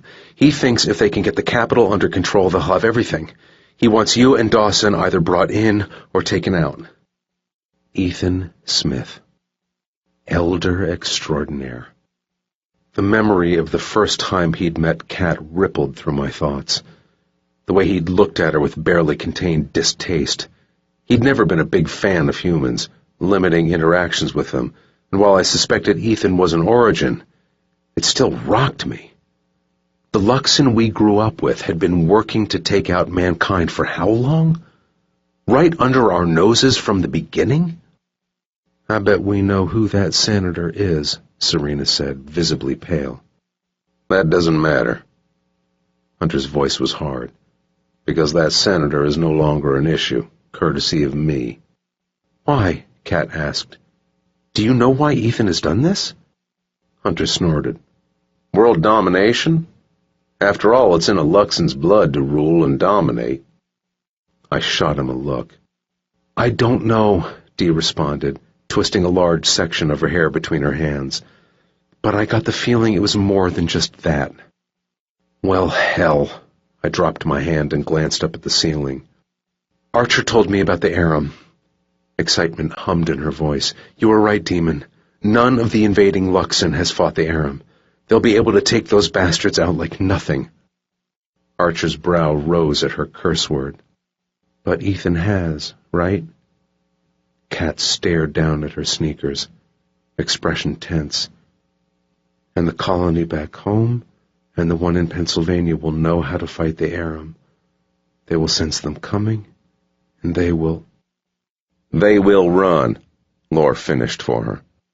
She closed her eyes, shoulders sinking in realization. They will hide. In other words, our brilliant plan of using the Aram wasn't so brilliant anymore. It had a big old hole in it a mile wide. Hunter looked around the group. If you asked me for my opinion, which you didn't, but I'm going to give it to you anyway, I'd say don't wait on Lotho to get up there. Take out this guy before they see you coming. Because if this Ethan is as smooth and smart as you all are saying, he's going to run when the shit hits the fan. Then what? Lotho and crew might take out most of the Luxon, but if he's still alive, that's a huge problem. Archer nodded in agreement. It would be like slapping a Band-Aid on a gunshot wound and hoping for the best. He was right. Both of them were. I looked over at Kat, and our gazes collided. Going after Ethan isn't part of the deal, I said to her, and I really didn't care what the rest of the group thought. I cared about what she thought. We were to secure the Aram, and then we can go back. Hell, we could go anywhere. You know what Eaton promised us. We don't have to do this. Her lips parted. I know. But... Kat drew in a deep breath and squared her shoulders. We don't have to do this. But if Ethan hits the road before anyone gets there, or if he escapes, then what? We're done. So you know what? Let's finish this. 21. Katie. Freshly showered and rested enough that the aches from my battle royale with Dee had faded, I joined everyone in the living room. Before I'd left to scrape the blood and gross off me and take a nap, we'd put the living room and den back together. Minus the missing door, busted-out windows, smashed furniture, and shattered potted plants. Oh, and of course the hole in the wall. I really felt bad about all of this. Lore was nice. His house had been nice. Actually, he was really nice, considering he didn't yell at us or try to eat us after discovering what happened to his house. I was beginning to like the Aram. Well, at least these two Aram. The rest of them, especially Lotho, still freaked me out. Dee had already apologized 1,000,000 times from the second we were done talking about Ethan up to the moment I'd left to shower and take a power nap. So I wasn't surprised when she immediately turned those big green eyes on me when I entered the living room. Katie, she began, starting to rise, and I knew what was going to happen next. She was going to start crying, and then she would start apologizing. I walked over to where she sat on the only piece of furniture not destroyed, an ottoman, and hugged her. It's all right, I whispered into her ear. Everything is okay between us. And I meant it. Life was really too short and twisted to hold grudges, especially over something she truly had no control over. She squeezed my arm and whispered back, Thank you. No, I won't hit you for not telling me you married my brother. Dee's smile spread, transforming her beauty into something that was truly out of this world. And God, how I'd missed that warm smile. We were just talking about our plan. Demon sauntered up to me and nuzzled my cheek a second before lifting his head. We're going to head back, which puts us less than a day, if that, ahead of when Lotho said he'd have his Aram army. I glanced around the room, expecting more of a plan. Okay. But that's not all. Archer crossed his arms. It's simple, Demon responded, his hand sliding off my shoulder and tangling in my damp hair. We go home, and they will come to us. I arched a brow. That's a little too simple. He's being lazy in his descriptions, Hunter replied. Or totally distracted, commented Lore. I flushed again, because when his fingers found their way out of my hair and then tiptoed down my spine, I seriously believed that he was. We're going to have to pretend that we're one of them. Dee twisted toward where we stood. I know that probably sucks to hear, but we can do this. We can make them believe. Oh, I really didn't like the sound of this, and I was trying not to pay attention to the hand on my back. Dee wet her lips. They don't know that I've gone AWOL, or that the others, well, that they're not around anymore. How? Dee was told not to check in until she took care of the problem with Demon, either taking him out or bringing him into the fold, Archer explained. And the way Dee had busted up into the house, I didn't think she'd been interested in bringing him into anything except the afterlife. They will be expecting to hear from her soon, but there's a damn good chance they don't know what's happened yet. A good chance, I repeated dumbly. Demon's hand was south of the band on the back of my jeans. The best chance we got, baby. So we're just going to go home, pretend that you all are evil, and then hope for the best?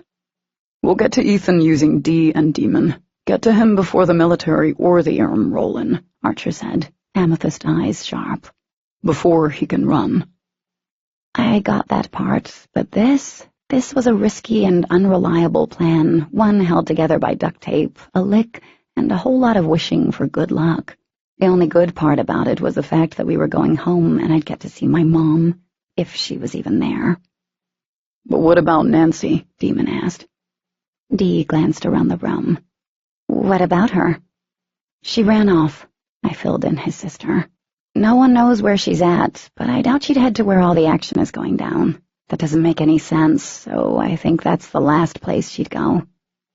Demon tugged on the band of my jeans, but didn't respond. She's right. They're looking for her now, but the likelihood of her heading to Petersburg is slim.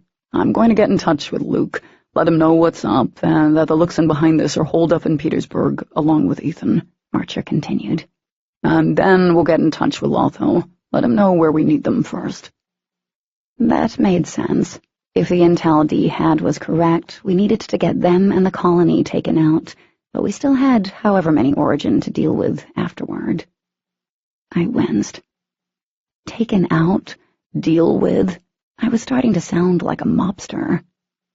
Or Luke. Well, then, I said finally, it's a plan. Demon patted my behind. You guys are gonna need some stuff, Hunter said, and then he glanced down at Serena's blonde head.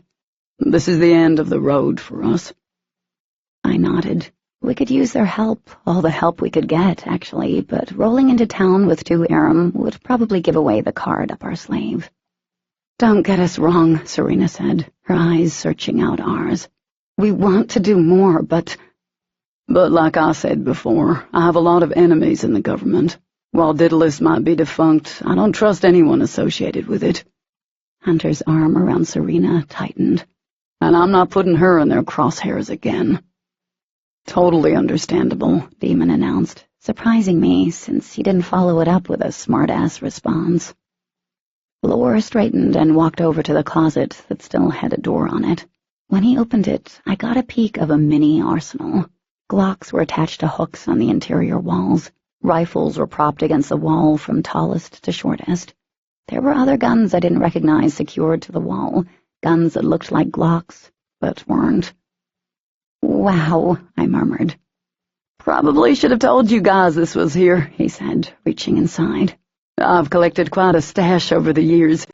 He pulled out a gun, handing it over to Archer. The thing that everyone seems to forget is that Luxon, and even we, are susceptible to certain wounds. Bullet to the head or to the heart is catastrophic, no matter the species. Hunter grinned, and it was kind of creepy. Problem is, both of our kinds are a bit fast, so hitting them in the head or heart is kind of hard. Not now. Laura was also grinning in the same creepy way. Holy crap, murmured Archer as he handled the odd-looking gun. How did you get one of these? Laura smirked. I have my ways. Archer shook his head.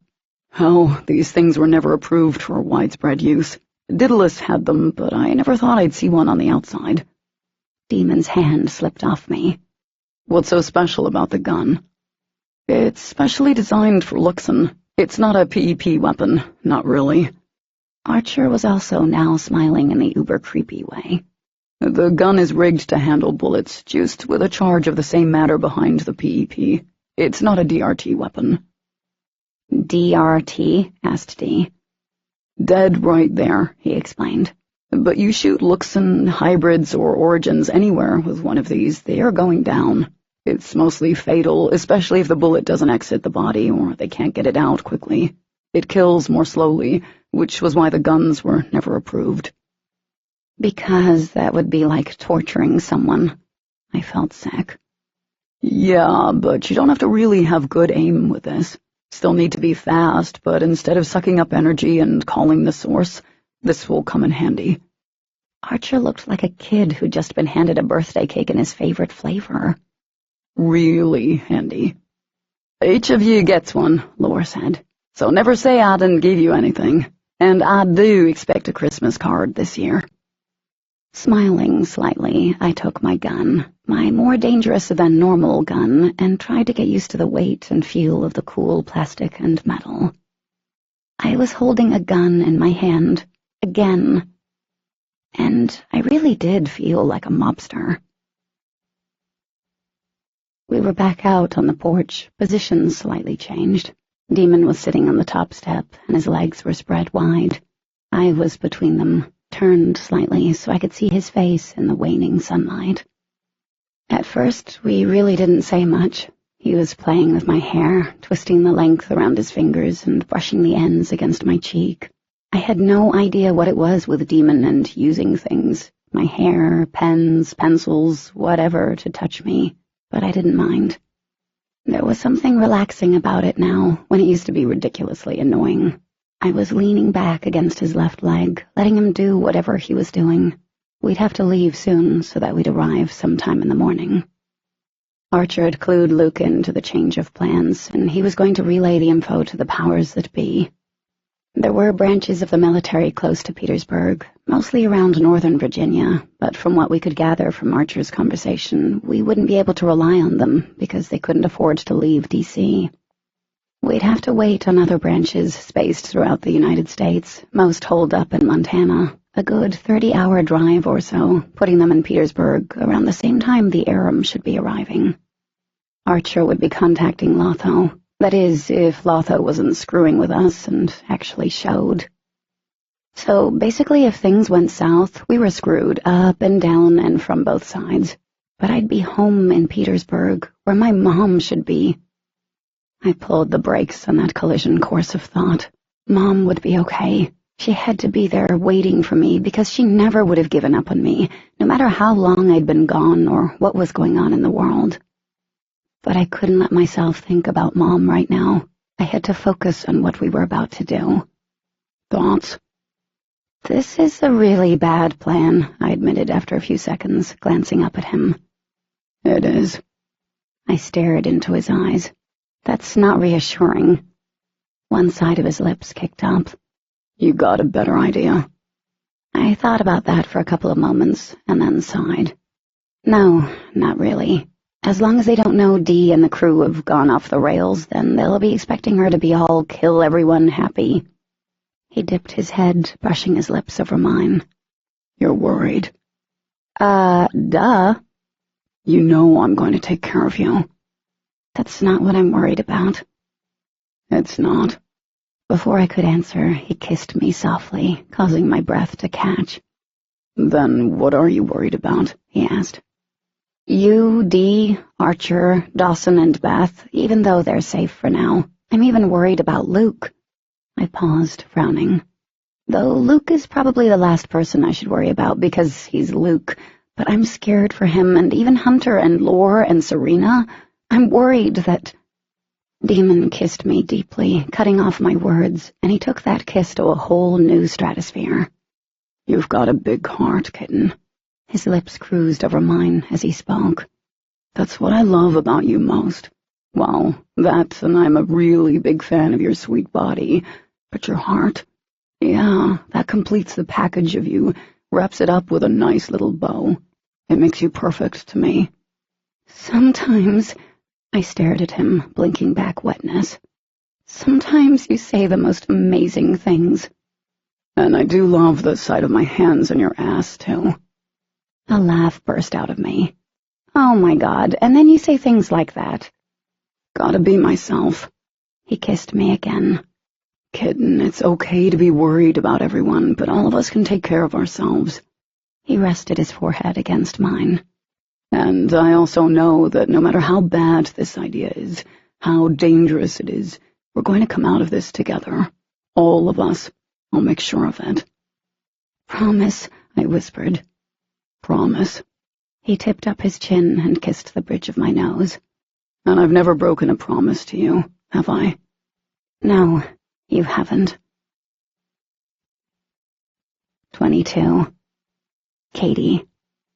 The ride to Petersburg was a lot more uneventful than the trip to Atlanta, with the exception of the bickering between Demon and Archer and the state of some of the highways we traveled on.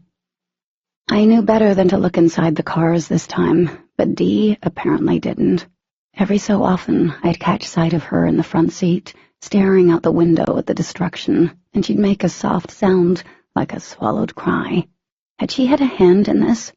Maybe not physically, but had anything she'd done had a domino effect that ended with many, many lives lost? I felt for her, and I was happy when I saw Archer's hand gravitate toward her whenever she appeared to get lost staring out that window. But the closer we got to West Virginia, the closer to home, I could no longer think about Dee.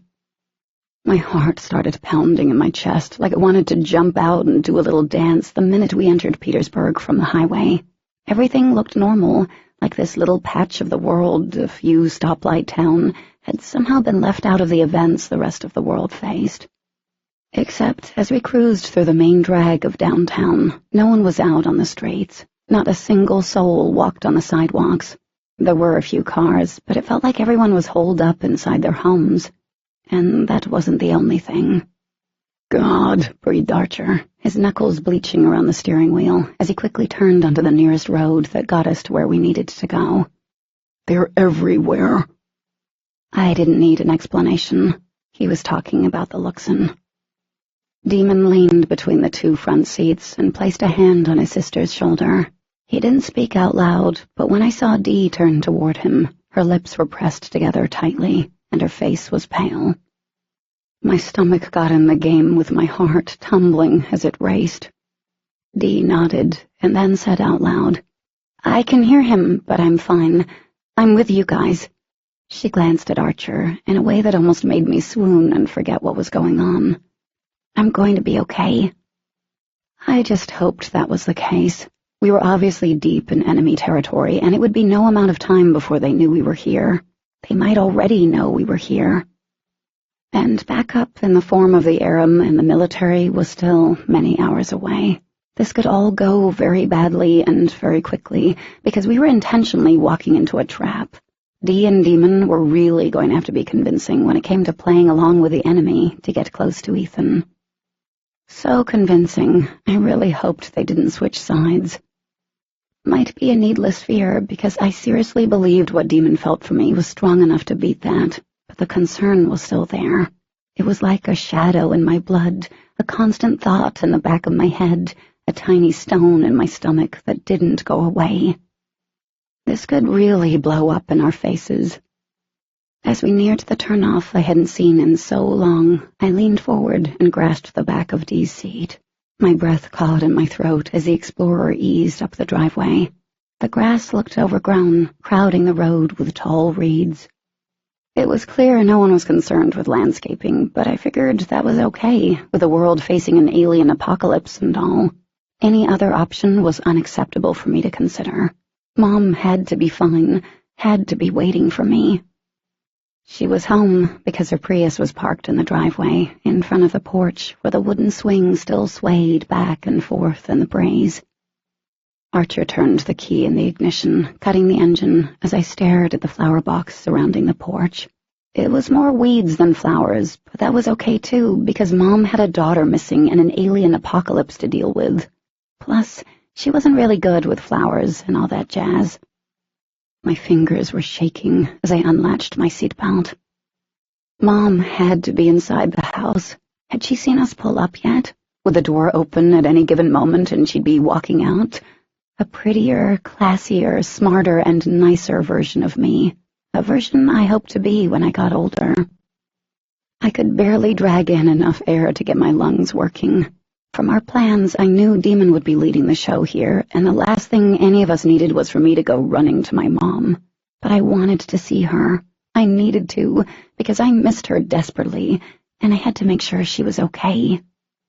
I was all she had left, and she needed to know that I was still here. Demon caught my arm, keeping me in the back seat, while Dee and Archer hopped out and stared at her house with wary expressions. "There are Luxon nearby," he said, smoothing his thumb along the edge of my sleeve across my wrist. "I don't know if they're in any of the houses." "Why would they be in our houses?" The moment the question left my mouth, I knew how stupid it sounded, because there could be any number of reasons why they'd be in my house or Demon's. He smiled tightly, but the worry in his eyes caused the little knots in my stomach to expand. "I know you want to check on your mom. I get that, but I need you to not run off.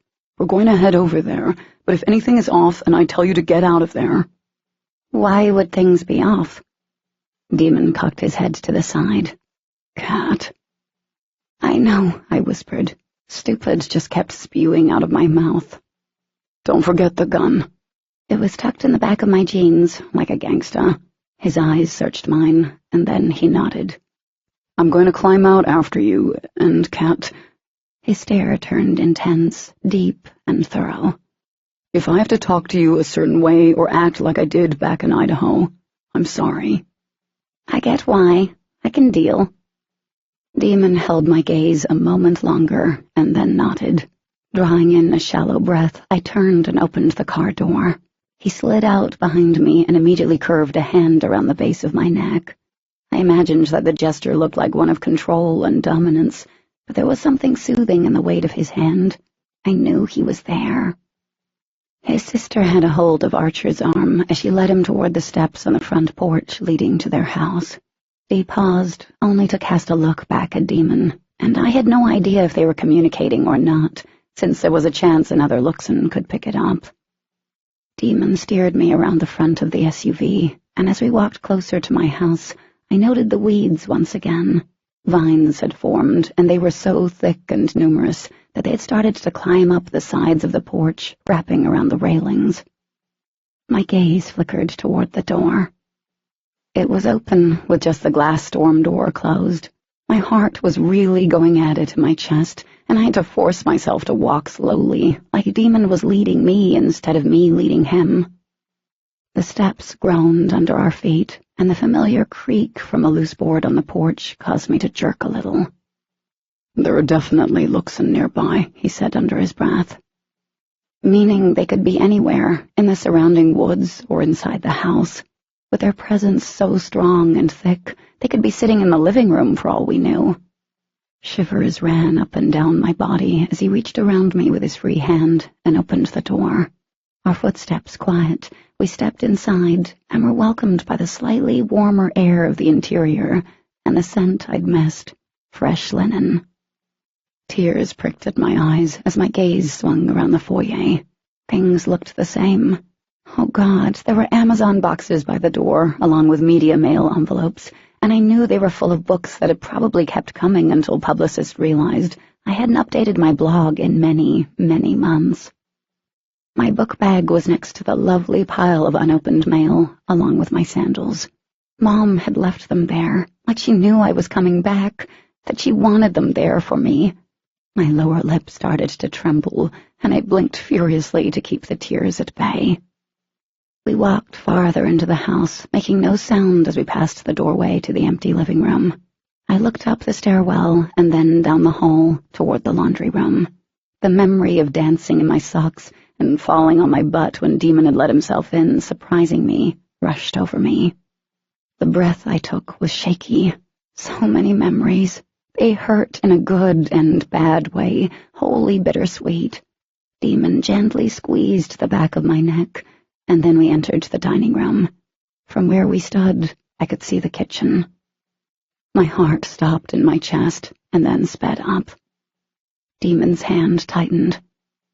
I saw her. I saw Mom. She was standing at the sink, her back to us, and oh my God, it was her, shiny blonde hair pulled up in a neat bun at the back of her head. She wasn't wearing scrubs, but dark jeans and a light sweater. Tears spilled out of my eyes. I couldn't stop them. Mom, my voice cracked. Her spine stiffened for a second, and I started forward, done with the pretenses. Demon grabbed at me, but I was fast when I needed to be, and I broke free. Mom turned. She was here. She was okay. She was alive. Cat! Demon shouted. In a blur of tears I couldn't even see through, I was an emotional melting pot as I raced across the kitchen, around the table, reaching her in seconds, and I got all grabby, wrapping my arms around her. Mom! I held her tight, inhaling the scent of her perfume and letting it wash over me, easing some of the knots in my... Suddenly, arms were around my waist, and I was hauled back against a hard chest and stomach. My brain raced. I didn't understand what was happening. Then my feet were skidding across the floor as I was shoved behind Demon. He kept his arm out, backing me up. "Demon, stop!" I struggled to get around him, knowing I was supposed to play it cool, but this was different. No one was in here but us. We were okay, and I wanted my mom. "Katie." Demon spoke my name, and the hoarseness of it, the way it seemed to punch out of him, caused me to go very still. I lifted my head, breathing heavily as I peered around Demon, and I got a look at Mom, a real good look. My whole world imploded, shattered into broken little pieces that were jagged and cut deep, slicing my insides into shreds and ripping me apart. Her eyes, they were a bright, unnatural blue. So blue that they looked like two polished sapphires, and Mom's eyes, they should have been hazel, more green than brown, depending on her mood. "No," I whispered, shaking my head. "No, no." Mom tilted her head to the side as she looked from me to Demon, and then she moved her lips into a smile that lacked any warmth. "We've been waiting for you." "No, no, no." I wrenched free of Demon, backing up as I stared at Mom. No, not Mom. This wasn't Mom. It wasn't her. The cold blue eyes followed my movements, and her lips continued to curl up as she watched me with such apathy I could taste it. "No." My voice was a broken record. It was all I could say, as my chest split right open when the horror of the reality set in. Mom wasn't here. She would never be here. Never again. Because she had been assimilated, Mom was gone. Forever. Demon. I should have known. In the back of my head, that was all I could think. I should have known that this was possible, that the invading Luxon would get to Kat's mom and do something so horrific in hopes that Kat or I or someone would come back here. Or maybe they hadn't really been waiting for us but had done this just to be cruel, because Ethan would have known Kat's mom, would have foreseen what it would have done. The moment Kat's heart broke open, I felt it in my chest like it had been my own. And I'd experienced that kind of raw pain before when I was told that Dawson had died. I'd never wanted her to go through what she was feeling, but there was no stopping it. Her eyes were wide as she stumbled back, bouncing into the wall like she didn't even know it was there, and she kept saying the same word over and over again. No. Tears streamed down her face as she raised her hands, like she wanted to fend off reality, hold it back. Then she doubled over, folding her arms around her midsection. My gaze swung on the Luxon standing at the sink, smiling coldly as she watched Kat lose it. The bastards did this to her. Rage lit me up from the inside, infusing every cell in my body. I didn't use the gun. The shot, the sound of it was too wrong to use in this situation, because even though this wasn't her mom, she looked like her. The female in front of me recognized what was about to happen a second too late. She started to shift as I let the fury go, and a blast of the source smacked into her chest, spinning her against the counter. She gripped the sink, staggered, but I let go another bolt and it hit the back of her head. The Luxon's light flared a bright white once, and then twice, before dulling like a light bulb going out. She fell over a bag of potatoes, smacking on the floor with a heavy thud. In her true form, the last of the light faded out of the network of veins, leaving behind a shell of a humanoid form. Kat dropped to her knees, crying as she dipped her chin against her chest. I whipped toward her. "Katie, baby, There really were no words except, I'm so sorry." She moved suddenly, planting her hands against the kitchen floor. Throwing her head back, she screamed, and that sound was full of sorrow and heartbreak. It started as a low tremble under my feet and then increased, shaking the kitchen table and rattling the plates and cups in the cabinets. Then it was a rumble, causing the house to groan and small clouds of dust to drop from the ceiling. The table scuttled over the floor. A chair toppled over and then another. Somewhere in the living room a window shattered. Kat was going to bring the house down. Shit. I dropped to her side, folding my arms around her and gathering her close. Her entire body shook as I sat back, landing on my ass. I pulled her into my lap, thrusting a hand into her hair, pressing her face against my chest. It did nothing to muffle the powerful sobs racking her entire body. God, I didn't know what to do. I didn't know how to ease this, which was the only thing I cared about at the moment. "Baby, it's going to be okay," I said into the top of her head. "I'm here, kitten. I got you. I'm here." There was no sign that she heard me as she burrowed into me, her chest rising and falling sharply, her pulse pounding way too fast. She curled into herself, her cries ragged and broken-sounding, tearing me up. I should have known. But there had been no way to decipher the presence of a Luxon in here or outside. Others would be coming, but all I could do was hold her, getting her as close as possible as I glanced at the ceiling.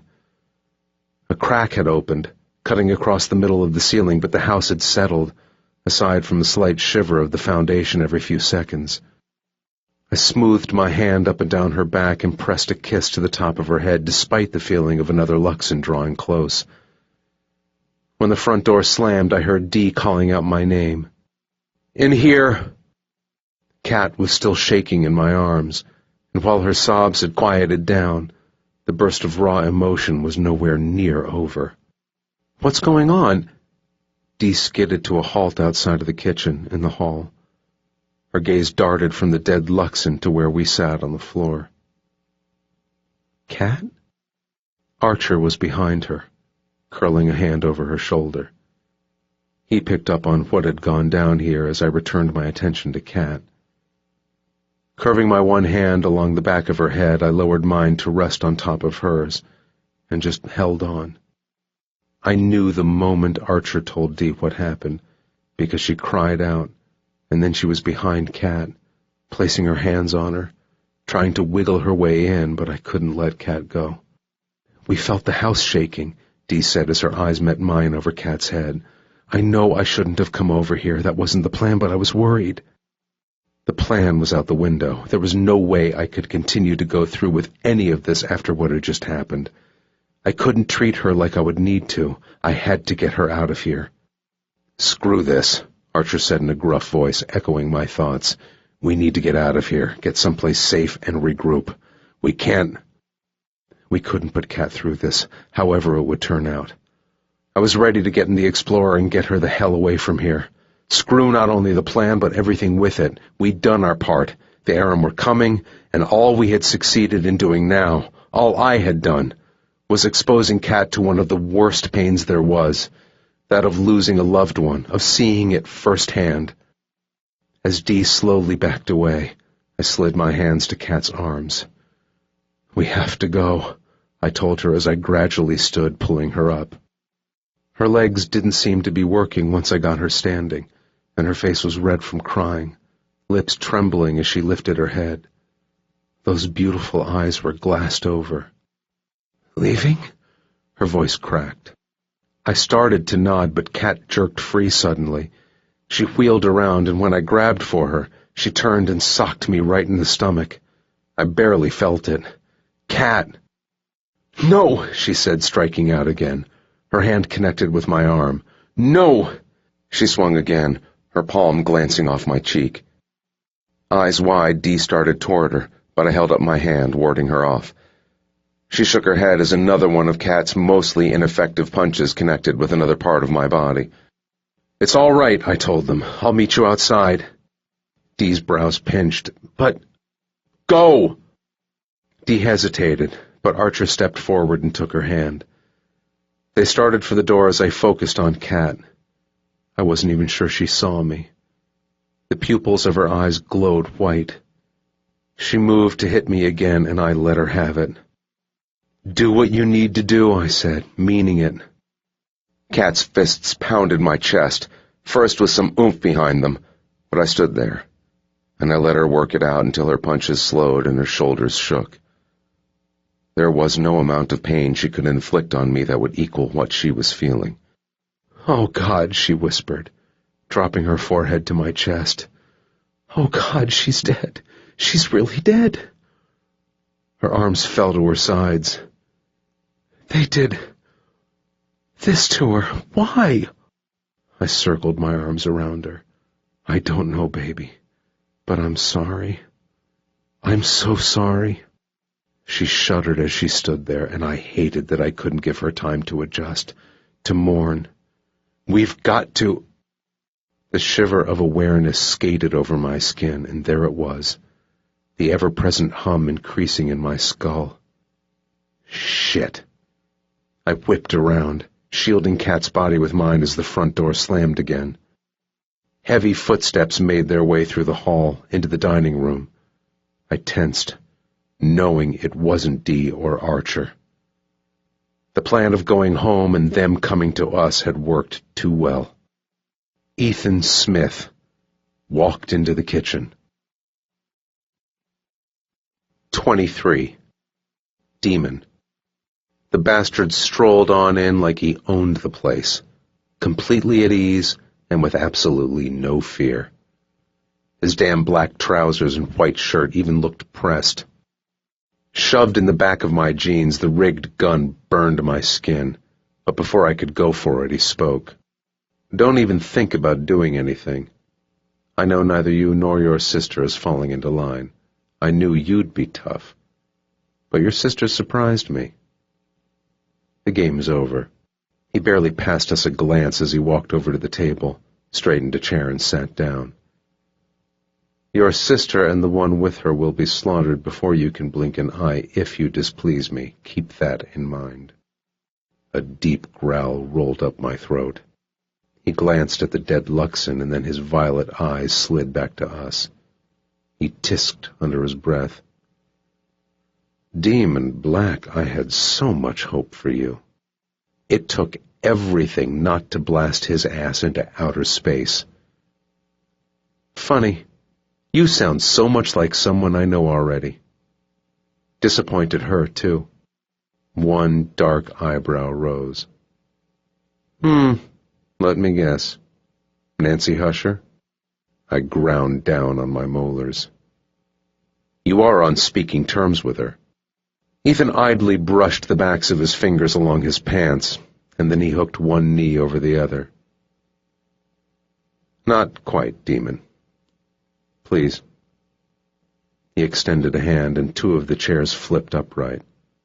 "Have a seat." "No, thank you," I said, as Kat shifted closer to me. I had no idea what kind of frame of mind she was in right now. Ethan smiled tightly. "I really wasn't giving either of you an option. Sit, or I'll send the message to the others outside to kill your sister." Slowly. Anger was like a bitter acid in my blood as I stared down the elder, or whatever the hell he really was to our kind. It was Kat who spoke, her voice surprisingly level considering what she'd just been through. "We'll sit." Looking over at her, I saw that her face was pale and eyes slightly swollen, but her gray gaze was sharp. I took her hand. Ethan chortled as he watched us. "Tell me, Demon, what made you fall in love with a human?" How in the hell was I supposed to answer that? I sat in the chair nearest to Ethan, which forced Kat farther away. "Why do you even want to know?" "I'm curious." He cocked his head to the side. "Answer me." My teeth were going to crack. "What's there about her not to love?" "Well, she's a human." His gaze flickered over her, his upper lip curling. "She's mutated, but ultimately she's a human underneath it all." "So?" challenged Kat. He ignored her. "She's human, Demon.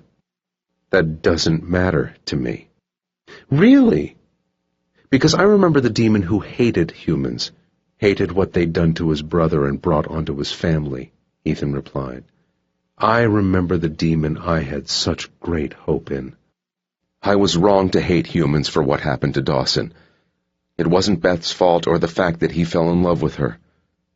It was Daedalus. An organization run completely by humans. I narrowed my eyes.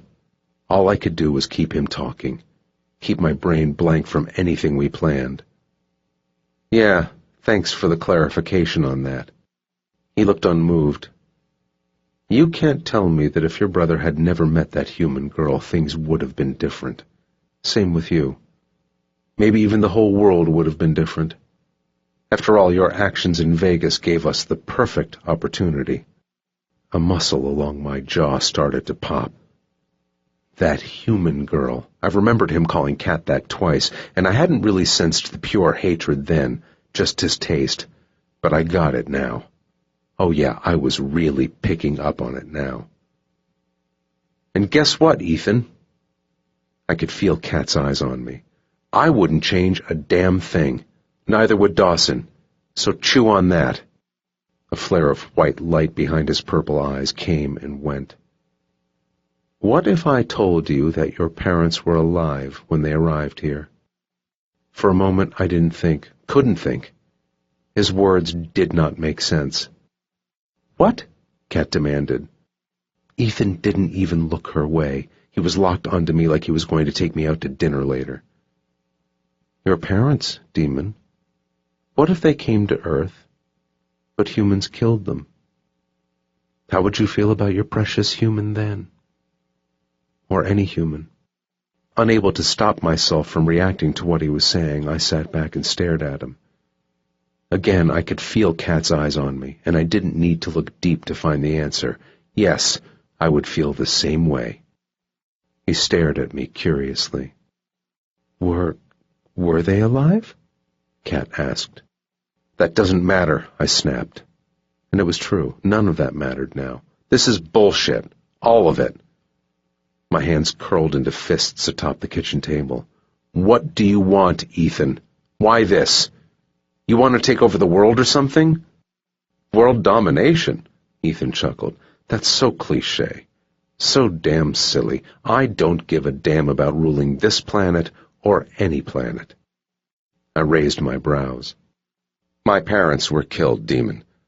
But you probably already realize that since you know exactly what I am, and I'm sure Nancy told you. Well, told you half of the truth. Ethan folded his hands in his lap.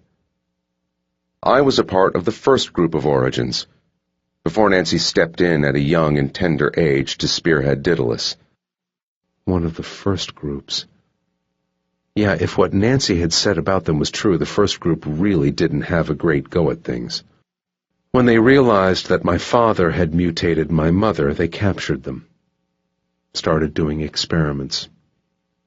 Whatever love those two might have had for each other was destroyed by the things they did to them and made them do, including my creation, he explained without a drop of emotion. I was a part of a limited group of origins, and I grew up in a lab. That sucks. That tight smile appeared.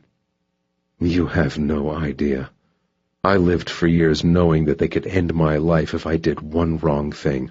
Over and over, I watched other origins, too young to really understand what they were, get taken away and never seen again. They were killed. And then I watched them murder my parents for an infraction that I committed. My hands, hell, my whole being itched to end this. Like I said, that sucks. But I really don't get why you're telling me. You don't, Ethan laughed, and for the first time real emotion spread across his face. I lived in Daedalus's lab until I was old enough to be placed outside, into a controlled position. Not like some who were placed as senators or doctors. No, I was placed within the Luxon community, ordered to keep an eye on them. He chuckled, as if I would help them with anything, or any origin of my class would. Class? Yes. There have been roughly 5 classes. I was a part of the first. Your friend outside was in the second batch, and there have been 3 more. I was guessing that the last 2 were the ones including Luke and those freaking kids. Are all the origins from your group like you? Like me, he huffed, shaking his head. You mean do they want what I want, or are they no longer under the control of Daedalus? The answer is twofold. No origin can truly be controlled by anyone. We are practically the closest thing to gods." "Wow," mouthed Kat. "And those who are left of our class, which are few, want just what I do." Kat sat forward, sliding her hands off the table. "Few? There aren't many left of your, class?" His gaze slid her way, and I didn't like it. Not one freaking bit. "When you two escaped from Daedalus and Vegas happened, Daedalus began cleaning up, eradicating the origins." Her brows pinched.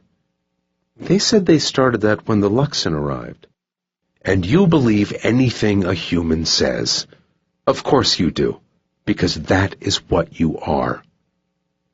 He sneered, his disgust evident, and he was really starting to piss me off. "They started cleaning house when you all decided to take down Vegas. All across the country, we dropped like flies, and it simply became time to end this. End this." I was so beginning to see where this was heading. "You found a way to communicate with the Luxon who hadn't been here. We'd been working on a way, and let's just say we opened the doors for them. It was perfect timing." He spread his hands wide. "And here we are. Most of the Luxon, both here and those who've arrived recently, answer to me." His smile went up a notch. "I can be very convincing." Kat stared at him. A second ticked by. "You hate humans." "Loathe them," he confirmed. "They disgust me. They are weak and fragile. They are fickle and dangerous. They deserve everything that is coming to them. The Luxon want to rule them, and they will. They already are, and that's fine by me. I don't care what they do, as long as humans suffer and experience everything that I have." "All of this? All of this is because of what happened to you?" she asked, shaking her head slowly. Disbelief colored her tone. I didn't blame her. I was also shocked. Taking over the world was at least something to aspire to. This was just nasty hatred and revenge and, yeah, crazy. How he managed to get so many Luxon behind him was beyond my understanding. How could they not have seen through what he was? Though, hell, I had never seen him for what he was. "You're doing this just because of what was done to you," Kat repeated. "And what they did to others of my kind." His eyes flashed again. "And what they would have continued to do, even after dismantling Daedalus and their projects." "But there are people who would have never done anything like that, who would have welcomed the Luxon," she argued. "You can't judge an entire race of beings on what a small percentage of people have done." "Already have," he replied. Jesus, there were no words for this. "That's insane!" Kat's cheeks flushed with anger, and damn, she was right. "That's worse than how the Luxon feel about the Aram, and vice versa. That's absolutely—" Ethan moved faster than even I could track for a moment. 1 second he was sitting, and the next second he was right beside Kat, his fingers curled around her throat. I shot up from my chair, knocking it over. My form began to shift. Let her go. His grip tightened on her neck. "Take 1 step toward me. Shift or summon the source, and I will snap her neck. Let's see if you can heal her from that." My heart, damn it, my heart stopped in my chest as I stared at them. He had me by the throat because he had my whole world in his hands. I forced the shift to back off and said one word I thought I'd never utter to the bastard. "Please." I swallowed hard, but the words came out easier than I could have ever imagined. "Please don't hurt her." Ethan sneered into her face. "You beg for a human who wouldn't do the same for you?" "I'd do anything for her." "And I would do the same for him," Kat gasped out, her hands curling inward in her lap. "And I would never be as batshit crazy as you." "Kat," I warned. Ethan's fingers tightened and she jerked. "Excuse me? You are worse than the Luxon. You've judged billions of people for something they didn't do." Her voice cracked. "You hurt my mother. She never did anything to you, and you probably don't even know her name." "That bitch!" Ethan spat back. "She isn't even worth knowing her name." Several things happened at once. Blue light flared from the outside, a halo that lit up all the windows and danced over the walls.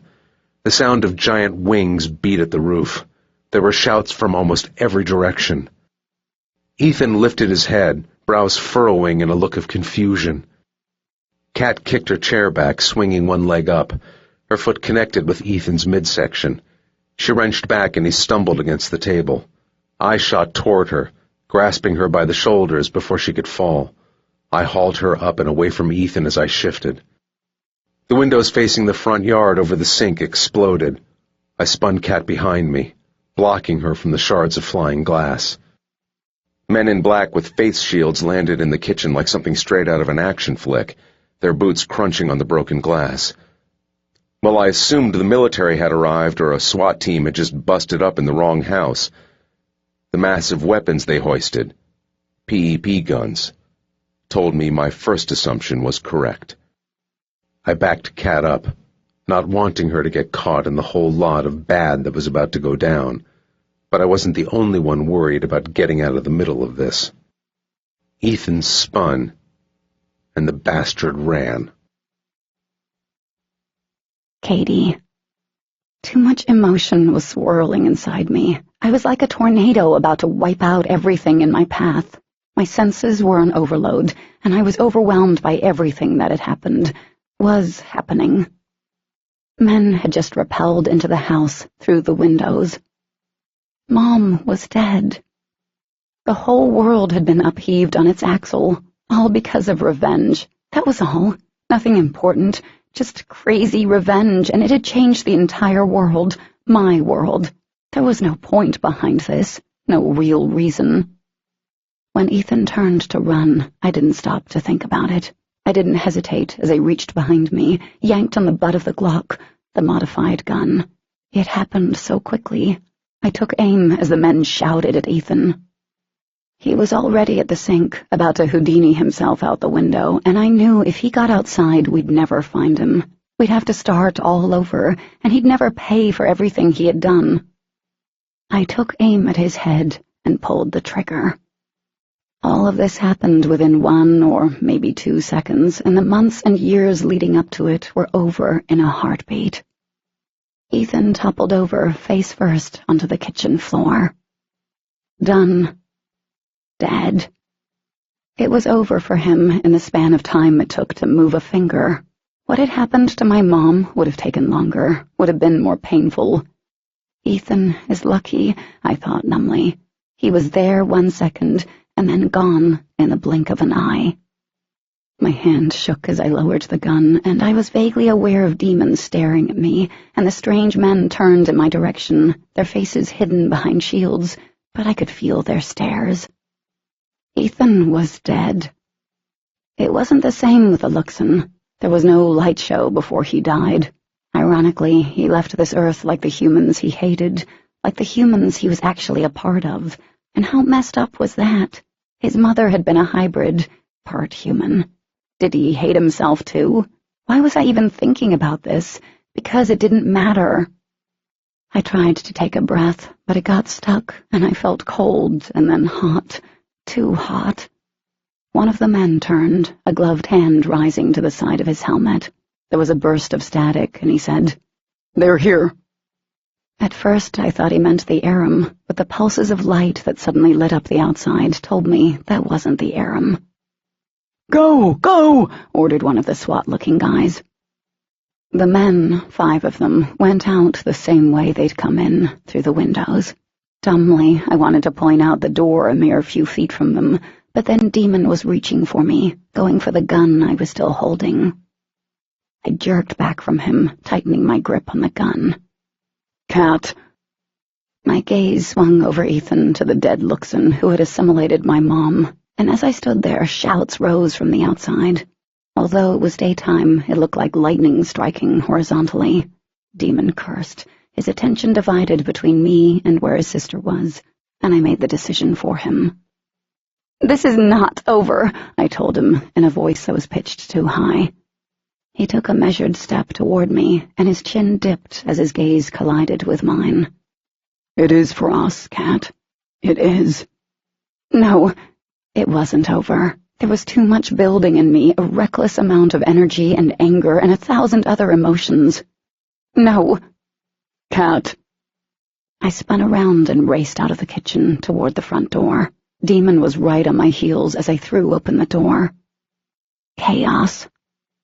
A dozen or so Luxon had streamed out from the thick cluster of trees surrounding our homes, and with them were at least 3 origins. I couldn't see Dee or Archer, but there were bodies littering the ground, both human and Luxon. Blasts from PEP weapons and from the source zinged back and forth across the yard. There were more Luxon than humans standing, and in their true forms, their light was as bright as the sun breaking through the clouds overhead. It was an all-out war scene, very much like what had gone down in Vegas. The trees closer to the yard were singed, and a few of the bare branches were burning, billowing black smoke into the air. A distinctive burned smell lingered in the air, curdling my stomach. The Luxon were lobbing bolts at the men in black like they were throwing baseballs one after another. One struck a man in the chest, spinning him back and onto the ground near the porch. The PEP weapon hit the ground and fired, sending a deadly blast in our direction.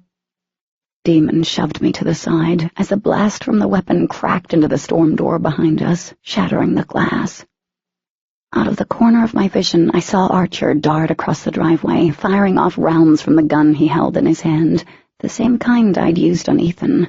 He hit the Luxon, taking shots like a total badass. One went down, and then another and another. Their forms flickered in and out, while one hit the ground, light fading into the shell of something sort of human. Then I saw Dee behind Mom's car. Every couple of seconds she stood and sent out a blast of the source in the direction of the Luxon. Demon moved around me as an origin raced toward the porch, rearing back as white light wrapped down his arm at an alarming rate. Demon vaulted to the railing, tackling the origin before he could do a thing. Damn, he was like a ninja, totally badass, too. Unable to stand there and do nothing, I took aim with the gun and continued firing in the direction of the Luxon until I pulled the trigger and nothing came out of the barrel. I'd hit 2, maybe 3. They weren't kill shots, but Archer was on them, finishing them off with the source. I hurried down the steps, tossing the gun aside as another origin headed toward where Demon and the other were fighting hand to hand. Demon was on top, straddling the douche, arm cocked back before he delivered a blow. My heart lodged in my throat as a flash of whitish-red light came from a different direction, over by Demon's house. I shouted his name, but it was too late. The energy smacked into his shoulder, knocking him off and onto his back. His face contorted with pain as he gripped his arm, his lips forming a string of curses. Then he shifted into his true form and shot to his feet, his light white with vibrant red streaks through it. He was about to unleash a whole different level of badassery, but something deep and vicious was still building inside me. My gaze centered on the origin in the next yard. Static crackled down my skin. Fury fused my cells, mixing with the rage and pain already there. It burst from me like a shockwave, rolling out in a surge of power. Mom's car rattled, forcing Dee to jump back. Her wide eyes swung toward me as her black curls blew around her head. Her mouth opened, but her words were tossed back in her face. The force of power was like hurricane winds. It slammed into the Explorer, lifted it up on 2 tires, and then flipped it over. The vehicle rolled toward the origin, who spun and ran. Ran. My brain had clicked off, and my boots dug into the ground as I pushed and took off, giving chase. I heard my name shouted, but I couldn't stop, and I couldn't listen. My feet picked up speed, and the burst of power and energy rolled through me. I hit the edge of the forest as I heard my name yelled through my thoughts, but I didn't stop. I kept going, picking up more and more speed. My heart pounded like a jackhammer hitting cement, and my pulse was as frantic as the beating wings of a trapped bird. Heat swept over my skin as my hair streamed out behind me.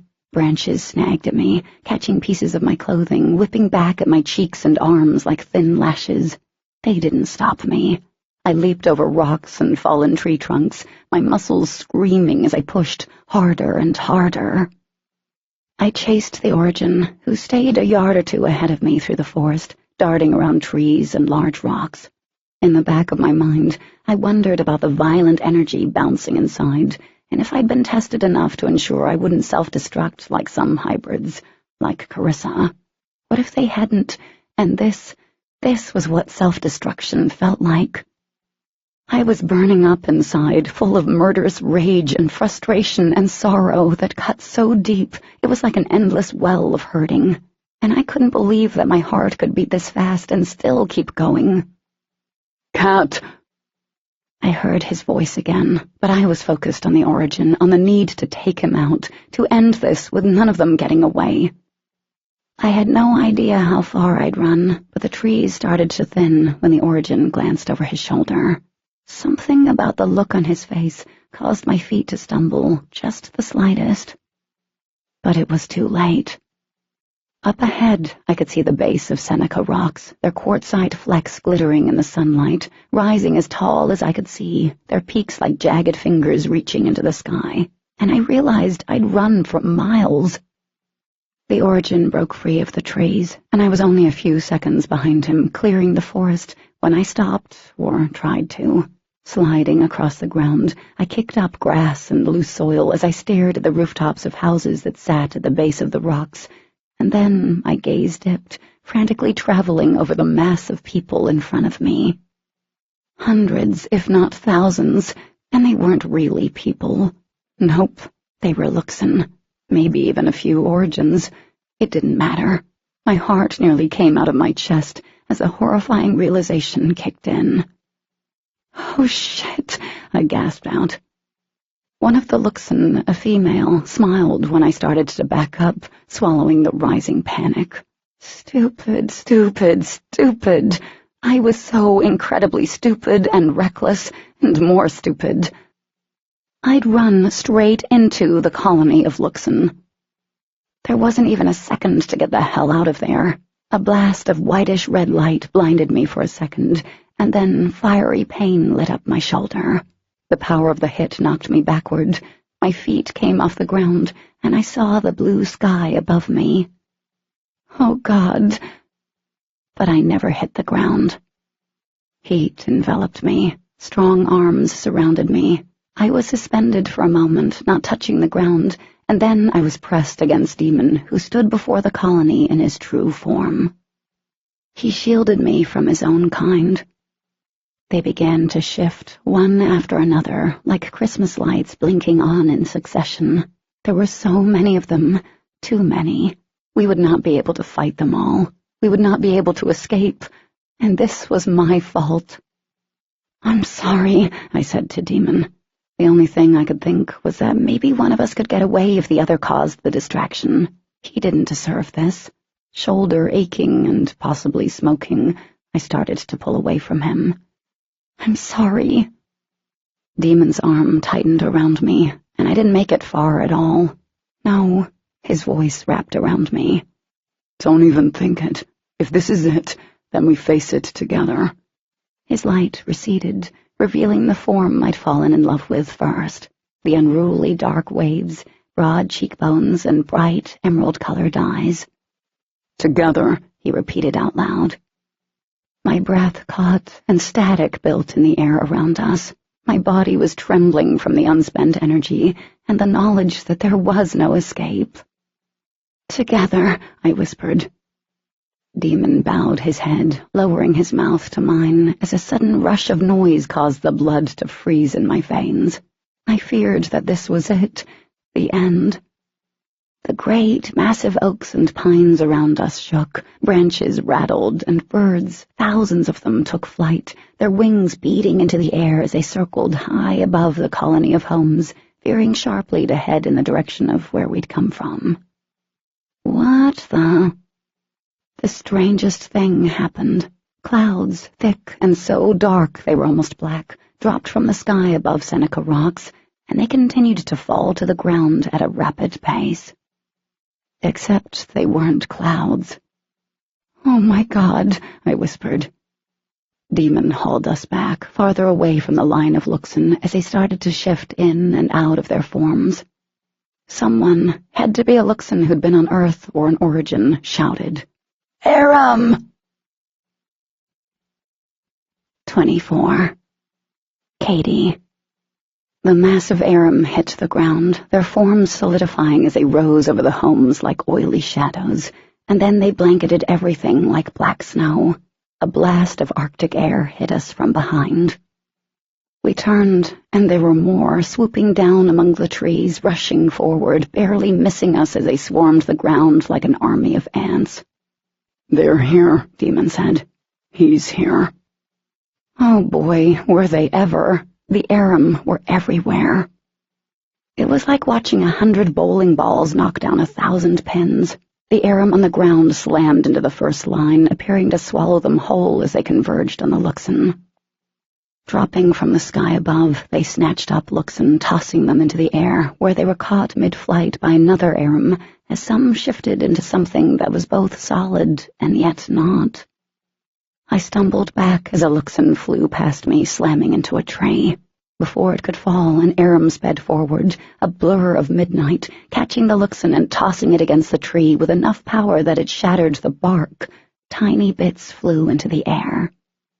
The Aram solidified into a tall woman with jet-black hair. She reared an arm back and then thrust her hand deep into the chest of the Luxon. The scream pierced the roar in my ears as she shifted back into oily smoke. An Origin hit the ground from I didn't even know where. The impact shook the branches above, and a shower of leaves floated down as the Origin slid across the ground, kicking up loose soil and rocks. The male struggled to his feet, letting loose a bolt of the source that flew off target as a thick shadow brought it back down to the ground. The blast of white light hit a tree, cracking the thick elm in half. It came down on the mass of Aram and Luxon. Some scattered out to the sides, and the brilliant lights of the Luxon were snuffed out as another wave of Aram descended into the fight. "Holy," I breathed, hands shaking. Twisting around, I saw another Luxon snatched out of the air. The feedings had begun in full force, and I'd never seen anything like this. It was a mess of brutality, and yet it was disturbingly awe-inspiring, the flashes of light and thick shadows. Such contrast. One of the forms broke free and solidified in front of us, a tall creature with skin like polished obsidian, and then it took form. Sharp cheekbones, lips, straight nose, a bare chest and leather pants, bleached blonde hair. Lotho stood in front of us, head thrown back. Shimmery blue liquid was splattered across his alabaster chest. He grinned madly. "Dinner time." Before either of us could respond, he headed back into the... God, I didn't know what to call it. I imagined it was like when the Native Americans had decided they'd had enough of the Pilgrims and picked them off with skill and ease. A straight massacre. A well-deserved massacre, but still. Shimmery blood-tinted blue sprayed in every direction, coating the grass and paved sidewalks of the small village. Lights were going out like smashed lightning bugs. The fight moved farther away, toward the cluster of homes that had once been protected by the beta quartz embedded in the mountains. Roofs of houses caved as Luxon and Aram crashed into them. Sparks flew as power lines fell to the ground. Flames erupted from inside the homes. A building exploded off in the distance, causing me to flinch as a wave of heat rolled through the clearing, but the red-hot blast quickly chilled. Another house exploded, boards winging into the air and glass shattering. I jumped, thinking I heard Demon call my name, but I couldn't turn away from the destruction. Fire speared the sky. The screams, they were coming from everywhere, all around us, ringing in my head and dragging over my too tight skin. My stomach roiled. which was stupid and weak because I'd killed before. That thought was like a second blast of frigid air dumped on my head. The scenery in front of me blurred. How many times had I killed? God, I think I'd lost count. Cat, your heart, Demon said, one hand moving to cup my cheek. His grip on my waist loosened, and as our gazes met and held, I couldn't believe there could be such beauty among such carnage. Calm down, Katie. It's over. Was it really? The energy spiked in me as I gazed back at the horror taking place, and then I pulled free. Suddenly I didn't know what I needed. My skin was still too tight, and it tingled. The heat was back, burning from the inside. I had to get away from here, away from Demon, away from everything.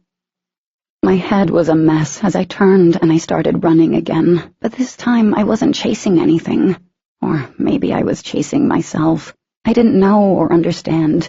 I just ran, and it wasn't until I'd cleared the colony and started up a rough incline, a path dug deep into soil and rock, that I realized I was running toward Seneca Rocks and up them. The climb was hard, rough, and my feet slipped many times.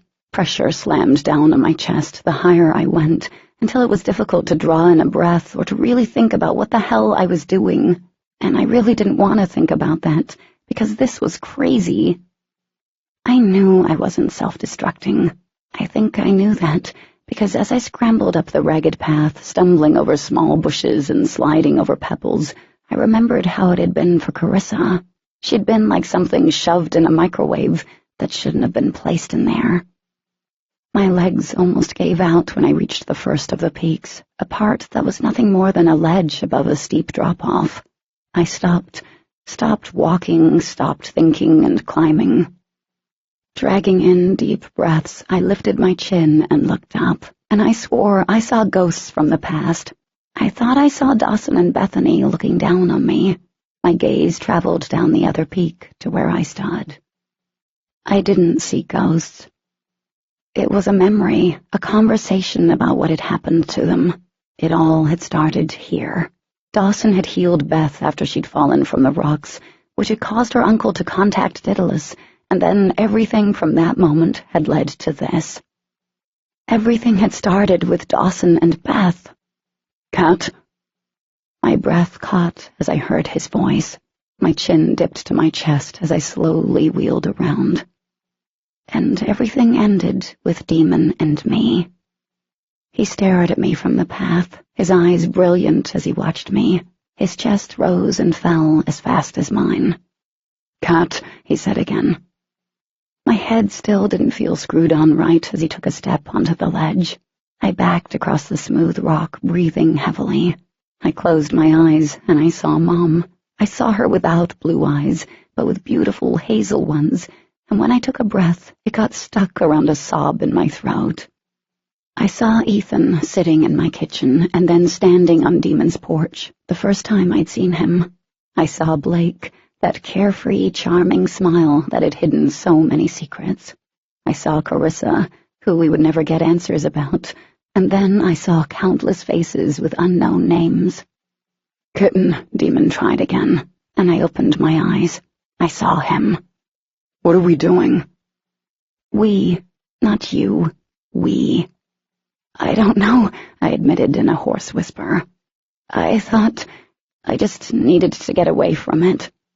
That's understandable. It was, wasn't it? I took another step back, my gaze never leaving his. It was obvious I wasn't self-destructing. I sat down, or plopped down, I wasn't sure which. Several moments passed, and I remembered the strangest thing. This is like Snowbird. He stared at me like he was worried I'd truly lost my mind. Maybe I had. What? The legend you told me about. I turned, looking over the ridge. Every muscle in my body ached. There was a good chance there was a hole in my shoulder, and I was so very, very tired. This is like Princess Snowbird. Demon didn't respond. She climbed up these rocks, and only one brave warrior kept pace with her until the end. I wet my dry lips, forcing my lungs open with another deep breath. You told me all about it when we took that walk, before we saw the bear. My gaze shifted over to him, and his expression had softened. You told me about the most stunning people and what was inside them. I paused, frowning. The way you said it sounded so very beautiful. He came closer, stopping in front of me. He knelt down, his eyes shining. I remember. I said, the most beautiful people, ones whose beauty is only rivaled by what is inside of them, are the ones who are quietly unaware of it. Or something like that. That was it. I nodded. He tilted his head to the side. I was talking about you then. Those words were meant for you. My eyes met his again, and I swallowed, hard. You had no idea how beautiful you were. I don't even think you do now, but it's what's inside of you. Carefully, he reached out and placed his hand between my breasts. That's the most beautiful thing in the world. What's in you. Tears rose, and I let out a shaky breath. Those words, well, they did something in me. I wasn't a murderer. I wasn't crazy. I was tired, and I was a million other things, and to Demon I was also beautiful on the outside and inside. Thank you. He made a sound in the back of his throat as he moved toward me and circled his arms around my shoulders. You never need to thank me for the truth. I clutched at his shirt. At least I didn't laugh at you this time. There's always that. There was a smile in his voice.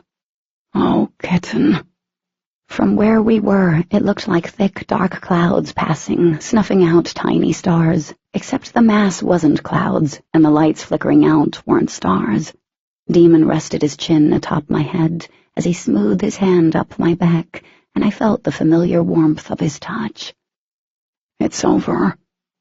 Finally, I relaxed against him and closed my eyes. It was over. Demon. I wasn't sure I closed my eyes at all during the night. Maybe I had slept a bit, but I couldn't confirm that. Watching Kat was the last thing and the first thing I remembered. She was curled against me, her cheek resting on my now numb arm. We were in my house, and before she'd crashed last night, she had changed into one of my shirts that had been left untouched in my closet. It was way too big for her, sliding down her shoulder, exposing a tantalizing amount of skin. I was pretty fascinated by that skin. With my not dead arm, I trailed my fingers across her shoulder, following her collarbone. I'd been doing that for half the night. Every so often she'd managed to snuggle closer, tossing a leg over mine or pressing her body against mine. I worried about her. Really freaking worried about her. Even after discovering what had happened to her mother, she'd held it together yesterday, taken out Ethan, and witnessed the Aram swarming in. Yeah, she'd freaked and bolted, but hell, she had it controlled when the Aram had blown through the colony later, having suffered only minor losses before they headed toward Northern Virginia to finish it. When word came late in the evening that the invading Luxon had turned into one giant buffet for the Aram, she'd smiled as those around us celebrated the victory, the end of this madness. But there hadn't been a lot of time to comfort her or to really talk about it. All I'd been able to do was hold her while she fell asleep. Didn't seem like enough. There really wasn't ever enough. My chest was heavy with the loss, with the pain I knew she'd suffer for a long time to come from a death that was so needless and cruel. Her family had been stripped away from her, her father lost to cancer, and her mother to one of my own kind.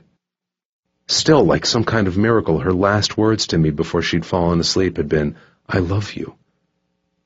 The fact that she could still feel something like that blew me away. I would have done anything to save her from this pain. But like so many other things I wanted to go back and erase, this was one of them we would have to learn to accept, that we would have to face together. Kat stirred against me, stretching out in a way that reminded me so much of the nickname I'd given her. A smile pulled at the corners of my lips as her lashes fluttered open. Sleep clouded her pretty eyes as they met mine. Hey. Hey yourself. Her hand flattened out against my bare chest as her gaze swept across my face. Have you been up long? I'm not even sure I slept. So you've been watching me sleep? One side of my lips kicked up. Maybe. Well, look who's being the creeper this time around. Call me what you want, I don't care. I moved my thumb along her lower lip. I spent hours staring at the best damn scenery. Her cheeks flushed. Flattery will get you everything. I already have everything. That was sweet of you. She patted my chest like I was a good boy, and I ignored the parts of me that got all happy about that. Her gaze drifted away and circled the room before coming back to me. It's really over, isn't it? I curled my arm around her, overlooking the rush of pins and needles. I think so. I mean, for the most part. Things are going to be different. Life will be different. But it's over. Kat's lashes lowered as she bit down on her lower lip in a way that got those parts of me paying close attention. What are we going to do now? She whispered. Whatever we want to do. She rolled onto her back but didn't get very far. That sounds really nice. The sudden clanging of pots from the kitchen down below brought a winsome smile to her face. I'm assuming Dee and Archer are up? Yeah, I think I heard them moving around not too long ago. They're probably making good use of the fact that whoever was staying here kept the kitchen stocked. My brows knitted. Archer supposedly slept in Dawson's room last night, but I heard a bedroom... Demon! She laughed. I sighed. I know, turning over a new leaf and blah, blah. I started to get up. I better go and see. Her arm had snaked up, looping around my neck, and she tugged me down. Yeah, I didn't resist. There was no such thing as willpower when it came to her, especially not when she lifted her head and kissed me. Kat was all warm and soft under me, and that kiss quickly spun into something else. Her leg curled around my calf and her hand slid down my back, reaching the band on the pajama bottoms I'd found, and then slipped under. Hot damn. I forgot about sneaking around in bedrooms, about who was downstairs, about almost everything else as she made this breathy sound that caused my skin to tighten. Her nails scraped along my skin as I got my hands under that borrowed shirt, over the length of her smooth skin. She arched into me, and I wanted her. I always wanted her. Hell, I'd spend eternity needing her, but we had time. Later today, tonight, tomorrow, we had a week, a month, and a year from now. We finally had a future and many more moments like this. But right now, she needed me. Her hands made their way to my front and a ragged sound caught in my throat. Okay, clarification. She needed more than this. Finding the willpower I'd thought I didn't have earlier, but discovered I could exercise it when it really mattered. I pulled away from her, just a little, and got her hands back to where I could see them. Her brows pinched as she stared up at me, eyes a deep smoky gray. I kissed her softly, lingering longer than I should. How are you doing? I asked, my voice rough in my own ears. Well, I was... Not that. I sat up, putting a little space between us so I wouldn't change my mind into all kinds of things to her. How are you feeling after yesterday? She stilled for a moment, and then her chest rose sharply as she squeezed her eyes shut. I don't want to think about that right now. Kat, I don't... She tucked her legs under her as she rose. Clasping my cheeks, she leaned in until we were eye to eye. When she spoke, I swore my heart cracked in my chest. The pain of her words was so very real. I know what you're doing, and God, I love you for it. But I'm not ready, Demon. I'm not. Because I can't even think about it without wanting to bring down this house or go curl in a ball. I don't want to feel any of those things. When I lost my dad, it hurt. Hurt so badly, and I don't want to experience that hurt. The only thing I want to feel is you right now. The only thing I want to think about is how you make me feel. That's what I need from you." I was still for maybe 5 seconds, and then I sprang from the bed, found my thankfully still private stash, grabbed the small package, and was back on the bed in front of her in a heartbeat. "I can do that for you." We stared at each other for another second, and then she straightened slightly, reaching down and lifting the shirt over her head. I forgot how to breathe. With just the tips of my fingers, I followed the map of her curves. "You're so beautiful." I kissed the tiny hollow between her collarbones. "You're stronger than you realize." Another kiss to the spot behind her ear. "You're perfect for me." I put everything I felt into the gesture I'd never take for granted when it came to her. Pressing her down onto her back and settling between her legs, I helped her hold the darkness back so that the only thing she felt was my hands, my skin, and everything I felt for her. Showered and changed, we headed downstairs just in time to eat leftover bacon and eggs. The food was cold, and Archer and my sister were staring at us like they knew exactly why it took us so long to come downstairs, but I didn't care. There was an edge of sadness to the soft smile Kat wore as she watched them. But she was smiling, and I had given her what she wanted when she needed it. After she finished eating, she excused herself and stood. From behind my chair, she leaned over and kissed my cheek. "I'm going to step outside for a few, okay?"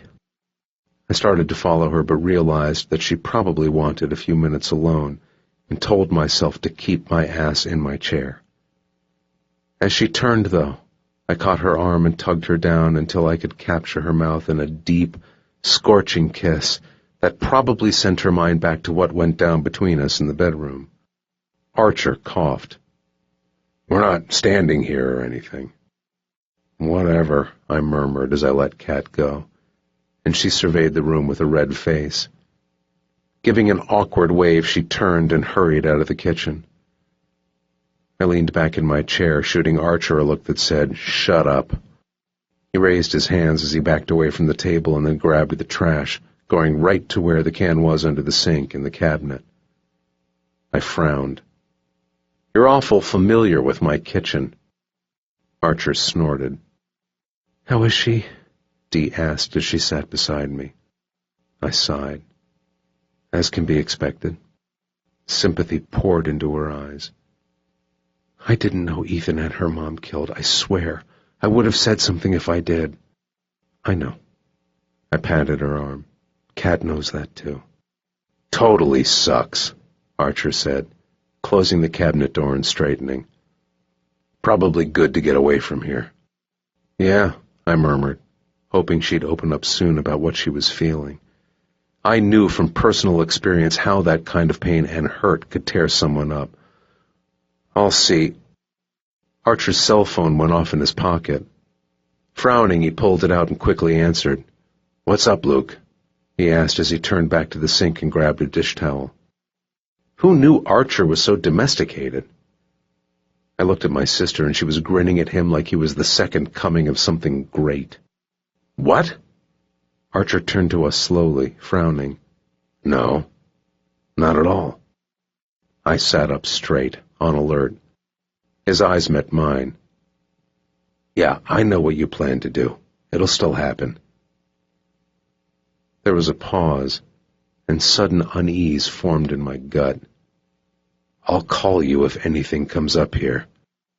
I was standing, and so was Dee by the time he disconnected the call. "What's going on?" He slipped his phone into his pocket. Nancy was sighted. "What?" The question boomed out of me. "A little more detail." Archer walked over to the table and gripped the back of a chair. "Luke doesn't know the exact time frame, sometime yesterday evening. With everything going on, word just got back to him. It was near Georgia. Maybe she was looking for us." "Shit," I said, not liking the sound of that and knowing that this shit really wasn't over, not with her. "He's ticked off. He planned on killing her." "What?" "You heard me correctly. Once this was all over, He wanted to take her out himself. He never had any intentions of releasing the origins back to her. There wasn't a single part of me that was unhappy to hear about those plans, and I didn't care how bad that made me look.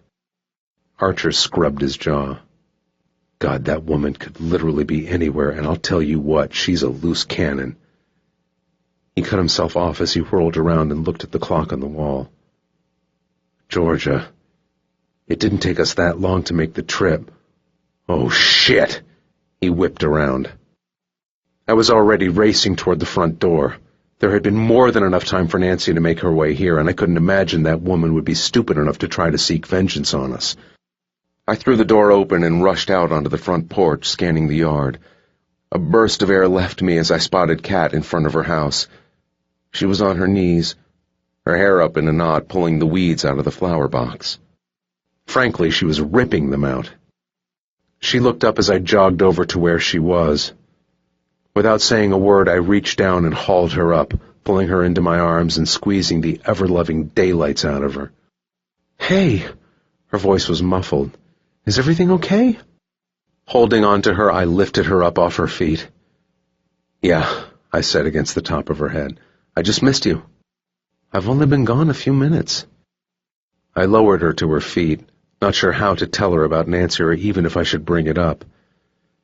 That might be wrong as hell, but God, I didn't want to mention that piece of bad news, not with everything she'd just gone through and the fact that I knew she was trying to focus on a future she hadn't believed possible days before.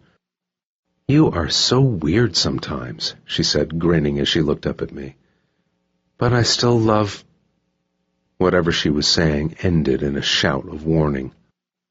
Time slowed as I whirled around, and sure as hell, there was Nancy, looking like a mess, dark hair standing out in every direction, that god-awful suit wrinkled. There was a gun in her hand, but it didn't look like a normal pistol. Instead, it looked like a Glock that had been manipulated into something else. Something really deadly. There was a moment when my brain registered what was happening, what was about to go down, and that moment felt like an eternity as my gaze met Nancy's, and the hatred in her eyes told me everything I needed to know. She wasn't going to kill me. No. She wanted me, one of her ultimate prizes, to suffer. The gun wasn't pointed at me.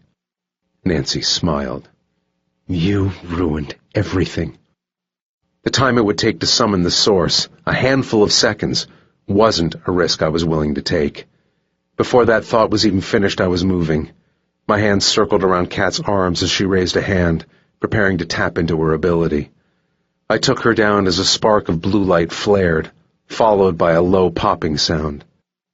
My eyes met Kat's. Shouts exploded from my nearby house, and I heard Dee scream, a mixture of horror and the kind of fury that ended lives. There was a blast of the source, a short howl of pain, and the sound of Nancy hitting the ground, dead. And then there was silence. I looked down, between our bodies. The front of her cream-colored sweater looked wrong, like it had been splattered with a paintbrush dipped in red, and— "Kitten!" I gasped out. It wasn't her blood. Thank God it wasn't her blood. But I didn't understand what had happened. I hadn't even felt it. How strange was that? I'd never been shot before, but I figured it would have to hurt the moment the bullet ripped through me, but it didn't. Now my back and chest were on fire. "Demon?" she whispered. Oh, shit. My lungs tried to expand, but seemed to get stuck. I didn't look away from her eyes as I lifted myself off her, tried to stand, but realized that my brain wasn't connecting to my legs. I went down on one hand, feeling the warm wetness traveling down my stomach. My arm gave out, and I landed on my side. Kat was suddenly above me, and I was on my back, and all I could see were her beautiful gray eyes, eyes that had become my whole life, probably before I even realized they had. But those eyes were wide with fear and shining in a way that made me want to touch her, to make sure she was okay. I managed to lift my arm and trail the tips of my fingers across her cheek, but I couldn't hold it up. It was like dead meat. "Demon!" I tried to respond, but all I could do was focus on those eyes.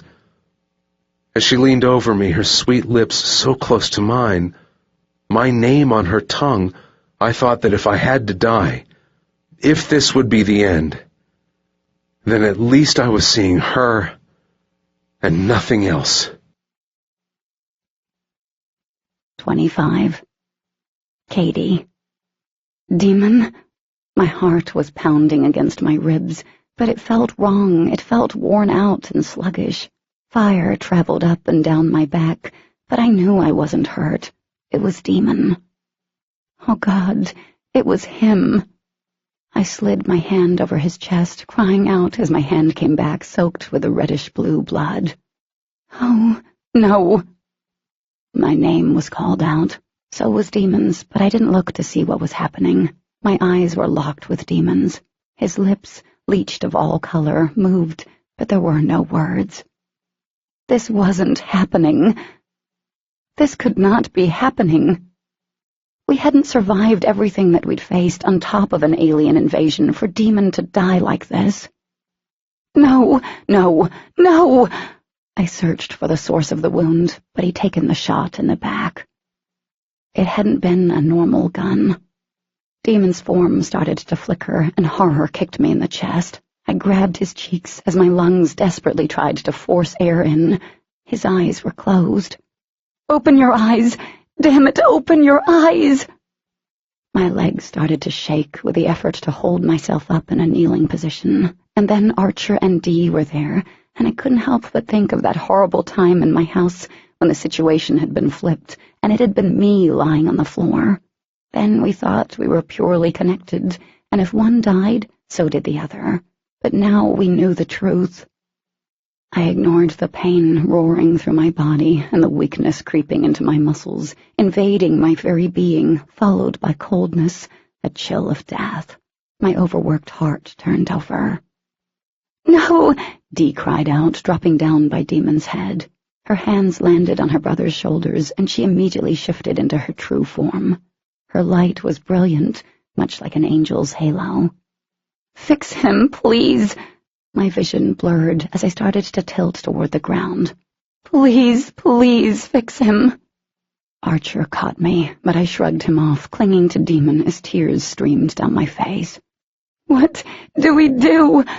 I couldn't look away as Demon continued to flicker in and out, his beautifully strong light dulling, and the coldness spread like a disease inside me. "It wasn't a normal gun. It was one of those weapons we were given. Please do something." "It's the modified PEP weapon." Archer placed his hands above mine, his face twisting in concentration. "Damn it. We need to make sure the bullet is out. If it's not, then—" The words sank in as I slid down to my side, unable to hold myself up. One of my hands slipped off his cheek. I could no longer get my tongue to work, and I labored for breath. I threw everything in me into reaching Demon. "Don't leave me. Oh, God, please don't leave me. I love you. Demon, I love you. Please don't let go. Please." Archer cursed under his breath as his gaze bounced between Dee and me. "Cat, I didn't feel myself falling, but I was suddenly flat on my back and staring up at the cloudless blue sky. Such a beautiful sky, but my heart hurt, my chest seized, and my entire body went rigid. No, no, no! We were supposed to have tonight and tomorrow and many weeks and months, but we didn't have even another minute. My face was wet, soaked, and my heart was slowing. The world started to slip away. "I love you. I love you. I love you." Then Demon and I, we had nothing, and there was nothing. My body came back online slowly, tingling and aching, as if I'd run a zombie marathon and gotten chewed on in the process. There was an odd beeping sound. It annoyed me, because all I wanted to do was slip back into the oblivion where there was nothing. I didn't want to remember exactly why I didn't want to open my eyes. Reality existed on the fringes of my consciousness, a reality that would be cold and shattering and heartbreaking, and I didn't want to go there. I wanted to stay where there was nothing. The beeping wouldn't let me slip away, though. It was faint, and every beep was accompanied by another beep, as if it were chasing mine or I was chasing the other beep, so I listened as my fingers twitched. A tremor coursed up my arm and then made its way through my body. Katie.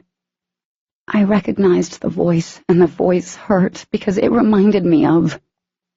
No. I couldn't go there. I didn't want to. A warm hand folded over mine and squeezed gently. Katie. The beeping picked up speed, and so did the other. The other. Something flared in my chest, like a tiny flame sparking to life. My senses were whirling to the forefront. I could feel something cool against my chest, stuck there. The beeping was starting to go crazy. And then I knew what it was. A heart monitor. And there were two separate beeps, one virtually on top of the other. Two that had to mean, surrounded by a familiar, earthy scent, I willed my eyes to open and dragged in a deep breath. Dee was hovering over me, her green eyes bright with relief. There you are. I was beginning to wonder if you were going to wake up. My mouth was dry from panic as I stared at her. She looked okay, maybe a little stressed. Her hair was a bit crazy-looking, her face a little pale, but she was smiling. Her hand squeezed mine again. I took another breath and slowly turned my head to the left. My heart exploded in my chest as I gasped. He lay there, his normal, deeply tanned skin a shade or two paler.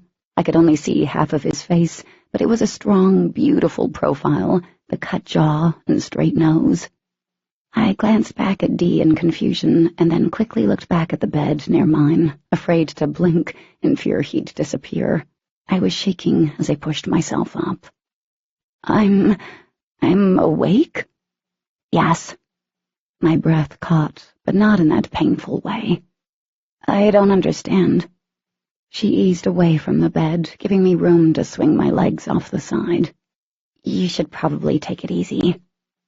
I ignored her, pulling the sticky things off my chest as I placed my bare feet on the cold floor. It was then I realized I was in a hospital gown and we were in a hospital room. I don't understand, I repeated. Dee moved to the foot of his bed and smiled tiredly. The bullet was normal, but it had this electric current in it, sort of like an encasing. If it had stayed in him longer, it would have killed him. She trailed off, shaking her head. It should have killed him, but he hung on. He hung on. My legs were wobbly as I stumbled toward the bed, staring at the steady rise and fall of his chest. He was alive. He was breathing. My heart was pounding out of my chest. I was beyond words as I reached out and placed my fingers on his arm.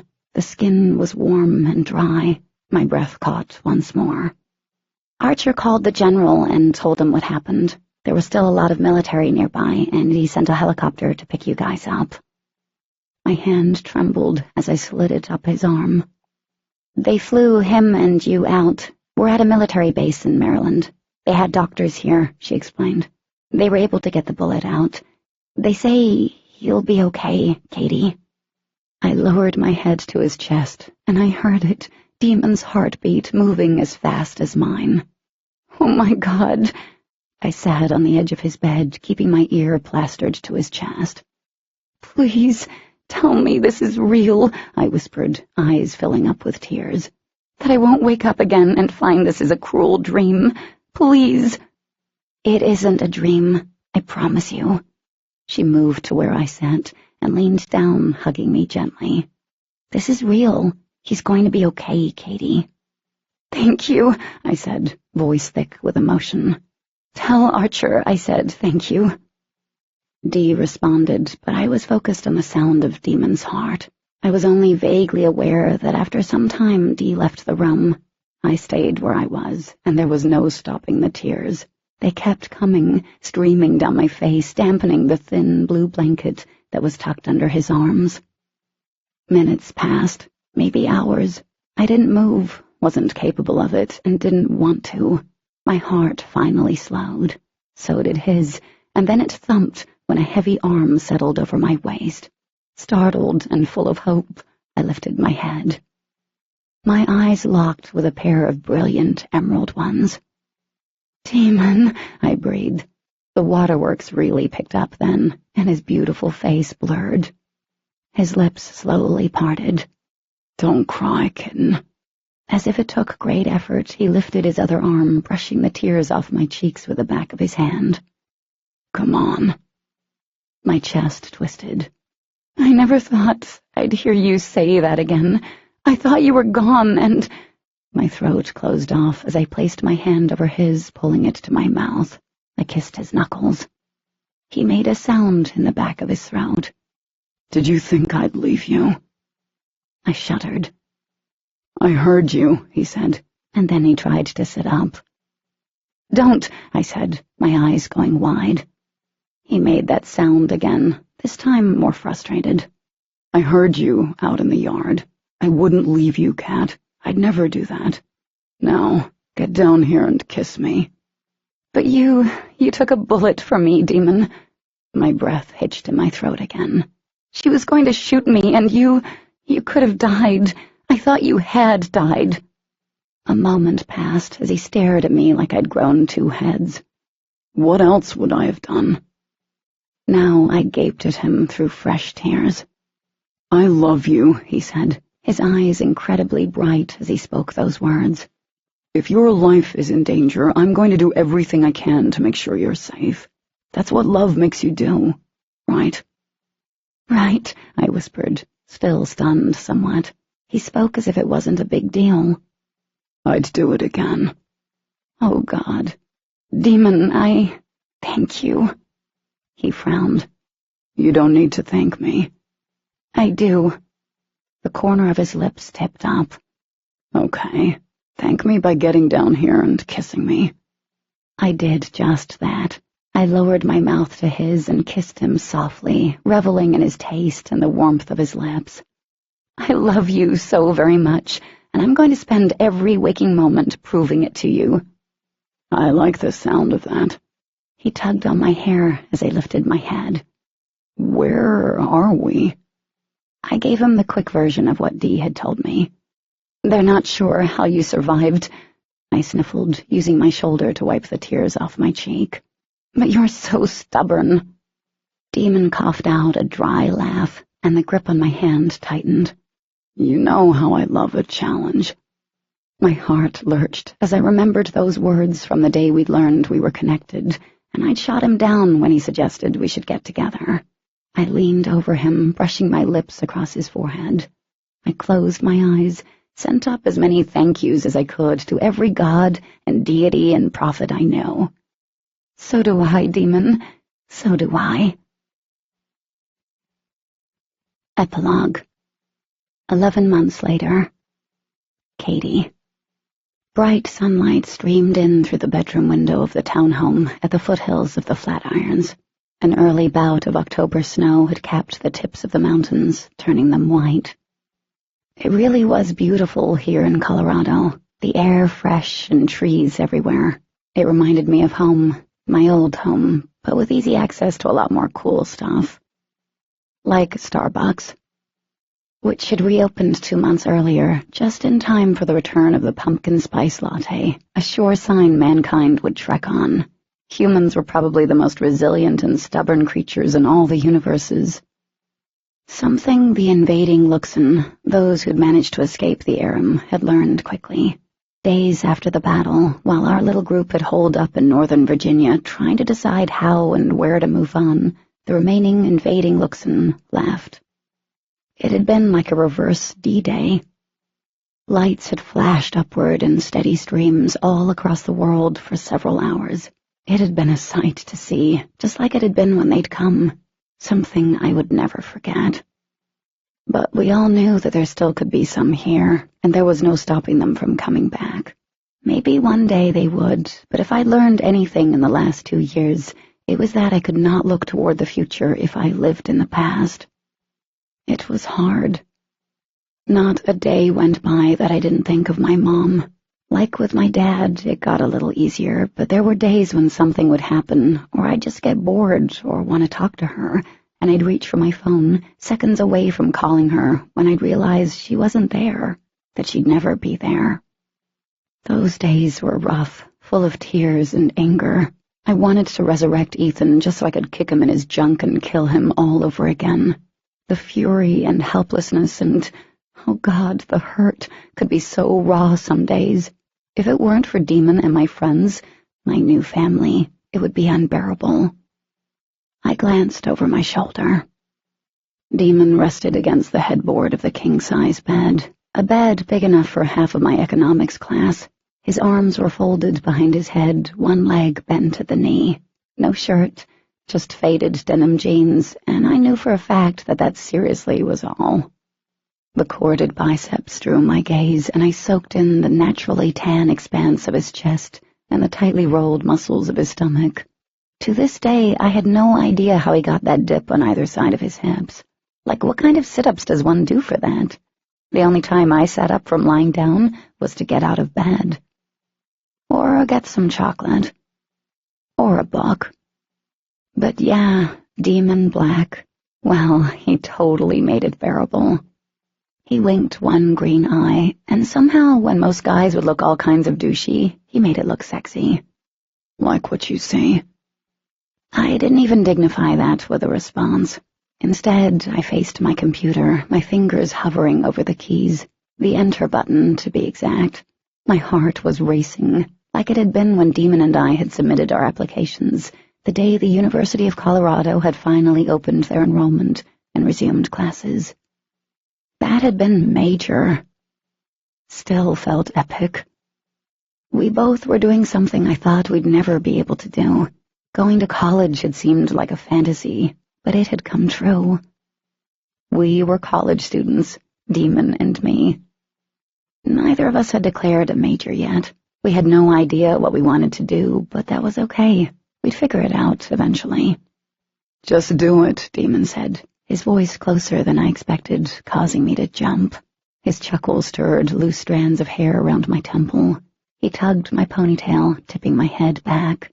He kissed me softly, almost making me forget what I was doing, and when he lifted his head, he grinned down at me from behind. You've been obsessing over it for weeks. Do it. I bit my lip, still tasting him. Come on. He picked up a pen off my desk and tapped the tip of my nose with it. I swatted at his hand, and he laughed. Your inner book nerd will have a book nerd orgasm. My brows knitted. That just sounds weird and kind of gross. He snickered as he let go of my ponytail. His gaze landed on the screen of my brand spanking new MacBook that I'd protect with my last dying breath. I'd even named her Brittany because she had to be a girl and she was shiny and red and perfect, and she might not have 10 toes and 10 fingers, but she was my baby. And I loved her. Taking a deep breath, I flexed my fingers. Demon dropped his hands onto the arms of my chair and leaned over me. The warmth that rolled off him and trailed down my back turned the corners of my mouth up. I hit publish and then sucked in a sharp breath as everything on the screen refreshed into a brand spanking new blog. Katie's crazy book obsession is alive once more. He kissed my cheek. You nerd. I laughed as some kind of weight drifted off my shoulders. I think the pink and brown go well together. He grunted some sort of reply as my smile grew into creepy proportions. I almost clapped, and I almost got up, knocked Demon over, and raced into our extra bedroom, where all my books, all my pretties were. After everything had gone down, Demon and I had traveled back to my house. Archer had shown up with Dee, and the four of us had packed up all of the stuff. We'd managed to get my books shipped to Colorado once we decided that was where we were going to try to put down some roots. The blog was a big deal to me. It wasn't just pretending everything was fine or grasping at normalcy, but grabbing it by the ears and making it my bitch. Blogging about books was something I'd loved to do and missed fiercely. Books were a part of me that I was going to get back, starting now. Hey, Demon pointed at the screen. You already have a follower. A dark eyebrow cocked up. The Ya Sisterhood. That kind of sounds like fun. I rolled my eyes so far it actually hurt. You're so perverted. He nipped my ear, causing me to wiggle in my chair. Leaning forward, I closed my laptop so I didn't obsessively start following every blogger out there. I'd leave that for another day when I had more time. As Demon backed off and I pushed out of the chair, my gaze danced over the stack of magazines piled on the corner of the desk, wedding gown after wedding gown staring back at me, stealing my breath a little. My gaze dropped to my left hand. The shimmery diamond on my ring finger drew some major attention. Some days, when the light hit it the right way, it would literally dazzle me into staring at it for several minutes. We were going to get married, the whole deal. White gown, ceremony, bridesmaids and groomsmen, reception, DJ, and, most importantly, the wedding cake. For real this time, under our legit names. The fake IDs were left behind, though I kind of missed them a little. Caden Rowe was a hottie McHotters. But General Eaton had kept his promise. The ARP, Alien Registration Program, did not affect us, and as of today, no one had recognized either of us from the brief time the Vegas videos had been up on the internet. The ARP was General Eaton's and the government's answer to weeding out any Luxon and Origins who may be flying the unfriendly skies. All Luxon, hybrids, Origins, and Aram were required to register, all except us. Some days I wondered if that would change, and it always caused knots of unease to form in my belly. Now that the alien was really out of the bag, and with all the terrible things the invading Luxon had done, aliens weren't all that accepted in communities. Every day there was something in the news about an attack on a suspected Luxon or colony.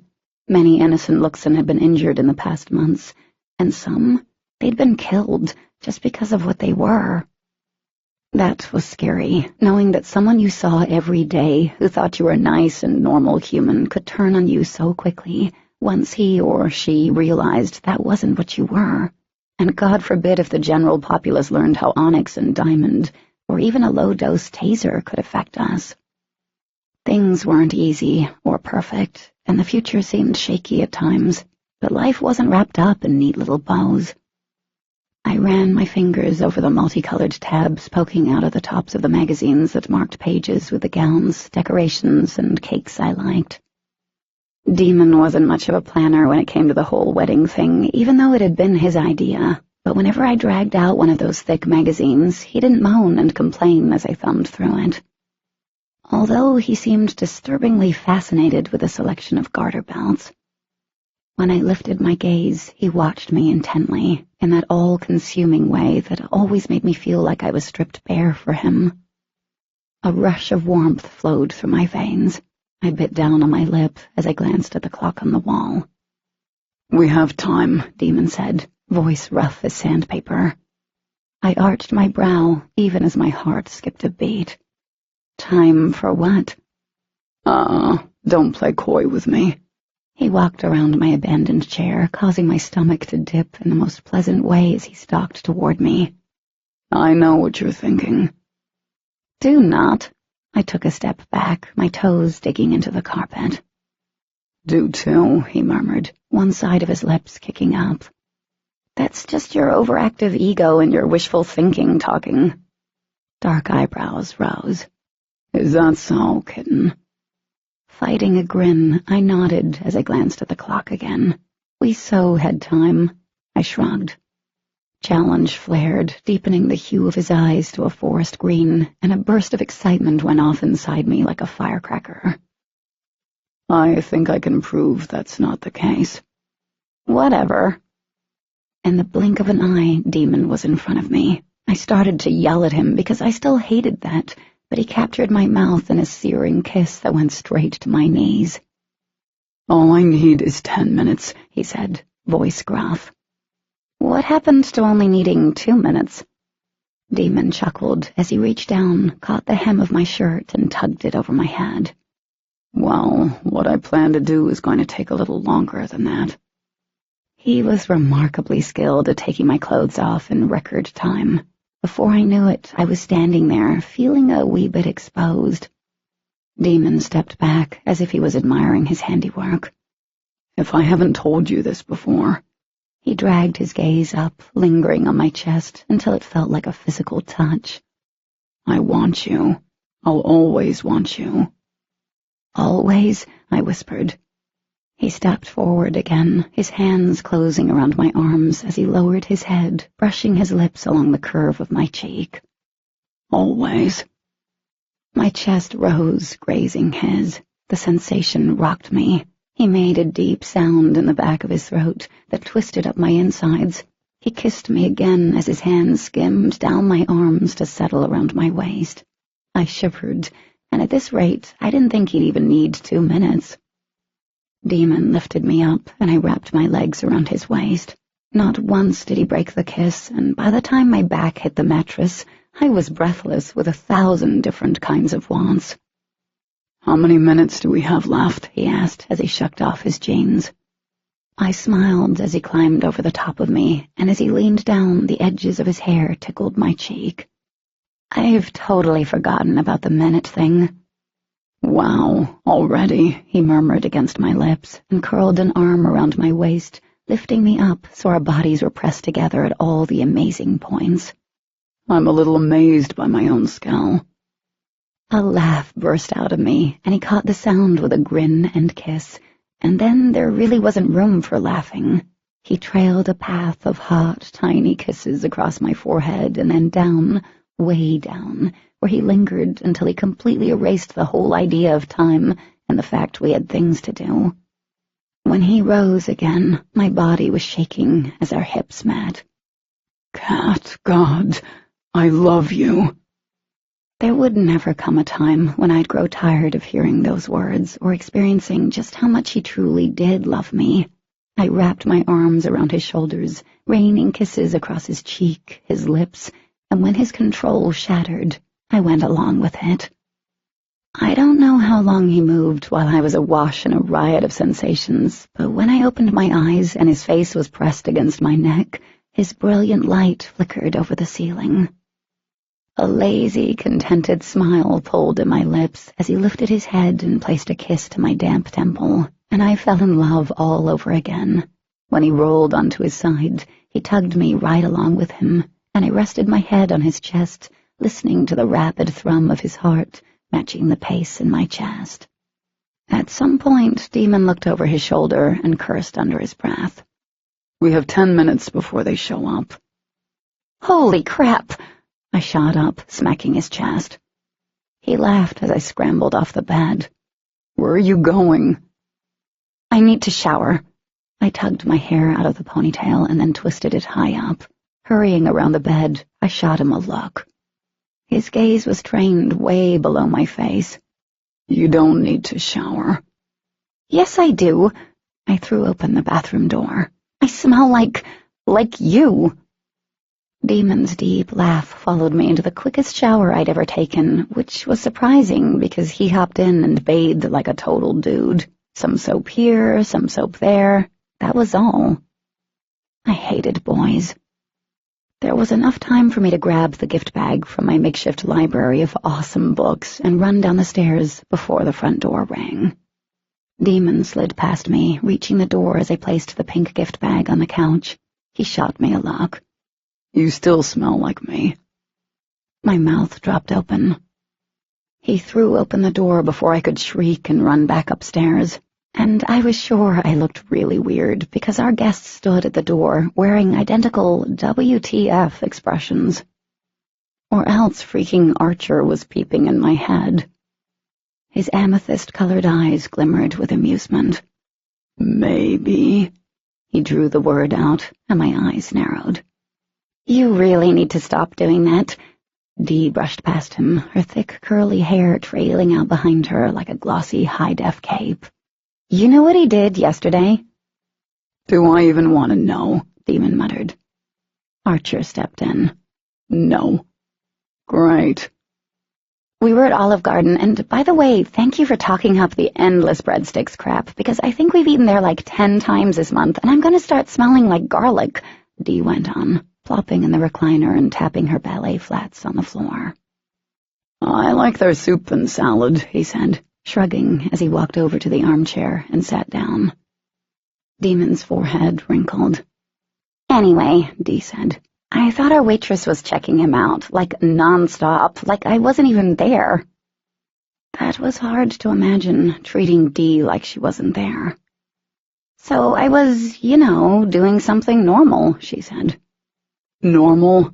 Archer barked out a short laugh. She was fantasizing running the poor waitress over with a car, like in complete gory detail. One slender shoulder rose as she shrugged. Like I said, you shouldn't look into people's thoughts and then complain about what you see. I wasn't necessarily complaining, he said, leaning down so his mouth brushed the curve of her ear. If I remember correctly, I told you that it was kind of hot and that it made me want. All right, Demon shouted. That is stuff I just don't even want to think about. Dee frowned at her brother. What? You think we don't have wild... Stop, he warned, waving his hand. Seriously, I barely like him as it is, so please don't make me want to hurt him. But I like you, Archer replied. Demon shot him a look that would send most running in the opposite direction. I really regret suggesting that Dee get a place here. I wouldn't have done it if I knew that was an invite when it came to you. Where I go, Dee chirped, he goes. We're like a 2-for-1 special. Deal with it or get over it. My smile grew when Dee's eyes, so much like her brother's, met mine.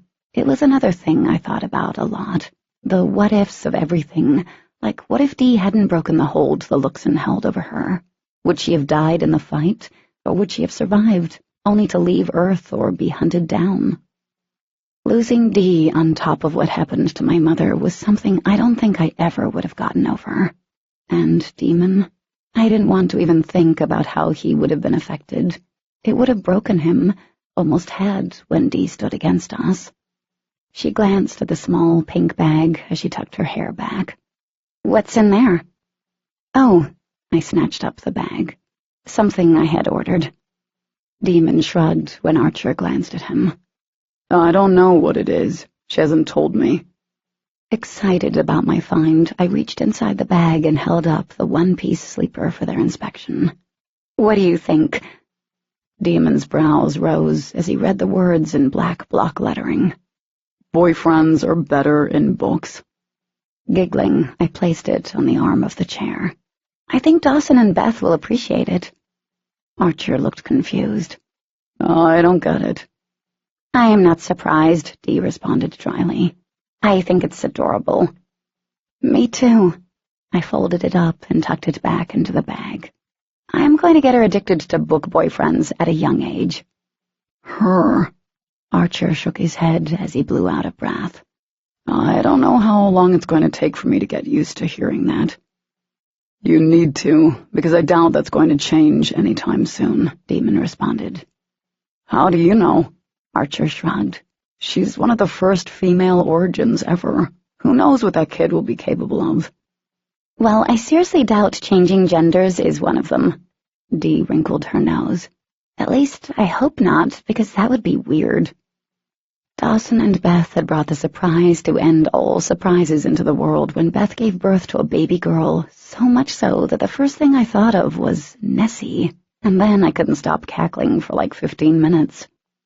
You guys ready? Archer asked. He was already at the door, holding it open.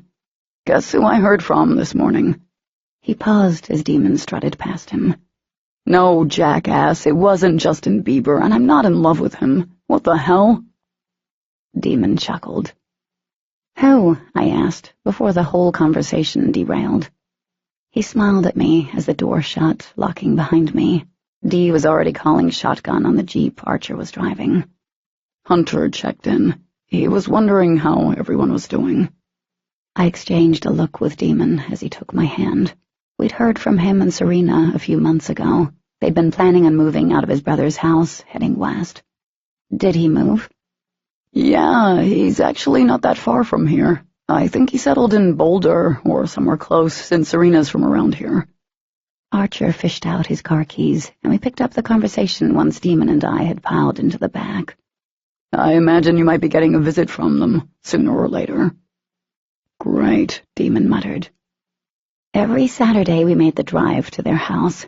Even though the baby was old enough to go out and about, it wouldn't be, the brightest idea. The baby had an odd habit of moving things without touching them, doing the eye-glowy thing, and last week she'd levitated. Right off the floor. The house was on an acre of land, and thick trees gave the front of the house much-needed privacy.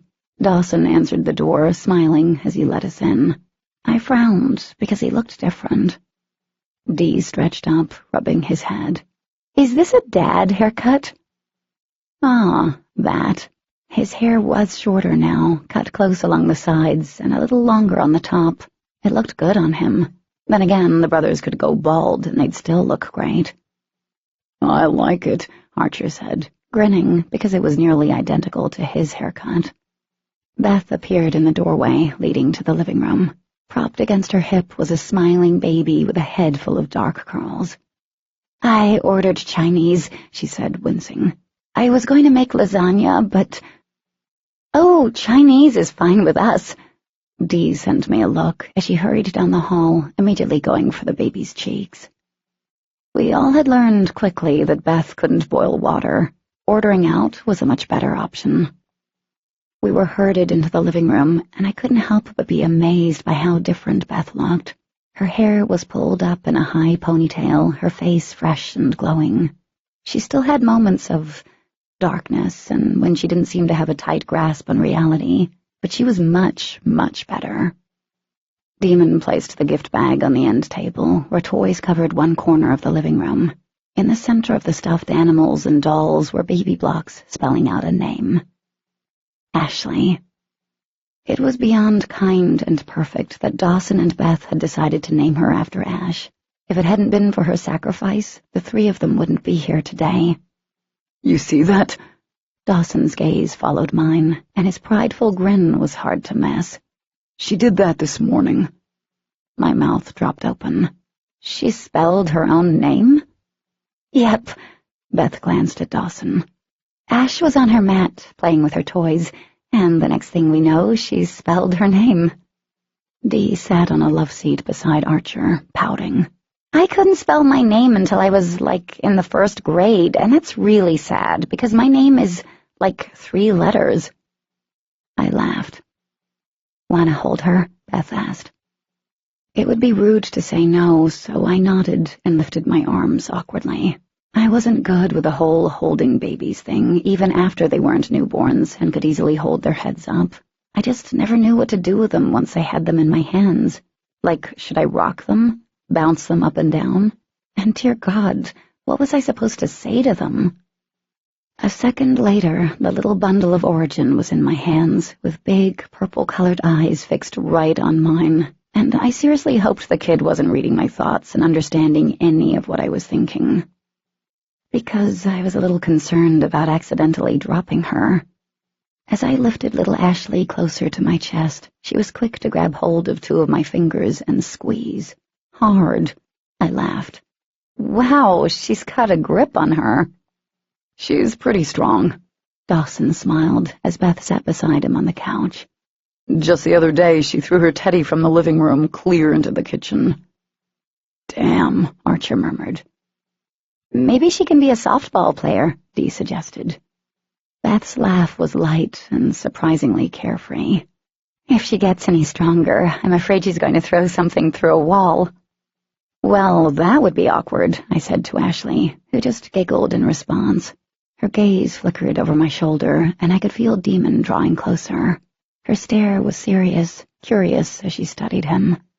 I'm not sure she likes you. He laughed. Everyone likes me. Archer snorted.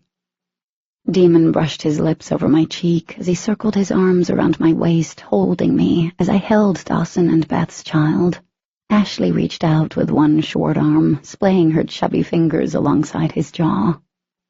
Like always, she was absolutely fascinated with touching his face. Maybe one day I'd be holding our child. Who knew? But it would be a long, long time from now, like decades from now, and I wasn't sure that day might ever come. The idea of raising a child was still something foreign to the both of us, and we preferred it that way. As Demon's arms tightened around my waist, I knew we'd be happy if it was just the two of us or three of us. But I was really hoping that the third member of our family would turn out to be a puppy or a kitten. Babies seemed like a lot of work. Ashley's gaze trailed back to mine, and as I cooed and smiled at her, her little bow-shaped lips parted in a big grin, and the dark pupils in the center of her eyes suddenly lightened, turning a brilliant shade of white. "She's special," Demon murmured. That she was. "You're still more special," he whispered into my ear, and I laughed as I leaned back into his embrace. I looked up, my gaze traveling over the faces of those sitting in the room. Dee, Archer, Dawson, Beth. And then I found myself staring into Ashley's glowing eyes. She'd finally stopped feeling up Demon's face and rested her head under my chin, making little murmuring noises as she appeared to soak everything in like a sponge. Dee and Beth started talking about the wedding, my wedding, and what colors they hoped I decided on. I think Dee was praying for pink. Archer and Dawson sat between them, looking thoroughly confused by the whole conversation. My smile felt permanently plastered across my face.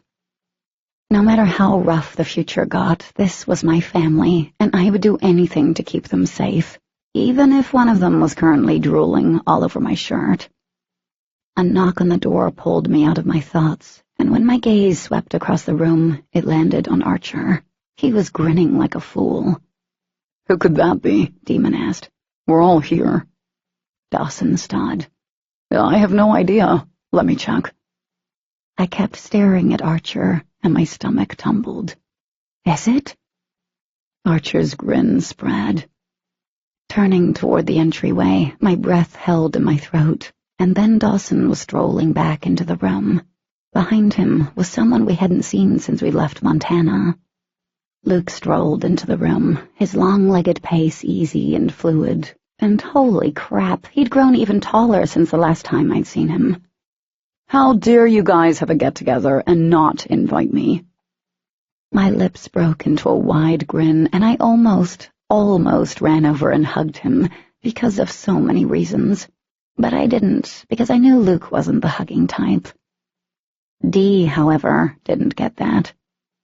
She jumped up from where she sat like there was a spring beneath her and got to Luke before he could react, enfolding him in one of her epic hugs. His slightly wide eyes met mine over Dee's shoulder. It was hard calling Luke a friend, but I liked to think he was one, and my heart ached for him. As far as we knew, the serum, the Prometheus serum, hadn't done what he'd hoped for Nadia. That was a sucky thing about Daedalus. In some ways, they'd had good intentions, and maybe if they'd had more time, they'd have been able to craft a medicine that would eradicate most human diseases. But not everyone got their happy ending. When he finally got free of Dee, he ended up in front of Demon and me. He wasn't really looking at us, but studying Ashley like I was holding a new species in my arm. Which I totally was. In a low voice, I asked, "How are you doing?" Luke shrugged. "You know, I'm doing my thing like a chicken wing." My brow arched. Demon sounded like he choked. "Did you seriously just say that?" "I did, and I'm cool like that." I smiled as I watched him tilt his head to the side. "Are you still with the Origins?" He nodded as he squinted at Ashley. "For the time being. I think it's good for them, because, like I said, I'm pretty damn cool, and they're learning from the best." No one in the room responded to that, because, well, Luke was Luke. Yeah, the Origin kids were better off now that Nancy wasn't around, and neither was Daedalus. But what in the world could Luke be teaching them? I was pretty sure I didn't want to know, and I also didn't want to know who was watching over them while he was here. "Can I?" Luke asked, extending his arms. My gaze found Beth's, and she nodded. "Sure." Luke took Ashley from my hands like he had a lot of experience holding really small people. He hoisted her up, and Ashley seemed to look back at him like she was studying him. "Hey there," Luke said. Ashley responded by smacking a baby palm against his cheek with one hand and then grasping his hair with the other. "That means she likes you," Dawson said, hovering between Beth and Luke. "Interesting," he murmured. Ashley hooted or did some kind of weird baby laugh, and Luke cracked a grin. "You were something special," he said, echoing what Demon had said earlier. Watching Luke turn with Ashley, facing Dawson and Beth, I was only vaguely listening to the conversation they started. Something to do with potato chips, mayo, and awkward locations, and that was all I wanted to hear about that. "Kitten," murmured Demon. I turned my head slightly, and, like always, I was simply struck by him, had been from the first time I'd knocked on his door and wanted to punch him in the face.